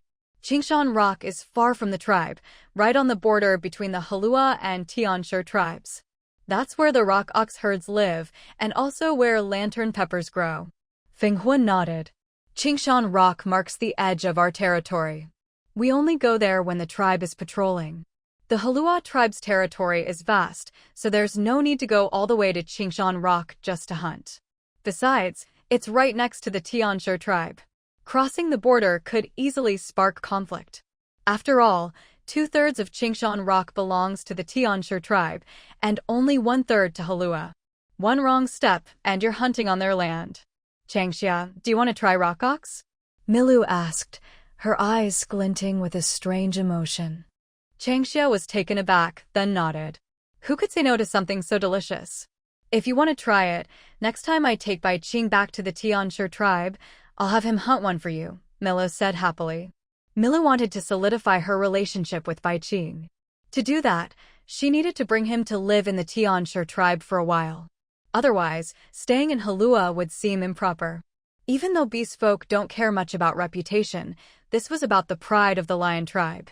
Mila was using the rock ox as an excuse to quietly test Bai Qing's feelings. Bai Qing had already recovered, but hadn't brought up going to the Tianshi tribe. Milu was uneasy. Her situation was different from Nanfeng and Xixing Nanfeng, and Xixing's relationship was arranged by the Heluo and Xiyu tribes, so it was only a matter of time before they became mates. But she and Bai Qing had come together on her initiative, at least, that's how Mila saw it. Before Bai Qing was bitten by Bai Linger, he was famous across Dongwu. Not only did all the eligible females in the Twilight Forest admire him, even the bird and fish tribes had plenty of strong females who liked him. Mila felt that if she didn't seize the chance to secure her relationship with Bai Qing, once word got out that he'd recovered, the news would be even bigger than Fengya and Kongshan's marriage.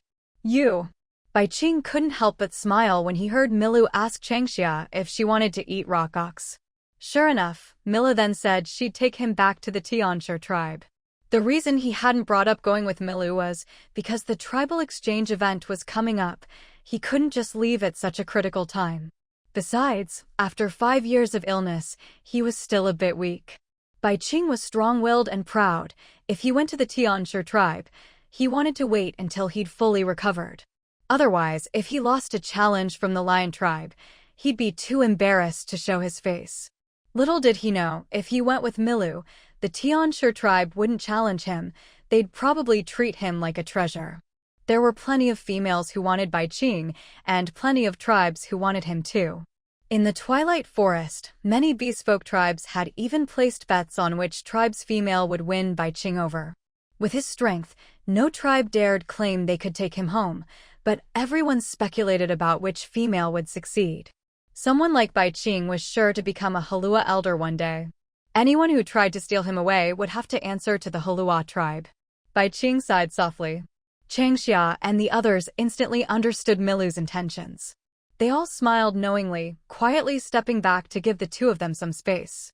Milu's little schemes didn't make anyone uncomfortable. In fact, Shen Yan, Manhwa, and the others felt a subtle envy and jealousy toward Bai Qing. They thought to themselves, we're not any worse than Bai Qing, so why doesn't anyone scheme for us? They actually quite like being gently schemed against by females. Really. Looks like they'll have to work hard at this tribe exchange event. During the day, they play boisterously with their clansmen, but at night, they go home alone. Females, they want females. Sweet, soft, adorable females. End of this chapter. Changxia, just wait for me. I'll go to King Shanyan and hunt a rock ox for you. Bai Qing reached out and pinched Milu's nose, speaking gently, I'll go back to the Tianshi tribe with you, but only after this exchange event is over. Really? Milu was overjoyed. She grabbed Bai Qing's arm and bounced with excitement, unable to hide her happiness. Really? Bai Qing nodded seriously. He wasn't the fickle type. Once he decided on Milu as his mate, his heart wouldn't waver. Shankuan was several years younger than him and already had beast cubs. Bai Qing hoped Milu could get pregnant with his cubs soon, too. Though, since Milu was from the lion tribe and he was from the leopard tribe, the cub species was still up in the air. But honestly, whether lion or leopard, no one could resist a tiny, adorable cub. Milu, are you happy now? Changxia gave a thumbs up, praising Bai Qing. This is the kind of responsibility a male should have, unlike someone like Yadong. Nanfeng raised an eyebrow, grinning mischievously. Seeing this, Milu suddenly had a bad feeling. Sure enough, Nanfeng spoke up the next second. Bai Qing, Milu said she feels lonely sleeping alone at night and wants to sleep with you. Oh, and she's especially craving your body. Pfft. Next, both Changxia and Wanchuan spat out their drinks in unison. Stunned, Bai Qing raised his hand to cover his mouth, the corners of his lips twitching with a hint of a smile, his gaze fixed on Milu, whose face instantly turned bright red, even her ears and neck flushed pink. Bai Qing knew Milu liked to talk big, but she never dared to act on it, which he found a bit regretful. He'd heard about what happened between Yadong and Dia. He'd fantasized about Milu taking the initiative, but it was just wishful thinking. He'd been thinking about it for years. He'd planned to relive those dreams with Milu once he recovered. But then Bai Linger showed up, which made Bai Qing feel a bit disappointed. He could only hope Bai Linger would get back to normal soon. Then he and Milu could finally enjoy that dreamy night again, and maybe Milu would give him some cubs. Nanfeng. Milu, both embarrassed and angry, clenched her fists and chased after Nanfeng. Nanfeng darted through the crowd, dodging her, and even turned back to tease Milu a couple of times. Haha. Their antics were met with laughter from everyone around. Soon, a mouth-watering aroma wafted over White Lake, making the clansmen living nearby crane their necks to peek toward Changxia's house. They wondered if they should ask Changxia later. What delicious food was she making this time? The smell was just too tempting. Shen Rong, can you gather up all the fish and shrimp that are drying outside? We need to clear space in the courtyard for lunch. Changxia marinated the meat that needed marinating and stewed what needed stewing. The rest of the fish and shrimp were left to Wanchuan and Nanfeng to prepare. Changxia started mixing the filling for the dumplings, wrapping them up and getting lunch ready. Changxia. At that moment, Jen arrived with Muqin. The pit in the tribe square was already dug, and he planned to bring Muqin over for a meal, too lazy to cook at home. Besides, the aroma over White Lake today was just too irresistible. Chief, you're here, Changxia said in surprise. Muqin smiled. It smells so good over here. We had to come and mooch a meal. This marinated meat smells amazing. Jen craned his neck to peer into the stone pot. Changxia, can I have a taste? Of course, Changxia nodded, signaling Wanchuan to get some chopsticks. She put the wrapped dumplings into the steamer to cook. Each basket had a different flavor, and today she'd even added fried meat buns. Changxia, are you going to stew this marinated meat? Muqin asked curiously. No, this meat is just marinated to make soy sauce meat, Changxia explained. She repeated the process for Muqin, who was thrilled to learn that soy sauce meat could be sealed and stored. This time, Changxia pushed Nanfeng forward. She had Nanfeng explain the soy sauce meat to Muqin. The pork dish was left to Shen Rong and his team to prepare. When it came to cooking skills, Shen Rong was on par with Changxia. The only thing he lacked was a knack for seasoning. Once Shen Rong mastered that, Changxia believed he'd surpass her in cooking. So, the savory aroma over White Lake only grew stronger. Hurry, set up the long table. Are the bowls and chopsticks clean? Nguanchuan, didn't you say you wanted to bring some food over to the mountain sparrows? Grab a basket and pack some for the cubs. The courtyard was filled with the delicious smell of food and the lively shouts of everyone bustling about. The long table was soon covered with all kinds of delicacies, and everyone took their seats. Changxia put the dumplings she was bringing to Weishan's sanctuary into the steamer. From the courtyard came Nanfeng's shout, "Changxia, come eat." "Coming," Changxia replied. Shen Rong came inside and said gently, "Changxia, are you done?" "Almost," Changxia replied. "Why did you come in?" "I wanted to wait for you." Shen Rong smiled, reaching out his hand. "I'll go with you to Weishan's sanctuary this afternoon, okay?" "Okay." Changxia nodded. The clansmen sitting around the long table in the courtyard watched as Shen Rong led Changxia out of the kitchen, immediately teasing and joking with them. Shen Rong looked calm as ever. Changxia blushed and smiled as she sat down. "Eat, let's eat." No extra words, just a casual invitation. Everyone immediately dug in, and the once boisterous courtyard was now filled only with the sounds of eating and words of praise. "After dinner, get ready. I'm planning to head straight to the sacred land of Weishan. Is that okay for you?" Jen asked. Changxia nodded. "No problem. Who else is going to the sacred land this time? And how are we going to bring the light tree back to the tribe?" An adult light tree is several dozen meters tall. Normally, Changxia would have thought about trimming the branches to make it easier to transport back to the tribe. But this time, the purpose of transplanting the light tree was to intimidate the other beast tribes. So, of course, they couldn't cut the branches short, barely any pruning at all. They couldn't very well bring back a bare, scraggly light tree. That would defeat the whole point. "I'll go to the sacred land myself, along with Elder Datong and Elder Changli. Plus your Uncle Yundong, Uncle Galay, Uncle Hachi." Jen listed several names unfamiliar to Changxia, but judging by the looks on Nanfeng and the others' faces, they seemed to know them well. Clearly, Changxia hadn't spent much time in the tribe and was a bit of a homebody. There were over 1,000 people in the tribe, and she didn't even know a third of them. She felt a little guilty about that. Her health had been so poor before that she'd spent most days lying in the beast den. Now that she'd finally recovered, she just wanted to explore the forest. She really hadn't spent much time in the tribe at all. "Father, can I come too?" Nanfeng asked eagerly, her face full of excitement. Jen glanced at Nanfeng and refused, his tone cold. "No. You need to stay in the tribe, go out hunting and gathering more, and fill up the cellar. Don't always leave Shishing to do everything alone. After this exchange event, I plan to send you with Shishing to the Heluo Tribe. But you're not going there to play, you'll be learning how the snake tribe grows mud beans, and you'll need to teach them the mud bean recipes you learned from Changxia." Author's note: my back hurts too much, I need a break. End of this chapter. Forming a marriage alliance with the Heluo Tribe. The Heluo Tribe took this very seriously.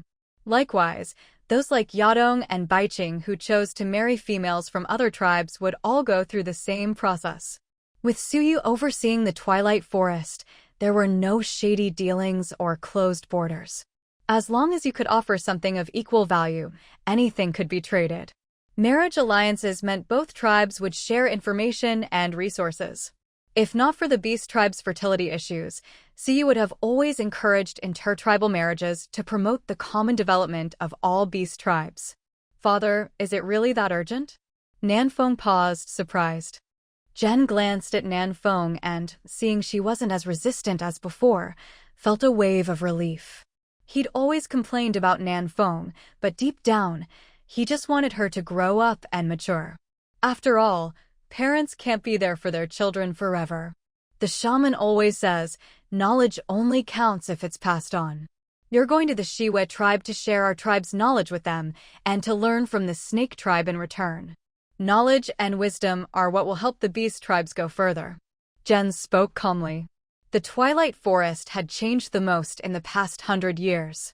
In recent years, the bird tribe of the Qinghai Plateau and the fish tribe of the East Sea had quietly started to imitate the Twilight Forest's model, moving away from constant conflict. And it was working. The tribes weren't like volcanoes anymore, ready to erupt at the slightest spark and strain neighborly relations. I understand. After the exchange event, I'll go with Shishing to the Heluo Tribe, Nanfeng said seriously. Changxia had started venturing into the forest to grow stronger and enrich herself. It was time for her to do something for the tribe as well. Chief, after the exchange event, I'm planning to take Heluo to the Tianzhe tribe. What do you think? Baiqing spoke up. At that, Heluo beside him looked nervous. She was worried Jen would refuse, or that the Heluo tribe would look down on her. Of course. I was wondering when you'd finally bring it up. Jen laughed heartily, clearly pleased with Baiqing's sense of responsibility. As a totem warrior of the Heluo tribe, you had to be brave and take responsibility. If you couldn't even do that, you didn't deserve to be a totem warrior. Thank you, Chief, Heluo said happily. She quickly stood up and gave Jen the warrior salute. No need to thank me. If anyone should be grateful, it's us. Thank you for not looking down on Baiqing and for taking such good care of him all this time, Jen said sincerely to Heluo. Baiqing can be stubborn sometimes. In the future, I hope you two can be patient and understanding with each other. But if he ever bullies you, come straight to me and I'll set him straight. Okay, I'll remember that. Heluo was overjoyed. She turned and shot Baiqing a flirtatious look, full of playful challenge. As if to say, now I've got someone to back me up, let's see if you dare bully me. Dinner ended quickly. Wan Chun, Nanfeng, and the others helped clean up, while Changxia and Shen Rong busied themselves packing for the trip to the sacred land. Jen went back to the tribe to notify the others to get ready, telling everyone to gather by White Lake for departure.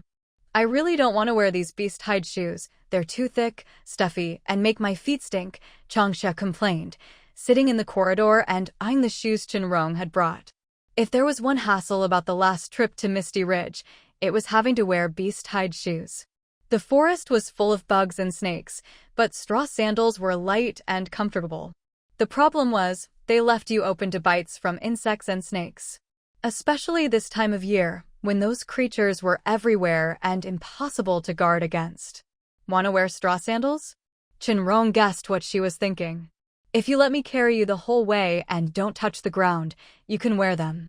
With him watching out, nothing would dare come near her. But he worried Changxia wouldn't be able to sit still and would want to wander around. Weishan was no less dangerous than Misty Ridge, and if she wore straw sandals, he couldn't guarantee her safety. Forget it, I'll wear the beast hide shoes, Changxia sighed. She knew herself too well, everything in the forest piqued her curiosity. If she had the chance, she'd definitely want to go exploring. We still need to make things like linen cloth. Blue cloth is nice, but it's expensive. The bird tribe is so stingy. Every time we trade with them, they nitpick everything and are really harsh. Shen Rong listened to Changxia's complaints with a smile and said, as for linen, I've actually heard some things. But to make linen cloth, you first need to find flax. The Yuan's family, Tianyuan tribe. They built their fortune on cloth. Shen Rong had stayed with the Yuans for decades, and when it came to weaving, the Yuans hadn't kept secrets from him. He'd even learned some of their core dyeing techniques. Unfortunately, when it came to things like bloodline evolution, which he discussed with Changxia before, the Yuans had definitely kept their guard up around him.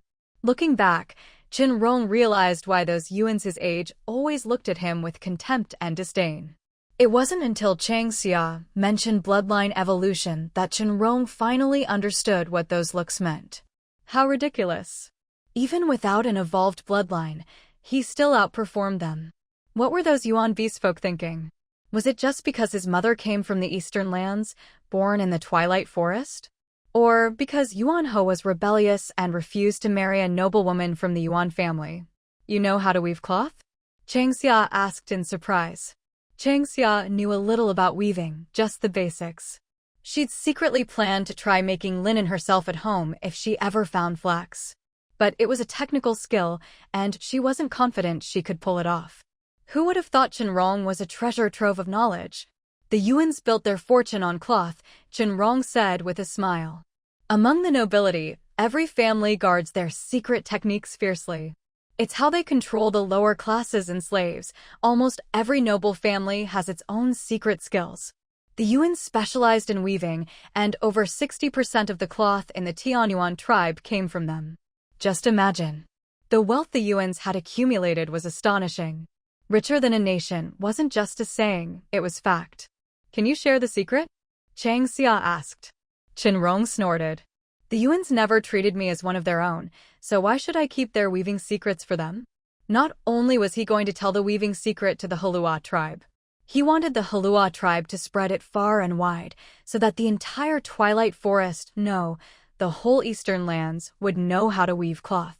Are you serious? Chang Xia asked solemnly. Weaving was a big deal. If Shen Rong taught the Heluo Tribe how to weave, they might share it with other beast folk in the Twilight Forest. Unlike the slave societies of the Western lands, the Eastern lands were much more open. Some things just weren't kept secret on purpose. Like sugar making, the Heluo Tribe had taught it to the Earth Tribe. Other beast folk tribes could learn it too, they just didn't use the sugar they made to trade with other tribes. At most, they kept it for themselves. Of course, Shen Rong replied. The Heluo Tribe might not keep this a secret, Chang Xia said bluntly. Just like with sugar making and fruit powder, the tribes will share with other beast folk. That's fine, Shen Rong said with a gentle smile. But Chang Xia couldn't shake the feeling that there was something odd about his smile. She couldn't help but rub her arm, feeling the hairs stand on end all of a sudden. End of this chapter. Nan Feng and the others stood at a distance. They quietly listened to Chang Xia and Shen Rong's conversation. When Shen Rong mentioned weaving, everyone's eyes widened in shock. Cloth. Was this the same cloth they knew about? After Chang Xia and Shen Rong finished talking, Nan Feng and the others hurried over, looking at Shen Rong eagerly. Shen Rong frowned and asked, "What's up?" So, were you and Chang Xia serious about weaving cloth just now?" Nan Feng asked in a low voice, unable to hide his excitement. The bird tribe was stingy, and they never traded much blue cloth. Once the Twilight Forest beast folk divided it up, there was even less for each tribe. The Heluo Tribe always saved their blue cloth for Chang Xia. Since her delicate skin couldn't handle animal hides, she was allergic to them. Most of the blue cloth the tribe got through trade, even Suye's share, was given to Chang Xia. The little that was left was given to the tribe's females to make undergarments. The beast cubs didn't get to use blue cloth much, maybe just when they were newborns. After all, cubs were mischievous and animal hides were tougher and more durable, so they didn't have to worry about wear and tear. Don't worry, I wouldn't joke about something like this. But weaving requires cotton or flax fibers. You need to find cotton or flax first, then spin it into thread, and then weave it into cloth. If you want to learn weaving, you'll have to find cotton and flax first, Shen Rong explained simply, making sure Nan Feng and the others understood that weaving wasn't an easy task. Even with his help, making cloth wouldn't be easy. First, they had to find cotton and flax. Without those, everything else was just talk. Silk and spider silk could also be woven into cloth, and those were even more valuable. But those were even harder to work with. The blue cloth the bird tribe traded, Shen Rong guessed, was probably made from silk or spider silk, maybe mixed with other materials. He'd heard from his people that the blue cloth the bird tribe kept for themselves was much finer. He suspected the bird tribe's own blue cloth was pure silk or spider silk, while the stuff they traded to the beast folk and fish folk was mixed and of lower quality. What do cotton and flax look like? Tell us, maybe one of us has seen them before, Nan Feng said excitedly. Nuan Chun, Mi Lu, and the others all nodded in agreement. Cloth the same kind the bird tribe wore. Who wouldn't be excited about that? Shen Rong briefly described what cotton and flax looked like, then fetched some white paper and drew simple sketches of them. Chang Xia didn't say much more. If they could find cotton and flax, and with Shen Rong's help, the tribe could soon weave their own cotton and linen cloth. Once the beast folk had their own cloth, Who would bother trading with the bird tribe anymore? Nan Fong, remember to take the white paper to your mother. See if anyone in the tribe knows how to draw. Have them make a couple more copies, and then have someone deliver them to the shaman's hall on Mount Kana for the shaman, Chang Xia instructed. It was too difficult for the Heluo tribe to search for things on their own.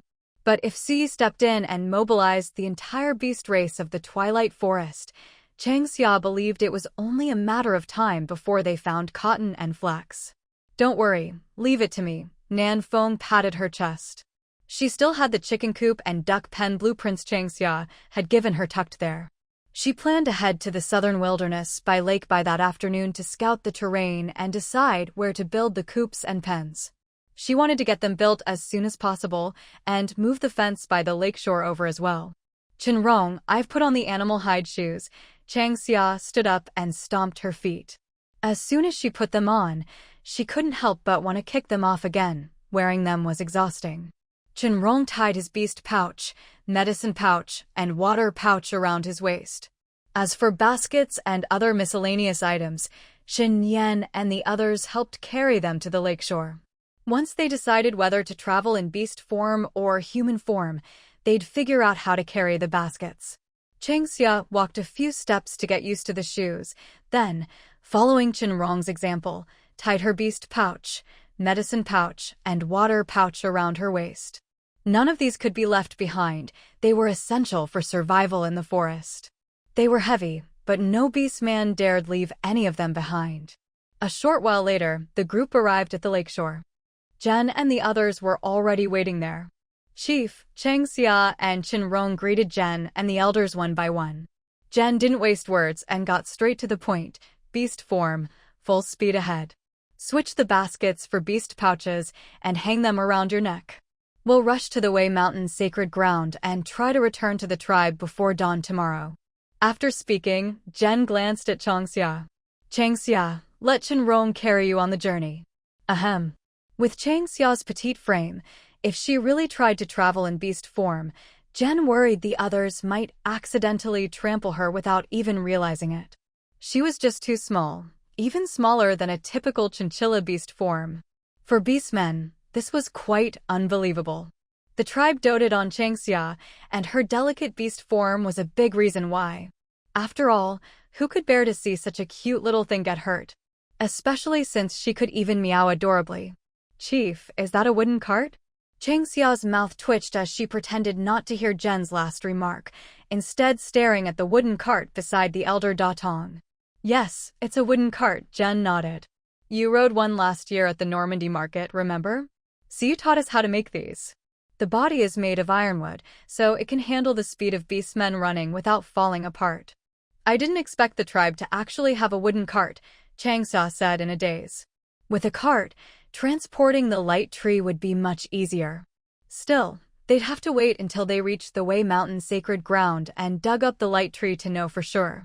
Hearing Chang Xia's sigh, everyone smiled. The cart was rarely used, maybe 2 or 3 times a year.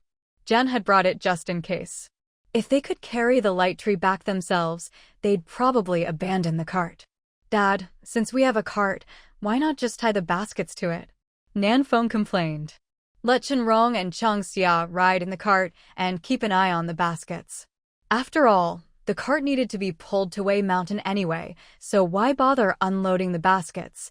Jen thought about it and realized she had a point. So, he loaded the baskets onto the cart. He let Shen Rong and Chang Xia ride in the cart, while Yun Dong and a few others took turns pulling it.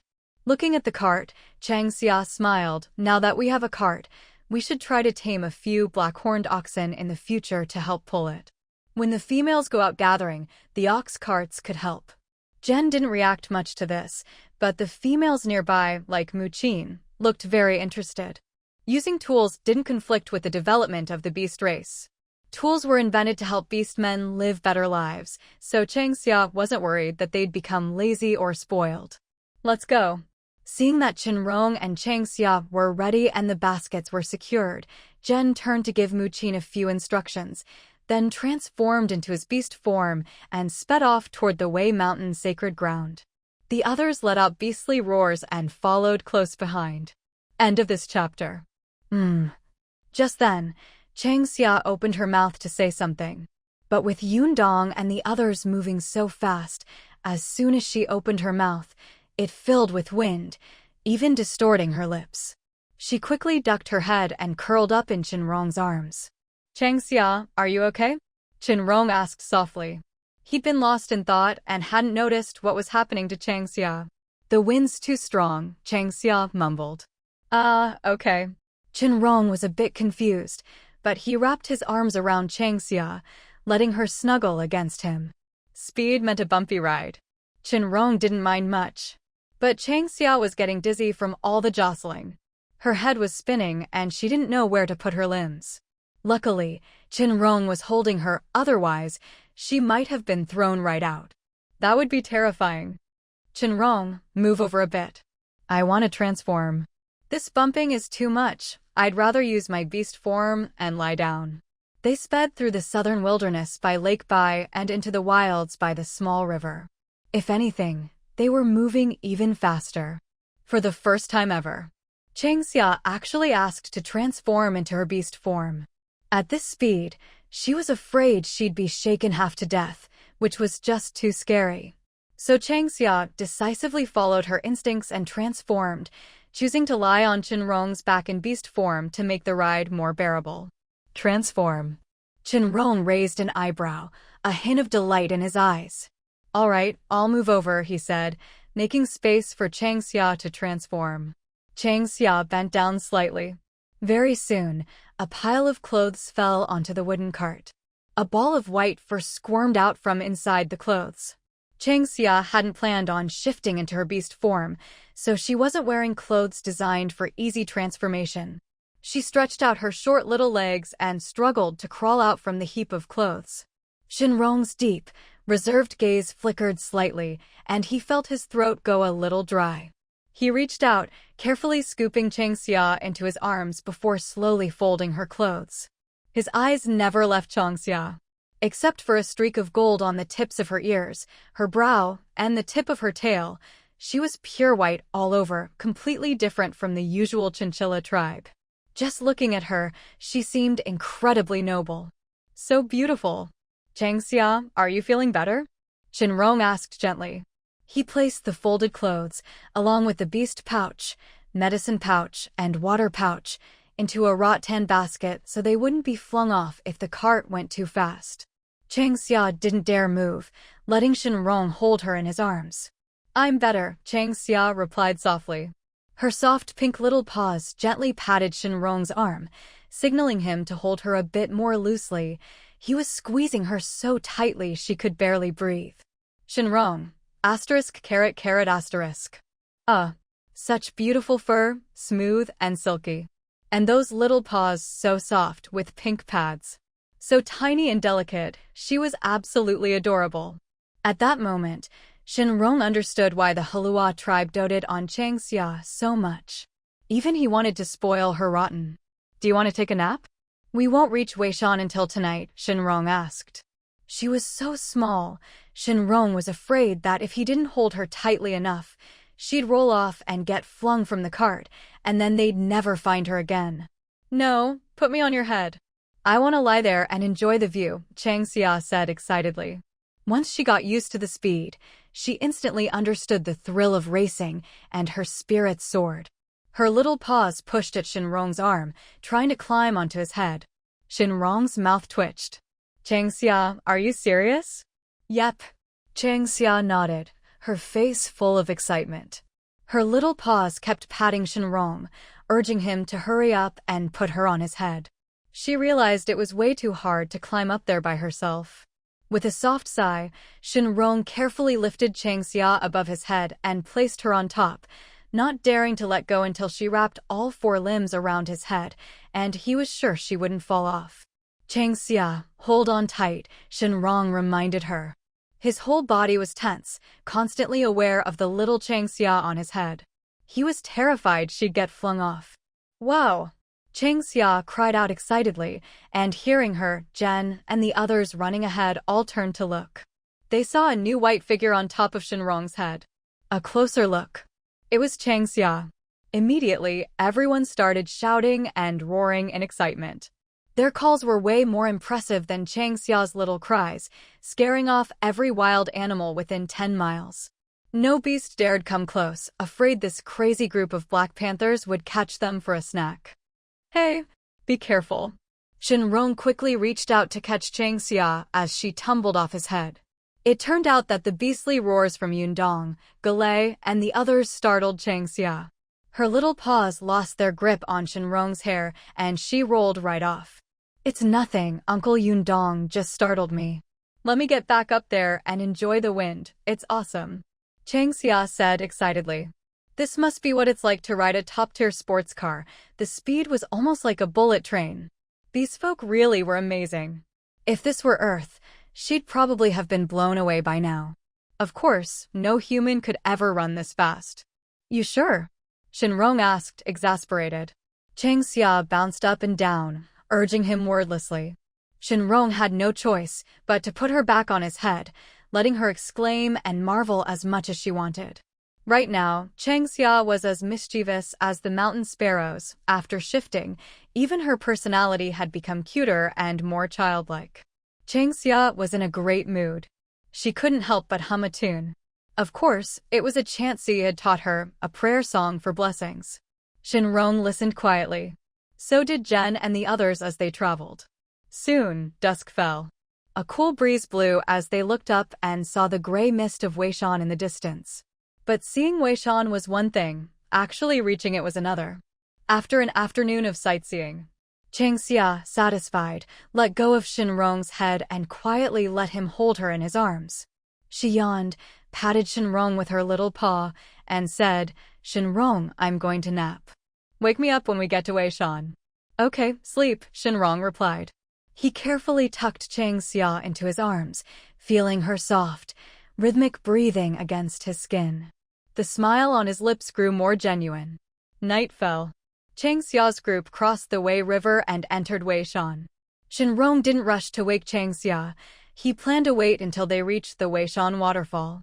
But the roar of the waterfall was deafening. Before they even reached it, the thunderous sound filled the sky. So noisy. Chang Xia grumbled, poking her head out of Shen Rong's arms and looking around at the pitch-black surroundings. Alarmed, she called Shen Rong. I'm here, Shen Rong said, stroking Chang Xia and lifting her into his palm. We're almost at the Weishan waterfall. No wonder it's so loud, Chang Xia said. Hold me steady, I'm going to shift back and put my clothes on. It's pretty bumpy. Are you sure? Shen Rong asked, worried. It's fine, I got used to it this afternoon, Chang Xia replied. She'd felt dizzy at first, but after getting used to it, and with her beast folk constitution, she could handle it. In an instant. Chang Xia had just returned to human form and tidied up her clothes. The wooden cart slowed down, and Jen and the others, who had been running ahead, quickly shifted back into human form. Their animal pelts slipped off, and in the blink of an eye, they were all back to their human selves. Roar, roar. At the same time, the familiar beastly roar of the old ape echoed from Weishan waterfall. It was obvious. The old ape had sensed Jen and the others approaching and let out a warning call, also signaling that they could come straight into the Weishan waterfall. He and the other Weishan apes were waiting there for them. That old ape really does have sharp ears, Chang Xia joked with a laugh. Shen Rong helped Chang Xia down from the cart. They planned to walk the rest of the way to the waterfall to stretch their legs a bit. After sitting in the wooden cart all afternoon, Shen Rong felt like his body was getting stiff. If his ears weren't sharp, do you think the tribe would trust the Weishan apes to guard the Weishan sacred land? Shen Rong replied with a smile. Now that the fame of the Weishan sacred land was spreading, it was inevitable that some unsavory characters would try to sneak in. Thankfully, the entrance to the sacred land was well hidden, and with the Weishan apes stationed at the waterfall, the only way in was through there. Otherwise, the Heluo Tribe might have had to send people to permanently guard Weishan. Haha, Chang Xia laughed, patting Shen Rong on the shoulder. If the old ape heard you say that, he'd be over the moon. Chang Xia, hurry up. Jen called from ahead, turning back to urge them along. Night had already fallen.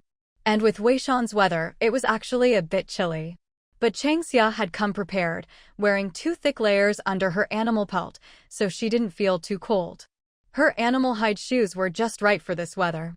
If she'd worn straw sandals into Weishan, she'd probably be shivering by now. "Coming, Chief," Changxia called back.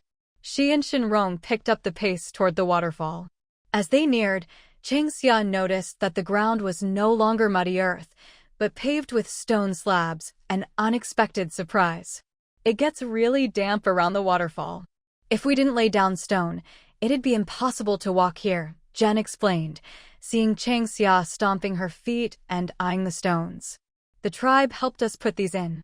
The Weishan waterfall was a magical place. Inside, it was as warm as spring. Outside, it was like the rainy season damp, even more so than the rest of Weishan. "Old ape, we're here," Changxia called out. Changxia, the old ape, sounded surprised, staring at her in disbelief. Clearly, he hadn't expected her to come to the waterfall. He'd heard from Yuan Bai and the others when they visited the Heluo Tribe that Changxia had gone to Misty Ridge. "Was she back already?" Hee. Changxia grinned, patting the wooden cart. "Old ape, I brought you a present. Wanna see?" I can smell it. It's a very unique scent." The old ape grinned, his ugly face looking especially fierce and frightening in the faint moonlight and the glow of the light trees. Luckily, Changxia and the others were used to the Weishan ape's appearance. Otherwise, they'd probably have been scared out of their wits. "Roar, roar." Yuan Qing approached Changxia, letting out a soft call. Changxia waved and asked, "Old ape, is Yuan Qing asking about Yuan He?" She didn't understand the Weishan ape's language and had to rely on the old ape to translate. Since Yuan Qing was looking for her, Changxia could only think it was about Yuan He. No matter the species, blood ties were always mysterious. "She's asking if Xiaohe has been behaving in the tribe, and if he's caused you any trouble," the old ape translated. Yuan Bai and the others had just returned from the Heluo Tribe and seemed quite reluctant to leave. It also made the old ape curious about the Heluo Tribe. But he had to stay and guard the waterfall. He couldn't leave Weishan, which was a pity. "He's doing great, spending his days training and playing with the other beast cubs," Changxia replied with a smile, looking at Yuan Qing. "If you miss Xiaohe, you can come stay at the tribe for a while. We've built new cave dwellings, there's room for the Weishan apes."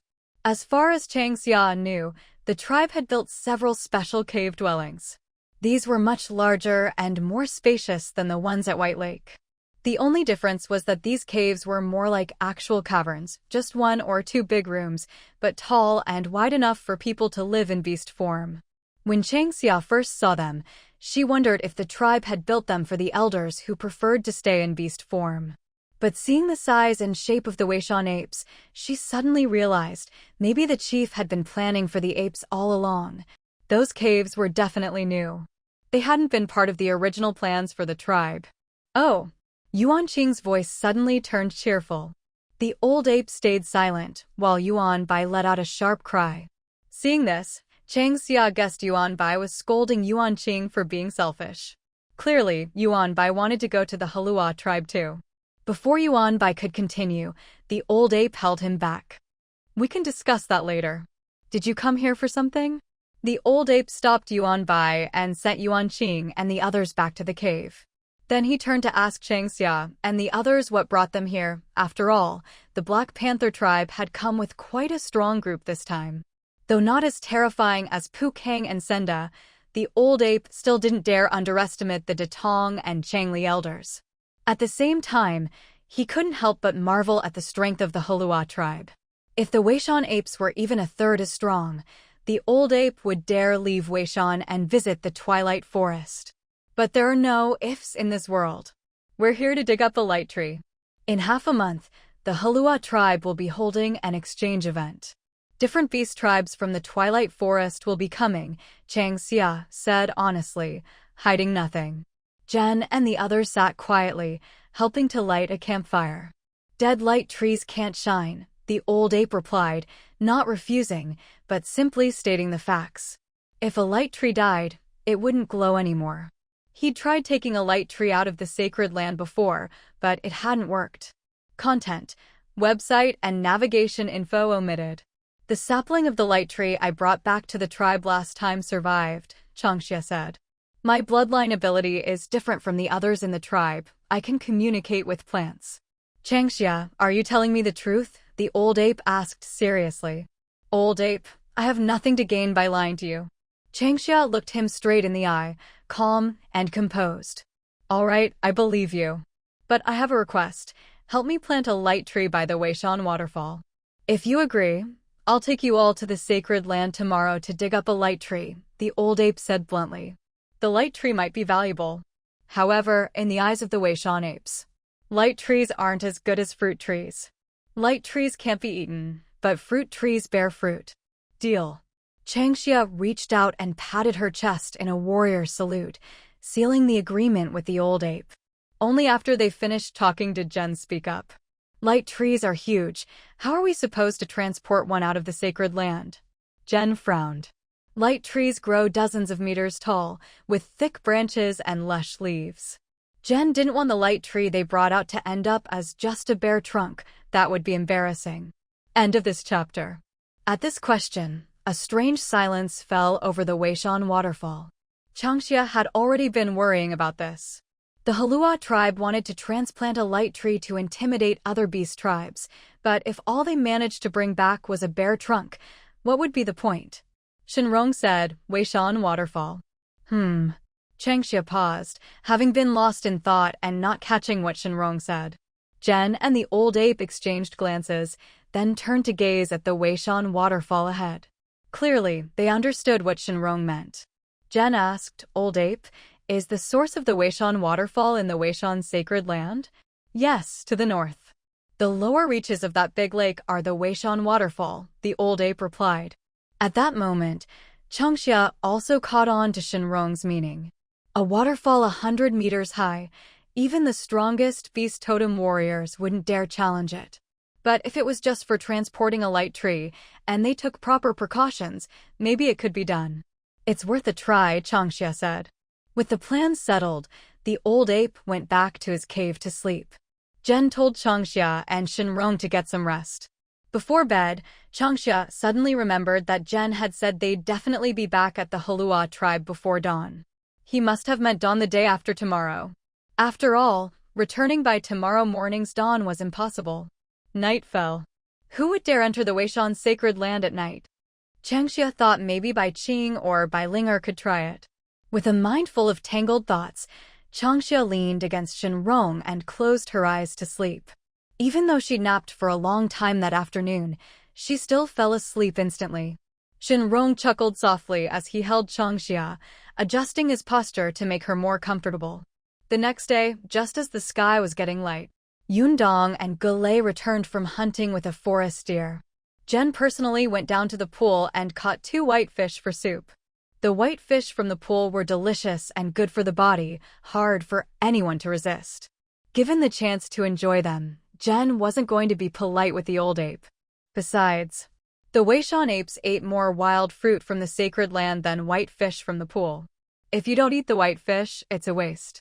Shen Rong, wake Changxia and ask her to help prepare breakfast, Jen said. Shen Rong looked at the sunrise, reached out and gently shook Changxia awake. Changxia, time to get up. The night before, everyone had just snacked on some of Changxia's prepared rice cakes and cured meat before bed, so they woke up hungry. Plus, they'd be heading to the Weishan sacred land soon to dig up a light tree. Even the Weishan apes woke earlier than usual. It's morning already. Changxia was still groggy. The temperature at the Weishan waterfall was a bit lower than in the tribe, and she shivered as she woke. Changxia, we need your help with breakfast, Jen said. She shook the water droplets from her body, sat by the campfire to dry off, then put on her clothes. The Weishan waterfall camp was equipped with kitchenware supplied by the Heluo Tribe. Everything they needed was there. There was even a wooden shelter built in the square. Changxia and the others had slept in it last night. The stove was also set up inside. Okay, Changxia replied.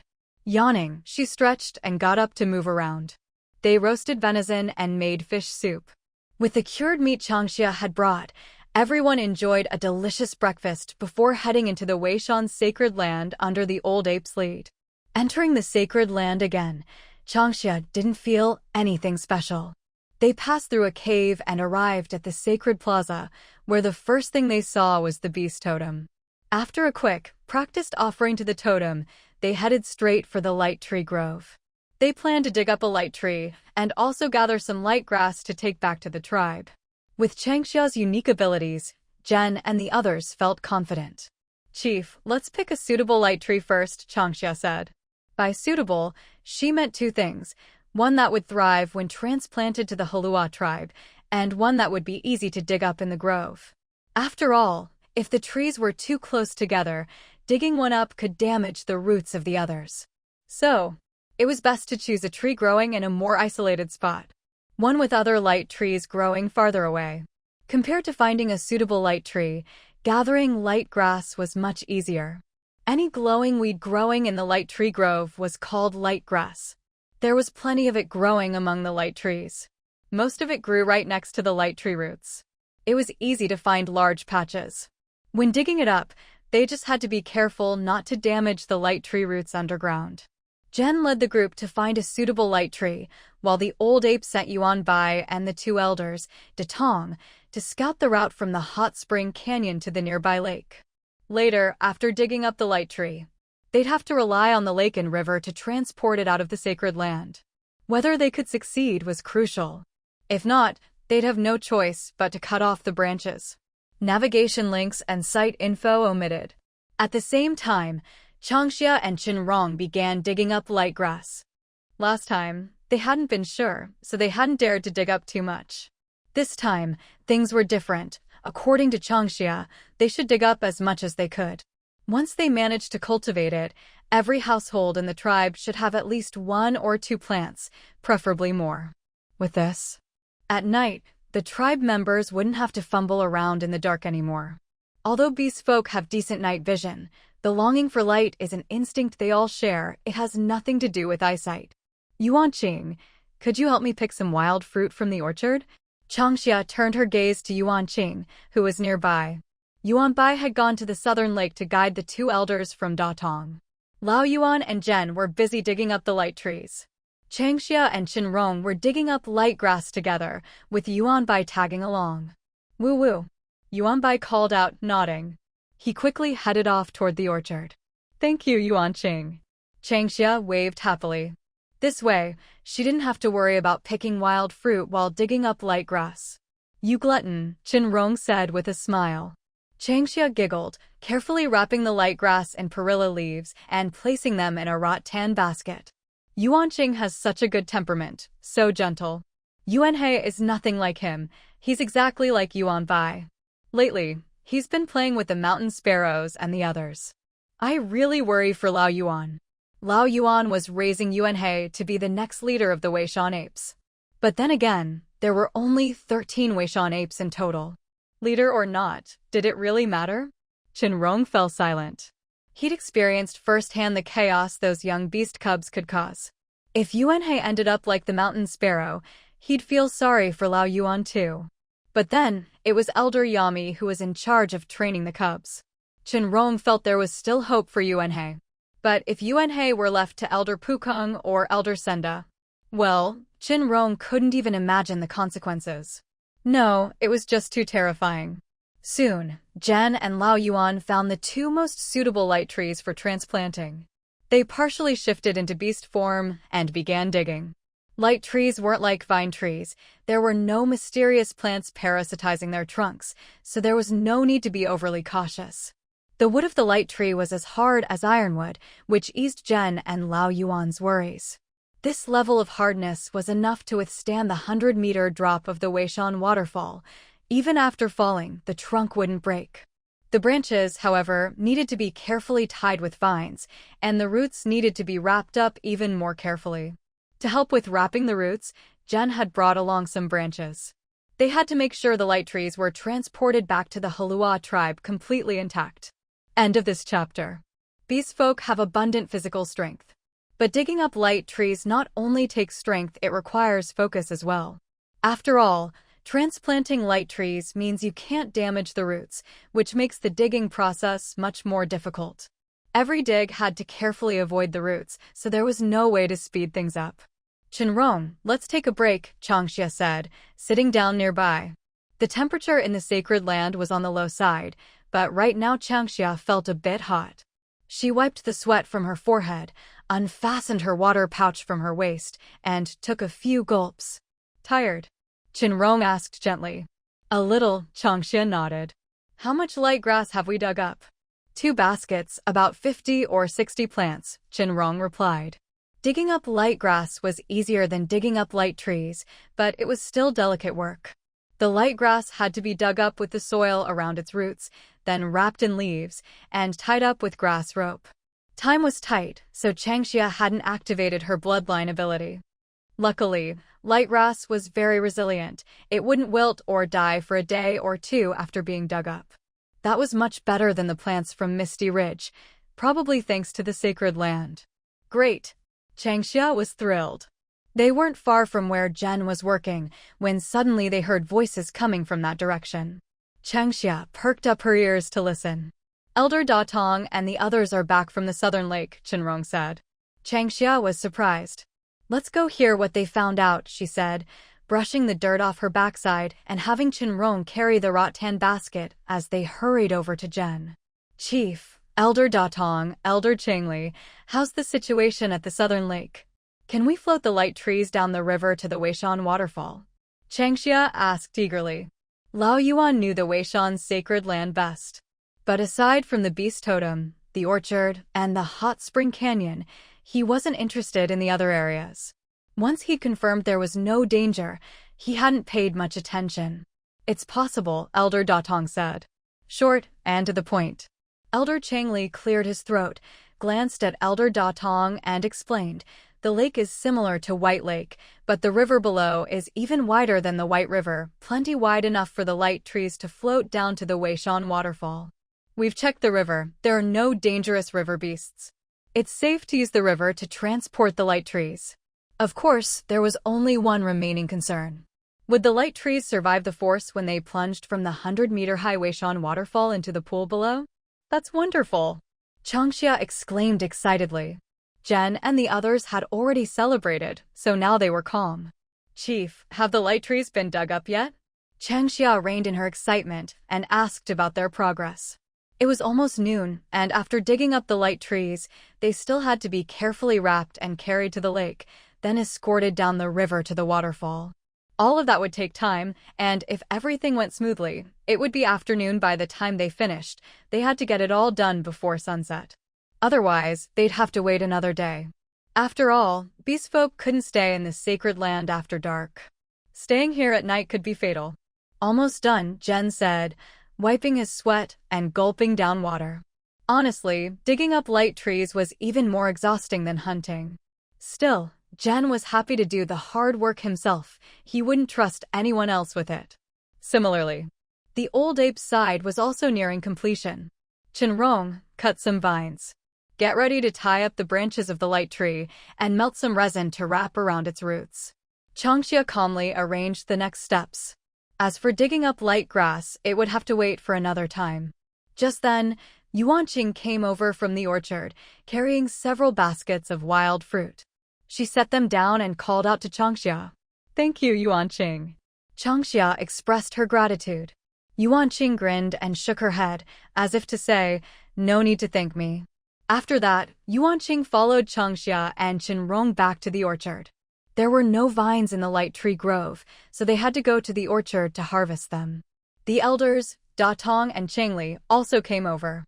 Digging up the light trees didn't require the elders' help, but there weren't enough hands to gather vines. 2 light trees would need a lot of vines to bind them securely. Careful, careful. Hold the trunk steady and slowly let the light tree fall. Soon, shouts from Jen rang out from the light tree grove. Clearly, the trees had been dug up and were ready to be felled. The old ape personally stepped in, using his massive body to cushion the tree as it fell. Meanwhile, Changxia and the others returned with the harvested vines. They saw the old ape and the other Weishan apes carrying the light trees, trying to keep them as far from the ground as possible to avoid breaking the branches. Chief, we've got the vines, Changxia said.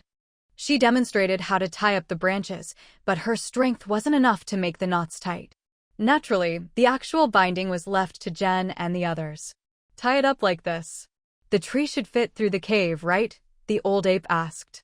If they could get the light trees through the cave, they wouldn't have to risk taking them past the Weishan waterfall, where there was a 50-50 chance the trees would break. The old ape was understandably nervous. After all the effort to dig up the trees, it would be heartbreaking if they snapped. No way, Jen shook his head regretfully. Unless it was a young light tree, the trunk of an adult one was usually over a meter thick, with lush branches and leaves. Even tied up, the width was still 5 or 6 meters. The cave was tall enough, but not wide enough. Old ape, you could have dug up a young light tree. The situation at Weishan Waterfall isn't as urgent as at the Heluo Tribe. We need the light trees for support, and this exchange is important for the Black Panther tribe's reputation, Changxia explained, puzzled as to why the old ape had chosen adult trees. Even half-grown ones would have sufficed, especially since the waterfall wasn't that big. A smaller light tree would have provided enough light. The old ape was stunned. He hadn't thought of that. But now that the trees were already dug up, it was too late to change anything. Next, everyone quietly set about packing up the light trees. Once the branches were tied, they dealt with the roots, trimming off some of the smaller ones and keeping the main roots. Like the branches, they were first bound with vines, then packed with soil. Another layer of vines was added, this time glued with resin, followed by more soil, repeating the process several times. The hope was that the sticky resin would help the roots withstand the force of the river. As long as the roots stayed intact, the light trees could be transplanted successfully. At the same time, the trunks were tightly wrapped with 3 or 4 layers of vines. By the time Changxia and the others finished packing up the 2 light trees, the sun was already sinking in the west. They didn't linger. Quickly transforming into their beast forms, they hoisted the light trees and headed straight for the southern lake. The elders had already cleared the way along the riverbank. This time, all they had to do was toss the light trees into the water, then leave the Weishan's sacred land and head to the waterfall to wait for the river to carry the trees down. Shen Rong, you and Changxia go straight back to Weishan Waterfall. Leave things here to us, it's getting late, and we'll do our best to leave the sacred land as soon as possible, Jen said quickly, stopping Changxia from following and telling Shen Rong to take her back. They had misjudged their timing, and were almost out of time. Hearing this, the old ape told Yuanqing and Yuanbai to go with Changxia and Shen Rong back to the waterfall. He had enough other apes to help here. Yuanqing and Yuanbai weren't needed. Sending them ahead might even be useful. All right, we'll head back to the waterfall and wait, Changxia said without fuss, nodding. She had Shen Rong bring the light grass, called for Yuanqing and her mate to bring the wild fruits, and they all headed back through the cave toward Weishan Waterfall. From Jen's plan, it was clear they would soon transform and race at full speed to the southern lake. It seemed far, but with beast folk speed, they could definitely make it out of the sacred land within an hour. Jen wanted Changxia and Shen Rong to leave first, probably because he was worried Changxia wouldn't be able to keep up, and also because someone needed to be at the waterfall to watch for the light trees' arrival. The river was fast. Once Jen and the others tossed the bound light trees in, they might even reach the waterfall before the group did. Shen Rong, I'll transform. Take me back to the waterfall. Yuanqing, Yuanbai, pick up the pace, don't waste time. We might need your help later, Changxia said, crouching down and transforming before climbing onto Shen Rong's leg so he could tuck her into his arms. Yuanqing and Yuanbai stared wide-eyed at Changxia, now nestled in Shen Rong's embrace, their eyes full of longing. They wanted to cuddle her. Shen Rong's mouth twitched.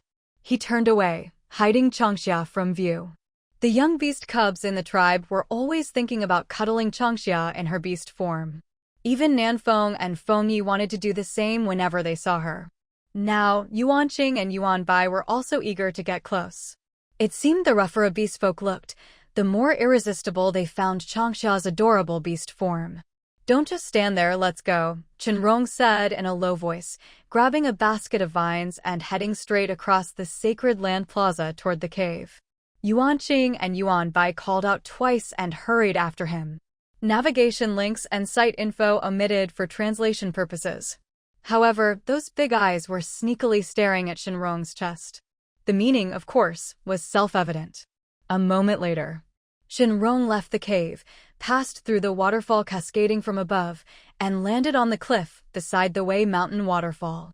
After a few more leaps, he reached the ground. Changxia said, "Shen Rong, hurry and take me to the wooden shed." She wasn't wearing her beast clothes and needed to go to the shed to change back into human form and get dressed. Shen Rong picked up the rattan basket and headed straight for the shed. Once inside, he set the basket aside, took out some clothes, and placed them in a small cubicle. Ignoring the heated gazes from Yuan Qing and Yuan Bai, Changxia entered the cubicle and quickly got dressed. Outside, Shen Rong was the first to stand by the pool.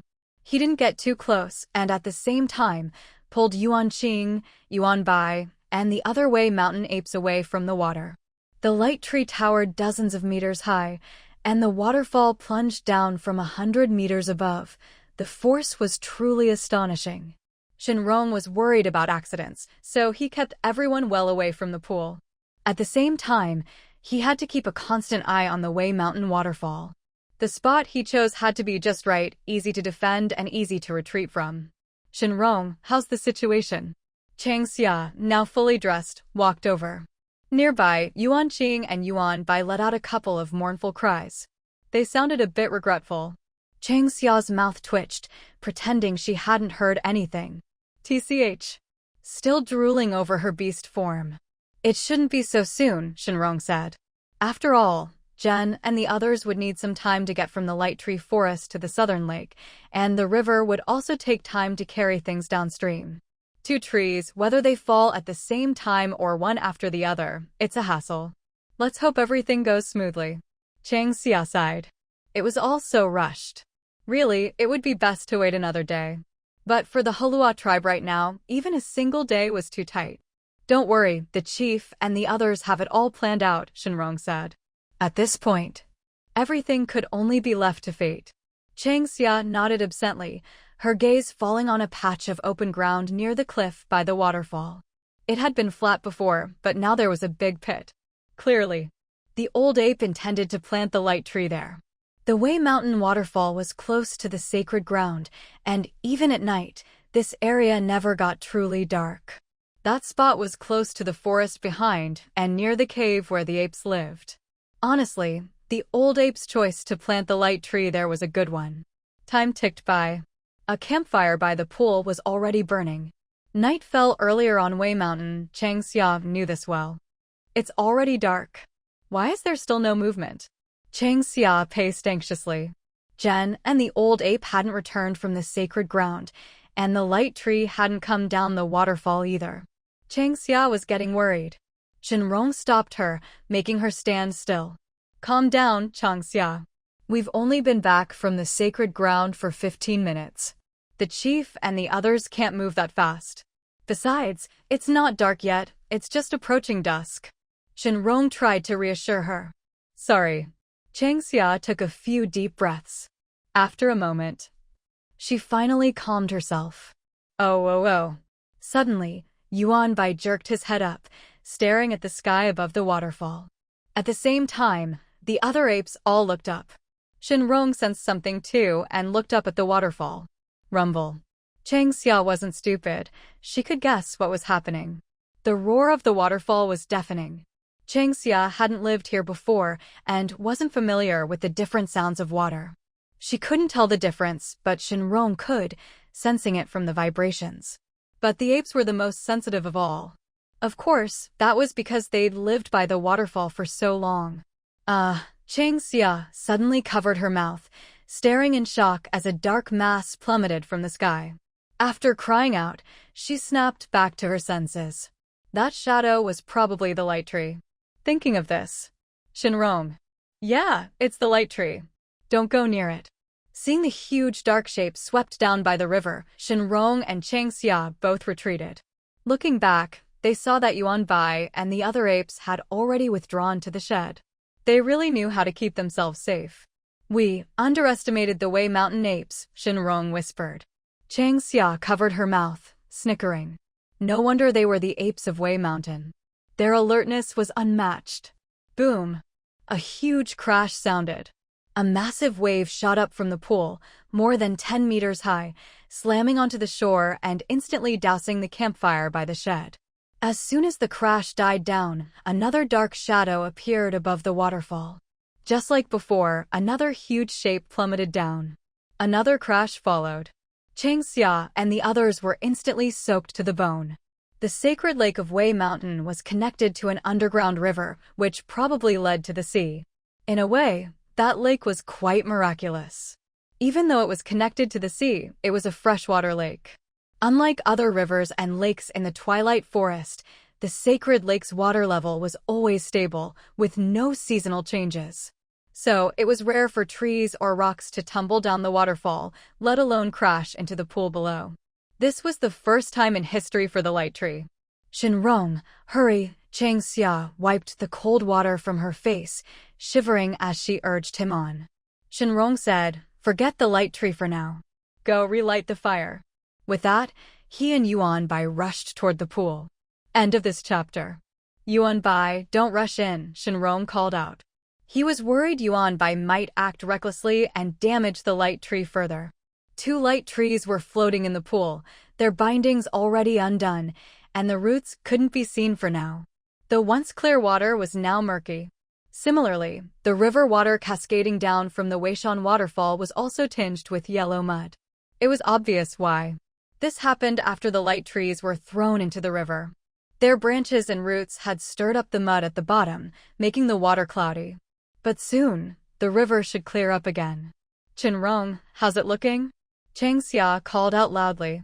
Shivering, she rekindled the extinguished campfire, rubbing her hands together to keep warm and ward off illness. She didn't dare stray far from the fire, standing on tiptoe to peer toward the pool. Shen Rong replied, it's fine. Hearing that things were fine, Chang Xia understood that the light trees hadn't broken. If their trunks or roots had snapped, Shen Rong's tone wouldn't have been so calm. With that, she relaxed, took off her outer garment, and began drying her clothes by the fire.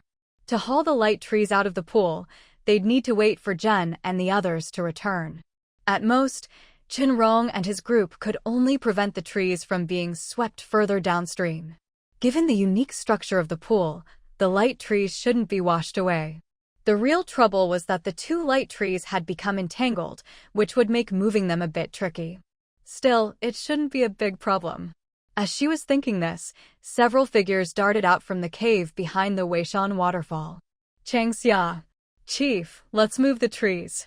Chang Xia reacted quickly, immediately instructing Zhen and the others to get into the pool and move the trees. At the same time, she was indirectly telling him and Old Ape that they were in luck, the light trees hadn't broken. Old Ape, give me a hand. Zhen leapt into the pool. Old Ape, not to be outdone, jumped in as well. Shen Rong, you and Yuan Bai, step back a bit. Chief, be gentle. The branches of the 2 light trees are a bit tangled. The 2 light trees had come down the waterfall one after the other, which should have been fine. But the vines binding their branches had come loose, causing them to get intertwined. After checking, Shen Rong realized it was a bit of a hassle. That's why he'd held Yuan Bai and Yuan Qing back from moving the trees right away. Half an hour passed in the blink of an eye. Chang Xia prepared some food for a quick meal. Only then did Zhen and Old Ape manage to haul the 2 light trees out of the pool. Chang Xia helped Old Ape plant the tree he'd dug up, infusing the roots with plenty of her bloodline power. Luckily, the light trees grew in the sacred land of Weishan and weren't afraid of the cold. If it had been a vine tree soaking in the pool for so long, it probably wouldn't need to be planted, it could just be used as firewood. Chang Xia, is this enough? Old Ape asked in surprise. Chang Xia brushed the mud from her hands and said, don't worry, I've infused the roots with plenty of bloodline power. That's enough for the light trees to take root and grow. In 5 days, if you notice the light trees' glow at night has faded, have Yuan Bai come to the tribe to find me. Actually, after 5 days, if she could confirm the light trees had survived, she might return to Weishan again, this time for the seasoning trees. Meanwhile, Zhen and the elders secured the light trees to the wooden cart. The trees were quite sturdy. Despite falling from the waterfall, their branches hadn't broken, just a few leaves had fallen off, and they were basically unharmed. As soon as the trees were out of the pool, Chang Xia put on her dried clothes and infused both light trees with more bloodline power to protect their vitality. When Old Ape planted the tree, Chang Xia again infused it with bloodline power. To be honest, she was feeling a bit drained by now. Fortunately, she still had a few pieces of preserved meat left, so she stuffed a couple into her mouth as she finished up. Chang Xia, Shen Rong called softly. Chang Xia shook her head lightly and said, I'm fine. Old Ape, it's time for us to go. Jen called out, reminding Chang Xia and the others to wrap things up quickly. They needed to head back to the tribe. This trip to Weishan had truly been a whirlwind. The closer the exchange event drew, the more pressure Jen felt. He didn't want to waste a moment. He just wanted to hurry back to the Heluo Tribe, plant the light trees, and then plan for the seasoning trees. All right, I won't see you off, Old Ape said, waving his hand. Shen Rong carried Chang Xia on his back and set off. Yuan Qing helped load the light grass and wild fruits onto the cart. At this point, a light tree was tied to the cart, with a vine basket fastened to its branches. Shen Rong, carrying Chang Xia, jumped onto the cart, or more accurately, onto the light tree itself. Let's go. No small talk, no lengthy goodbyes. Yundong, Galay, and the others pulled the cart, just like on the way there. The only difference was that now, there was a light tree on the cart, making it a bit heavier and slowing them down a little. Jen led the way, with the two elders flanking the cart. The light tree was dozens of meters tall, while the cart was only a third, or rather, a quarter, of its length. So, Jen and the others had to weave a vine mat to extend from the back of the cart to support the tree, doing their best to prevent its branches from dragging on the ground. Chang Xia rested her hand on the trunk of the light tree. She activated her bloodline power, not to infuse it this time, but to communicate. The result was good. The light tree's feedback was all normal. Chang Xia, are you holding up? Shen Rong asked anxiously. Chang Xia took the candy Shen Rong offered and popped it into her mouth. I'm fine. I'll just sit and rest for a bit. I'll recover soon. Then get some rest. Shen Rong gently covered Chang Xia's eyes with his hand, using a soft but firm touch to make her rest. At this pace, they'd reach the tribe before midnight, no need to wait for dawn. With that in mind, Chang Xia sent a bit more bloodline power to the light tree, then did as Shen Rong wished and closed her eyes to rest. With the light tree's vitality, plus the bloodline power she'd given it, it would easily survive 3 to 5 days without wilting. I'm going to nap. Keep an eye on the light grass and wild fruits in the basket so they don't bounce out, Chang Xia mumbled, and before she could finish, she'd already drifted off. It seemed that using her bloodline power also drained her physical strength. Previous page, next page, last page, top. Since yesterday afternoon, Changxia has been running around non-stop and her small frame is starting to give out. Especially after channeling her bloodline power into 2 light trees in a row. That nearly drained her dry. Night deepened. But in the Heluo Tribe, few people had gone to sleep. Why isn't Changxia back yet? Nanfeng paced anxiously along the shore of White Lake, muttering, I remember she clearly said she'd be back before dawn. It's already dark, why isn't she back? Maple Leaf rubbed her forehead, speechless as she looked at Nanfeng. She turned and glanced at Mu Qin, her eyes asking, Are you going to do it, or should I? Mu Qin's mouth twitched, and she nodded at Maple Leaf. Seeing this, Maple Leaf raised her hand and smacked Nanfeng on the back of the head. Smack. Ow!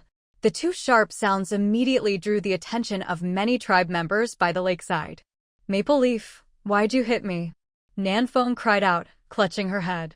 Maple Leaf rolled her eyes and replied, Stop being stupid. Changxia and the others went to Weishan Holy Land yesterday afternoon. Do you really think they could make it back to the tribe by dawn today? You can't even approach Weishan Holy Land at night, idiot. Nanfeng covered her head, finally understanding what Maple Leaf meant. Xixing covered her mouth, chuckling softly. Then she reached out and pulled Nanfeng over, whispering, I bet Changxia and the others will make it back tonight, just before dawn. End of this chapter. Back tonight. Shouldn't AMU be getting food and hot water ready for when they return? Nanfeng turned to Muqin and grumbled, I'll go to Changxia's house to start a fire and boil some water and get some food ready for her. That way, when she gets back, she can have a hot meal. Wow, Nanfeng's actually being smart for once. Maple Leaf exclaimed in surprise. Nanfeng rolled her eyes and dragged Xixing off toward Changxia's house. Muqin glanced at the departing Nanfeng, then turned to Elder Yami and asked softly, Elder Yami, what do you think? You take Heian, Tianluo, and the others back to the tribe square and light a bonfire to prepare food for Jen and the others. We'll keep watch here. Xixing's right, they should make it back tonight, but it's hard to say exactly when. All right, we'll head back to the tribe, Muqin replied. At her words, the group dispersed in twos and threes. The younger tribe members headed to Changxia's cave dwelling, while the elders followed Muqin back to the tribe. Night fell. The Heluo Tribe was lively. Changxia's house is so beautiful. Milu sighed in admiration. Coincidentally, Bai Qing needed to build a pool for Bai Linger as a resting place, so she could renovate their cave dwelling at the same time. When the dwellings were first built, they all followed the tribe's standard style. Any later renovations were up to each family. Bai Qing had been on the brink of death before, so she hadn't had the energy to fuss over her own place. Now that she was healthy again and about to marry Milu, with a full stomach and a warm home, naturally she started thinking about these things. Let's work hard for a while and try to finish renovating the tribe before we head to the Tianlian tribe. When we get back, the cave dwellings will be dry and ready to move into, Milu said happily. I want to renovate my house too. Add a porch, a corridor, maybe a pool and a flower bed. Soon, Nguan Chun and Maple Leaf chimed in as well. The pursuit of beauty is an eternal topic, no matter which tribe's females are talking. I'm not in a rush to renovate. What I really hope is that Changxia can dig up a few light grasses from Weishan Holy Land this time. Nanfeng grinned as she added water to the pot, her expression a little sly. At that, Nguan Chun and Maple Leaf's expressions changed slightly. The vine trees weren't mature yet, and the light they gave off was still weak. Transplanting light trees was still tricky, but light grass was much easier to move and plant, and had a much higher survival rate. Thinking about it, everyone couldn't help but have their own little thoughts. Heh. They exchanged glances, and all started chuckling. Clearly, they were all interested in light grass. The attraction to light is something every intelligent being has deep in their soul. It drives them to seek and desire it. I'm going to check out how Changxia made those wooden planters for the light grass, Shan Kuan said briskly. Carrying his chubby twin babies, he dashed into the small living room, staring intently at the light grass on the long table, eyes full of longing. Kong Shan, Shen Yan, and the others weren't far behind, quickly following him in. Meanwhile, Nanfeng and the others were discussing what food to prepare for Changxia. Of course, they were also thinking about what they wanted to eat themselves. Late-night snacks. Once you've had them once, you'll want them again and again. They used to just roast big chunks of meat, which was filling and satisfying. But after tasting the delicious skewers that Changxia had Shen Rong make, big chunks of meat? Who cares about those anymore? Cutting the meat into mulberry-sized pieces, marinating them, skewering them, and grilling them with spices, the flavor was simply amazing. No matter how we try, our grilled meat never tastes as good as Shen Rong's. It's so strange, Nguan Chun sighed. She spent most of her time in the tribe with her twins, and had studied cooking quite a bit. Same method, same spices, same tools. But the food just never tasted quite as good. Maple Leaf said, Shen Rong is really skilled. Do you think the Yuan family from the Tianyuan tribe would be okay knowing Shen Rong is still alive? From what I know, Shen Rong also knows weaving, and he promised that if we find cotton and hemp, he'll teach us how to spin thread and weave cloth, Nanfeng said, his face darkening protectively. As for the cotton and hemp, once Elder Yami found out, she sent a totem warrior to the Kanasha mountain witch hall to tell Si about the weaving. Navigation links omitted for translation. At this moment, judging by Su Ye's usual way of doing things, They were confident that all the beast tribes had received the news, and every tribe would do everything they could to find cotton and hemp. After all, as long as they found cotton and hemp, the beast tribes would no longer be dependent on the bird tribe. Animal hides were certainly warm, but they were too heavy and inconvenient to wear during the warm season. We're not happy about it, but what can the Yuan family do? The Twilight Forest isn't a place where the Tianyuan tribe will let the Yuan family run wild. When the Sirius tribe learned that Shen Rong had been persecuted by the Yuan family, they immediately cut off all cooperation with them. While it might not have been a devastating blow, the Yuan family certainly suffered significant losses. Without the Sirius tribe backing them, would the Yuan family even dare to come to the Twilight Forest? The Eastern Lands, reputedly the graveyard of the Western beast tribes. That's no joke. It's a reputation built on the corpses of countless Western beast tribes. They had killed ruthlessly. Gradually, the beast tribes from the West no longer dared to enter the Eastern Lands themselves. Instead, they started making secret deals with Eastern wanderers, trying to trade for what they needed with money or other benefits. And, as Nanfeng and the others had guessed, that's exactly what was happening. Once the Sirius tribe learned what had happened to Shen Rong, they decisively severed ties with the Yuan family. They even made it clear that if anyone from the Yuan family dared set foot in the Twilight Forest again, they would be killed on sight. At the same time, they cut off the Yuan family's trade route into the Twilight Forest. This move caught the Yuan family completely off guard.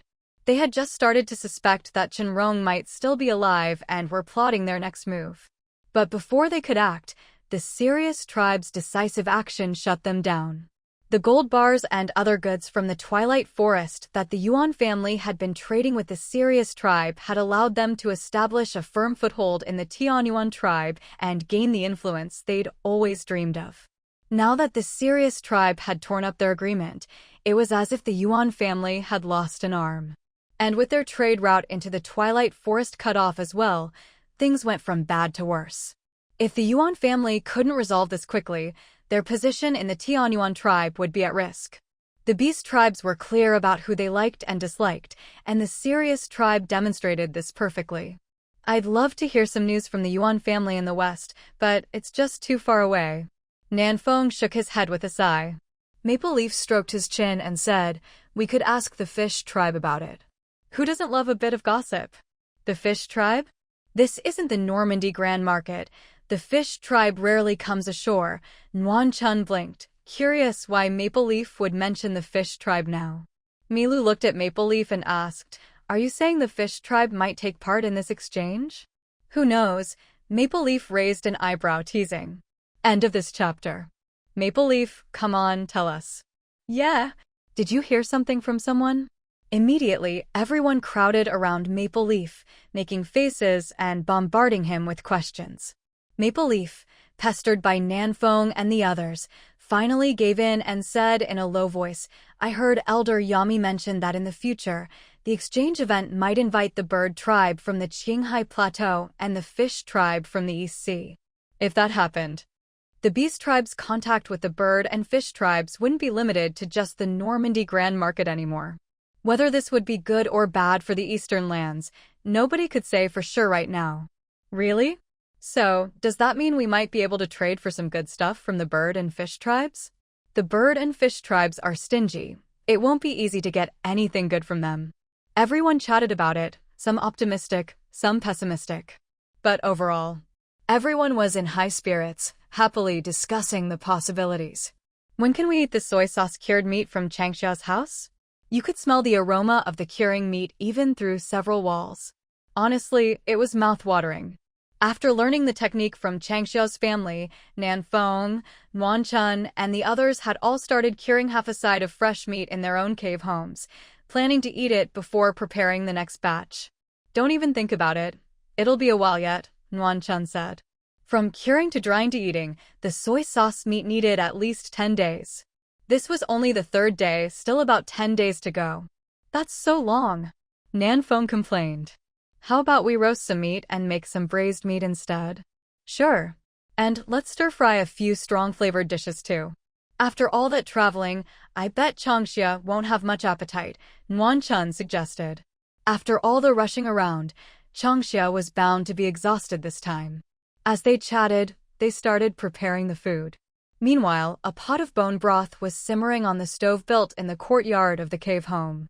Since they couldn't be sure when Changxia and the others would return, making bone broth was the best choice. It only got more fragrant the longer it simmered. Night was falling.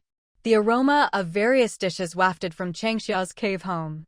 Maple Leaf had Kong Shan and the others set up the long table, ready for Changxia and her group to return and start eating at any moment. Over at the tribe's main square, everything was also set up, waiting for Jen and the others to come back. But knowing how tired Changxia would be, Nan Feng and the others figured she wouldn't go to the main square. That's why they'd set up a table by White Lake instead. Rumble, rumble. Listen, Maple Leaf suddenly said. She raised a finger, signaling everyone to be quiet and listen. A rumbling sound, a really strong vibration, Kong Shan said. Shan Kuan added, let's go, to the White Lake shore. At that, Nan Feng, Nuan Chun, and the others immediately understood. Changxia and her group were back. Hurry up, Nan Feng urged, leading the way out of the kitchen and into the courtyard. The other beast folk quickly followed, heading for the lakeshore. At the same time, the tribe's main square also noticed the commotion. Muqin led the tribe members toward White Lake, and Elder Yami, who was already in the southern wilds by the lake, had been about to send someone to notify the tribe.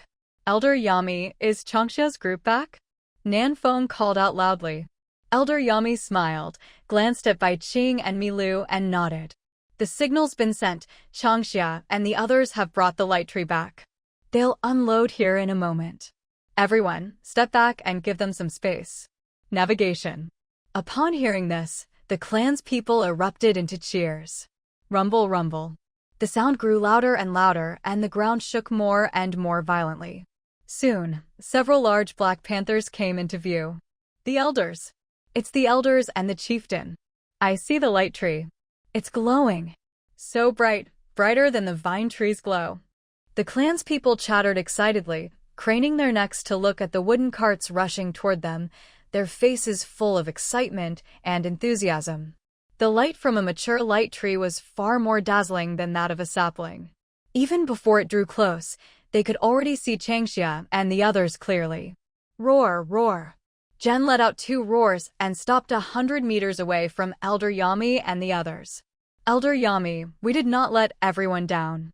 Jen shifted back into human form, standing in front of the wooden cart, smiling broadly at the clan's people as he spoke loudly.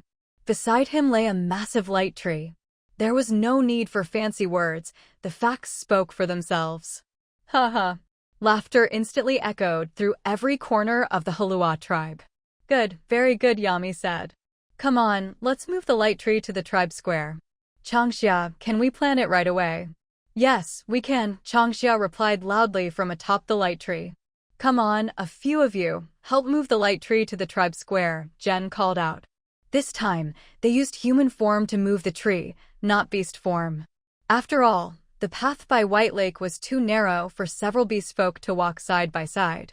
Carrying the light tree in human form was the best choice for bringing it back to the tribe square. As soon as Jen finished speaking, Shen Yan, Kong Shan, and the others quickly rushed over.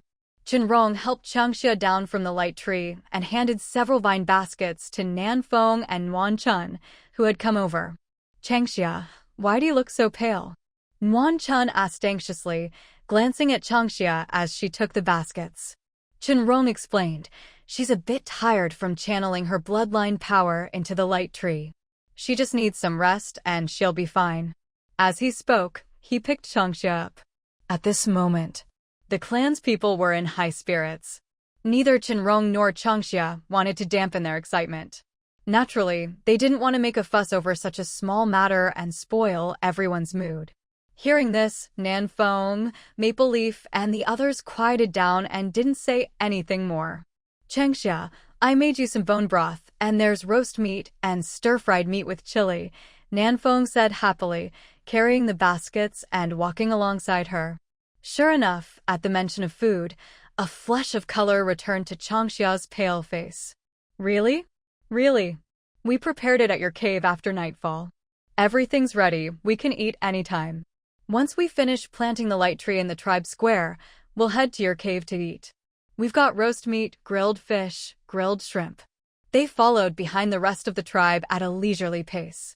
Up ahead, Jen was directing the clan's people as they slowly carried the light tree toward the tribe square. With the light tree's glow, there was no need to worry about lighting. Elder Yami simply told everyone to put out their torches, they were just in the way. A short while later, the whole tribe gathered in the square. Changxia, how should we plant it? Elder Yami asked. Just plant it as usual. Nothing special needs to be done, Changxia replied. She had nourished this light tree multiple times with her bloodline power, so it would thrive no matter how it was planted. In Changxia's view, after absorbing so much bloodline power, this light tree might even have a second growth spurt and become even taller and bigger. Given time, it might even grow as tall as the light tree beside the sacred beast totem at Mount Wei. Hearing this, Jen was the first to scoop up a handful of soil and sprinkle it over the light tree's roots. By now, the light tree had already been placed in the large pit they dug, 2 long vines pulling it upright. As Jen scattered soil into the pit, the clan's people followed suit, tossing earth in as well. Then, they beast formed their hands and pushed the rest of the soil into the pit. In no time, the light tree was planted and the soil packed firm. The light tree's dazzling glow lit up the entire tribe square. In fact, the whole Heluo tribe could see its radiance. It's so bright. The clan's people marveled. Changxia said quietly, Chieftain, next time let's dig up another light tree and send it to the shaman hall at sacred Mount Kana. Changxia's right. We need to dig up another light tree, Jen agreed seriously. Sorry, I went to the hospital for a checkup today, so this update is late. End of this chapter. The light tree, no one should be left out. Especially not the shaman at the shaman hall of sacred Mount Kana. Changxia, can you handle it? Let's postpone planting the seasoning trees for now. Sending a light tree to the shaman hall is more important, Jen said solemnly. Elder Yami nodded in agreement. The chieftain is right. Actually, when transplanting a light tree to the shaman hall, we can choose a half-grown one. It doesn't have to be a fully mature tree. I think the shaman will understand, Changxia said. The Heluo tribe wasn't far from sacred Mount Kana. Not far meant something different for beast folk. If they tried to transport a fully grown light tree, it would be a real headache. There was no road from the Heluo tribe to the shaman hall, so they couldn't use wooden carts, let alone the big carts needed for a light tree. Without carts, they'd have to carry it themselves. Changxia didn't agree with that. She believed the shaman wouldn't, either. But if they sent a half-grown light tree, Siu would accept it, and the Heluo tribe wouldn't be overburdened. There's no road to sacred Mount Kana, so transporting a half-grown light tree is a good idea. The shaman cares for the beast folk, she won't blame us, Yami said happily, though she'd hoped to send a mature tree. But after considering everything, Jen and the elders all realized that transporting a mature light tree to sacred Mount Kana would be too difficult. Then next time we go to Mount Wei to dig up seasoning trees, we'll ask Old Ape to guide us, and we'll dig up a half-grown light tree to plant for the shaman at the shaman hall, Jen decided. Muqin waited until everyone finished talking. Changxia, you must be hungry, Muqin said. Come on, let's go. Muqin AMU, I'll head back to the White Lake Cave first. Nanfeng and the others have prepared food there. Please let the chief and elders enjoy the feast here in the plaza. Changxia spoke softly. After planting the light tree, she suddenly felt overwhelmingly sleepy, as if she didn't even have the strength to keep her eyes open. Shen Rong stepped forward and put his arm around Changxia. And then, Changxia fell asleep with her eyes open. Wait, Muqin was startled and asked anxiously, Shen Rong, what's wrong with Changxia? Don't worry, Muqin AMU. She's just exhausted. A good sleep will fix it. We'll skip eating at the plaza and head back to the cave. Shen Rong picked up the sleeping Changxia. By now, she was already snoring softly, completely asleep. Pfft. Shen Rong, is Changxia really asleep? Nanfeng asked in surprise. She's been channeling her bloodline power into the light tree's roots along the way, making sure its vitality didn't fade. That's very draining. Now that the tree is planted, she finally relaxed and just passed out. Shen Rong explained quietly. Continuously using her bloodline power had left her utterly spent. This was something. Most beast folk, especially totem warriors, understood well. Shen Rong, you take Changxia back to the cave to rest. Nanfeng, come home with me. I'll get some medicinal herbs for Changxia. The shaman made a bath mix that helps relieve fatigue and improve circulation, Muqin said as she hurried toward her own cave. Nanfeng exchanged a look with Xixing, then jogged after Muqin. Meanwhile, Shen Rong said goodbye to the others and headed toward the White Lake cave. Don't worry about talking, Changxia won't wake up from the noise, Shen Rong said. She told me to ask if you've started working on the forest south of White Lake today. Because Changxia was asleep, everyone kept quiet, even walking more softly than usual. Shen Rong smiled and broke the silence. After living with Changxia for months, he knew her habits. Once she was asleep, it was almost impossible to wake her. She really won't wake up? Kong Shan whispered. She won't. Once she's asleep, noise won't bother her. Besides, we'll have to wake her up for a bath later anyway. It's fine, Shen Rong replied. Today we marked out the chicken coop and duck pen, but haven't started cutting trees yet. We did gather a lot of vines, planning to use them to fence off the forest and keep wild animals from attacking the chickens and ducks, someone explained. We're thinking of making wooden stakes from the felled trees and weaving the vines around them to form a fence. As for digging irrigation channels, we'll need the chief's approval before starting. The forest was huge, so there was plenty of space to separate the chicken and duck areas. But given the number of animals, they needed to carefully plan the size and number of coops and pens. That day, Nanfeng and the others circled the forest several times. They decided to build 3 chicken coops and 3 duck pens, keeping them separate.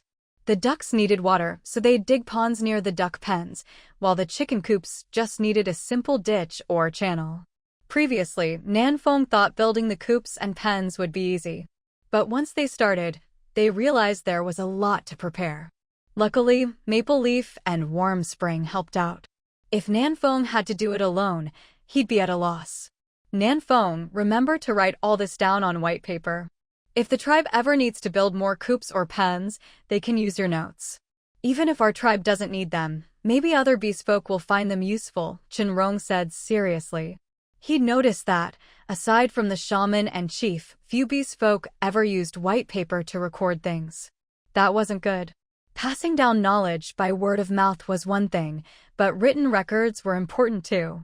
Compared to the easily forgotten method of tying knots, white paper was a much better vessel for knowledge. White paper lasted a long time and was resistant to damp and heat. In the Western lands, white paper was precious. Only nobles could use it. Many commoners never saw it in their lifetimes, let alone wrote on it. Unlike the rigid class system of the West, where commoners had little access to knowledge, the Eastern lands were more relaxed. At least here, beast folk could learn to read and study knowledge from different tribes. Even if the knowledge was basic, it was still invaluable compared to what Western commoners had. Is it really useful to write all this down? Nanfeng asked, a little confused. Shen Rong nodded. Yes, write it all down. Maple Leaf and the others pondered Shen Rong's words. It's like those pictures Changxia draws. Bai Qing tilted her head, looking at Shen Rong with a strange expression. That's how knowledge is stored in the Western lands, right? The nobles hoard knowledge, writing it on white paper and passing it down through generations. We should tell the chief about this. White paper is much more convenient than tying knots. As soon as Bai Qing spoke, Maple Leaf and the others had a sudden realization. Xixing and Milu stared at Shen Rong in shock. This was a revelation for them. Recording knowledge on white paper had always been the shaman's job. For Shen Rong to suggest Nanfeng do it for building coops and pens was confusing at first, but after Bai Qing's explanation, they were stunned. Could they really record knowledge themselves? Wouldn't that anger the shaman? Bai Qing, go tell the chief about this first. If the chief and elders agree, then Nanfeng can start. And make sure to inform the shaman before doing anything, Maple Leaf said quickly. End of this chapter. All right, I'll head back to the tribe right now, Bai Qing replied crisply. She turned and ran toward the tribe. Milu shrugged and didn't follow. She'd rather go to Changxia's place for a late-night snack. Shen Rong, carrying Changxia, agreed with Maple Leaf's suggestion. With Suya's knowledge and foresight, Shen Rong knew that this matter would be resolved sooner or later. Very soon. Shen Rong had just returned to the cave dwelling when Nanfeng and Bai Qing entered the courtyard one after the other. Their speed left Shen Rong quite impressed. However, when his gaze fell on the long table in the courtyard, that admiration vanished in an instant. TSK. So it was all for the food. No wonder they hurried back. How boring. Wan Chun, is there hot water in the kitchen? Shen Rong asked. Wan Chun glanced at the twin babies sleeping in a basket in the corridor and replied, yes, there is. Shen Rong, are you planning to let Changxia take a bath now? I'm going to wake her up to eat something first. She can take a bath later, Shen Rong said. He lowered his head and leaned closer to the sleeping Changxia in his arms. Changxia, wake up, Shen Rong called gently, reaching out to shake her lightly, finally tapping her on the tip of her nose. MMPH. Changxia mumbled, suddenly feeling short of breath. She opened her dazed eyes, blinked a few times, and after a moment, finally realized where she was. She asked hesitantly, Shen Rong, are we home? We're home, Shen Rong replied. Nanfeng and Wan Chun have helped prepare some food. Get up and eat a little, then you can take a bath and go to sleep. Okay, Changxia answered groggily. After sleeping for about 10 minutes, she felt a bit more refreshed. She lifted her head and smiled at Wan Chun and the others. I brought back some wild fruits from the Weishan Holy Land. If you want some, go wash them yourselves. Yuan Qing helped me pick them, so remember to save a few for Xiaohei. Yawning, she walked over to the water jar. She needed to splash some cold water on her face to wake herself up. Shen Rong, fetch me some water to wash my face, Changxia said. Cold water? Are you sure? Shen Rong asked.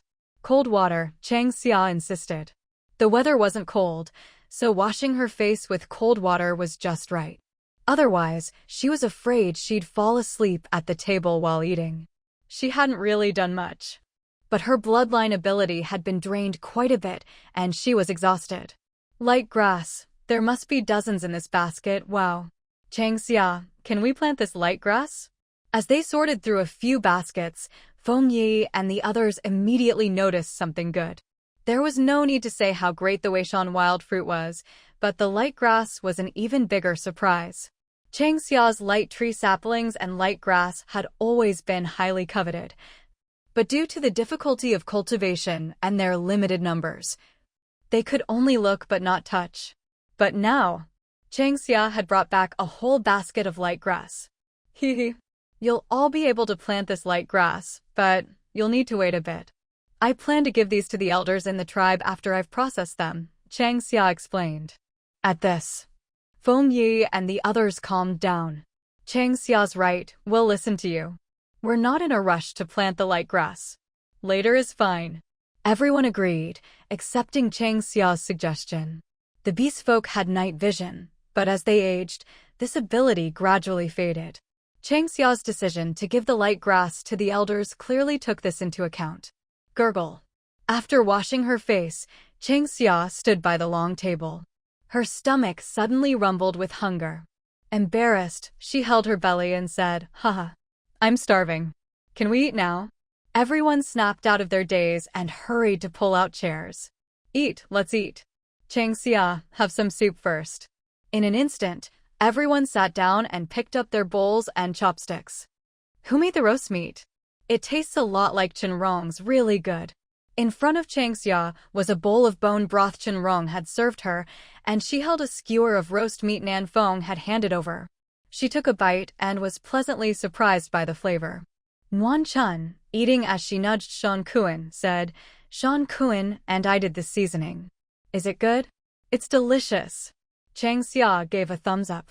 Changxia, I've marked out a few spots in the southern woods by Bai Lake to build chicken coops and duck pens.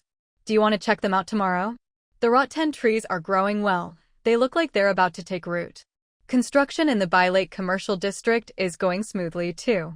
Nanfeng, Feng Yi, and the others took turns updating Changxia on the tribe's affairs as they chatted. Changxia listened, occasionally responding. Everyone was satisfied with the midnight snack.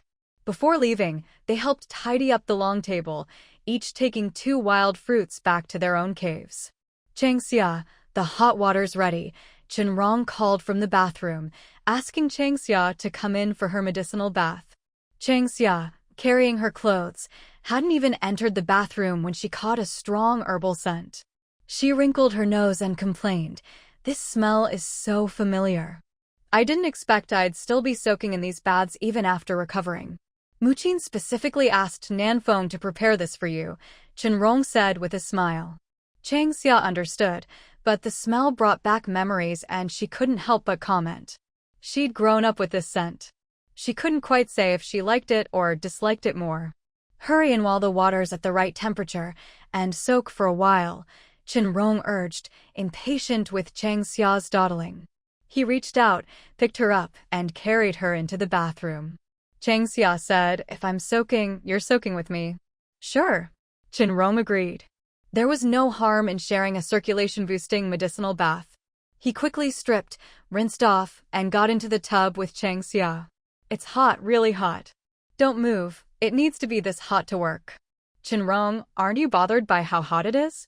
Changxia, flushed red from the heat, slumped against Shen Rong. It was a bit much, but it did feel good. Shen Rong gently massaged her, sometimes with light pressure, sometimes firmer. Previous page, next page, last page, top. With the medicinal bath still lingering in the air, Changxia drifted off to sleep again. By the time she regained consciousness, it was already noon the next day. Voices from Nanfeng and the others drifted in from the courtyard outside the Yaodong. The birds had long since fallen silent. Changxia, still groggy, wondered, just how long had she slept? Creak. She opened the door and saw Nanfeng and the others sitting in the corridor. "Changxia, you're finally awake. It's noon, what do you want to eat?" "Noon? It's already noon." Changxia was still muddle-headed from sleeping too long, her mind not quite clear. She rubbed her hair and mumbled as she walked out of her room. "Nanfeng, where's my Shen Rong?" After washing her face and finally feeling awake, Changxia walked into the kitchen, took a steamed bun from the steamer, and started eating. Nanfeng replied, he went to help out at the Baihu Commercial District. With the exchange event approaching, the whole tribe was busy. Jen had come by Changxia's house early in the morning, but when he saw she was still asleep, he left without waking her. No need to ask, he probably wanted her to help check the light tree at the tribal square. But seeing how soundly she was sleeping, he couldn't bring himself to wake her. P.S. Extra update today. This chapter ends. The chief didn't come by? Changxia asked casually. Nanfeng covered her mouth and snickered. Afu came by early this morning, but when he saw you were still asleep, he went back to the tribe. You didn't go help out in the southern wild forests by Baihu? Changxia nodded, thinking she'd check on the light tree at the tribal square, then swing by Baihu Lake to see how the vine trees were growing. She'd worked hard to bring those vine trees back from Misty Ridge. If anything happened to them, even if the others weren't upset, she'd probably cry. I just got back. I was looking for you to discuss lunch. Nanfeng winked at Changxia, while the others looked a little embarrassed. Changxia burst out laughing, immediately getting Nanfeng's meaning. What do you all want to eat? I'm heading to the tribe to check the light tree, and then I'll go to Baihu Lake to see how the vine trees are doing, Changxia said. Braised pork, soy braised beef. Grilled fish, spicy crayfish. Cold mung bean noodles. When it came to food, Nanfeng and the others had plenty to say. The tribe had been busy lately, and they hadn't slacked off either. Whenever they had time, they'd go hunting, gather wild vegetables, or dig up grass roots to bring back to the tribe. The rest of the time, they helped with construction. Busy and tired, all the beast folk felt fulfilled. All right. You all get things ready, I'll go check on the tribe. Changxia finished her bun and grabbed another. She left Nanfeng and the others to take care of things at the Yaodong and headed straight for the tribe. Passing by Baihu Lake, she checked the vine trees along the path. They were doing well. Just a few more days and they'd be fully rooted and growing. By then, the ropes and leaves tied around the trunks could be removed. Plants are the most resilient of all life. As long as they take root, they'll thrive. That's something no other creature can match. Changxia, you're awake. Elder Dalai waved at her in greeting. Changxia waved her bun and smiled. Yes. I was exhausted, so I woke up late. Elder Dalai, have you eaten? If you're tired, sleep more. Eat? Are you asking about breakfast or lunch? Haha. Dalai laughed, leaning on his cane as he walked slowly. With the commercial district being built at Baihu, Elder Dalai had been quite free lately. He'd spend his days strolling along the lake's embankment. It looked like he was just idling, but really, he was keeping an eye on the vine tree's growth. With no need to patrol the Baihu walls for now, Elder Dalai focused his attention on the vine trees, checking them 3 times a day, morning, noon, and night, never missing a round. Same old, Changxia joked. Elder Dalai, where are you off to now? I'm going for a walk in the southern wilds by Baihu, Dalai replied. Changxia immediately knew he was going to check on the vine trees. Well, take your time. I'm heading to the tribe to check the light tree.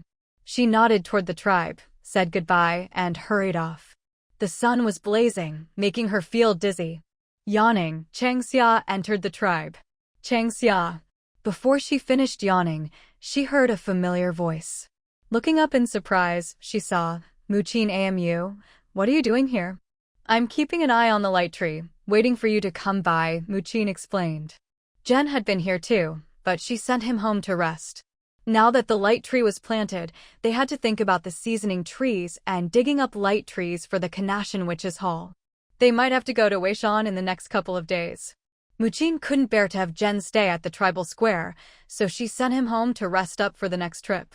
I'll check on the light tree now, Changxia said, not wasting any time. She activated her bloodline ability and pressed her hand to the light tree's trunk.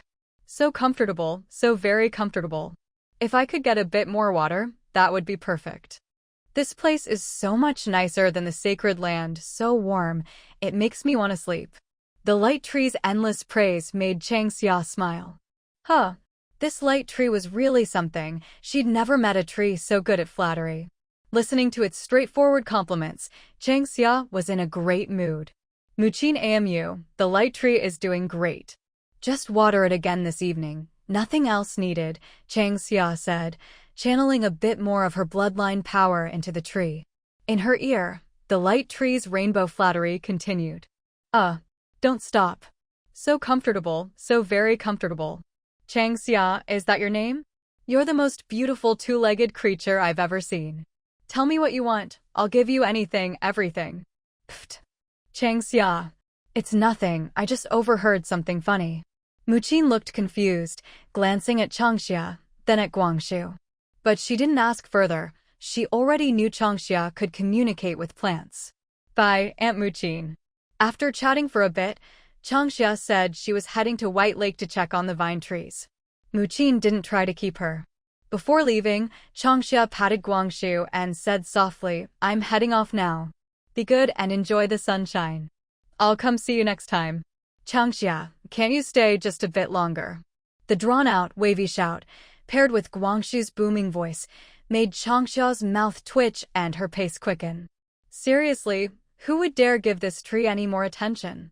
Any more, and it'd probably get drunk. Ahem. This was the first time Changxia realized just how dramatic plants could be. Well, not exactly the first time. Back in Misty Ridge, when she communicated with the vine trees, she'd already found it amazing. She didn't go to the wilds south of White Lake, just took a walk along the lakeshore. The vine trees were all in great shape. Clearly, the tribe had been taking good care of them, not a single withered vine tree in sight, which genuinely surprised Changxia. Changxia, you're pretty fast. Nanfeng teased. Changxia replied, Guangshu and the vine trees are both doing well, so I finished quickly. You guys weren't slow either, you've already got all the food ready. Hee. Nanfeng giggled. Nuan Chun added, we were worried you wouldn't cook, so we had to hurry. They chatted as they worked. Soon, Shen Rong and the others returned from the White Lake Commercial District. Without a word, they rolled up their sleeves to help. Changxia, did you visit the tribe? Shen Rong asked. Changxia nodded. I did. The White Lake Commercial District is coming along smoothly. It'll be finished in 5 days at most. As Shen Rong talked about the project, he couldn't hide the pride on his face. Changxia smiled. Everything she'd done was for the prosperity of the Heluo Tribe. And clearly, the tribe was moving steadily in that direction. When the commercial district is finished, will we have enough furniture ready? Changxia asked. Preparing wood and stone took time, and the tribe had used up all their previous supplies building the cave dwellings. What they were using now had only been gathered in the past 2 months. Maple Leaf said, we'll prepare as much as we can. The chief said from the start that we're not planning to just give the furniture to the other beast tribes. What do you mean? Changxia asked, puzzled. Nanfeng twirled her fingers, a gesture she'd picked up from Changxia, and said, trade, of course. There's no such thing as a free lunch. End of this chapter. Haha. Changxia burst out laughing. Everyone looked at each other, unsure whether she was laughing at Nanfeng's gesture or her comment about trading. For a moment, no one knew what to say. The chief really is a talent, Changxia praised. Nanfeng spread her hands. Making furniture is easy, but we can't just give it away. If they learn how to make it by watching us, there's nothing we can do about it. Exactly. Every tribe has its own clever beast folk. As they spoke, everyone glanced at Xixing and Milu. The two had gotten used to all kinds of looks lately and faced them calmly. Milu, can you take a look at my chili peppers? No matter what I do, they just won't grow properly. It's baffling, Changxia said suddenly. Before, she couldn't get them to sprout. Now they'd sprouted but wouldn't flower. Changxia really had so much to say. Milu waved her hand and said directly, I've checked. The climate here in Heluo is pretty different from my tribe's. The peppers aren't used to it yet. You'll probably need to plant 2 or 3 generations before they adapt to the local climate and start producing fruit. This surprised Milu as well. It was the first time she'd heard of regional differences. I thought so, Changxia sighed. When she used her bloodline ability to get the peppers to sprout, she'd already suspected something was off. The plants and animals of Misty Forest could handle local transplants, but cross-regional ones, even with her bloodline ability, only had a 50-50 chance of surviving. And even if they did, there could be side effects, like not bearing fruit. Everything really does have its own rules for growth. The flora and fauna of Misty Forest had already challenged Changxia's understanding, but they all still followed the laws of the Manhwa continent. These laws were different from those on Earth, but they were real. From now on, cross-regional transplants would have to be done on a small scale. Just like Milu said, after 2 or 3 generations, the plants would pick up local habits and then reproduce naturally. Does the chief know about this? When we trade with other tribes in the future, let's exchange only a small amount each time. Give them all to me, and I'll plant them in the mountain garden. Once they're growing well, we can distribute them to the tribe, Changxia suggested. The chili peppers had already taught her a lesson. She'd nearly despaired over them. Afu probably knows a bit. I'll tell him about the trading, Nanfeng said. For things like peppers, goldenrods, and mud beans, the tribe planned to trade for some to plant. The quantities wouldn't be small, but now that Changxia had pointed out how hard they were to grow, the tribe would definitely cut back on trading. At the same time, they'd warn other tribes not to trade recklessly. That way, both sides could avoid heavy losses. In fact, this was a kind of protection for all the tribes. This protection made Changxia feel warm and at ease, just like Suyu and the Heluo tribe always treated her, gentle and caring, but never overbearing. Misty Forest really was a gentle forest. Changxia nodded, getting started on lunch. Being able to cook and chat with her friends made her feel truly happy. While busy with their tasks, everyone chatted away. Before long, they all gathered around the long table. The sun outside was blazing, so Changxia and the others sat in the small living room. In one corner of the cave house, there was a basin of water with a cold stone placed inside. The cold stone continuously released a chill, cooling the air in the cave through the water. Nuan-chun, where are your little ones? They're with the tribe, training with Elder Yami and Shanke. Yuan He hasn't been around lately, looks like he's off playing wild somewhere. As they ate, they chatted about tribe matters and daily life. Everyone was in good spirits. After the meal, Changxia went to the wilderness south of White Lake to check on the vine trees. She found that 2 of them had died, but she wasn't upset.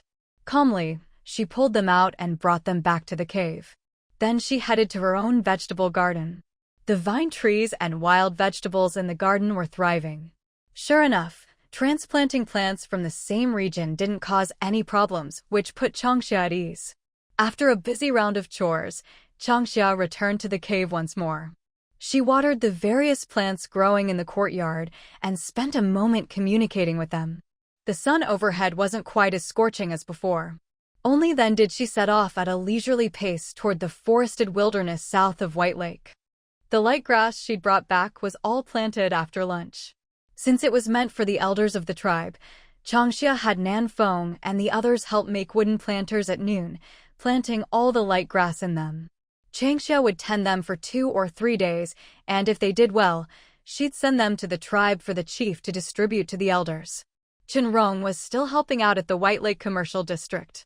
With the exchange event approaching, that area needed to be finished as soon as possible. Only once the main construction was complete could they move on to the next phase of renovations. Changxia didn't interfere there, deciding to let go and not get involved anymore. Bang! Bang! Changxia hadn't even entered the forest yet when she heard the distant sound of trees being chopped down. On Nanfeng's side, they were building chicken coops and duck pens. Feng Yi and Kong Shan were leading people to dig ponds and channels for water. The vine fences would be built last, using the trees felled from the forest as stakes, a win-win. Following the sound, Changxia walked into the woods. Move aside, move aside. Hold it steady, don't let the tree fall straight to the ground. Changxia, come over here. Mi Lu shouted loudly, urging Changxia to hurry over. At that moment, Bai Qing was chopping down a tree, and Nan Feng was planning to build a chicken coop there. The spot was close to the main road, making it convenient for tribe members to access the coop and feed the chickens. Both the chicken coop and duck pen were near the road. Taking advantage of its convenience, Nan Feng and the others had gotten smart about these things. Who picked this spot? Changxia hurried over to Mi Lu as the big tree crashed down with a thunderous noise. Mi Lu nodded toward Nan Feng and said, Nan Feng picked it. She chose all the spots for the coops and pens, and we had Elder Yami look them over. She praised Nan Feng's choices. Indeed, great choices, Changxia agreed. Nan Feng lifted her chin, grinning happily. Xing also smiled. Changxia had entrusted this area of the forest to Nan Feng, who had been run off her feet these past couple of days. Xing felt she was getting to know Nan Feng better. Beneath her adaptable nature, there was also a serious, dedicated side. Changxia, are we going to move the fence around White Lake too? Nan Feng asked. Changxia nodded. Most likely yes. Can I be in charge of building the new fence? Nan Feng asked excitedly. She suddenly understood the joy of infrastructure work. Watching the unfamiliar forest gradually transform into something familiar gave her a deep sense of accomplishment. You should ask the chief about that, Changxia replied with a smile. The Nan Feng who had transformed after her period of confusion was the Nan Feng Changxia knew best. At this moment, Changxia didn't realize that, thanks to her, Nan Feng was getting more and more invested in infrastructure. Moving the White Lake fence will probably mean relocating it to the fertile land across the river. The main issue is how to cross the river. It's a bit tricky, Bai Qing said, wiping sweat from his brow as he walked over, carrying Bai Linger in his arms. He didn't feel hot at all. The sweat on his forehead was just from all the activity. End of this chapter. The stone bridge downstream on the White River is pretty convenient for crossing. Feng Yi emerged from deep in the woods. The pond and water channels were already dug, just waiting to be connected to the stream so the river water could flow in. The pond and channels could be filled at any time. Nan Feng said, the river is shallowest near the stone bridge. The tribe always crosses to the other side of the White River from there. The water level there really does make crossing easy. Stone Bridge, Changxia looked confused. Don't ask, she'd never been to the stone bridge and didn't know anything about it. From the sound of it, it should be a bit further downstream from the river mouth. 30 li downstream from the mouth of the White River, Bai Qing said. That's a bit far from the tribe, Changsha mused. 30 li downstream from the river mouth meant it was nearly 50 or 60 li from the tribe. A round trip to the other side of the White River would be over 100 li. Is that really far? Nan Feng blinked, looking doubtful. Feng Yi cleared his throat. It was actually pretty close. But if Changsha said it was far, then it must be far. It's all right, I guess, Milu said. 100 li wasn't far for beast folk. But judging by Changsha's expression, it seemed pretty far to her. Never mind. I'll find some time to visit the stone bridge one of these days and check out the fertile land across the river while I'm at it, Changsha said after thinking for a moment. When are you going? Nan Feng raised her eyebrows, asking quickly. In an instant, even Wan Chun was interested. The fertile land across the White River was just separated from the tribe by the river. Many animals lived there, and the tribe rarely went hunting on that side. Only when the cold season approached would the tribe send their totem warriors over for a sweep. You all want to go? Changsha started to say something, but then noticed Wan Chun and Feng Yi crowding over, their faces full of excitement. Changsha was a bit taken aback. What's going on now? Hunting, of course. Yeah, together. The fertile fields are overgrown with all kinds of weeds. Let's dig up some Kogon grass roots. Immediately, Wan Chun and the others began to discuss. If the Heluo Tribe held a vote for the most popular person to go hunting with, Changxia would definitely win unanimously. Going hunting with Changxia was a pleasure, not a hardship. The fertile fields across the Bai River were close by. If they really went, Nan Feng guessed that everyone in the tribe, young and old, would want to join. Thinking of this, Nan Feng and Maple Leaf exchanged a glance. Why not talk to Elder Yami and arrange a real combat lesson for Shan Ke and the others? That way, even if the chief knew, he wouldn't be able to refuse. Most importantly, they could rope Changxia into going too. The tribe has been busy lately. I'm afraid there's no time, Changxia said hesitantly. The light trees had just been planted, and they still hadn't found any seasoning trees. Besides, they also needed to dig up light trees to send to the Kanasha Holy Mountain Shaman Hall. That round trip would take at least 3 to 5 days. The exchange event was said to be half a month away, but considering some tribes might set out early and have smooth journeys without any mishaps, it was possible that some beast tribes would arrive at Heluo ahead of schedule. The vines in the forest aren't enough. We need to go to the fertile fields across the Bai River to gather more. After all, both the chicken coop and duck pen need vines, and now there aren't enough left for the fences. Nan Feng responded quickly, coming up with an excuse on the spot. No, it wasn't really an excuse. The shortage of vines was a fact. Hearing this, Maple Leaf and Wan Chun both gave Nan Feng a thumbs up. Perfect excuse. Nan Feng, you're quick-witted.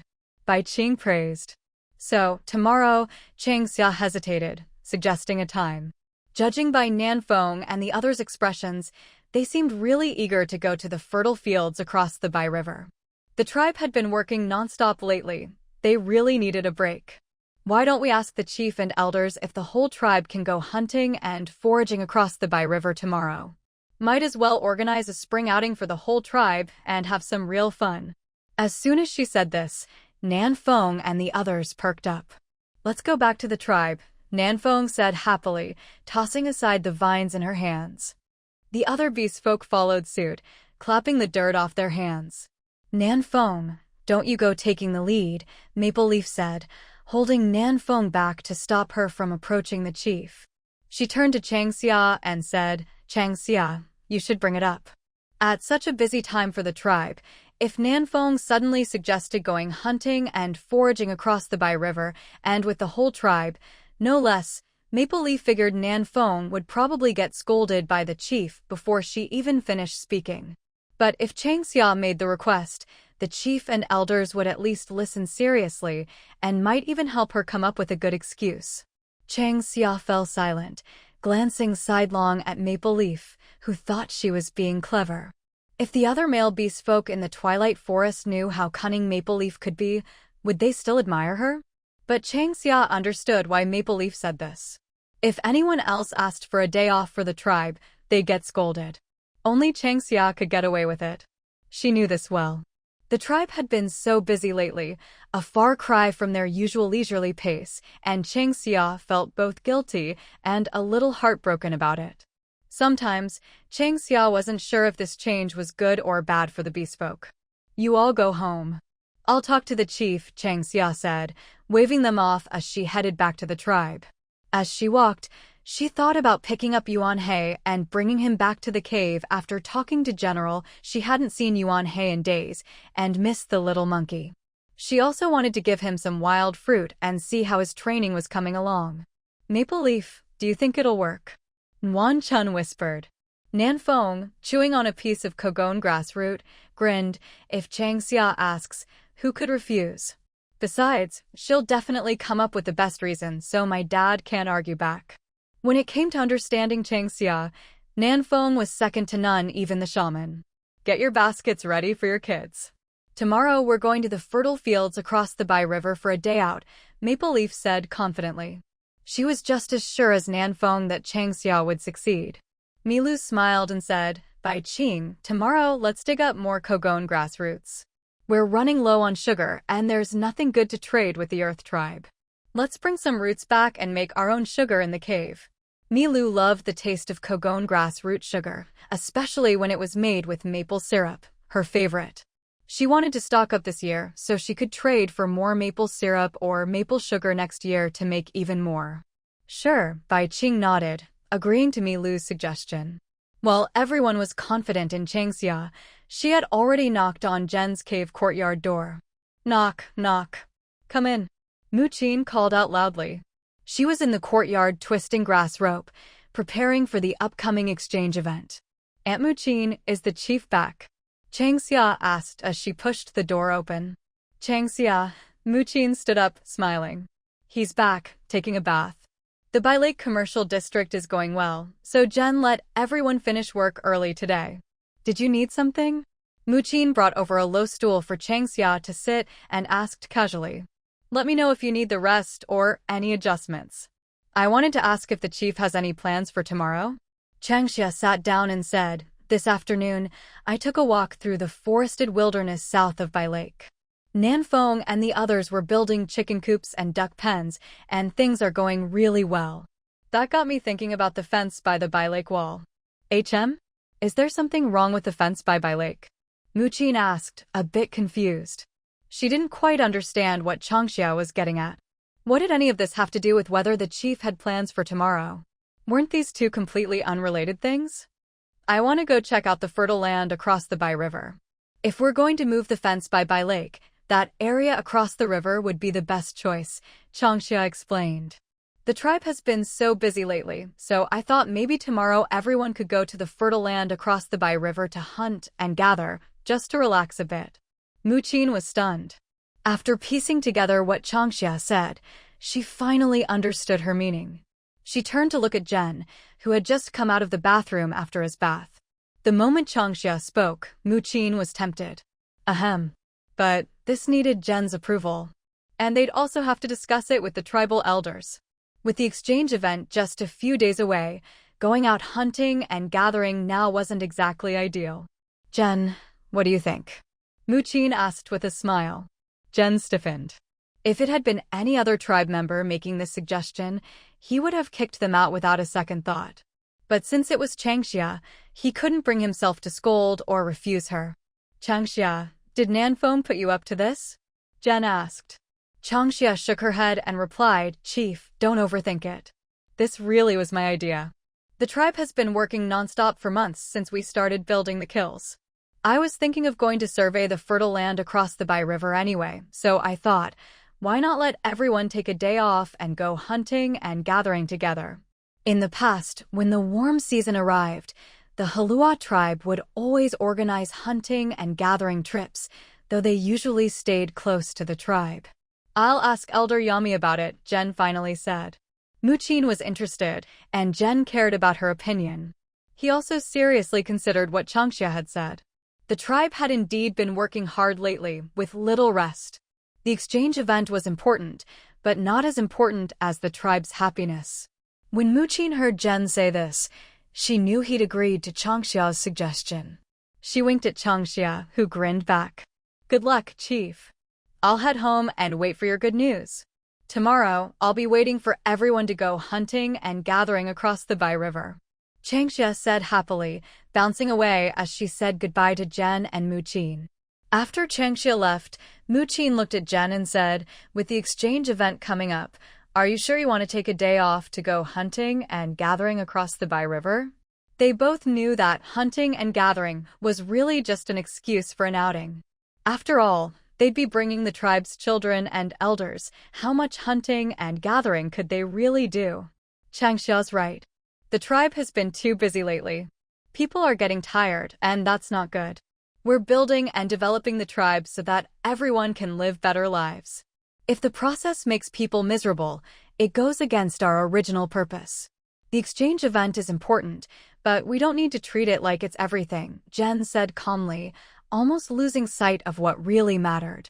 Having figured this out, Jen naturally wouldn't refuse Changxia's suggestion. I'll go talk to Elder Yami about tomorrow's hunting and gathering trip. You get ready and think about what we'll need to bring. Before Jen finished speaking, he was already out the door. Muqin put down the grass rope she was working on, her face full of smiles, and knocked on the neighbor's door. There was no need to bring pots and pans, they could use whatever they found on site. But things like flour and seasonings, sugar and such, they'd need to bring.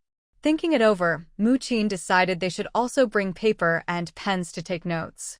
Just like Bai Qing had suggested to Jen, they could use paper and pens to record the construction of the kills, chicken coops, duck pens, and the planting of light trees and vine trees. At the Bai Lake kills, Nan Feng and Nuan Chun hadn't hurried home. Instead, they were fishing at Bai Lake. When Changxia returned to the Bai Lake kills, she saw Nan Feng and the others splashing around in the lake. She couldn't help but twitch her lips. She didn't think they were really there for the fish, they were probably waiting for her. Sure enough. Changxia! Nan Feng shouted, scrambling ashore.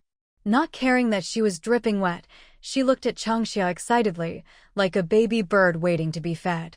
All right, everyone go home and get your things ready for tomorrow's trip, Changxia said simply. Nan Feng jumped up and shouted, Changxia, you're amazing. Changxia, you really pulled it off. I knew if we left it to you, it'd work out. Soon, everyone was laughing and heading home. Changxia shrugged and walked toward her own kiln. Standing at the gate was a tall figure, his handsome features glowing in the sunset, making him even more attractive. Shen Rong, Changxia called softly, walking toward him with a spring in her step. When she took his hand, she suddenly remembered what she'd forgotten. She'd forgotten to bring Yuan He, the monkey, home from the tribe. Oh well, that little rascal was having too much fun in the tribe anyway. She'd just pick him up tomorrow. Did you have fun? Where did you go? Shen Rong asked with a smile, noticing the changing expressions on Changxia's face. I went to the forested wilderness south of Bai Lake and chatted with Nan Feng and the others. They suggested we go hunting and gathering on the fertile land across the Bai River tomorrow, to give the tribe a day off. I thought it was a great idea, so I went to talk to the chief about it. The chieftain agreed? Although Shen Rong phrased it as a question, his expression was full of certainty.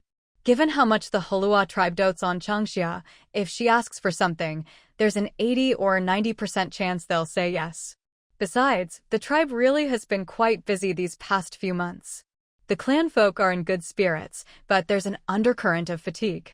After all, in the past, the beast folk would hunt in the morning and rest in the afternoon, or hunt for a day, then take several days off. When food isn't scarce, beast folk are naturally lazy and not particularly bloodthirsty.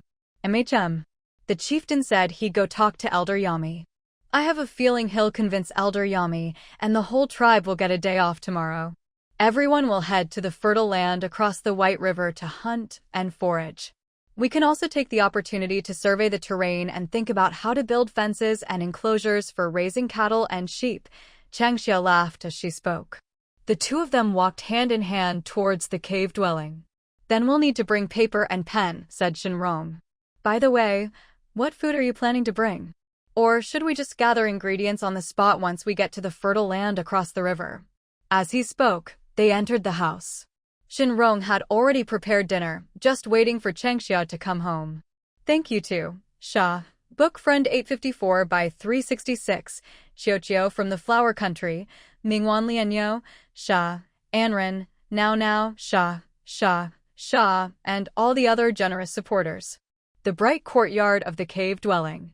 The kitchen was filled with the aroma of food. Changxia's heart felt as warm and radiant as the light from the kitchen's glowing stone. We'll bring paper and pen. No need to bring food, it's easier to gather ingredients on site. But we can't forget the seasonings, those we have to take. Changxia replied, then asked, what delicious food did you make?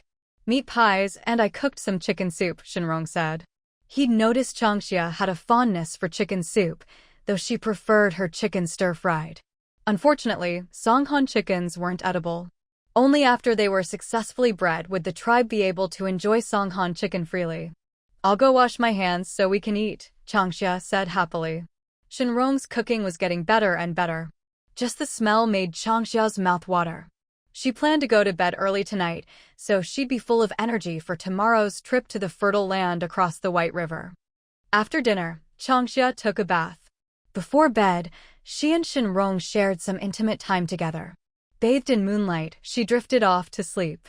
The next morning, just as dawn broke, the Heluo Tribe was bustling with excitement. The clan folk woke up early. Many skipped breakfast altogether, eager to head out to the fertile land across the White River for fun. For the beast folk, hunting and foraging were just another form of play. Especially since this time, the destination was the fertile land across the river. Whole families set out for a spring outing. If it hadn't been for Jen and Muqin stopping them, the clan's folk would have brought their entire kitchens along, nearly emptying out their cave dwellings. Muqin, exasperated, had to keep reassuring everyone, reminding them to just bring salt, seasonings, and not to forget their beast cubs. Nothing else was necessary. After all, what beast folk ever worried about going hungry in the forest? Changxia, are you up yet? Outside, Nanfeng called out loudly. Maple and the others had baskets on their backs, filled with salt and seasonings. The fertile land across the White River was very close to the tribe. After discussing it, Jen and the elders decided everyone could go, with no need to leave anyone behind to guard the tribe. Even if something unexpected happened, with the beastfolk's speed, they could rush back in no time. So early, Changxia opened the door, still half asleep. Nanfeng scowled. Early? Some people have already crossed the river and are at the fertile land by now. We're actually running late.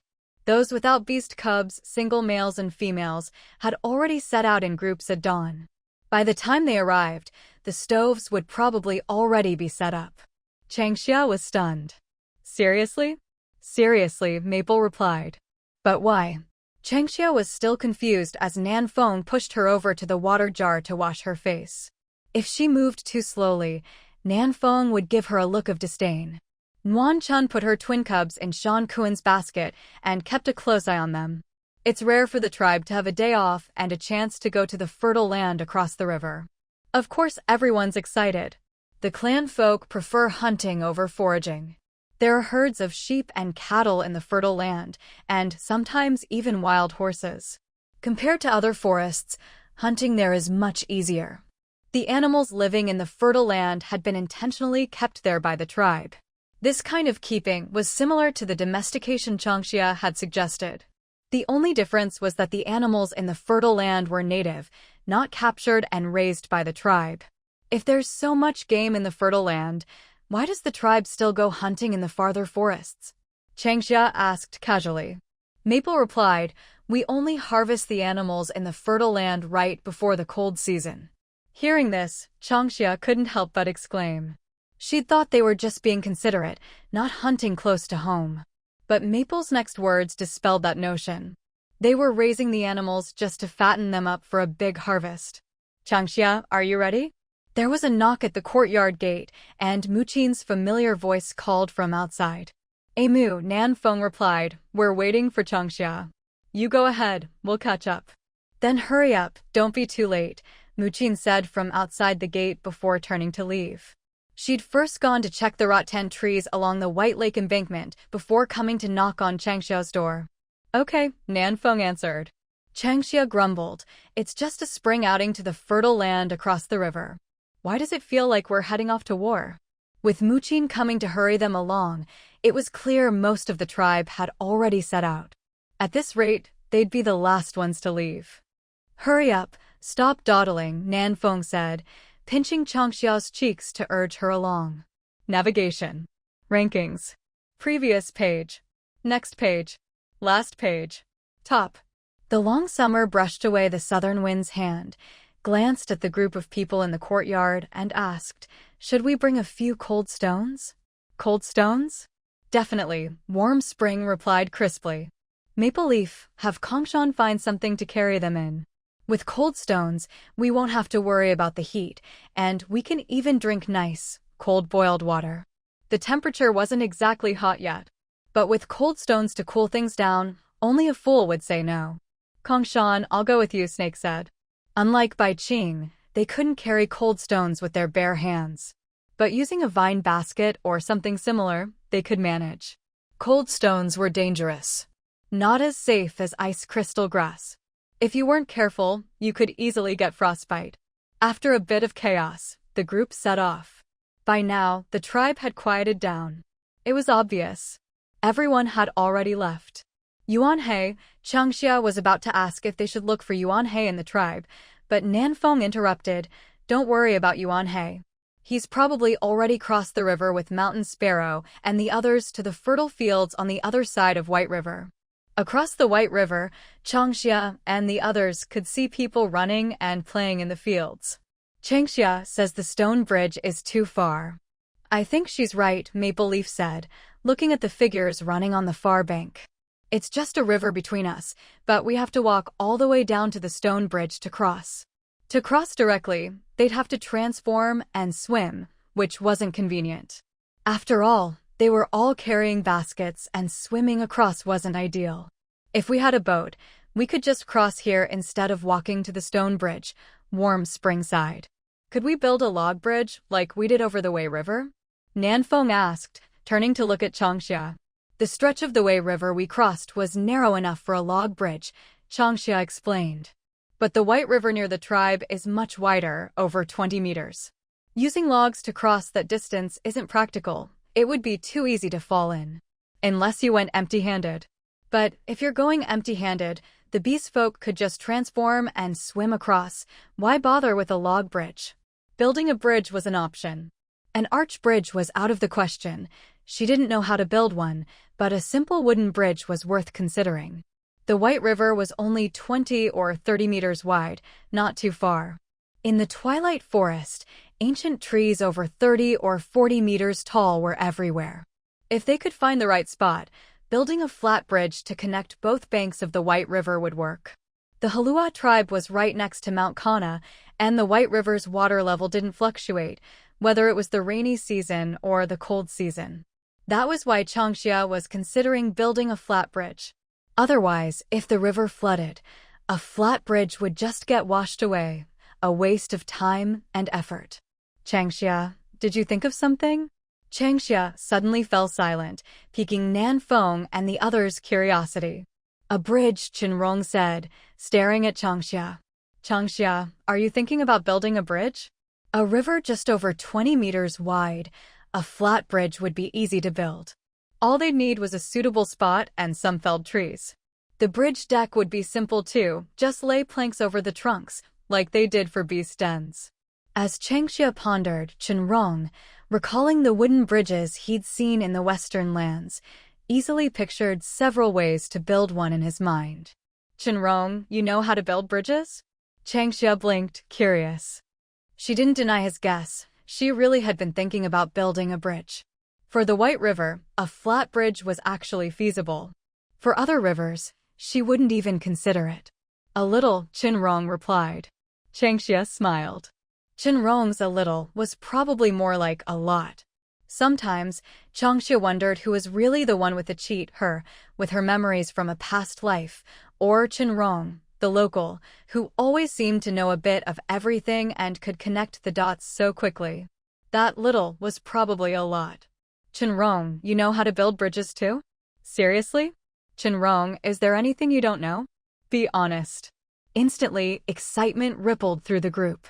Before, Shen Rong had said he knew how to weave cloth. Now he said he knew how to build bridges.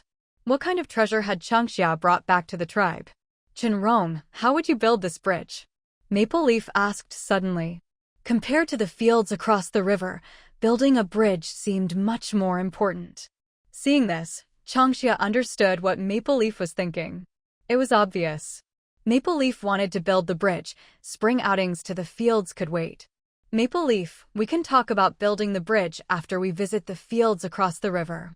Besides, we should at least discuss it with the chief and elders first, Changxia soothed, trying to calm Maple Leaf down. She wouldn't dare do something like this behind the elders' backs. If they found out, she'd be in trouble. Maple Leaf, listen to Changxia, Nanfeng said seriously. If they did something like this in secret and the tribe found out, there'd be consequences. With Changxia and Nanfeng's reminder, Maple Leaf came to her senses. Building a bridge wasn't a small matter, small things the tribe might ignore, but this was definitely big. Come on, let's hurry up, Maple Leaf said, taking a deep breath to calm herself. She grabbed Changxia and started heading toward the stone bridge downstream, not wanting to spend hours walking dozens of miles. Maple Leaf, Shen Rong called softly, stopping her. He pried her hand off Changxia, freeing her and said gently, "You're hurting Changxia." Sorry, Maple Leaf froze, shivering a little. She laughed awkwardly, not daring to argue. Damn me. She'd almost forgotten about Shen Rong. Kongshan hurried over to shield Maple Leaf, eyeing Shen Rong warily, worried he might hit her. Privately, Kongshan had sparred with Shen Rong before, and never won once. In the group, aside from Changxia and Wanchuan, all the other beast folk had more or less interacted with Shen Rong. This seemingly gentle and harmless male, once he started fighting, was absolutely ruthless and merciless, decisive, savage, and brutal. Having witnessed what Shen Rong was like when he fought, it was hard for them to connect the refined and courteous male before them with that ferocious Shen Rong. Ahem. Nanfeng cleared his throat, snapping the dazed Maple Leaf back to attention and asked, "If we're in a hurry, should we beast transform?" Maple Leaf, stay calm, don't provoke Shen Rong. If you anger him, will we still be able to happily go play in the fertile fields across the White River? Kongshan, you and Shankuan beast transform and carry us to the fertile fields across the White River, Maple Leaf said quickly. Clearly, she understood the hidden meaning in Nanfeng's words. They were still waiting for Shen Rong to build a bridge over the White River, so obviously it wouldn't do to upset him. Kongshan and Shankuan exchanged a glance and didn't refuse the suggestion. They put down their baskets and bent over to transform. Shen Rong didn't transform. He carried Changxia on his back, picked up a basket, and headed straight for the stone bridge in human form. Seeing this, Nanfeng and the others refused to be outdone and quickly chased after him. Muqin, Changxia, and the others aren't here yet? Jen, having arranged things with the clan members, walked back to Muqin and asked. Yesterday, after chatting with Elder Yami, he'd already informed the tribe of today's plans. Before dawn, everyone had set out eagerly. No, not yet, Muqin shook her head. It's been busy lately, maybe Changxia's worn out. Never mind, it's not a big deal, Jen replied casually. He and Muqin picked a random direction to stroll in. There wasn't much to do today. They'd mainly come to the fertile fields to relax. With the patrols arranged, Jen could finally let loose like everyone else. Jen, Changxia suggested moving the fence from the White Lake wall over to the fertile fields. What do you think? Muqin asked, picking up bird eggs she found along the way. She didn't rush to catch the pheasants or rabbits in the grass, planning to leave them for Shanjue and the others to hunt or train with. Jen gazed out over the vast, endless fertile fields. Today, the activity of the Heluo Tribe's beastfolk had scared off the cattle and sheep, who didn't dare show themselves. I'm considering fencing off the fertile fields and dividing them into areas for raising sheep and cattle, Jen said. He discussed this with the tribal elders, and it was definitely feasible. Cattle and sheep eat grass. If they stored enough during the warm season, None would starve in the cold season. That way, even if the tribe didn't go hunting in winter, there'd still be food to get through the long, harsh season. The fertile fields are huge, Muqin remarked. Jen's expression remained calm. We just need to block off the forest paths and keep the cattle and sheep in the fertile fields. No need to interfere otherwise. He'd seen the plans Changxia had drawn up for the wild woods south of White Lake for Nanfeng. Jen thought they could apply the same ideas here. They'd just need to build a few large grass shelters for the cattle and sheep to take cover from wind and rain, and otherwise let them live freely. Of course, sending out totem warriors to patrol was still essential.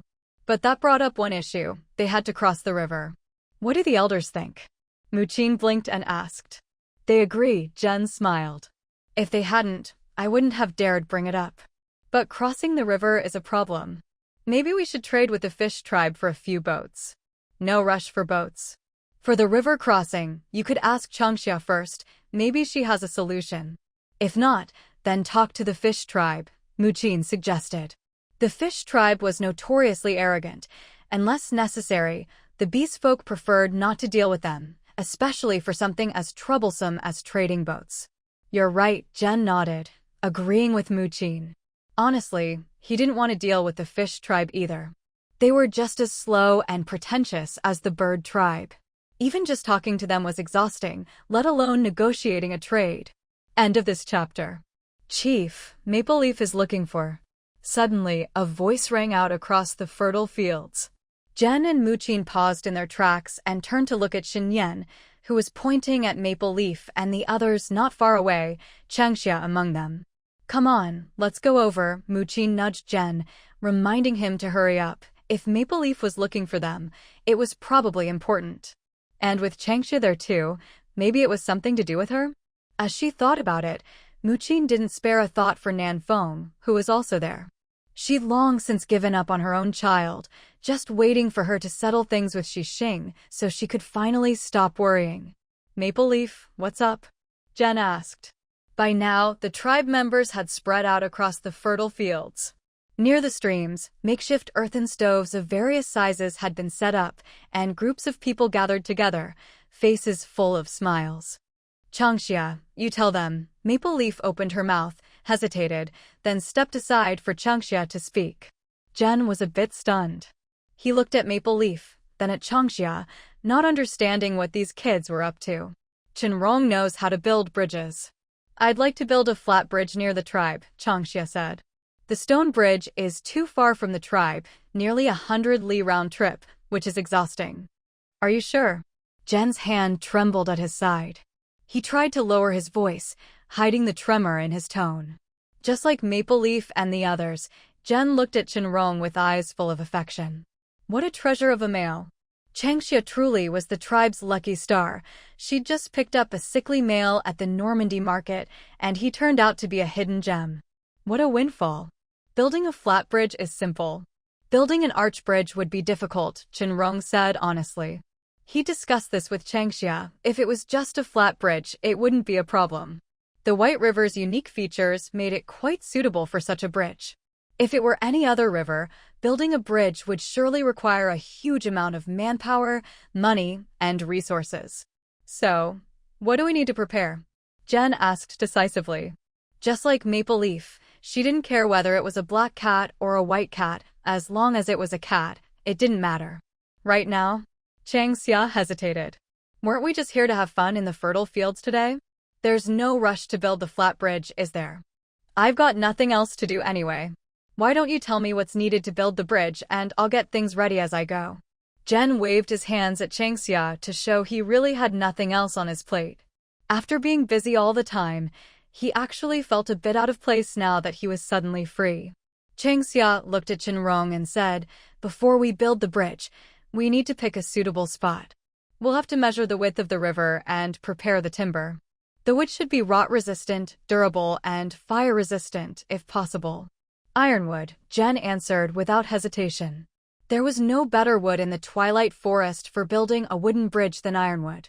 Close to the tribe, and the river's narrower there, Muqin murmured, then said, near the White Lake wall would be a good spot, right next to Elder Dalai's kiln. Changxia, What do you think about that location? Once the wooden bridge was built, the risks to the Heluo Tribe would definitely increase. Building the bridge near the White Lake Wall, right by Elder Dalai's kiln, was just right. There's a good spot near the White Lake Wall? Chang Xia tilted her head and asked. Maple Leaf and Nanfeng thought about the place Mu Qin mentioned. Nuan Chun said, I've checked out the spot Mu Qin suggested. It's very close to the White Lake's outflow, and it really is a good location. How wide is it? Chang Xia asked. It's a bit narrower than the rest of the White River, but we'll need to measure to know exactly, Nuan Chun replied. It looked narrower by eye, but exactly how much narrower needed to be measured. The beast folk didn't have a strong concept of length. They used knotted ropes as measuring units. Usually, 1 knot was about a meter. Big events were recorded as 1 knot, small things as half a knot or fractions. Chang Xia always thought this method was unreliable. With paper and pen, why still use knotted ropes? Chang Xia had asked Si about it. Si just smiled and didn't explain further. Chang Xia, you all enjoy yourselves. I'll find some beast folk to measure the river's width, and the ironwood is ready in the Ironwood Tribe. Shen Rong, come with me. Jen bustled off, dragging Shen Rong toward Elder Yami's place. Chang Xia opened her mouth to say something. But before she could speak, Jen and Shen Rong were already gone. Shen Rong glanced back at Chang Xia and shook his head slightly to show it was fine. Building a wooden bridge was simple. They might even finish it by noon. When they headed back to the tribe in the afternoon or evening, they'd save dozens of miles of walking. You guys, Chang Xia looked at Maple Leaf and the others. Kong Shan and Shan Kuan looked eager to help. They glanced at their partners with hopeful smiles. All right, go help Shen Rong. Maple Leaf waved her hand, shooing Kong Shan away. Seeing this, Shan Kuan handed his basket to Nuan Chun and ran after Shen Rong. Similarly, Xixing gave Nanfeng a kiss on the cheek and hurried after them. Soon, only Mu Qin and the other women were left standing there. Is a wooden bridge really that big of a deal? Chang Xia muttered in surprise. Mu Qin smiled and explained, the fertile fields are full of herbivores, with hardly any wild beasts. People don't like staying here for long. You all pick a spot to set up a stove, then decide whether you want to hunt or gather. There's no shortage of prey here, do as you like. With that, Mu Qin walked off, leaving the area to Chang Xia and the others to do as they pleased. Before leaving, she even gave Nanfeng a rare smile. Clearly, Mu Qin was very pleased with how things had been going between her and Xixing lately. My mom didn't scold me for once. I'm not used to it, Nanfeng said, covering her face in disbelief. The others couldn't help but twitch their lips at that. What a shameless thing to say. Good thing Mu Qin had already left, or Nanfeng would probably have gotten more than just a scolding. Come on, let's find a stream to set up the stove, Maple Leaf said. The fertile fields were crisscrossed with streams that connected to the White River. These streams would gradually dry up as the warm season went on, and would disappear completely in the cold season. But after the snow melted, they'd reappear, repeating the cycle.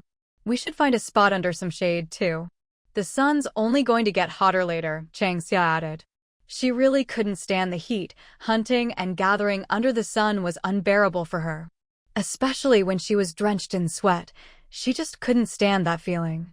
Some people liked it, but she really hated it. Let's look for a tree first, then find water nearby, Nuan Chun suggested. The tribe had come to the fertile fields early in the morning, so any dangers had probably already been cleared out. Still, in the warm season, the grass was full of poisonous snakes, bugs, and ants. As they walked, everyone used sticks to beat the ground or the grass ahead. Before long, Maple Leaf spotted a big tree. Luckily, no one had set up a stove nearby yet. It was a bit farther from where the others had set up, but still within the area marked out by the tribe. Whoa! The twin cubs in Nuan Chun's basket kept calling out. Clearly, they couldn't wait to run wild in the fertile fields. Stop it, quiet down, Nuan Chun scolded, but it was no use. The others burst out laughing. End of this chapter. Chang Xia, you all go ahead. I'll go find Xiling, I just can't handle these two, Nuan Chun said, holding her forehead. She grabbed one of her cubs by the leg and held them firmly so they couldn't run off. Chang Xia couldn't stand watching anymore. She squatted down to help catch the other cub who was running around. The once soft and cuddly cubs were now chubby and strong. If it weren't for her bloodline ability evolving, Changxia might not have been able to hold them down. "Let me do it," Maple Leaf said, exasperated. She grabbed both cubs, holding them upside down in the air. "Wan Chun, you stay here and tidy up. I'll take them to Xiling and ask her to watch them." Young beast cubs at this age are curious about everything. If you don't have some real skills, you really can't keep an eye on them. "Maple Leaf, you're awesome," Changxia exclaimed, pumping her fist in admiration. Wan Chun, rubbing her lower back, complained, "Before they're born, you hear all the elders praising how wonderful cubs are. But once they're actually here, oh my goodness. When they get a bit older, we'll just let the tribe's elders like Elder Yami help watch them," Nanfeng said. "Cubs are adorable to play with. But raising them yourself? That's a whole different story, absolutely terrifying." Changxia swallowed nervously and said, "Cubs. Shen Rong and I are in no rush. We'll wait a few more years." At that, Nanfeng and Wan Chun exchanged glances, both with lingering fear in their eyes. Wan Chun had really been worn out lately from taking care of the cubs. Even with Shan Kuan's help, these little ones were bursting with energy, curious about everything, and there was barely a moment's peace all day long. "I don't think there's any need to rush into a union with Xixing," Nanfeng said quietly. Wan Chun waved her hand dismissively. "If you're not in a hurry, then neither am I. Anyway, let's drop the topic and tidy up the area a bit, build a stove. Changxia, do you want to go hunting with us later?" "Hunting? Sure," Changxia replied happily, immediately tossing all thoughts of cubs aside. They cut grass, cleared stones, and built the stove, working quickly together. "All done. Let's go hunting." Changxia brushed the dirt from her hands, stood up, and asked, "Nanfeng, is there anything I need to prepare for hunting?" Truth be told, Changxia had never really gone hunting before. "There's not much you need to prepare for hunting," Nanfeng said, shaking her head. But as soon as she finished, she remembered who she was talking to, Changxia, and froze, shooting a pleading look at Wan Chun. Catching Nanfeng's look, Wan Chun paused, then said, "Don't you have the bow and arrows the chief gave you? Try using those. The prey here in Woi aren't very smart, hunting shouldn't be too hard." Her gaze landed on the longbow in Changxia's basket. "Oh, right," Changxia said, delighted.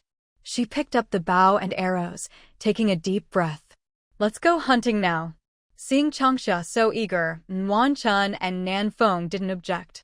After all, today's plan was to hunt and gather, and they were hoping Changxia would cook up something delicious for lunch. "Go, Changxia," Nanfeng encouraged her. "None of us had breakfast, so we're counting on you for the hunt." Instantly, Changxia felt the weight of responsibility settle on her shoulders. What a burden. "I'll do my best," she said seriously, grabbing her bow and picking a direction to start hunting. Today, with so many beastfolk in Woi, the usual prey had all gone into hiding. "There are too many people and the scents are all mixed up. The prey have all hidden themselves, I can't see any," Changxia whispered, making the hunt even more challenging. Nanfeng bent down, scanning the area. Wan Chun suggested, "How about we try hunting wild chickens or rabbits?" "No, I want to hunt a sheep."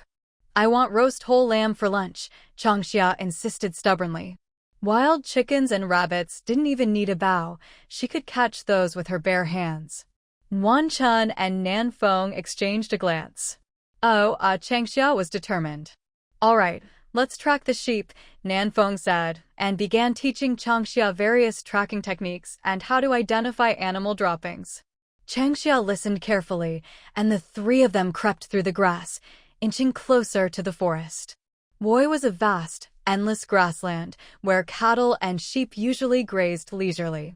Unfortunately, that peace had been disrupted by the tribe's activities, making hunting much harder. In the distance, Elder Dalai and the other patrollers watched as Changxia and her group stalked through the grass. It was obvious Nanfeng and Wan Chun were taking Changxia hunting. They were all curious, craning their necks to watch. "I'll go take a look," Shimu said seriously. Elder Dalai chuckled, waving his hand. With Nanfeng and Wan Chun there, Changsha will be fine. Changsha said she wants roast whole lamb for lunch. Why don't you help spot where the sheep are hiding and quietly let Nanfeng know?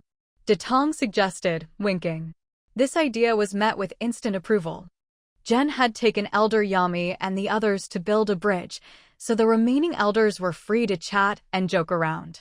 All right, leave it to me, Changli said, patting his chest and quickly heading toward Changsha's group. He definitely wasn't just craving roast lamb, he was just trying to help Changsha hunt, that's all. As Changsha learned from Nanfeng, they tracked the sheep together. Meanwhile, Nanfeng met up with Elder Changli and got the exact location of the sheep. She subtly guided Changsha toward the flock, silently working hard for that roast lamb at lunch. There they are, sheep, Changsha said excitedly, spotting the flock in the woods ahead. Nanfeng, we found them. Yes, that's definitely a flock of sheep, Nanfeng confirmed. Wan Chun shot Nanfeng a suspicious look. Wasn't this tracking going a little too smoothly? And now they were deep in the woods. Was that really okay? Shoo. Nanfeng put a finger to her lips and pointed behind them. Wan Chun raised an eyebrow in understanding. There were probably elders or totem warriors following behind them. No wonder tracking the sheep was so easy, and no one had come to stop them from entering the forest. So they'd had someone watching their backs all along, though she wasn't sure exactly who. Changsha raised her bow, aiming at a ram on the edge of the flock. This wild mountain sheep was as big as a half-grown calf. Honestly, if not for her evolved bloodline and increased strength. Navigation. Changsha really didn't dare to challenge herself by hunting an adult ram. At most, she'd choose to shoot a lamb. Changsha, have you picked your target? Nanfeng whispered. Changsha raised her bow, her breathing gradually growing still. Nanfeng and Wanchuan were both nervous. This was Changsha's first hunt, and they were a bit worried. Changsha said, I've chosen an adult ram. I'm aiming for its neck. End of this chapter. The neck? Are you sure? Nanfeng asked nervously. Aiming for the neck on your first hunt, was she really that confident? Nanfeng wasn't very skilled with a bow. She was better at throwing spears and close combat. Most beastfolk were better at melee. Ranged attacks required much more accuracy. I'll give it a try, Changsha said firmly. She'd only ever shot at stationary targets in the tribe before. Now, she was facing a living, moving animal. Changsha held her breath, relaxed her body, and tried to blend herself into nature. This is a bit far, Wanchuan said worriedly. Nanfeng nodded silently, clearly sharing Wanchuan's concerns. The distance was a bit much, and the target was an adult ram. Still, they didn't say anything out loud, not wanting to dampen Changsha's enthusiasm. Hidden in the shadows, Elder Changli was just as worried. The prey Changsha had chosen this time was a real challenge. 1 second. 2 seconds. 5 seconds. Time ticked by. Changsha stood motionless, bow in hand. Beads of sweat began to form on her forehead, rolling slowly down her cheeks. Finally, she locked onto the moment when the ram lowered its head to nibble on tender grass. She released her grip on the arrow. The shaft shot through the air with a sharp whoosh, leaving a faint trail behind it. Thud. The sound of the arrow sinking into flesh. Bah! The ram collapsed, twitching in spasms. The nearby flock, startled by the fallen ram, let out panicked cries and bolted toward the distant woods. Holy crap! Wanchuan gasped, staring at Changsha in disbelief. That shot was dead on, her aim was incredible. Nanfeng swallowed hard, didn't say a word, and just gave Changsha a big thumbs up. With aim like that, even Elder Dalai would be impressed, Changli marveled. Elder Dalai was a master archer. Even with a lame leg, he was still in charge of the tribe's patrols and held the title of Elder. When it came to ranged attacks, no one in the tribe could match him. If you didn't count close combat, Elder Dalai's fighting ability was even more terrifying than Elder Pukong's. He never missed, a true sharpshooter.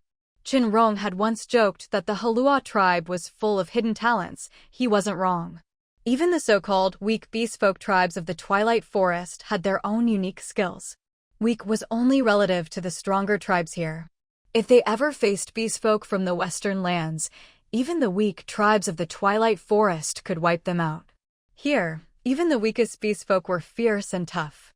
Otherwise, how could they keep the Western beastfolk from crossing the border and stealing resources? It all came down to strength. Not bad luck, Changxia said in delight. She hadn't really expected to actually hit anything on her first hunt. Luck? That was pure skill, Nuanchuan said, clapping Changxia on the shoulder. Come on, let's go. For lunch, we're having this ram roast whole. How do you feel, Changxia? Nanfeng asked. The three of them walked together toward the fallen wild ram. At the same time, they deftly untied the medicine pouches at their waists and sprinkled some powder around.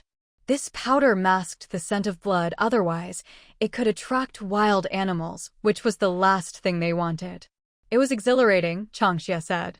Look, my hands are still shaking. She held out her right hand for Nanfeng and Nuanchuan to see. Hunting big game was nothing like killing chickens or ducks. Don't worry, my first hunt was even worse. But my first prey was a forest wolf. I can still remember how its sharp teeth were just a finger's width from my neck. Nanfeng gestured as she spoke. That was the closest she'd ever come to death since she was born. A forest wolf? Were you hurt? Changxia asked anxiously. Nanfeng patted Changxia's shoulder and smiled. That was years ago. Look at me now, do I look like I've been hurt? Elder Changli and Nuanchuan exchanged silent glances. The truth was, things hadn't been as easy as Nanfeng made them sound. Although Nanfeng had managed to kill the wolf in time, she'd spent over half a month recovering in the beast den after returning to the tribe. She'd nearly died. Muqin had been scared out of her wits. Nuanchuan remembered that Changxia had asked her where Nanfeng was and why she hadn't come to see her. Nuanchuan had just said she was out hunting, and by the time Nanfeng could get out of bed, half a month had passed. Nuanchuan, did you know about this? Changxia turned to ask. Nuanchuan cleared her throat and explained, I knew. Nanfeng's fine now. Fine meaning now, of course. At the time, she'd been anything but fine, she'd just survived. With that, Nanfeng and Nuanchuan picked up the wild ram and started heading out of the forest. Changxia carried her bow, keeping watch. Her hands were still trembling. It was clear she'd given it her all just now. Hidden in the shadows, Elder Changli watched them leave the woods, then quietly slipped away to report what he'd seen to Elder Dalai and the others back at the grasslands. He was sure Elder Dalai would be very interested. Almost everyone in the tribe who used to bow had been taught by Elder Dalai, except for Changxia. She'd always practiced on her own. That sinew bow had been made for her by Jen. Who hunted the wild ram? Maple Leaf came over, following the scent. When she saw Nanfeng and Nuanchuan carrying the ram, she was stunned. Her gaze fell on the bloody hole in the ram's neck. It was clearly made by an arrow, not a spear. Website and navigation info omitted as it's not part of the story. Long summer. Maple Leaf's face was filled with disbelief. With a playful laugh, South Wind praised, "You're not seeing things. This wild goat was hunted by Long Summer. We're having roast whole goat for lunch, and Long Summer is inviting the whole tribe to join." Well done, Long Summer, Maple Leaf said happily. When members of the tribe, male or female, come of age, they go out hunting and invite the tribe to share their catch as a way to announce their adulthood. Long Summer's situation was special. After coming of age, she hadn't been able to hunt in the forest, let alone invite the tribe to taste her catch. So this wild goat hunt was a complete surprise to Maple Leaf. Hee hee. Long Summer grinned foolishly, overjoyed. At last, she could invite the tribe to taste the game from her coming-of-age hunt. She was so happy, truly happy. Of course, the tradition of tasting the coming-of-age catch was more symbolic than anything. If every tribe member could get a bite, that was already pretty good. I'll go to White River and catch some fish and shrimp. One roast goat won't be enough, said South Wind. Warm Spring added, there's no shortage of wild chickens and rabbits in the grasslands. Let's catch a few more. I'll send the twin cubs to West Ridge's group. They've already picked up a lot of bird eggs. Oh, and West Ridge's group found a bunch too. They said they'll bring them over later and hope to join us for lunch, said Maple Leaf. Sounds great, Long Summer replied. With more people, naturally more tribe members would come to help. Long Summer wasn't worried about the extra work. The tribe was full of skilled cooks, and she was happy to taste all kinds of different dishes. I feel like the stoves we built won't be enough, Southwind complained. Once the cubs arrived, more tribe members would follow, and with so many people, the stoves would definitely be in short supply. Plus, Long Summer wanted to serve roast whole goat to everyone. Southwind couldn't even imagine what that would look like. I want to eat fried bird eggs. Fried eggs with noodle soup is the best combo. Did anyone bring noodles from home? As soon as bird eggs were mentioned, Southwind immediately said she wanted fried eggs. There are many ways to cook bird eggs. Some tribe members used to eat them raw or boiled. Now, people weren't stuck on just one way, and their favorite was definitely scrambled eggs with chili. The tribe also discovered that bird eggs could be stir-fried with meat or wild greens, or made into soup. There were so many ways to cook them, no less than ginkgo nuts. So, whenever tribe members went hunting or gathering, they'd always bring a woven basket filled with leaves or straw to collect bird eggs. In the mountains and forests, bird eggs were everywhere. In the past, tribe members used to complain about stepping on eggs and dirtying their feet and leather shoes.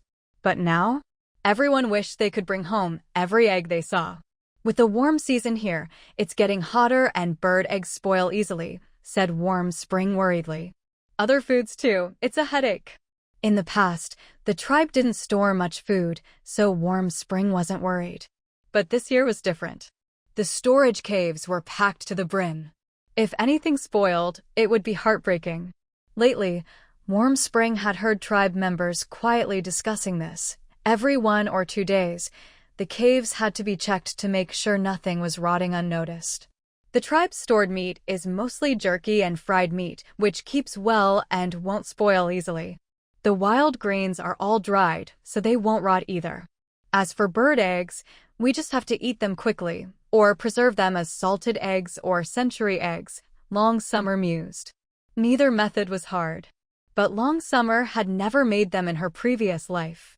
Also, salted duck eggs are also called pickled duck eggs. The tribe's bird eggs weren't just duck eggs. There were chicken eggs and all kinds of other bird eggs, and they all looked pretty similar. Long Summer couldn't tell them apart. We're not taking any chances, said Maple Leaf. Tribe members check the caves every day or two, randomly inspecting supplies to prevent any accidents. Long Summer, how do you make salted eggs and century eggs? Warm Spring asked curiously. Bird eggs were the one thing the tribe had in abundance. Every household had several baskets full. By count, each family probably had thousands. The tribe ate a lot of eggs every day, but they gathered even more. Salted eggs are made by curing them in salt. Century eggs are a bit more complicated. You coat them with ash and other things to cure them, Long Summer recalled. She'd eaten century eggs before, but didn't particularly like or dislike them. By comparison, she preferred salted eggs. But she did like stir-fried century eggs with chili.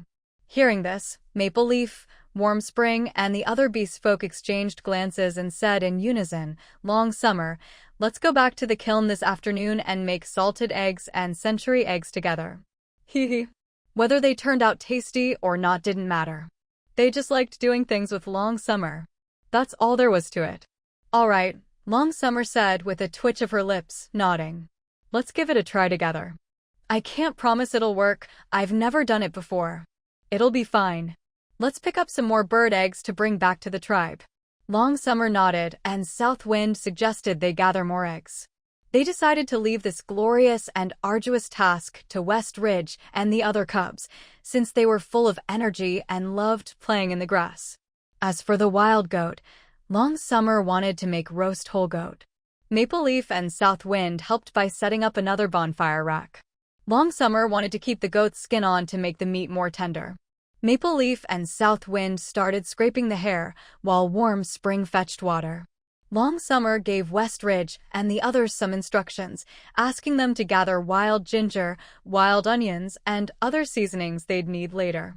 At the same time, she had them stack the eggs they'd brought by the tree roots.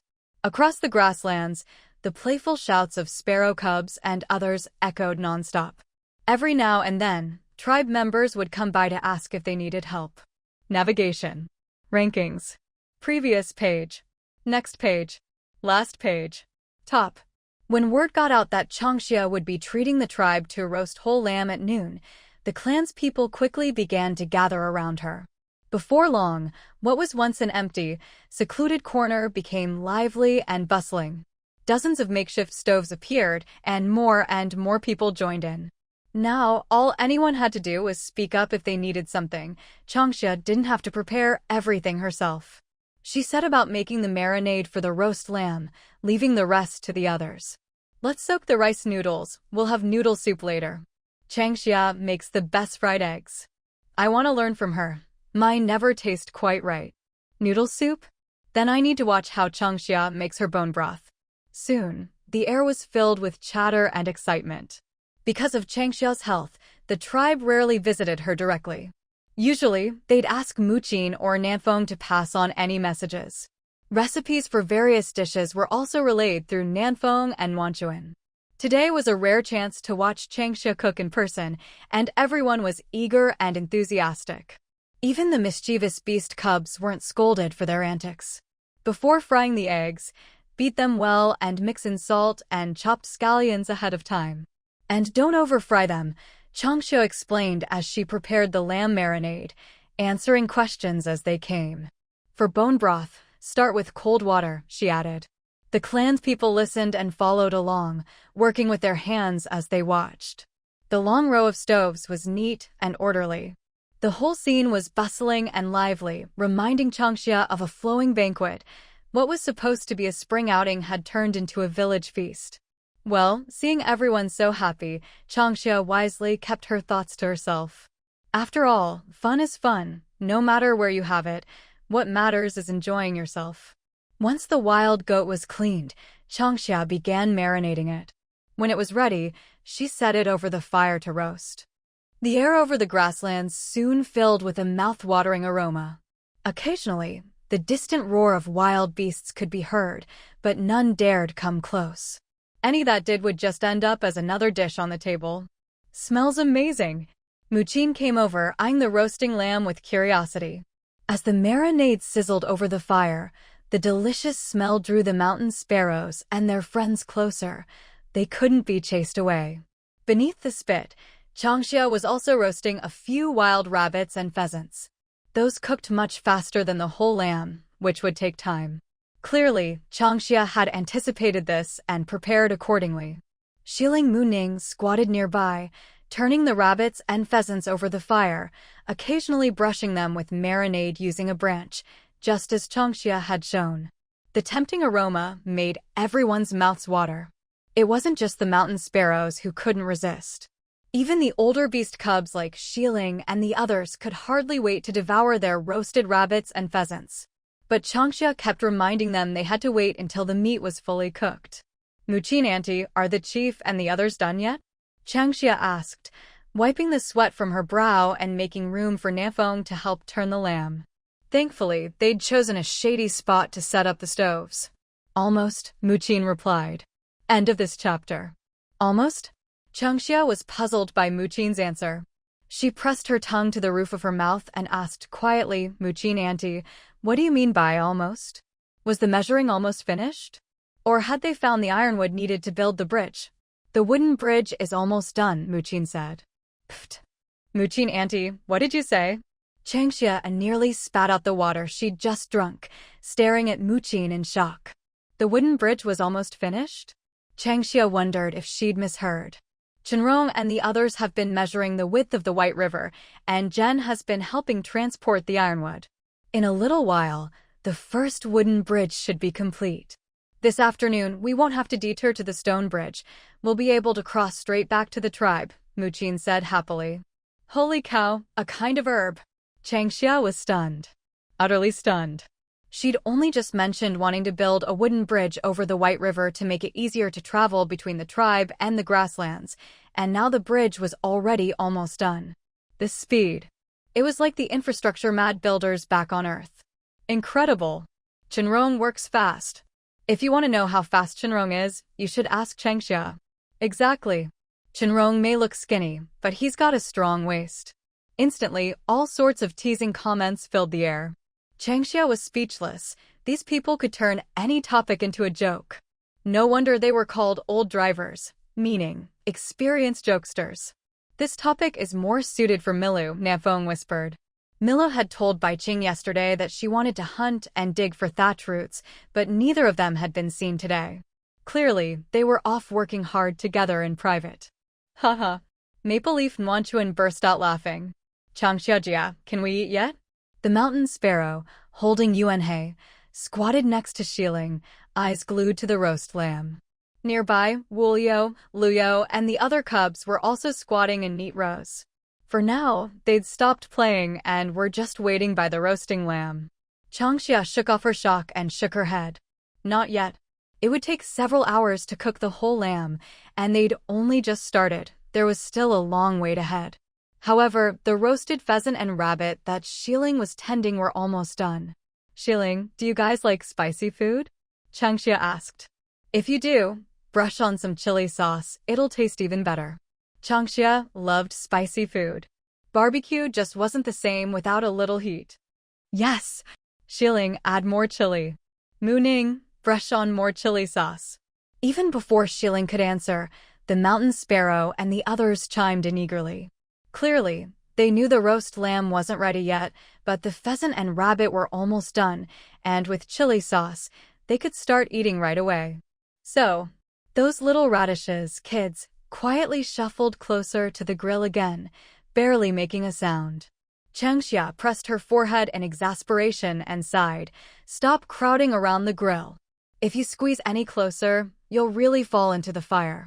These little ones would risk their lives just for food. Wulu and Luyu each held a chubby, pitch-black beast cub in their arms. The cubs were so plump their eyes were almost lost in their fat faces. Changxia didn't even have to guess. She knew these two were Nuan Chun's twins. Nuan Chun, why don't you cut up some fresh meat for them? Changxia whispered. Nuan Chun rubbed her forehead, trying to hide her twitching lips. Forget it. They're too fat already. Let them eat less, it'll help them lose weight. They look different every day. Unfortunately, they're not getting taller, just heavier. AMU, can you get me a bowl? Chopsticks. I want wooden chopsticks. Xiling, is the food ready yet? Suddenly, the soft, sticky voices of the little ones like Mountain Sparrow rang out. The adults who'd been chatting immediately stopped their discussions, got up, and started handing out bowls and chopsticks to the children. Changxia, guess what I brought you? Someone called. The beast cubs happily munched on roasted wild rabbit and pheasant. Changxia and the others tasted a bit, but didn't compete with the cubs for food. Nanfeng smacked her lips, thinking about what else they could roast. Just then, they heard Milu calling out. Turning around, they saw Milu leading a group of tribe members, a strong fishy smell wafting over. Milu, did you go fishing at the White River? Nanfeng raised an eyebrow. I was just thinking about roasting something else. Let's have grilled fish.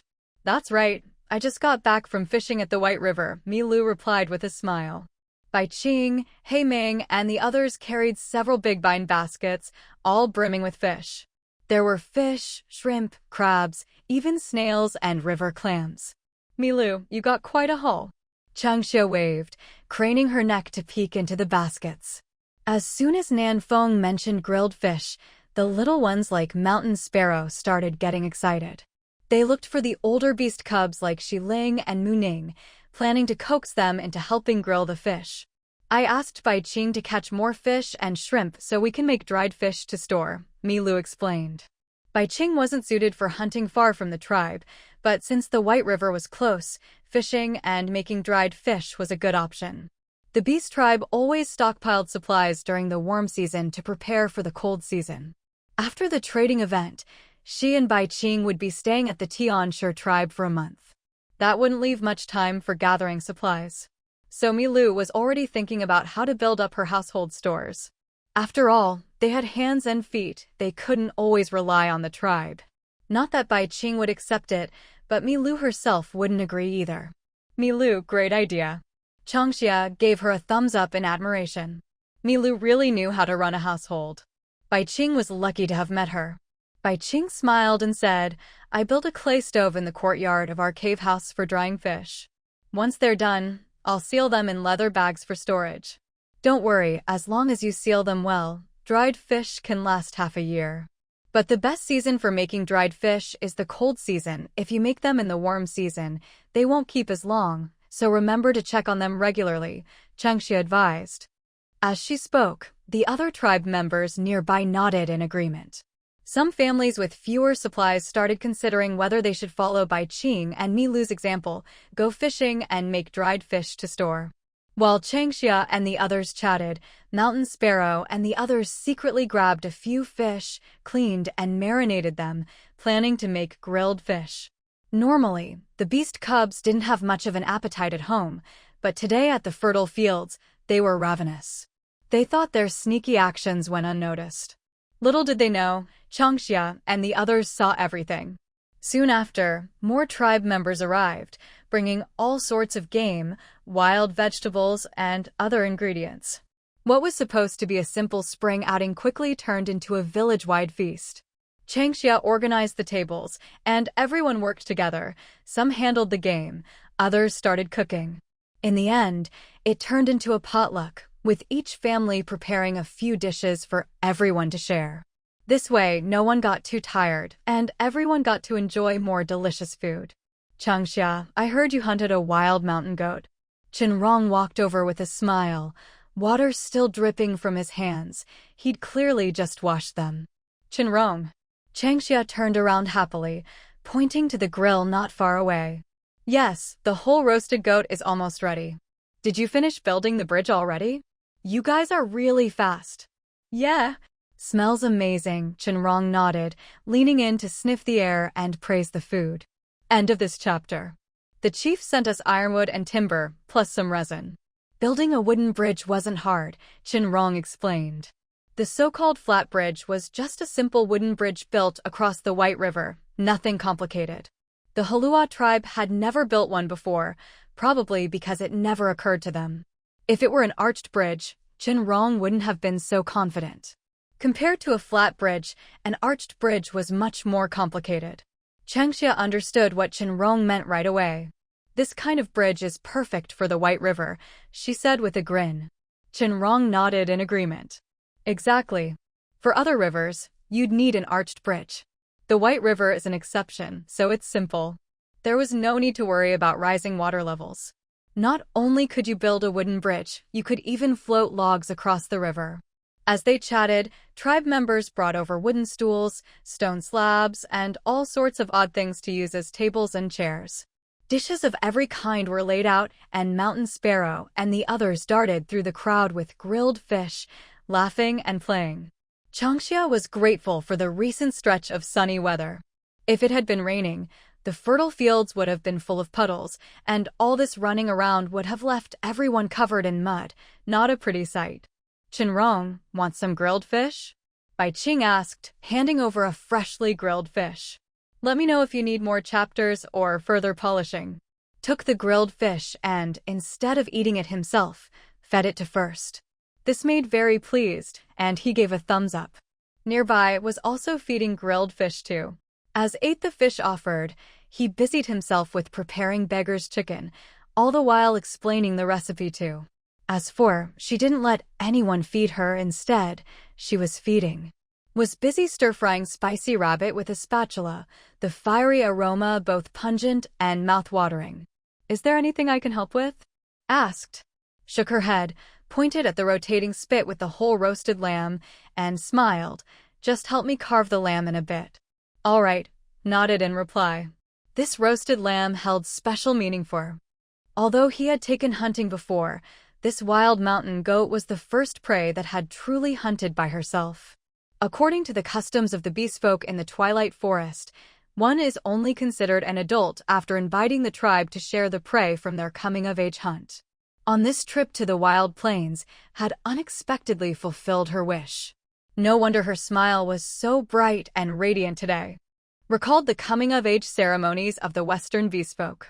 When noble children came of age, they not only received luxurious gifts, but their elders would also present them with beautiful slaves. When came of age, the Yuan family had prepared many extravagant items for him, along with 5 handsome male beast folk and 5 beautiful female beast folk, all well-trained slaves. After all, back then, Yuanho had not yet disappeared, and the Yuan family's position was secure. As Yuanho's only child, S status was naturally noble.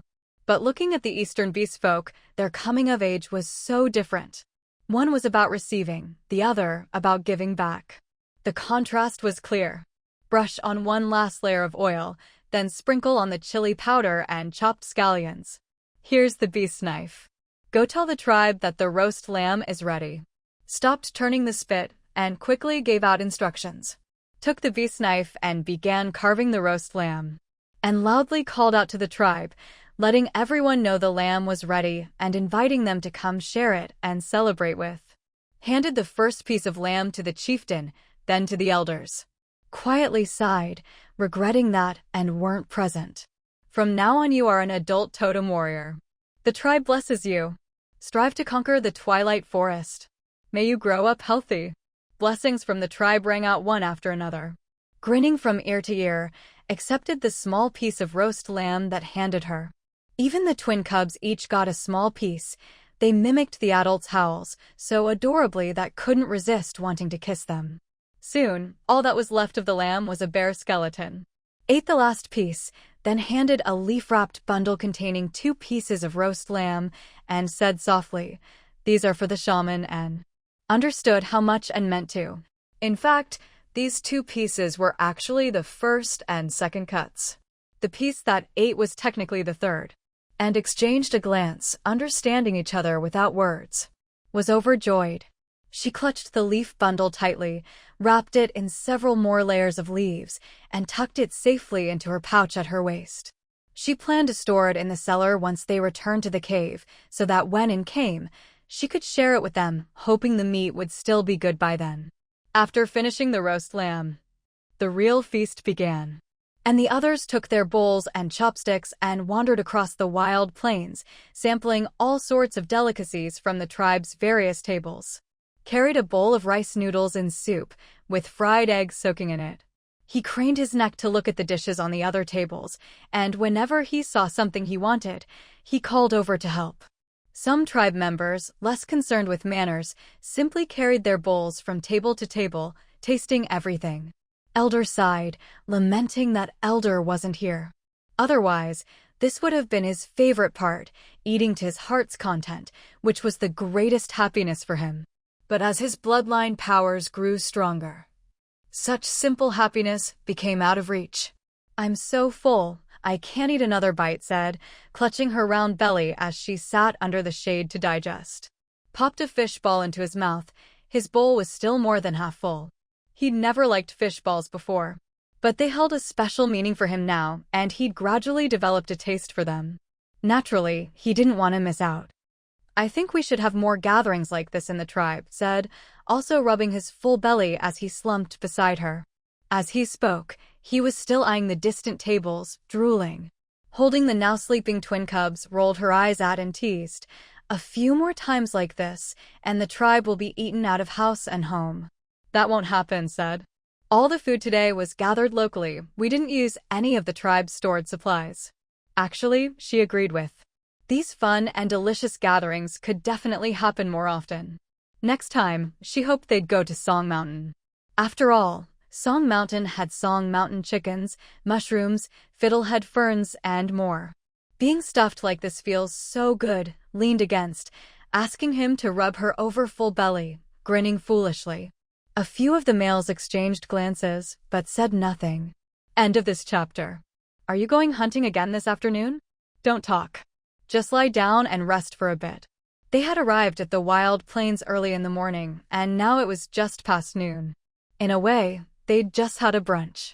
In the afternoon, let's take a stroll around Woi, Changxia murmured, squinting her eyes. She'd spent the morning busy with hunting and roasting a whole lamb, so she hadn't had a chance to properly explore Woi. Now that she had a break, she wanted to see if she could find any new wild vegetables. Looking for thatch roots again? Milla teased with a laugh. She'd already discussed with Baiching that they'd go fishing at Baihe River in the evening and bring the catch back to the Baihu cave to make dried fish. After all, Milla wanted to spend more time with Changxia. If they went fishing in the afternoon, she'd have to go home to deal with the fish right away. Changxia shook her head. No thatch roots today. I want to pick some seasonal greens, like fiddlehead ferns. She had enough sugar stored in her cellar to last 3 to 5 years, plus the occasional basket or two from the other tribe members. Changxia's family really didn't lack for sugar. There should be mushrooms too, Fingya chimed in. The mushrooms here in Woi aren't as tasty as the ones in Songhan, but they're still pretty good. I think there's some kudzu root growing around here as well. Nuan Chun nodded in agreement. Besides all kinds of game, Woi was rich in wild vegetables too. As they chatted, the lively Woi gradually quieted down. The playful beast cubs, full in content, began their afternoon nap. The adults sat in the shade, chatting or resting. The gentle spring breeze swept across Woi, bringing a unique sense of peace. Hidden animals poked their heads out, nibbling on fresh grass. Shen Rong, want to go hunting together? Shankuan asked quietly. Nuan Chun was watching over the sleeping cubs, but Shankuan was itching to hunt, so he asked Shen Rong softly. Shen Rong shook his head. You guys go ahead. I'm going to nap with Changxia and hunt later. Hunting was nowhere near as fun as spending time with Changxia. Smelly prey couldn't compare to holding the soft, sweet-smelling Changxia in his arms, so he flatly refused Shankuan's invitation. Shankuan turned away, looking toward Kong Shan, Shixing, and the others. Bai Qing. He skipped right over Bai Qing. I'm going to nap with Fingya. I'm chatting with Nuan Chun. Kong Shan and Shixing both tactfully declined.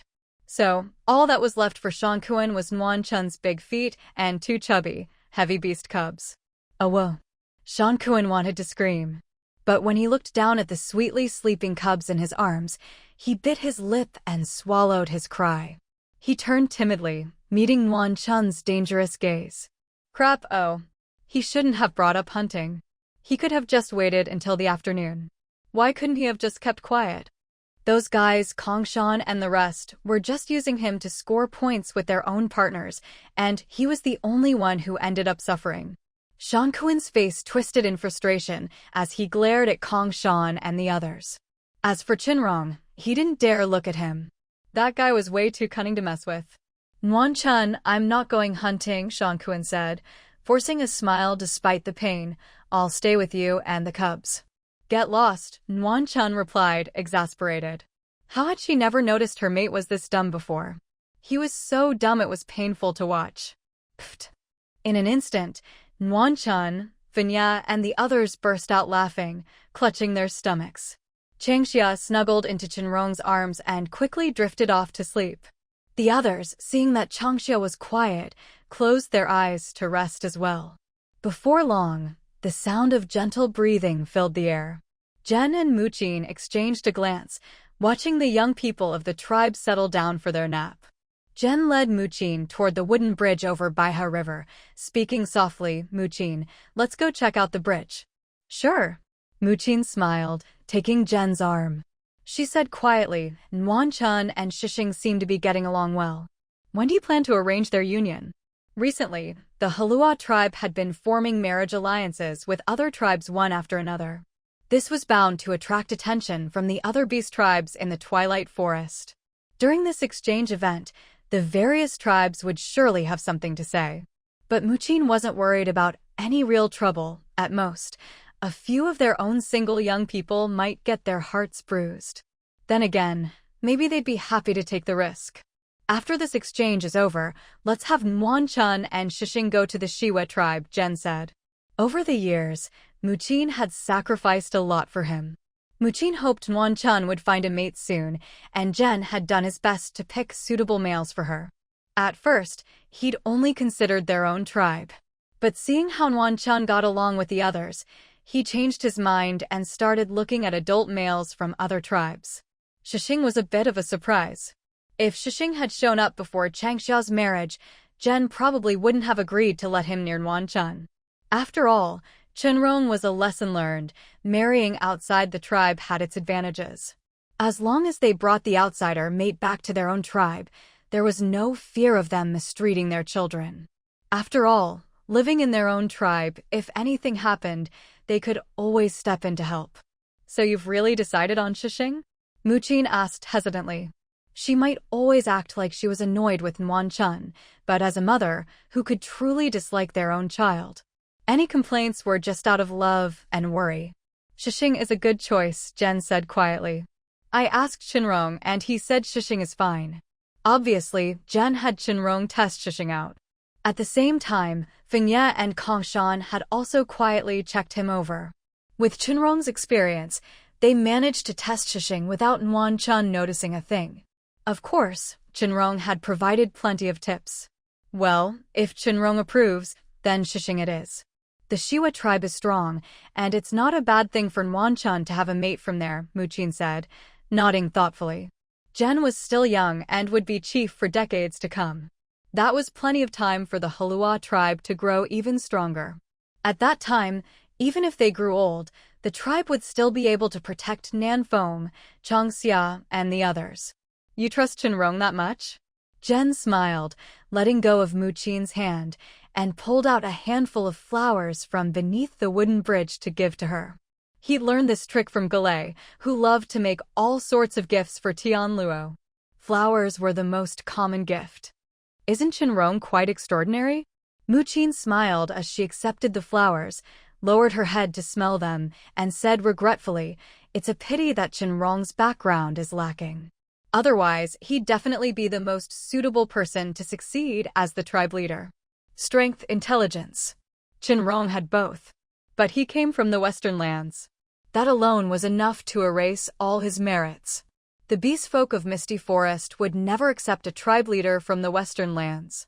Especially since the Heluo Tribe was one of the 6 great tribes, there was no chance. Yeah, it's a real shame, Jen agreed. Thank you to dash 60091712 2021111711458822 *1315 and others for your monthly ticket support. Thanks also to 20211117111822 Heluo Better and others for your generous rewards. End of this chapter. Compared to the Sirius tribe, we're still lucky. I heard the Wolf Clan cut off their cooperation with the Yuan family from the Western lands, probably to vent their anger for Shen Rong, Muqin said with a light laugh. Misty Forest is huge, but at the same time, it's also very small. Whatever happens here is hard to keep secret from the other beastfolk tribes. The Yuan family brought this on themselves. For years, they've taken advantage of the Sirius tribe's favor and reaped the benefits of Misty Forest. Now it's time for them to pay the price. Actually, they should be grateful that the Eastern lands are so far from the Western lands. Otherwise, with the wolves' petty and vengeful nature, the Sirius tribe would never let this go so easily, Jen said coldly.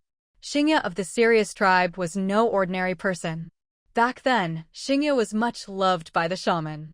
Unfortunately, at her most beautiful, she met Yuan Ho and fell for him. If Yuan Ho had been a beastfolk from Misty Forest, Siyu would never have objected. But Yuan Ho is from the Western lands, and a noble at that. That meant he would never join Misty Forest, nor become a beastfolk of the Western lands. So, Siyu gave up on Xingye. In a way, it was also a kind of fulfillment for her. But who could have known Xingye's luck would run out, and she'd die in childbirth? It's a pity about Xingye, Muqin said softly. Jen sneered, mocking. The moment she chose Yuan Ho, she should have been prepared to die.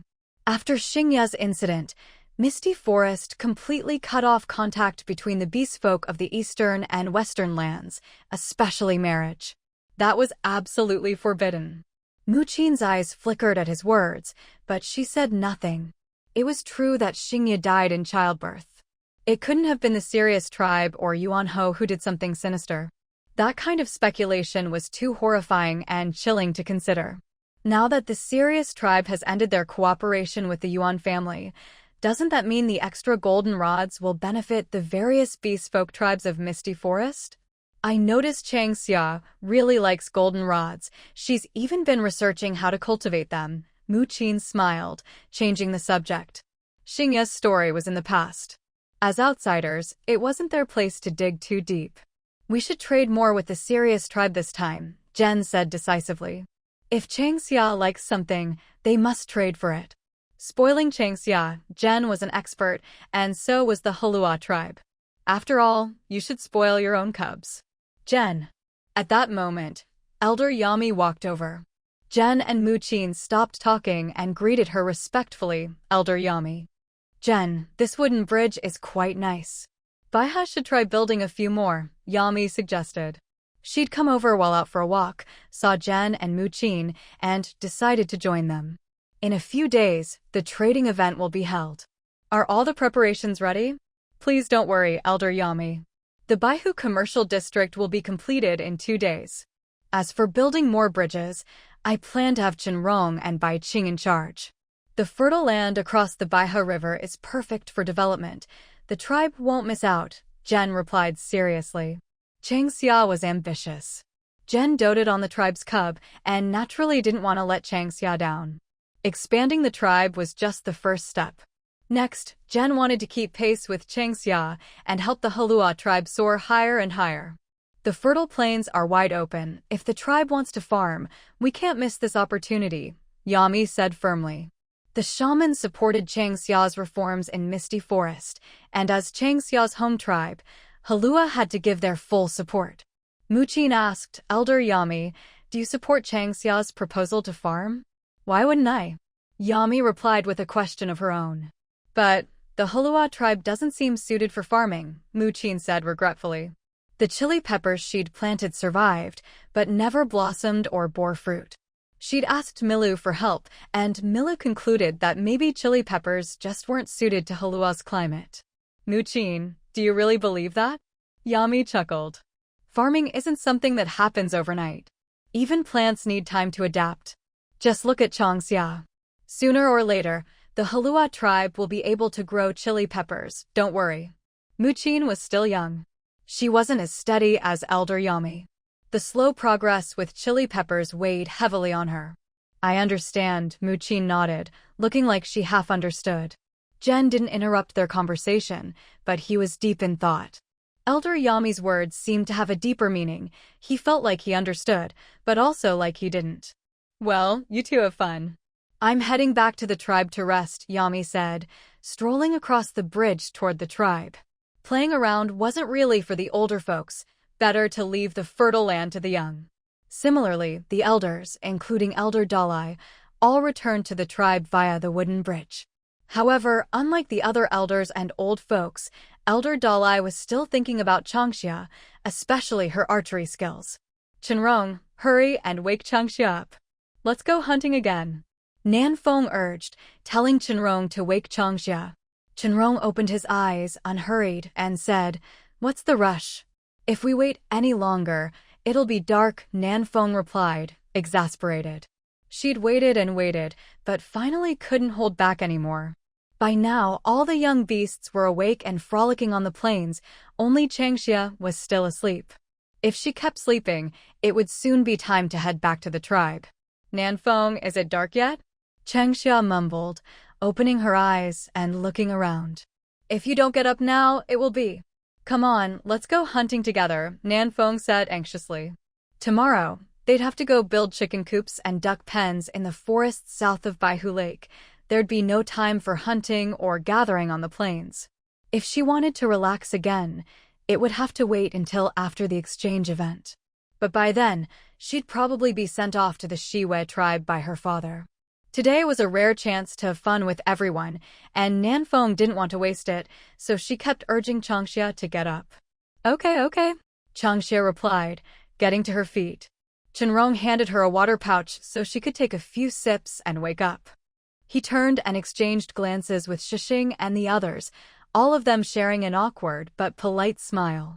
Nanfeng and her friends were so eager to hunt today, it left the others at a loss for words.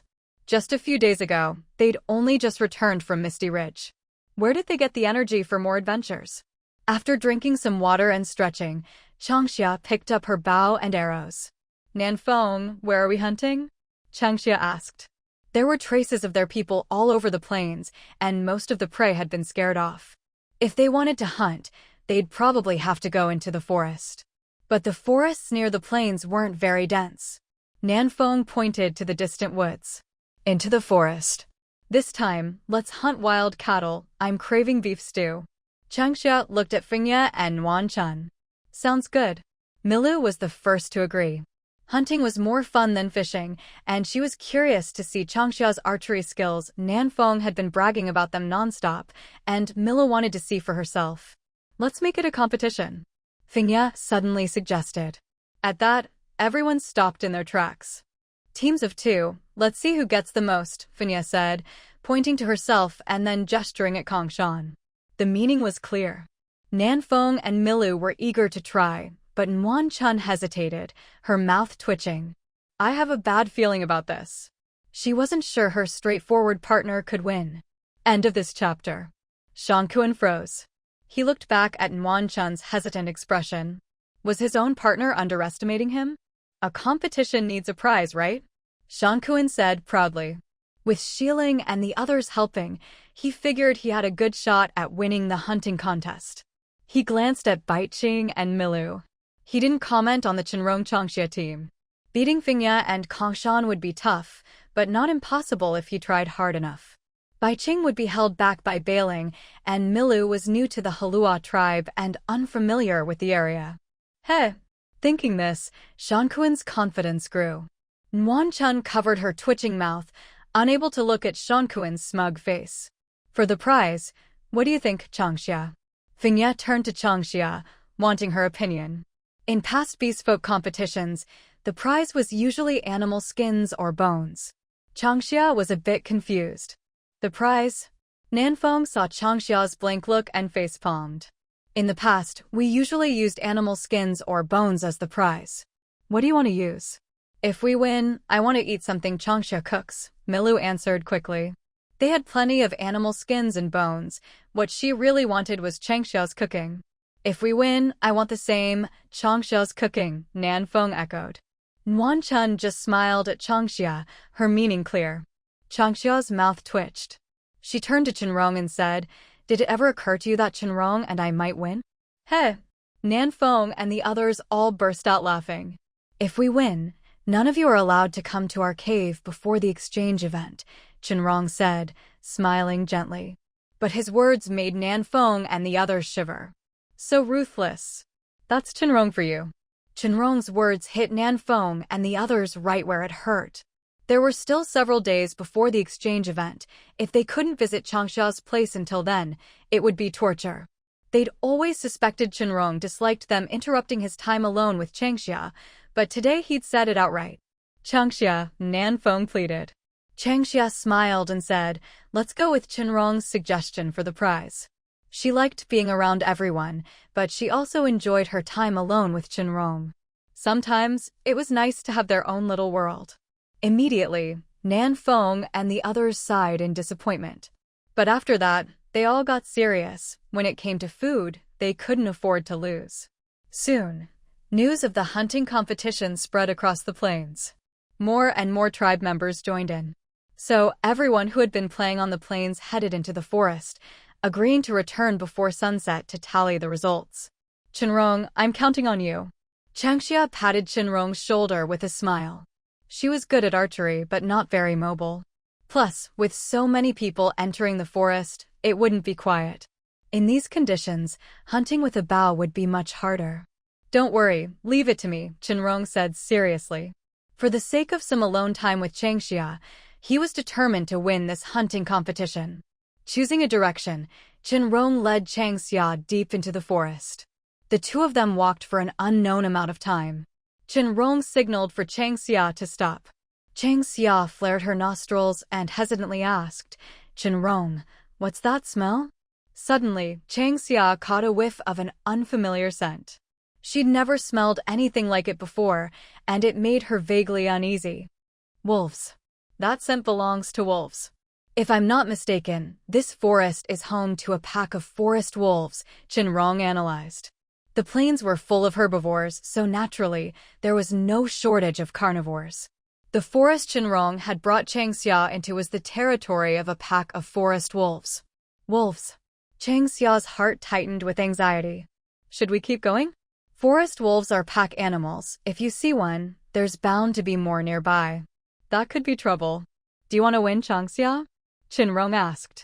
A hunting competition is all about taking down fierce beasts. Cattle and sheep don't really count. Jackals, wolves, tigers, and leopards, those are the kinds of beasts that make for real hunting. That's what makes it exciting, right? I do, Changxia nodded, though she was a bit hesitant. Shen Rong placed his large hand on Changxia's head and smiled. That's all that matters. Leave the rest to me. Find a sturdy tree to perch in, climb up, and watch how I hunt forest wolves. Of course, if the opportunity arises, you can join in too. Changxia didn't refuse. Obediently, she found a tree and climbed up, looking down from above as Shen Rong crawled along the ground, eyes fixed intently on a certain spot. Seeing this, Changxia took the bow and arrows from her back, raised her bow, and aimed toward a particular patch of underbrush. A lone wolf. Shen Rong murmured, a sharp glint in his eyes as he suddenly sped toward the bushes. Howl, howl. Sure enough, a lone wolf was hiding behind the bushes. This wolf was in a sorry state, its hind leg covered in blood. Tsk tisk. Shen Rong chuckled, unfazed by the wolf's threatening display. If he was right, this wolf had lost a fight for alpha and had been driven from the pack. Lone wolves like this were the most dangerous. Driven to desperation, they became especially vicious. Unfortunately for it, it had run into someone even more dangerous, Shen Rong. Shen Rong charged at the lone wolf barehanded. As a member of the wolf-fighting clan, Shen Rong had a natural advantage over wild wolves. In just a few moves, Shen Rong broke the wolf's neck with his bare hands and tossed its body aside. He then looked up and waved to the tree. Changxia, come down. It's safe here, there shouldn't be any more wolves nearby. So this is a forest wolf. Changxia examined the wolf's corpse with curiosity. The forest wolf stood over a meter tall. It wasn't as big as Shen Rong's beast form, but it was still quite large, certainly much bigger than Changxia's petite beast form. In the forest, if a wolf encountered Changxia, it would probably choose to avoid her. After all, wolves hunted in packs. If you saw one, there were bound to be others nearby. That's right, this is a forest wolf, Shen Rong said, picking up the wolf and beginning to explain everything he knew about forest wolves to Changxia, especially their weaknesses. He also reminded her that if she ever ran into forest wolves in the wild, her best bet was to escape. A moment later, Shen Rong carried the forest wolf deeper into the woods. The appearance of a lone wolf meant there was definitely a pack deeper in the forest. The wolves had just fought for dominance, so their numbers must have taken a hit. This was the perfect time to strike. Following the scent left by the lone wolf, Shen Rong led Changxia through the forest. Soon, they arrived at the edge of a cliff. Be careful, Changxia, Shen Rong cautioned.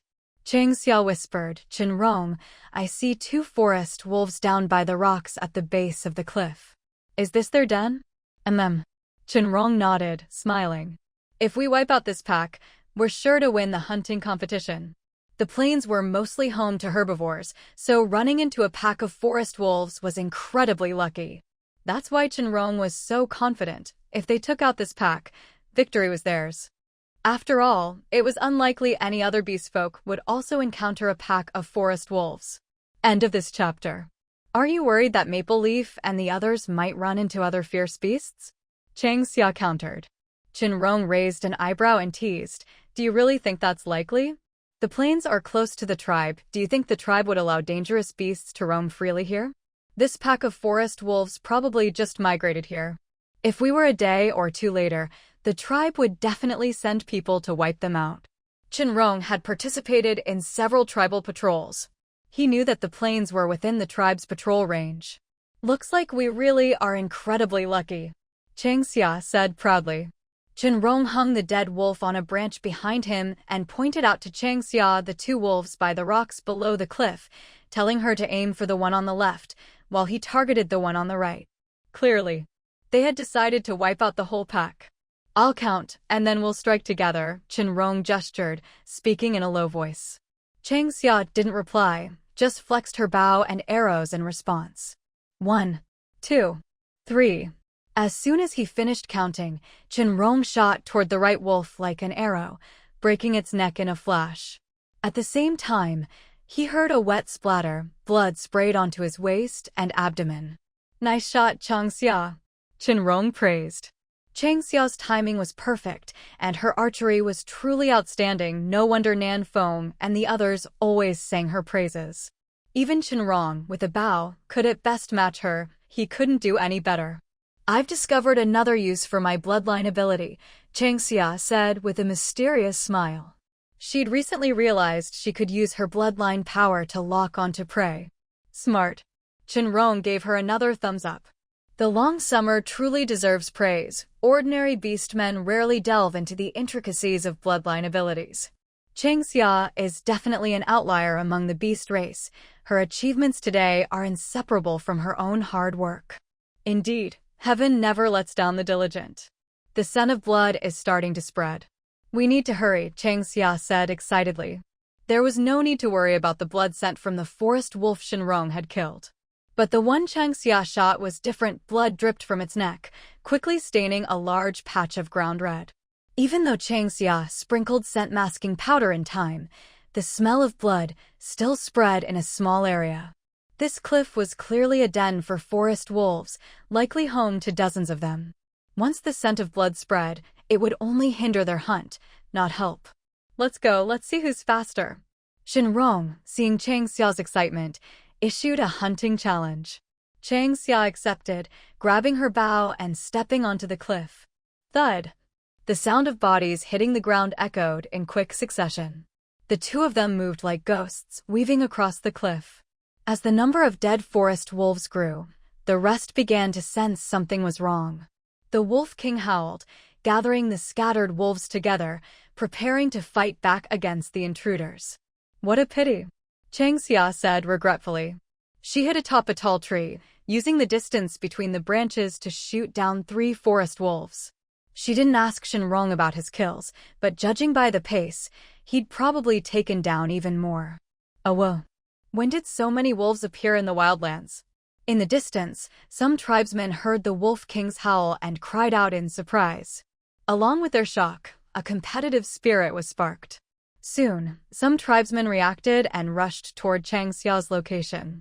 To win the hunting competition, taking down wolves was a much better bet than chasing cattle or sheep. Besides, wolf pelts were far more valuable than those of cattle or sheep, not to mention wolf fangs and bones fetched a high price too. "Let's finish this quickly," Shen Rong urged. Changxia paused, suspicious. "What's wrong, Shen Rong?" "The wolf's howl will draw the others here," Shen Rong explained. "Then let's just charge in." As soon as Changxia heard that the howl would attract the others, she grew anxious and immediately suggested heading straight for the top of the cliff. It was obvious, the Wolf King was up there. "I'll go up and fight directly." "You climb a tree and cover me," Shen Rong said. Changxia was too slow to keep up with the wolves. In a head-on fight, her chances of winning were slim, and it was too dangerous. Shen Rong told her to take to the trees and use her bow for cover, making it easier for him to charge at the wolves. Changxia wasn't stupid. As soon as Shen Rong spoke, she understood. She quickly scanned the area, found a suitable tree, and climbed up. Then she signaled to Shen Rong to get moving. If they delayed any longer, the others might arrive, and she had no doubt about their speed. If they got here, she'd lose her chance. Changxia knew she had to finish off all the wolves on the cliff before the others arrived, win the hunt decisively, and prove herself once and for all. After this, no one would worry about her venturing into the forest again. A win-win. Thwip, thwip. Changxia fired arrows to keep the wolves at bay. Shen Rong became a shadowy assassin. Every strike took down a wolf. Gradually, the wolves no longer dared approach him. The remaining wolves all huddled around the Wolf King, watching Shen Rong and Changxia warily from above. This made things much tougher for Shen Rong. Changxia leapt from tree to tree, getting as close as she could to the top of the cliff. Looking down at Shen Rong, she asked, "Shen Rong, what now? Want to see me fight in my beast form?"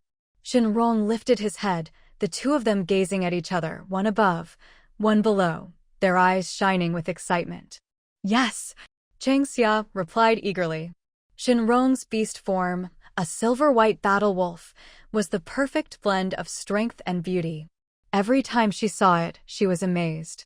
Shen Rong crouched, and in an instant, his 2-meter-tall human form transformed into an even larger, more powerful wolf, taller and more majestic than any forest wolf. Now free from the curse of poison, Shen Rong's beast form was more imposing than ever. Silver and gold first shimmered in the sunlight. So beautiful! Chang Xia exclaimed in awe. Awo! Shen Rong raised his head and let out a howl. This howl was deeper and more resonant than the Wolf King's. Hearing it, several forest wolves at the top of the cliff immediately dropped to the ground. This move infuriated the Wolf King, who glared at Shen Rong with blood-red eyes and crouched, ready to attack. Shen Rong ignored the Wolf King's warning. He lifted his paw and slowly advanced toward the top of the cliff. Chang Xia watched nervously, swallowing hard. Whimper. The other forest wolves tucked their tails and whimpered from the ground, clearly intimidated by Shen Rong's presence and unwilling to oppose him. The Wolf King bared its fangs and, in a fit of rage, bit the nearest forest wolf. Blood spurted as its sharp fangs pierced the wolf's throat. Traitors deserve to die. Shen Rong grinned, mocking the Wolf King's display. Awo! Shen Rong howled again, this time not to provoke the Wolf King, but to command the other wolves to rise up against their king. Kill him and serve me as your king. Awo! In an instant, 3 wolves that had been cowering on the ground turned and bared their fangs at the Wolf King, growling in warning. Nearby, the wolf that the king had just killed lay on the ground, its blood soaking the earth. The Wolf King snarled, warning the others not to approach. But with Shen Rong's overwhelming presence, it was useless. Note: the following lines are website navigation and not part of the story, so they are omitted from the translation. The 3 forest wolves completely ignored the Wolf King's warning and launched an attack on him. Chang Xia's mouth hung open in disbelief. Holy crap, a type of herb. Am I even supposed to be witnessing this? Back and forth, the bloody battle played out in all its brutality. When forest wolves fight, there's no technique, just fangs, claws, and raw, primal violence. It's even more savage and bloody because of it. The Wolf King was beset on all sides by the 3 wolves. Blood flowed everywhere, and the 3 forest wolves were also covered in wounds.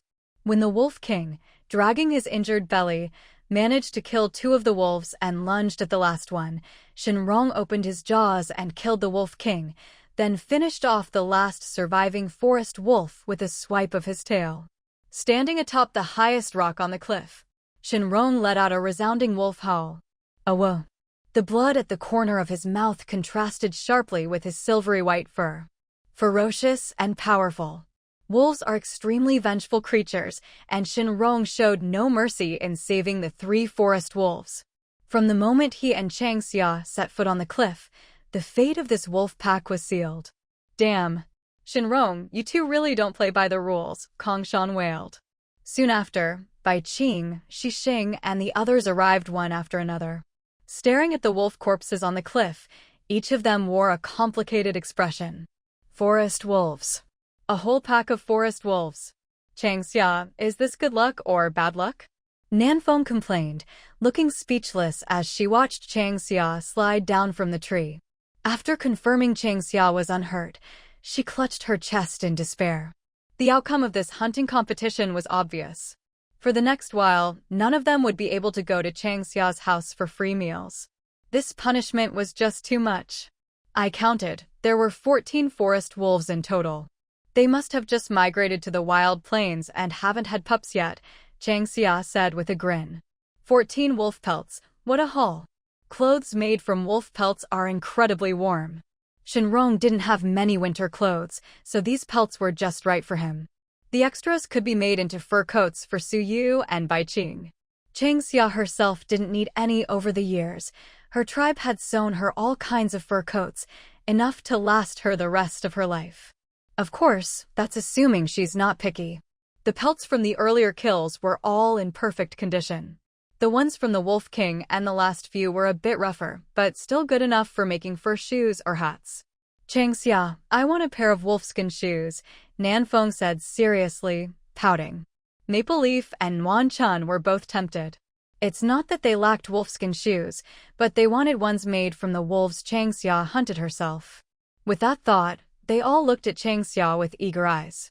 Changxia twitched her lips. Don't look at me like that. Aside from making a winter coat for Shen Rong and saving a set for the shaman and Bai Qing, I can make each of you a wolfskin hat or a pair of wolfskin gloves. But don't count on shoes, I can't make that many pairs, Changxia promised. Compared to shoes, Changxia thought hats and gloves were much easier to sew.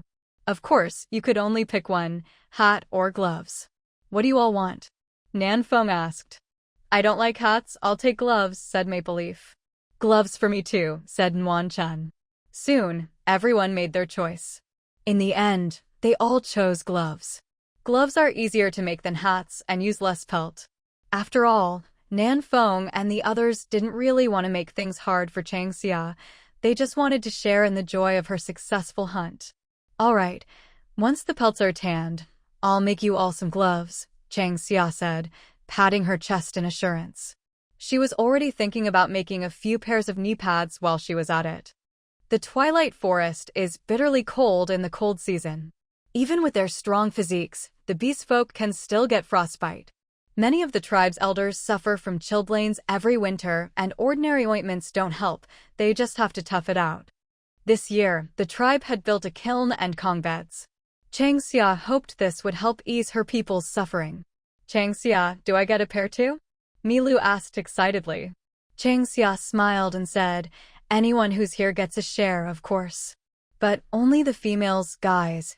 Don't try to take advantage of me. There are only 14 pelts, so I can't make that many gloves.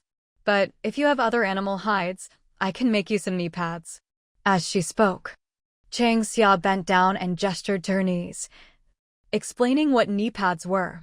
At this, Bai Qing and the others got excited. Changxia, just tell us what kind of hide is best for knee pads, Kongshan said. I want to make a pair for all the elders in the tribe, and for my parents too. Smack, smack. Maple Leaf answered Kongshan with a slap to the head. Kongshan, what are you thinking? Maple Leaf said, face dark with exasperation. Didn't this guy see the murderous look in Shen Rong's eyes?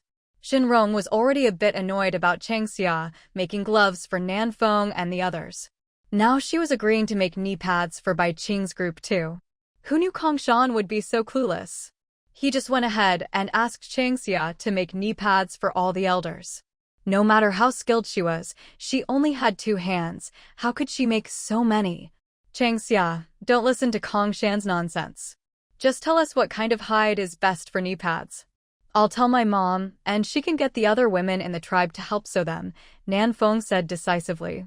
Animal hides weren't in short supply in the tribe, but getting enough thread was tricky. All the thread they used was traded from the bird folk.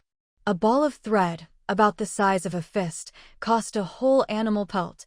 Very expensive. That works, Changxia agreed. She knew Kongshan meant no harm, he just wasn't thinking. Previous page, next page, last page, top. Longxia was more than happy to sew knee pads for the tribal elders. But with just 2 hands, there was no way she could make so many. The Heluo Tribe didn't have sewing machines, every piece of clothing was stitched entirely by hand. Even the bone needles used for sewing were painstakingly carved from animal bones and ironwood. Those things weren't easy to use.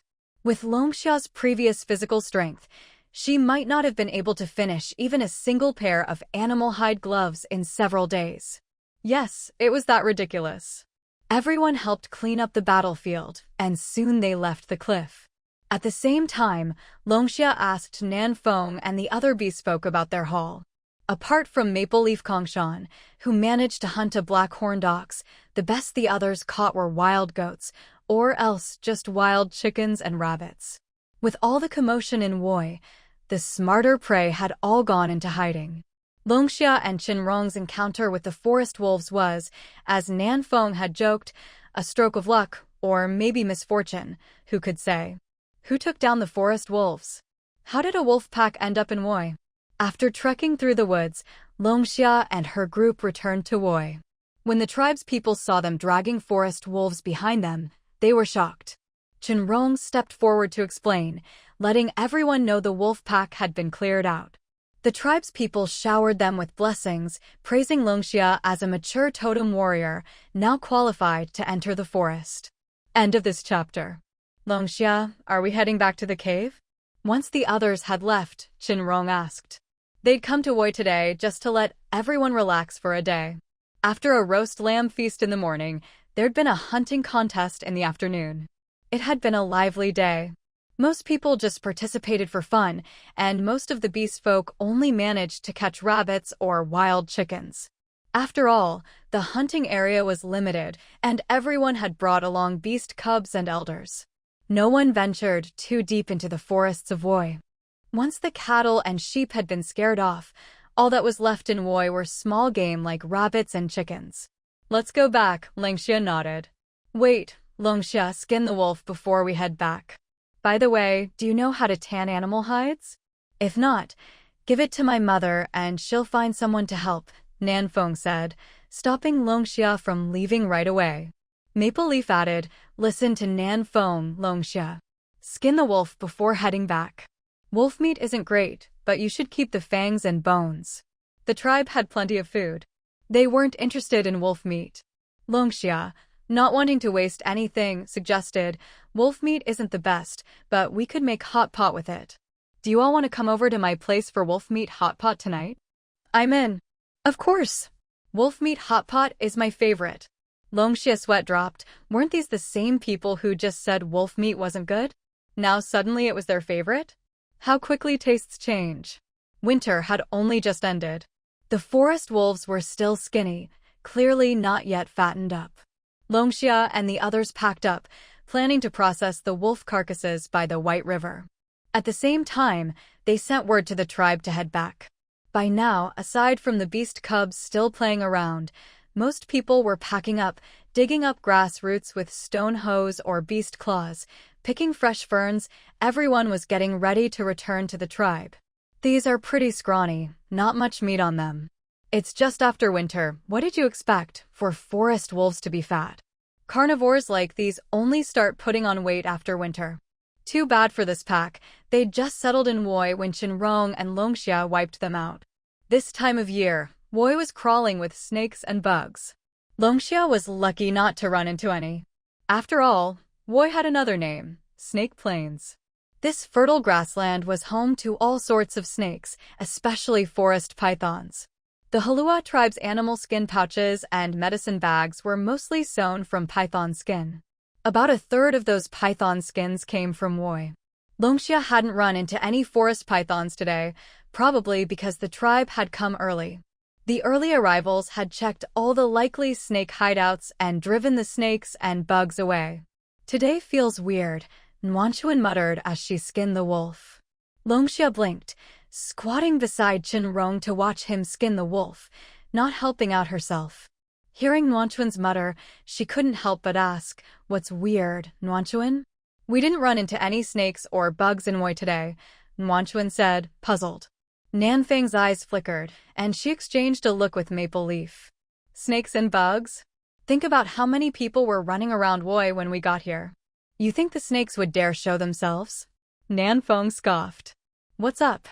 Honeydew was just as confused as Longxia, not quite getting what Nuanchuan meant. Bai Qing explained, Woi, also called Snake Plains, is home to tons of snakes and bugs, especially forest pythons. We probably didn't see any today because the tribe drove them off early. Otherwise, it wouldn't have been so quiet. With that, Longxia understood. So that's what Nuanchuan meant by weird. No wonder I thought Woi smelled funny. Longxia exclaimed. The tribe must have scattered a lot of snake-repellent powder, driving the snakes and bugs deeper into the mountains. While Longxia and the others were busy with the wolf carcasses, the rest of the tribe was gradually heading home. Big sister Longxia, are you having wolf meat hot pot tonight? Mountain Sparrow came hopping over, carrying one of Nuanchuan's cubs upside down. Longxia quickly took the cub, checked that it was okay, and replied, yes. Do you want to join us for wolf meat hot pot tonight, Mountain Sparrow? Sure. Mountain Sparrow clapped her hands happily. Thank you, Sister Longxia. Website promo and navigation links omitted for clarity. Big Sister Changxia. Soon, little ones like Wulio and Luyo came running over. Changxia didn't hesitate and agreed to all their requests. She even invited the rest of the tribe to join in. But how could the tribe's people bear to let Changxia tire herself out? Besides, a dozen forest wolves weren't nearly enough to feed everyone. Nuan-chun, come save your little one. Changxia called out in alarm.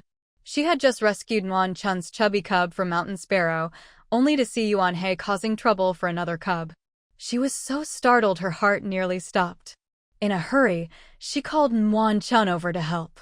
At the same time, she didn't dare hand the chubby cub back to Mountain Sparrow, so she held it tight and walked over to Yuan-hei, calling out loudly, "Yuan-hei, Xiao-hei." "It's fine, Changxia," Nuan-chun said calmly, washing her hands and standing up. "Yuan-hei knows what he's doing. He won't just drop the cub." But then, Yuan-hei was tossing the cub up and down in his arms. The cub seemed to be having a great time, letting out soft, happy howls, not scared at all. Plop. Just as Nuan-chun finished speaking, Yuan-hei ran out of strength, and the cub he'd tossed into the air fell straight to the ground with a crisp plop. Changxia turned to look at Nuan-chun and Shan Kuan, stifling a laugh. She asked, "Nuan-chun, is this really okay?" "Let me check." Nuan-chun walked over in a few quick steps, picked up the cub, and checked it over thoroughly before letting out a sigh of relief. "It's fine. They're tough." "Howl." A moment later, the cub started howling again, as if urging Yuan-hei to toss him again. Beast tribe cubs are thick-skinned and sturdy. They can take a fall. The ground here in Woi is all dirt. If they fell on rocks, maybe we'd worry about injuries, but on this kind of soil, at worst they'll be dazed for a bit, Maple Leaf explained. The other beast folk nodded in agreement, clearly seeing this as no big deal. Who didn't get tossed around as a kid? Changxia was the exception. After all, her beast form was only palm-sized. Who would dare toss her around? To be continued.